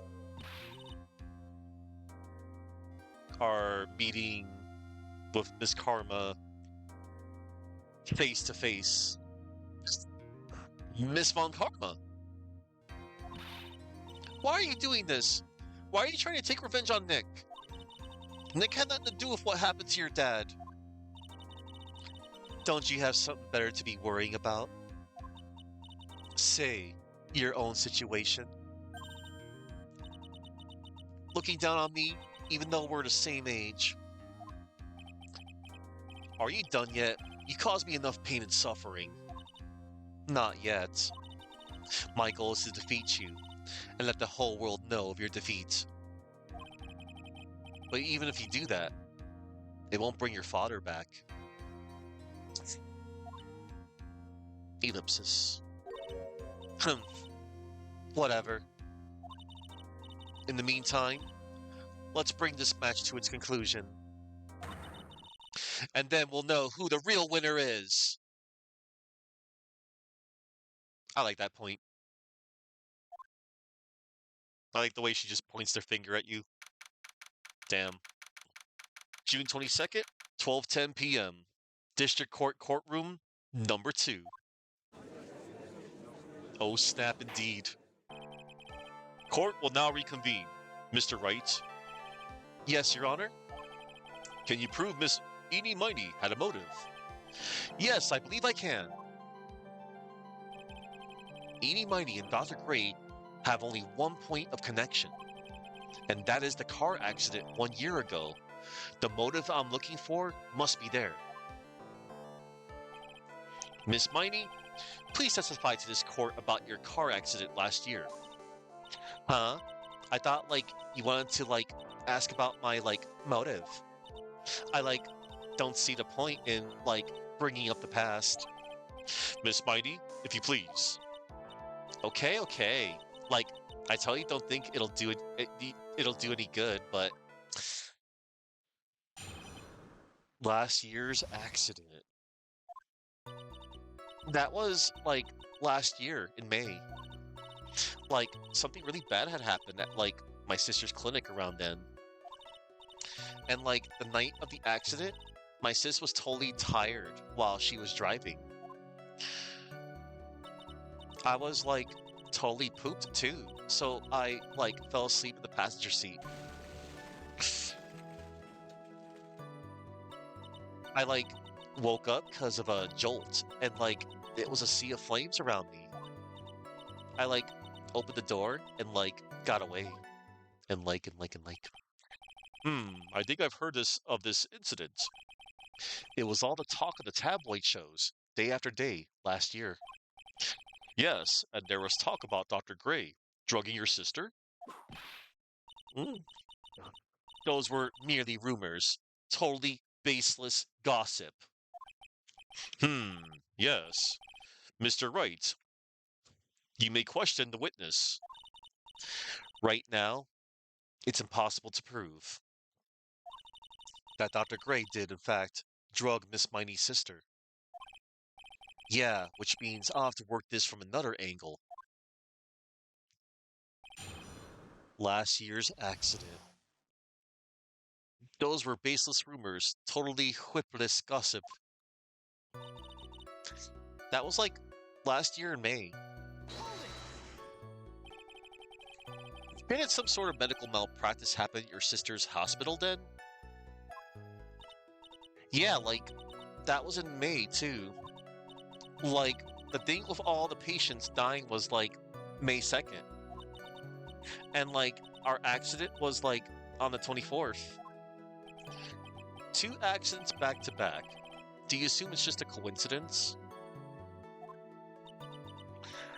My sis was totally tired, so that's why. Duh.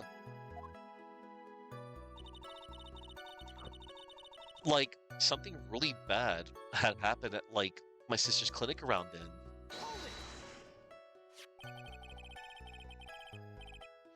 That was the malpractice incident where 14 patients died, correct? Yeah. What was the cause of the mistake?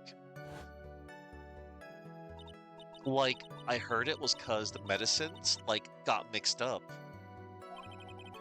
Was that the fault of your sister, Mimi Miney? No way. Dr. Gray, wanted to blame it on my sis. Objection! That incident has nothing to do with our murder here. Besides, the police report has already documented that it was entirely Mimi Miney's fault. Which means, as far as the real facts are concerned, Mimi Miney is the one who made the mistake. But, it really wasn't my sis. We'll go back to that statement after. I just want additional dialogue here. I was, totally pooped, so I, fell asleep in the passenger seat. The accident happened at night, correct? Yeah, it was at, 1 a.m. or so, I think. I had, a paper due, really soon. So, I hadn't slept and was working, real hard. So it was because the two of you were so tired that this accident happened. I, woke up because of a jolt, and, it was a sea of flames around me. Oh, one moment. Press. And your sister? What happened to her? I didn't see her. The car was, totally black, and there was, a ton of smoke. I, totally had, no clue what was going on. I like opened the door and like got away. Please tell us about your escape in more detail. I like kept wanting to forget that time. So like I don't remember things about the accident in like detail anymore. Well, it's all right. No need to push yourself. I think I like gave an interview after the accident. Like that would probably be the most accurate, you know? If it's that article, then I've already got it. There's got to be some sort of secret sleeping in this testimony. Yes, let's find that one crushing contradiction and end this. Yeah, it's right here. We're gonna press on the third statement here. And like the night of the accident, my sis was totally tired while she was driving. She was totally tired. You mean exhausted? Like she had to talk to the police and like was being investigated like every day. It was like a totally terrible situation. It's no wonder then that the car accident happened, huh? We're gonna press harder. So then, why didn't you ask to switch places? Huh? Like, what are you talking about? I meant switch drivers. If your sister was so tired, then you should have switched with her. True, true. But like, I don't like have a driver's license. This is news to me. I was not aware you didn't have your license, Miss Miney. Miss Miney, please amend your testimony. Like, okay, anyway. I was like totally pooped too. So hold up. I like okay, she amended her testimony. There's a new one, I think. There it is. I like didn't have my license, so like I couldn't take over driving for her. Oh, really? Let us press this statement. And that's why you were in the passenger seat. Like, yeah. I was like at my college's research lab till like really late. So my sis was like giving me a ride home. I see. Phoenix. Yes? You can't do this. You're being too easy on her. There's gotta be some sort of secret sleeping in this testimony. Yep. It's right there. It's her new statement. So she didn't have her license, huh? I like didn't have my license, so like I couldn't take over driving for her. Oh, really? What is this? Amy. Amy's photo for her driver's license. Right here. Miss Mighty, that was a lame lie just now. Like, what do you mean? I know you had a license back then. This is a photo you took for the express purpose of getting a driver's license.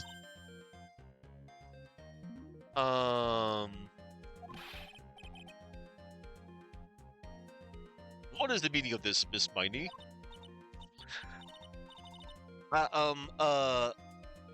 That's right. Yeah, I had like a license, but ellipsis. But I didn't get it until after the accident. No, you had it. You had it at the time of the accident. Director Hottie, or the guy pretending to be him anyway, said so. What? Are you talking about that perverted fake clinic doctor? The perverted fake clinic director. Yeah, he was weird. Yes, that perverted fake clinic director. And how did you... No one cares. I agree. Witness, when did you receive your driver's license? Like last November. What? November? The accident happened last May. That's a half-year lapse in time, Mr. Phoenix Wright. What in the... That's what happened, Mr. Wright. At the time of the accident, Miss Mighty did not have a driver's license. Erk. Oh. Cry, and my whip will accommodate. Anyway, without a license, the witness and her sister could not have switched drivers. I'm, glad you get it, but, like, even if I had my license, I, don't think my sis would have, let me drive. Yo, don't just stand there humming to yourself. Not you too, Mia, with the whip and the pain and the owl. Miss Miney, why do you think you would not have been allowed to drive anyway? That's because I think the situation calls for a more detailed testimony, Miss Miney, if you please. Uh, how annoying. Oops, sorry, didn't mean to be mean. I wouldn't be allowed. Around that time, I was, really close to getting my license. My sis was, this totally big fan of cars and, really valued them. She, had just gotten this really shiny, bright red sports car. She, would say things like, no way am I letting a noob drive my car. So, that's why I ended up in the passenger seat that night, too.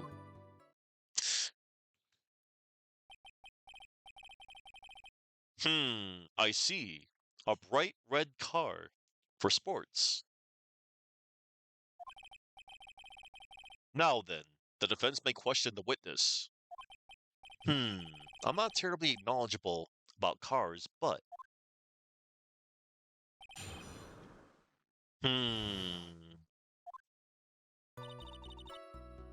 Around that time, I was, really close to getting my license.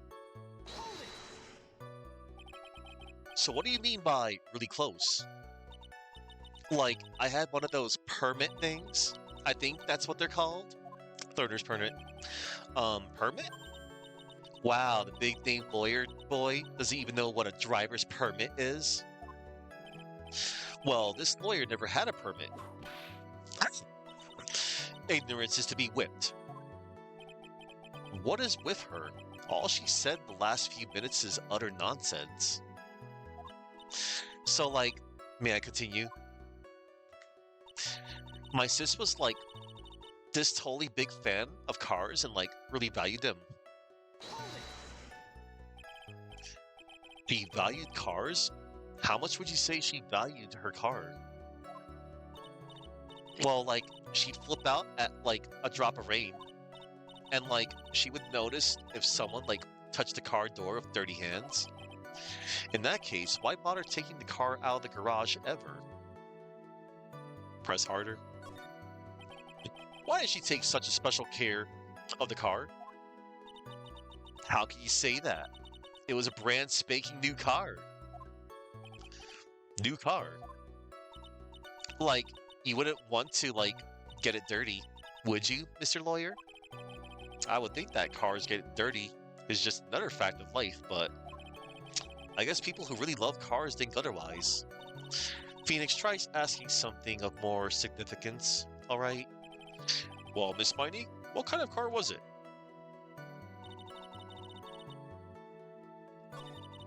She, would say things like, no way am I letting a noob drive my car.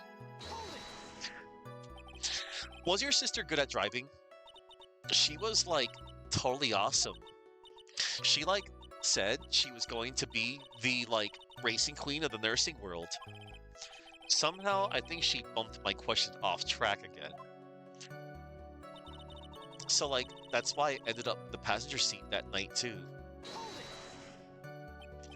And that was when the accident occurred, correct? Yeah. I immediately reached for the passenger side door and fled in a daze. Sounds like you had a terrifying time. There is something very big here. It's going to be hard to break apart such a natural sounding testimony. But we have to attack it, and by doing so, a flaw will show itself. It has to. Do you really think so? Believe. There is a path. I know it. Mia almost sounded like a prophet for a second there. Why, yes. It's on the third statement. She, had just gotten this really shiny, bright red sports car. It was a new car? Yeah. She had, just gotten it. It was, from the UK. The UK? Were those her boyfriend's initials? Judge. UK's United Kingdom. And it was a really special model. She had waited for a whole year for it to arrive. I guess her love of cars would be the obvious next topic. Press harder. I really don't know anything about cars, but I had a feeling this was bound to come up. Your Honor? Yes? Please have the witness append what she just said to her testimony. You mean the part about it being a special import car? Yes. Well, if you like cars that much, then... That's not my point. Though, to be honest, I don't know what the point is either. Miss Mindy, would you please fix your testimony? Sure, whatever. My sis's new car was, a totally special model from England. Let's press that again. Ellipsis. I yelled hold it pretty forcefully, but I don't actually know what to ask about cars. Ask for the heck of it. So yes. What am I supposed to pick for a topic? Let's start with this. Why are British cars good? Huh? They're expensive, and their driver's seat is opposite to our cars here in the States. It would seem there is no benefit to owning one. Huh? This whole steering wheel on the right side thing, it's kind of goofy, isn't it? What do you know? That sleek shape. Forgive me. One moment. I'm gonna clip that so I can check that out for after stream. That silly auto scroll gimmick.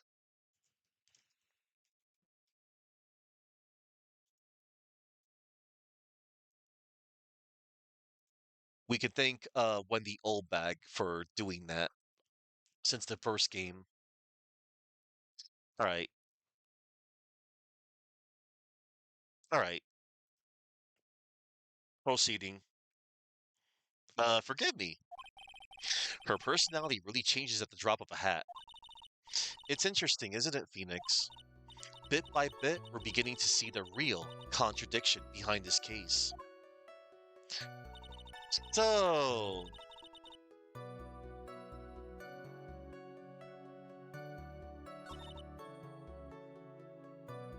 there's two contradictions here, actually. My sis's new car was a totally special model from England.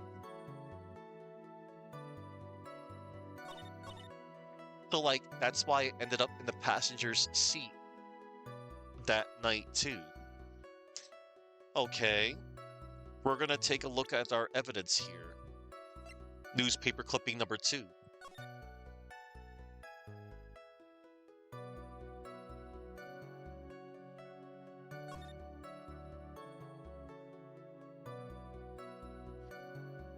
Passenger seat, huh?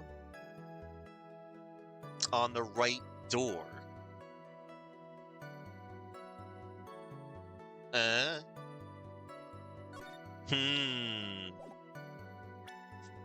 So present newspaper clipping 2. You can do it either on, the third or fifth statement. Objection! Miss Miney, do you remember this article? Ellipsis. It's an article about the accident. You had said this in it. But I opened the right door and, got out. That's correct, isn't it? Why are you suddenly asking me about that? Your Honor, which side is the passenger seat? The left or the right? Well, it's on the right side, of course, because the driver's on the left side. That would be if it were an American car, but it would be the opposite in a British car. Opposite? The two of them were riding in a British car. In that case, the passenger side would be the left side. Ah! What do you mean by this? Miss Miney, you said that you had escaped during... you said that you had escaped using the right side door of the car. But if you were sitting there, then that means you were in the driver's seat. Yeah. Order! Order in the court! Order! Order! Ah! Mr. Phoenix Wright is blabbering nonsense again. Enid said the person who was driving was her older sister, Mimi Miney. That is what Enid said, yes, but that is where her story falls apart. Somewhere, all of us made a big error in our assumptions. Phoenix, it looks like you finally found the real root of this murder. If we connect all the dots, there can only be one answer. I like to ask the court a question. Enid, or Mimi, who was really driving that night? It was Mimi Miney. The answer is the one person who had her driver's license, Mimi Miney. After all, that makes her the only person who could legally drive. But you just said the witness, Miss Edie Miney, was the one in the driver's seat. Which leads us to the next question. The next question? Who is the person standing at the witness stand right now? Oh. What sort of idiotic ruse is this, Mr. Phoenix Wright? This witness's name is... I'll tell you what her name really is. This witness's real name is... Mimi Miney.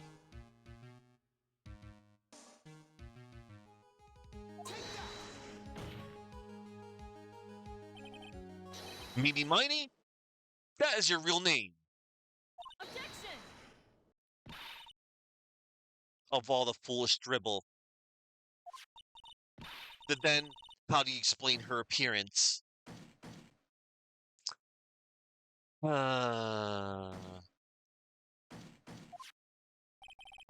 This witness had severe facial burns when she was admitted into the hospital. So for the purpose of facial reconstruction, the surgeons used a picture. Facial reconstruction surgery. This is the picture she gave to her doctors at the time. That's right. It's a picture of her younger sister. No! But Mimi Miney, she died in the car accident. That's what everyone thought. However, that was not the case. Then, the body they found at the crash site. That was the body of The real Eeny Miny. Isn't that right, Miss Mimi Mindy? Ellipsis. Ellipsis.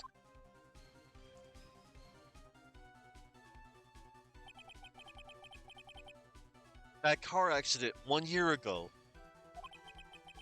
The one who died that night was Eeny Miny. Her sister, Mimi, then stole her face and was reborn as Eeny. With this, she effectively erased Mimi Miney from existence. Your Honor, I'm sure you can now see why Mimi had to kill Dr. Gray. What do you mean? What is the meaning of this nonsense? Dr. Gray wanted to call back the spirit of a dead person.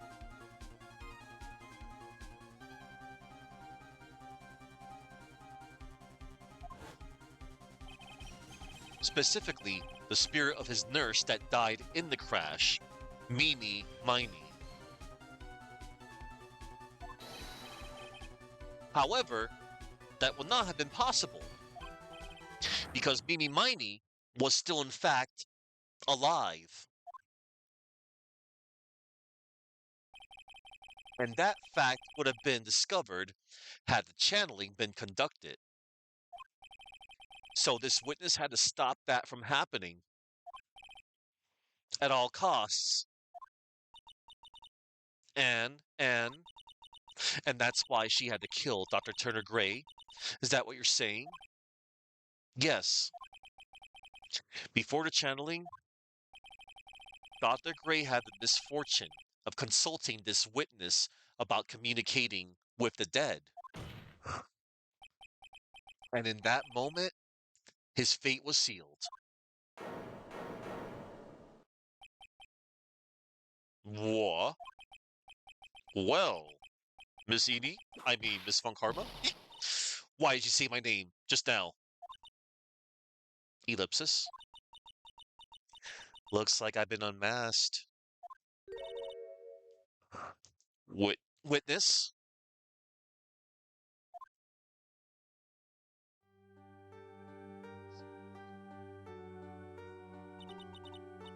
That's right. I admit it. My real name is Mimi Miney.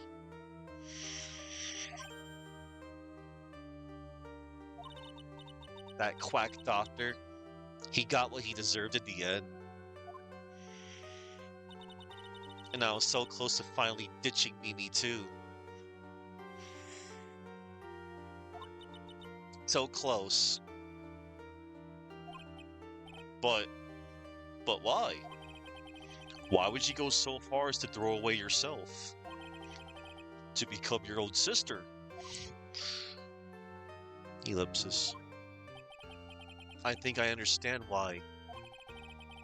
Mimi Miney wanted her old self to disappear because of this. 1 year ago, on May 2nd, 14 patients died from malpractice at Gray Surgical Clinic.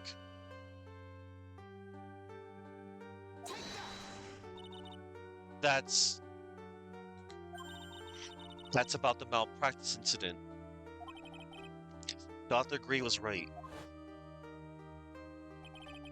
The mistake was caused by the nurse. A nurse by the name of Mimi Miney. That's right. The person standing before us today. And a few weeks after this mishap, Mimi Miney had a car accident in which she lost her younger sister. The timing couldn't have been worse. 14 patients dying in that incident, and her own sister's life extinguished. It was all too much to bear. I found a way for myself to escape it all. The only way. She lost everything in the flames of that accident. Her sister, and even her own face. This was her last chance. Her chance to throw away her past and start a new life as her sister.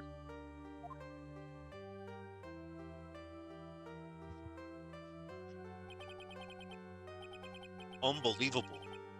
A plan beyond my wildest imagination. That jerk. If only he hadn't thought of that channeling mumbo jumbo. Mumbo jumbo? Becoming Eni has been the most horrible experience in the world. Spirit channeling, the occult. I hate it. I hate it all.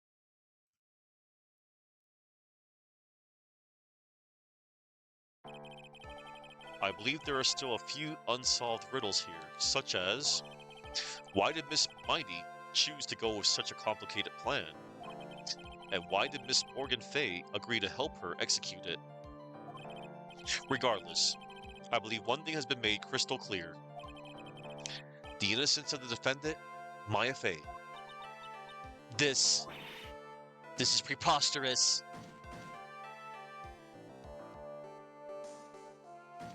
Aw, what's wrong, Franziska? You're about to receive your first lost ever? I'm perfect. Me, Franziska von Karma. I'm gonna enjoy the news tonight, Miss von Karma. How about you? It's gonna be broadcast all over the world, right? Your defeat, that is. Oh boy. She is raging. And one more for good measure. Damn. Phoenix. Hang in there, Phoenix. Phoenix. This court is a fraud. A sham. Now then. It looks like it will be some time before Mr. Wright regains consciousness. So I will go ahead and pronounce the verdict. Not guilty. I don't think Edie or Mimi Miney was a furry. I don't get that, Sir Boom. That is all. This court is adjourned. I saw that you made that comment a while ago. June 22nd, 3:13 p.m. District Court, Defendant Lobby, number 3. Furries out. Yeah, I get it. Alright. Congratulations, Maya. Sis! Oh.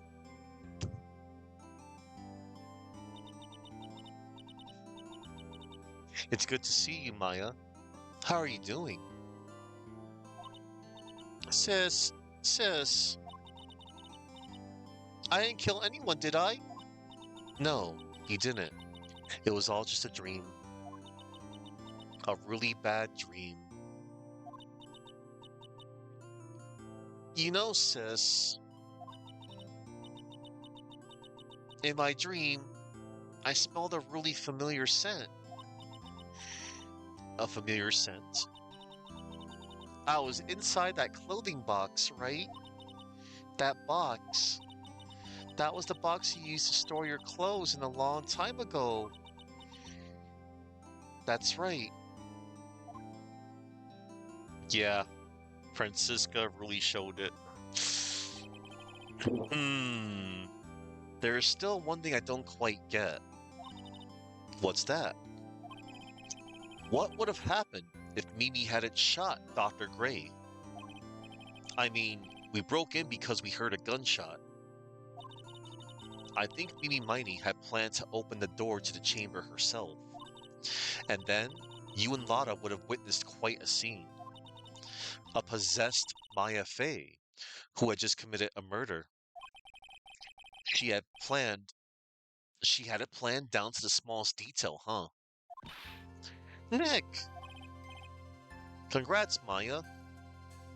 One moment. Let me just say real quick.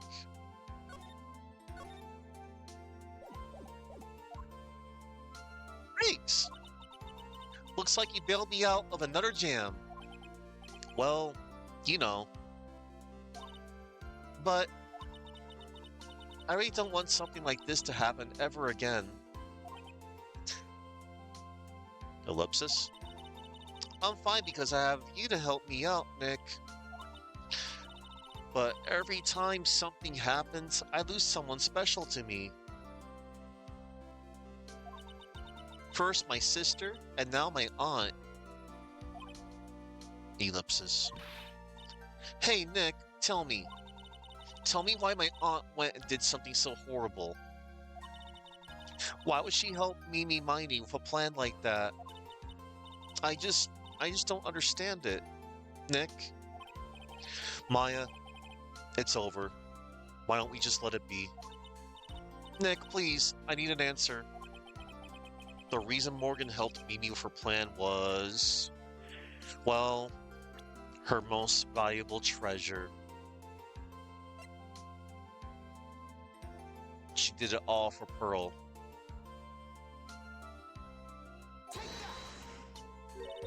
Early? 4 years from now, a new master will be born into Quran Village.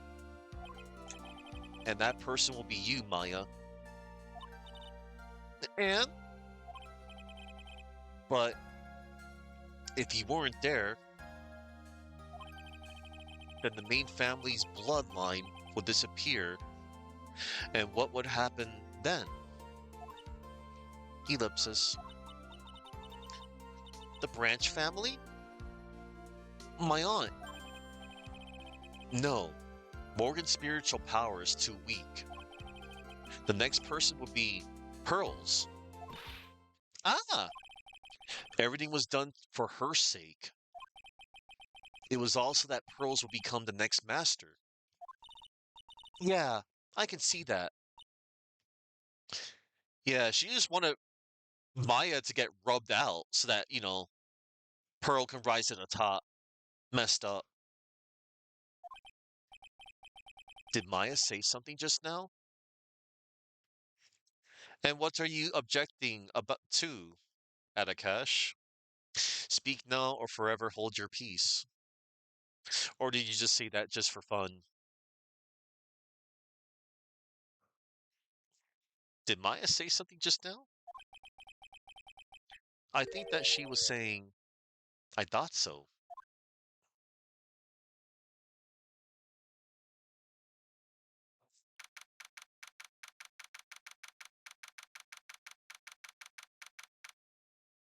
I did, during the investigation phase.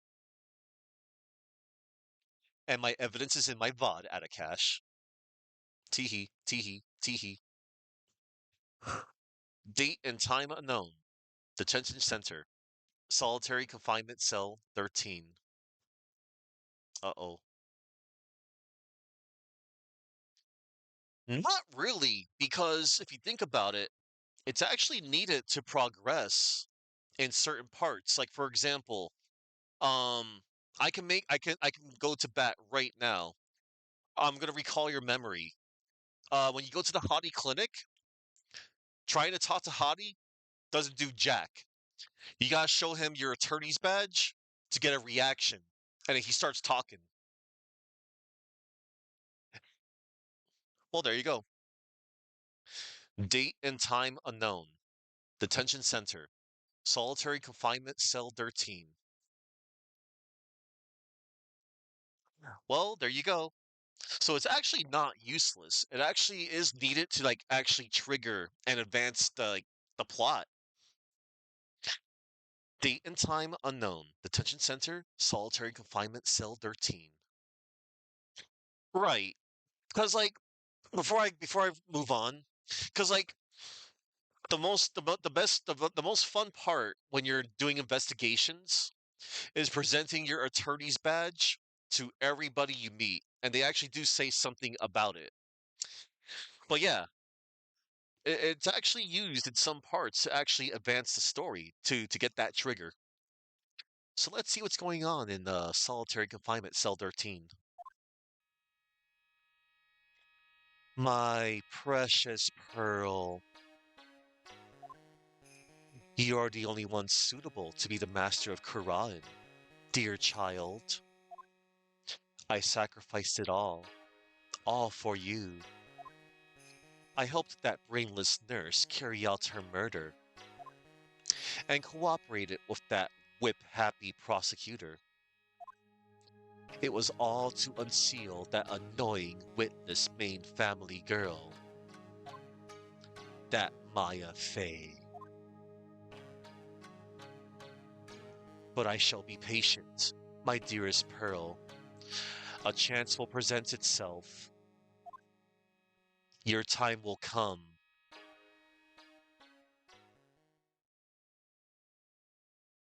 That's not foreboding at all.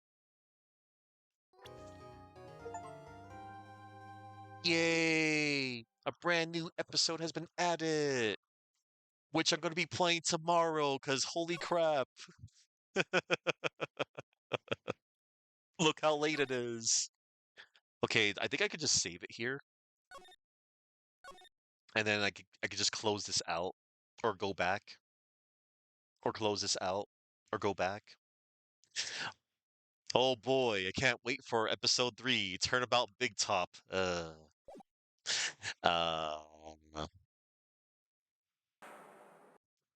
yeah, let me close out that right now. All right, everybody. That is so gonna do it for me. I greatly underestimated on. I didn't realize playing both Case 1 and Case 2 was going to be this freakishly long for the second game.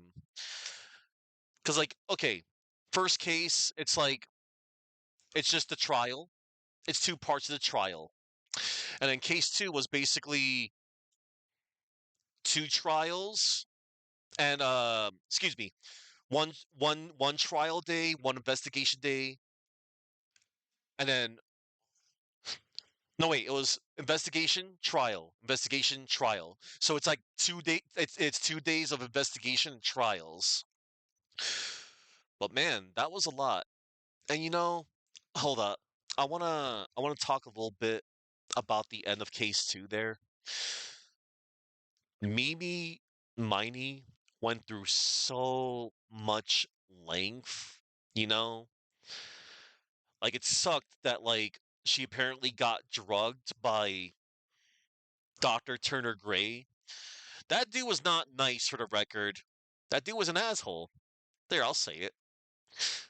I don't normally say stuff like that, but that dude was just no damn good.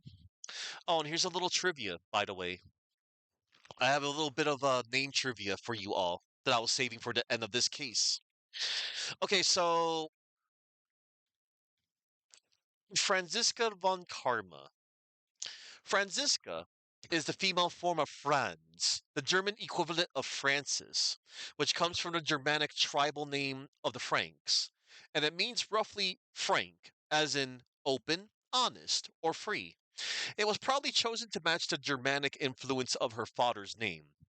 Karma likely comes from the bad karma her father had built up over the years from his questionable tactics. Von is a German preposition, which approximately means of or from. Also, German names containing a von are usually names of aristocrats.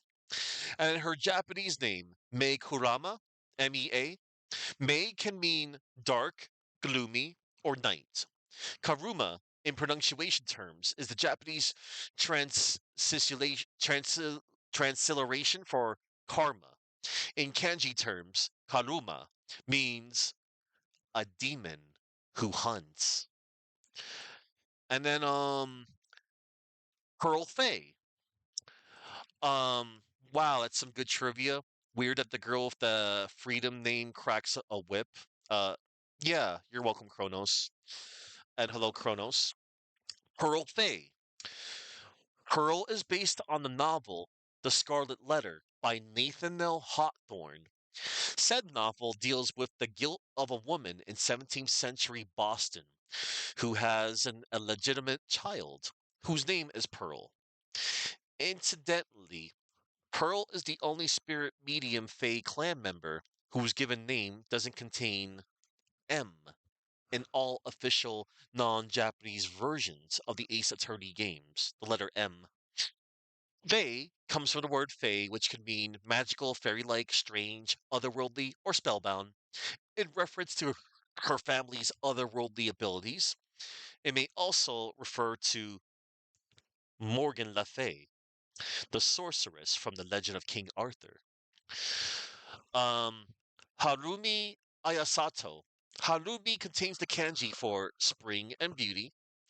Ayasato is written with the characters for twill and village. The meaning of aya refers more broadly to cloth with full woven patterns, such as twill or damask, which possibly in reference to said fabrics being perceived as old fashioned. Alternatively, it could be chosen for its homophone, kai, which means mysterious or suspicion. Taken together, the intention could be to emphasize the traditional and occult elements of her heritage.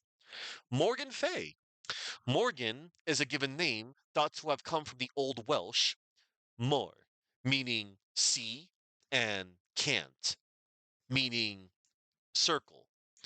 Alternatively, it may mean great queen, linking it to her Japanese given name, and relates to the name to the Morrigan, a possible goddess figure from Celtic mythology.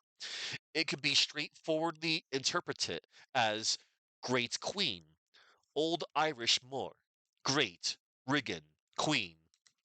Moor may come from an Indo European root connoting terror or monstrousness, cognate with the Old English mayor, and the Scandinavian Mara. Morrigan, often translated as Phantom Queen, is widely considered to be the older, more accurate form. And then, yeah, I already went over with, Faye. But her full English name likely comes from Morgan Le Fay, who is the villainous sorceress from the legend of King Arthur, who wished to have her son become king. Analogously to Morgan's plots to have her daughter take the Quran master seat. Yeah, see? She wanted Pearl to become, master of the Fays. And, Morgan Le Fay, uh, her son, I think his name was Mordred. I think that was his name, Mordred. I remember from Justice League. Japanese, Kimiko Ayasato. So Morgan's name, Kimiko, comes from the obscure shaman queen, Kimiko, who was associated with spiritualism. And it may also come from Kimi, which has dated meanings Lord, Master, and Noble. And I already explained what Ayasato meant. Turner Gray. This is a fun one. So, Gray may be a reference to the human anatomy, textbook Gray's Anatomy, or to the medical drama television series Gray's Anatomy, the name of which is an amalgam of the name of the main character, Meredith Grey, and the aforementioned medical textbook. So his full name may be a play on turning gray, which is certainly what his hair is doing, possibly due to the stress caused by his job, and it could also be play on turn her gray, which could be a reference to the amount of stress he caused to Mimi, resulting in the death of several patients. Alternatively, his name can also be a reference to Gray Turner's sign, a type of bruising around the torso that can predict a severe attack of acute pancreatitis. This bruising is named after the British surgeon George Gray Turner. And another possibility is the phrase turning gray when referring to the weather, i.e., clouds turning the color gray before it rains, as he complains about the rain and the TV weather presenter during his first appearance. And, turning gray. Japanese. So his name in Japanese is Tetsuro Kirisaki. Kirisaki comes from the Japanese verb kirisaku, which means to cut open. And then I went over, Eenie, and in her case, Mimi's name, Eenie Miney, Mimi Miney. Both her own and her sister's English name comes from the children's counting rhyme. Eenie, meeny, miny, mo. And Enie's name, her Japanese name was Nodoka Hanaka. Her name, Hanaka Nodoka, comes from Hanaka Nodoka, meaning nose or throat, as in a nose and throat doctor. Mimi Hanaka comes from Hanaka Mimi, meaning nose or ears. Yeah, I think that's about all the trivia that I can muster from that, I think. One moment.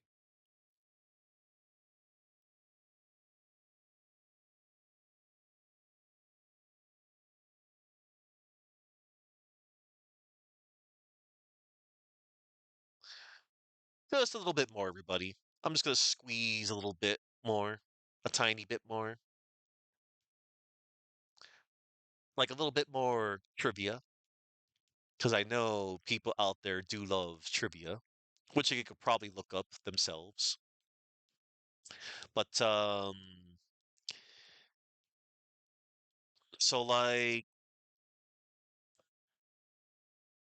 oh, there was some reference to the popular culture too. So while talking about the picture of Eenie Miney that he had stolen, Hottie refers to it as his treasure and precious. This is likely meant to be a reference to J.R.R. Tolkien's character Golem, who author refers to the One Ring in this way. And then at one point during Enie's testimony, Wright is interrupted by Von Karma. Wright then sarcastically thinks, "Well, excuse me, princess." "Excuse me, princess" was the sarcastic catchphrase of Link in the Legend of Zelda television show, which was loosely based on the video game series of the same name. Oh, and also, here's a little bit more trivia. In the cartoon, it was often used by Link 29 times in 13 episodes when retorting to Princess Zelda's comments.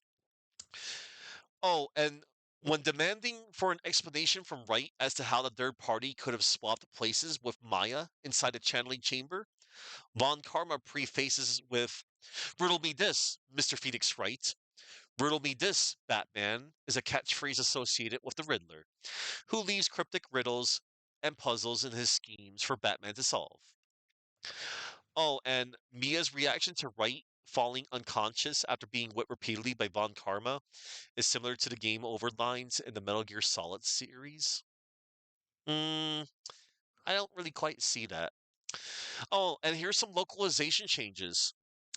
So the vehicle involved in the car crash is actually an American car, a 1969 Camaro SS, because Japan's roads are driven on the left side. The driver's seat on a Japanese car is on the right, and the passengers on the left, resulting in the contradiction with the American car. In the North American and European localizations, these positions are all reversed, with the car being claimed as a UK model, maintaining the door side dilemma. In the Japanese version, presenting Pearl's profile to Haughty will have him urge Wright to bring her to see him if she hurts herself, to which Wright inwardly refuses. Believing this line would not be suitable in the Western release, and it would not, the localization crew experimented with an alternative scenario where Haughty compared Pearl to a doll before removing the line altogether.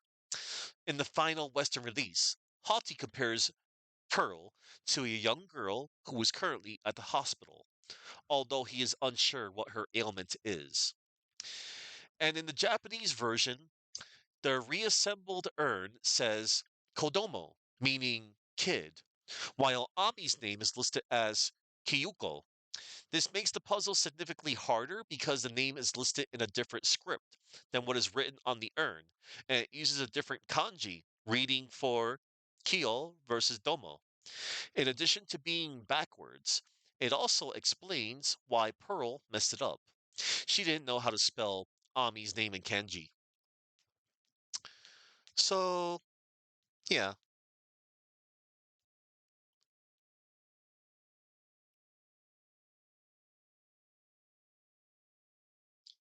All right. Oh, yeah. Miscellaneous. If the figure sitting in front of the burning car during the opening cinematic is examined closely, it's possible to see that said figure has the hair of Mimi Miney and not Eeny Miney. When presenting Maya's profile to Lotta Hart, Lotta comments that Maya should be taught some manners, seeing how this was the second time Maya was being accused of murder.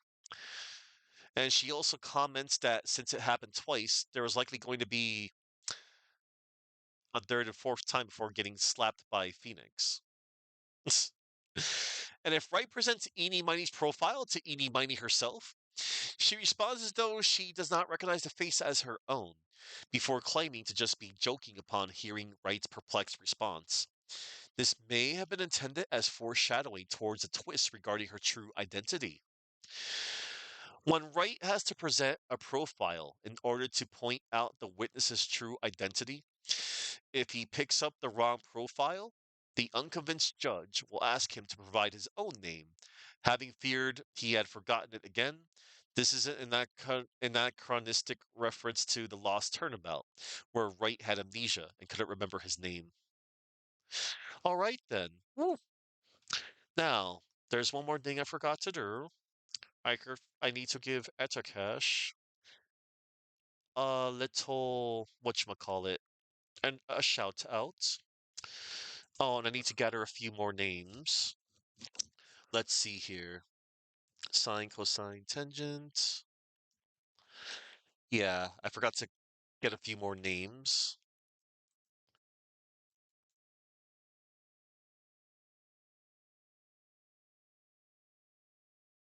Dan 4932001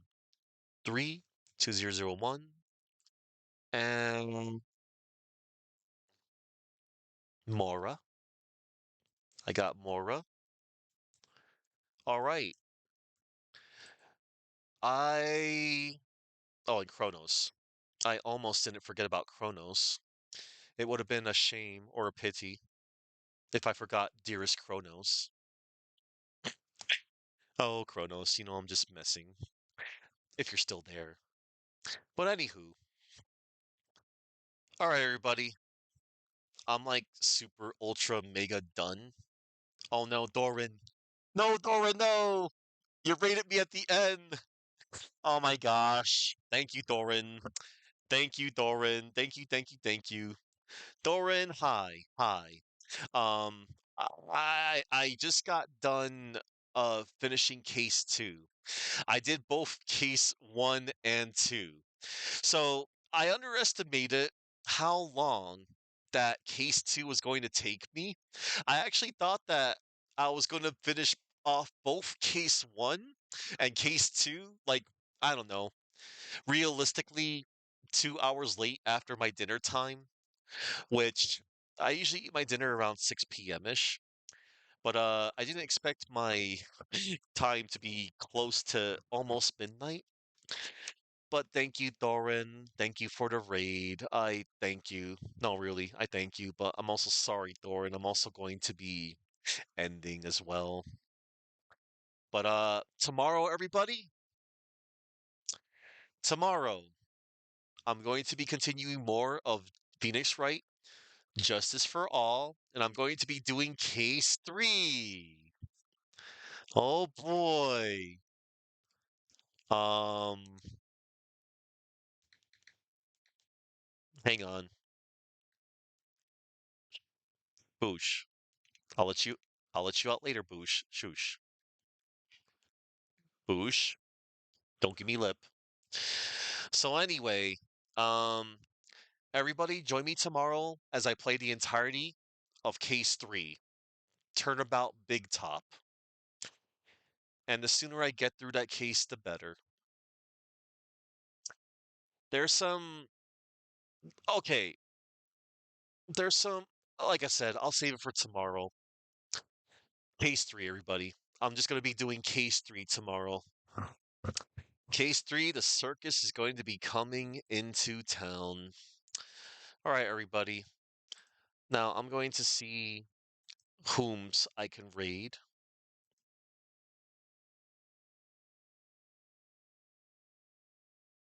Let me see. Oh, wow. He's at that part. But I'm going to send you off to somebody that I often don't really touch bases too often. I usually well, yeah, I like to tune in to them way before I finish. But I would like to introduce you all to somebody I have rated out to somebody to him before long ago, but it isn't often that I read on out to them. Everybody, I'm gonna read on out to Proto Wolf. Now Proto Wolf, he's also a whatchamacallit. He is also a fan of the Ace Attorney series. He's also uh hang on. I should know this. I hear it from him all the time. He's a full-time indie game developer and a 3D artist. Yes, that's what he is.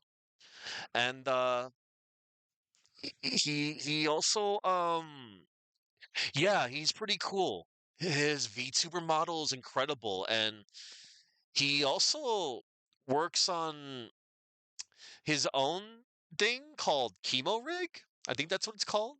Chemo Rig, Chemo Rig. Yeah, it's like his own app thing that he made. Kind of like the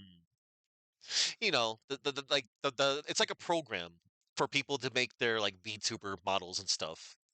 Uh, you might you might be interested in that. But yeah, Proto Wolf, he does so many things. Like he does like developing of stuff. Like he's a 3D artist. He plays a lot of games too.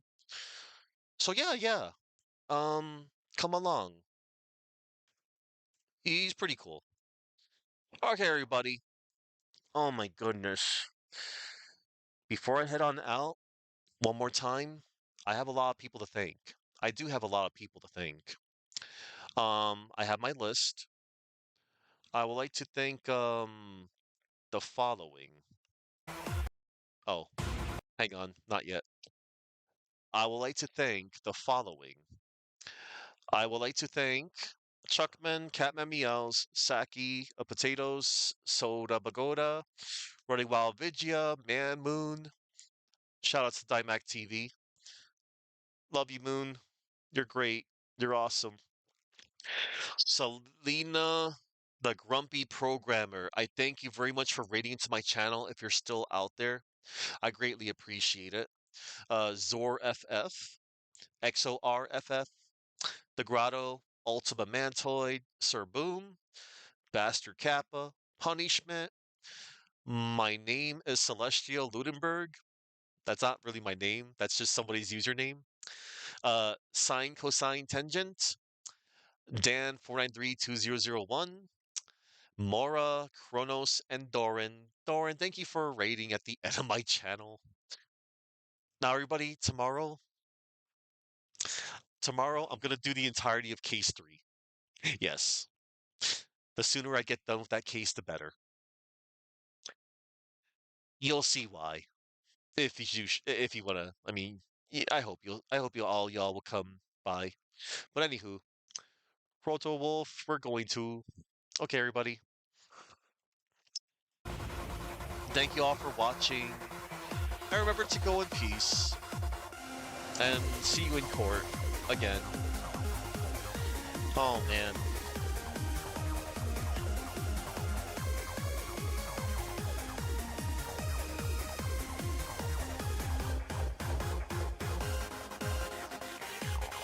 So yeah.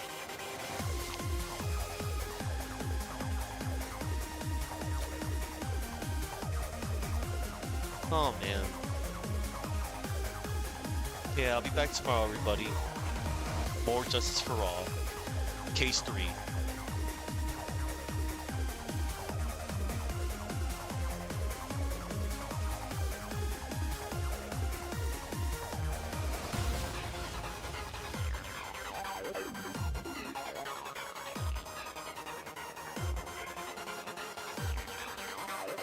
Whoosh.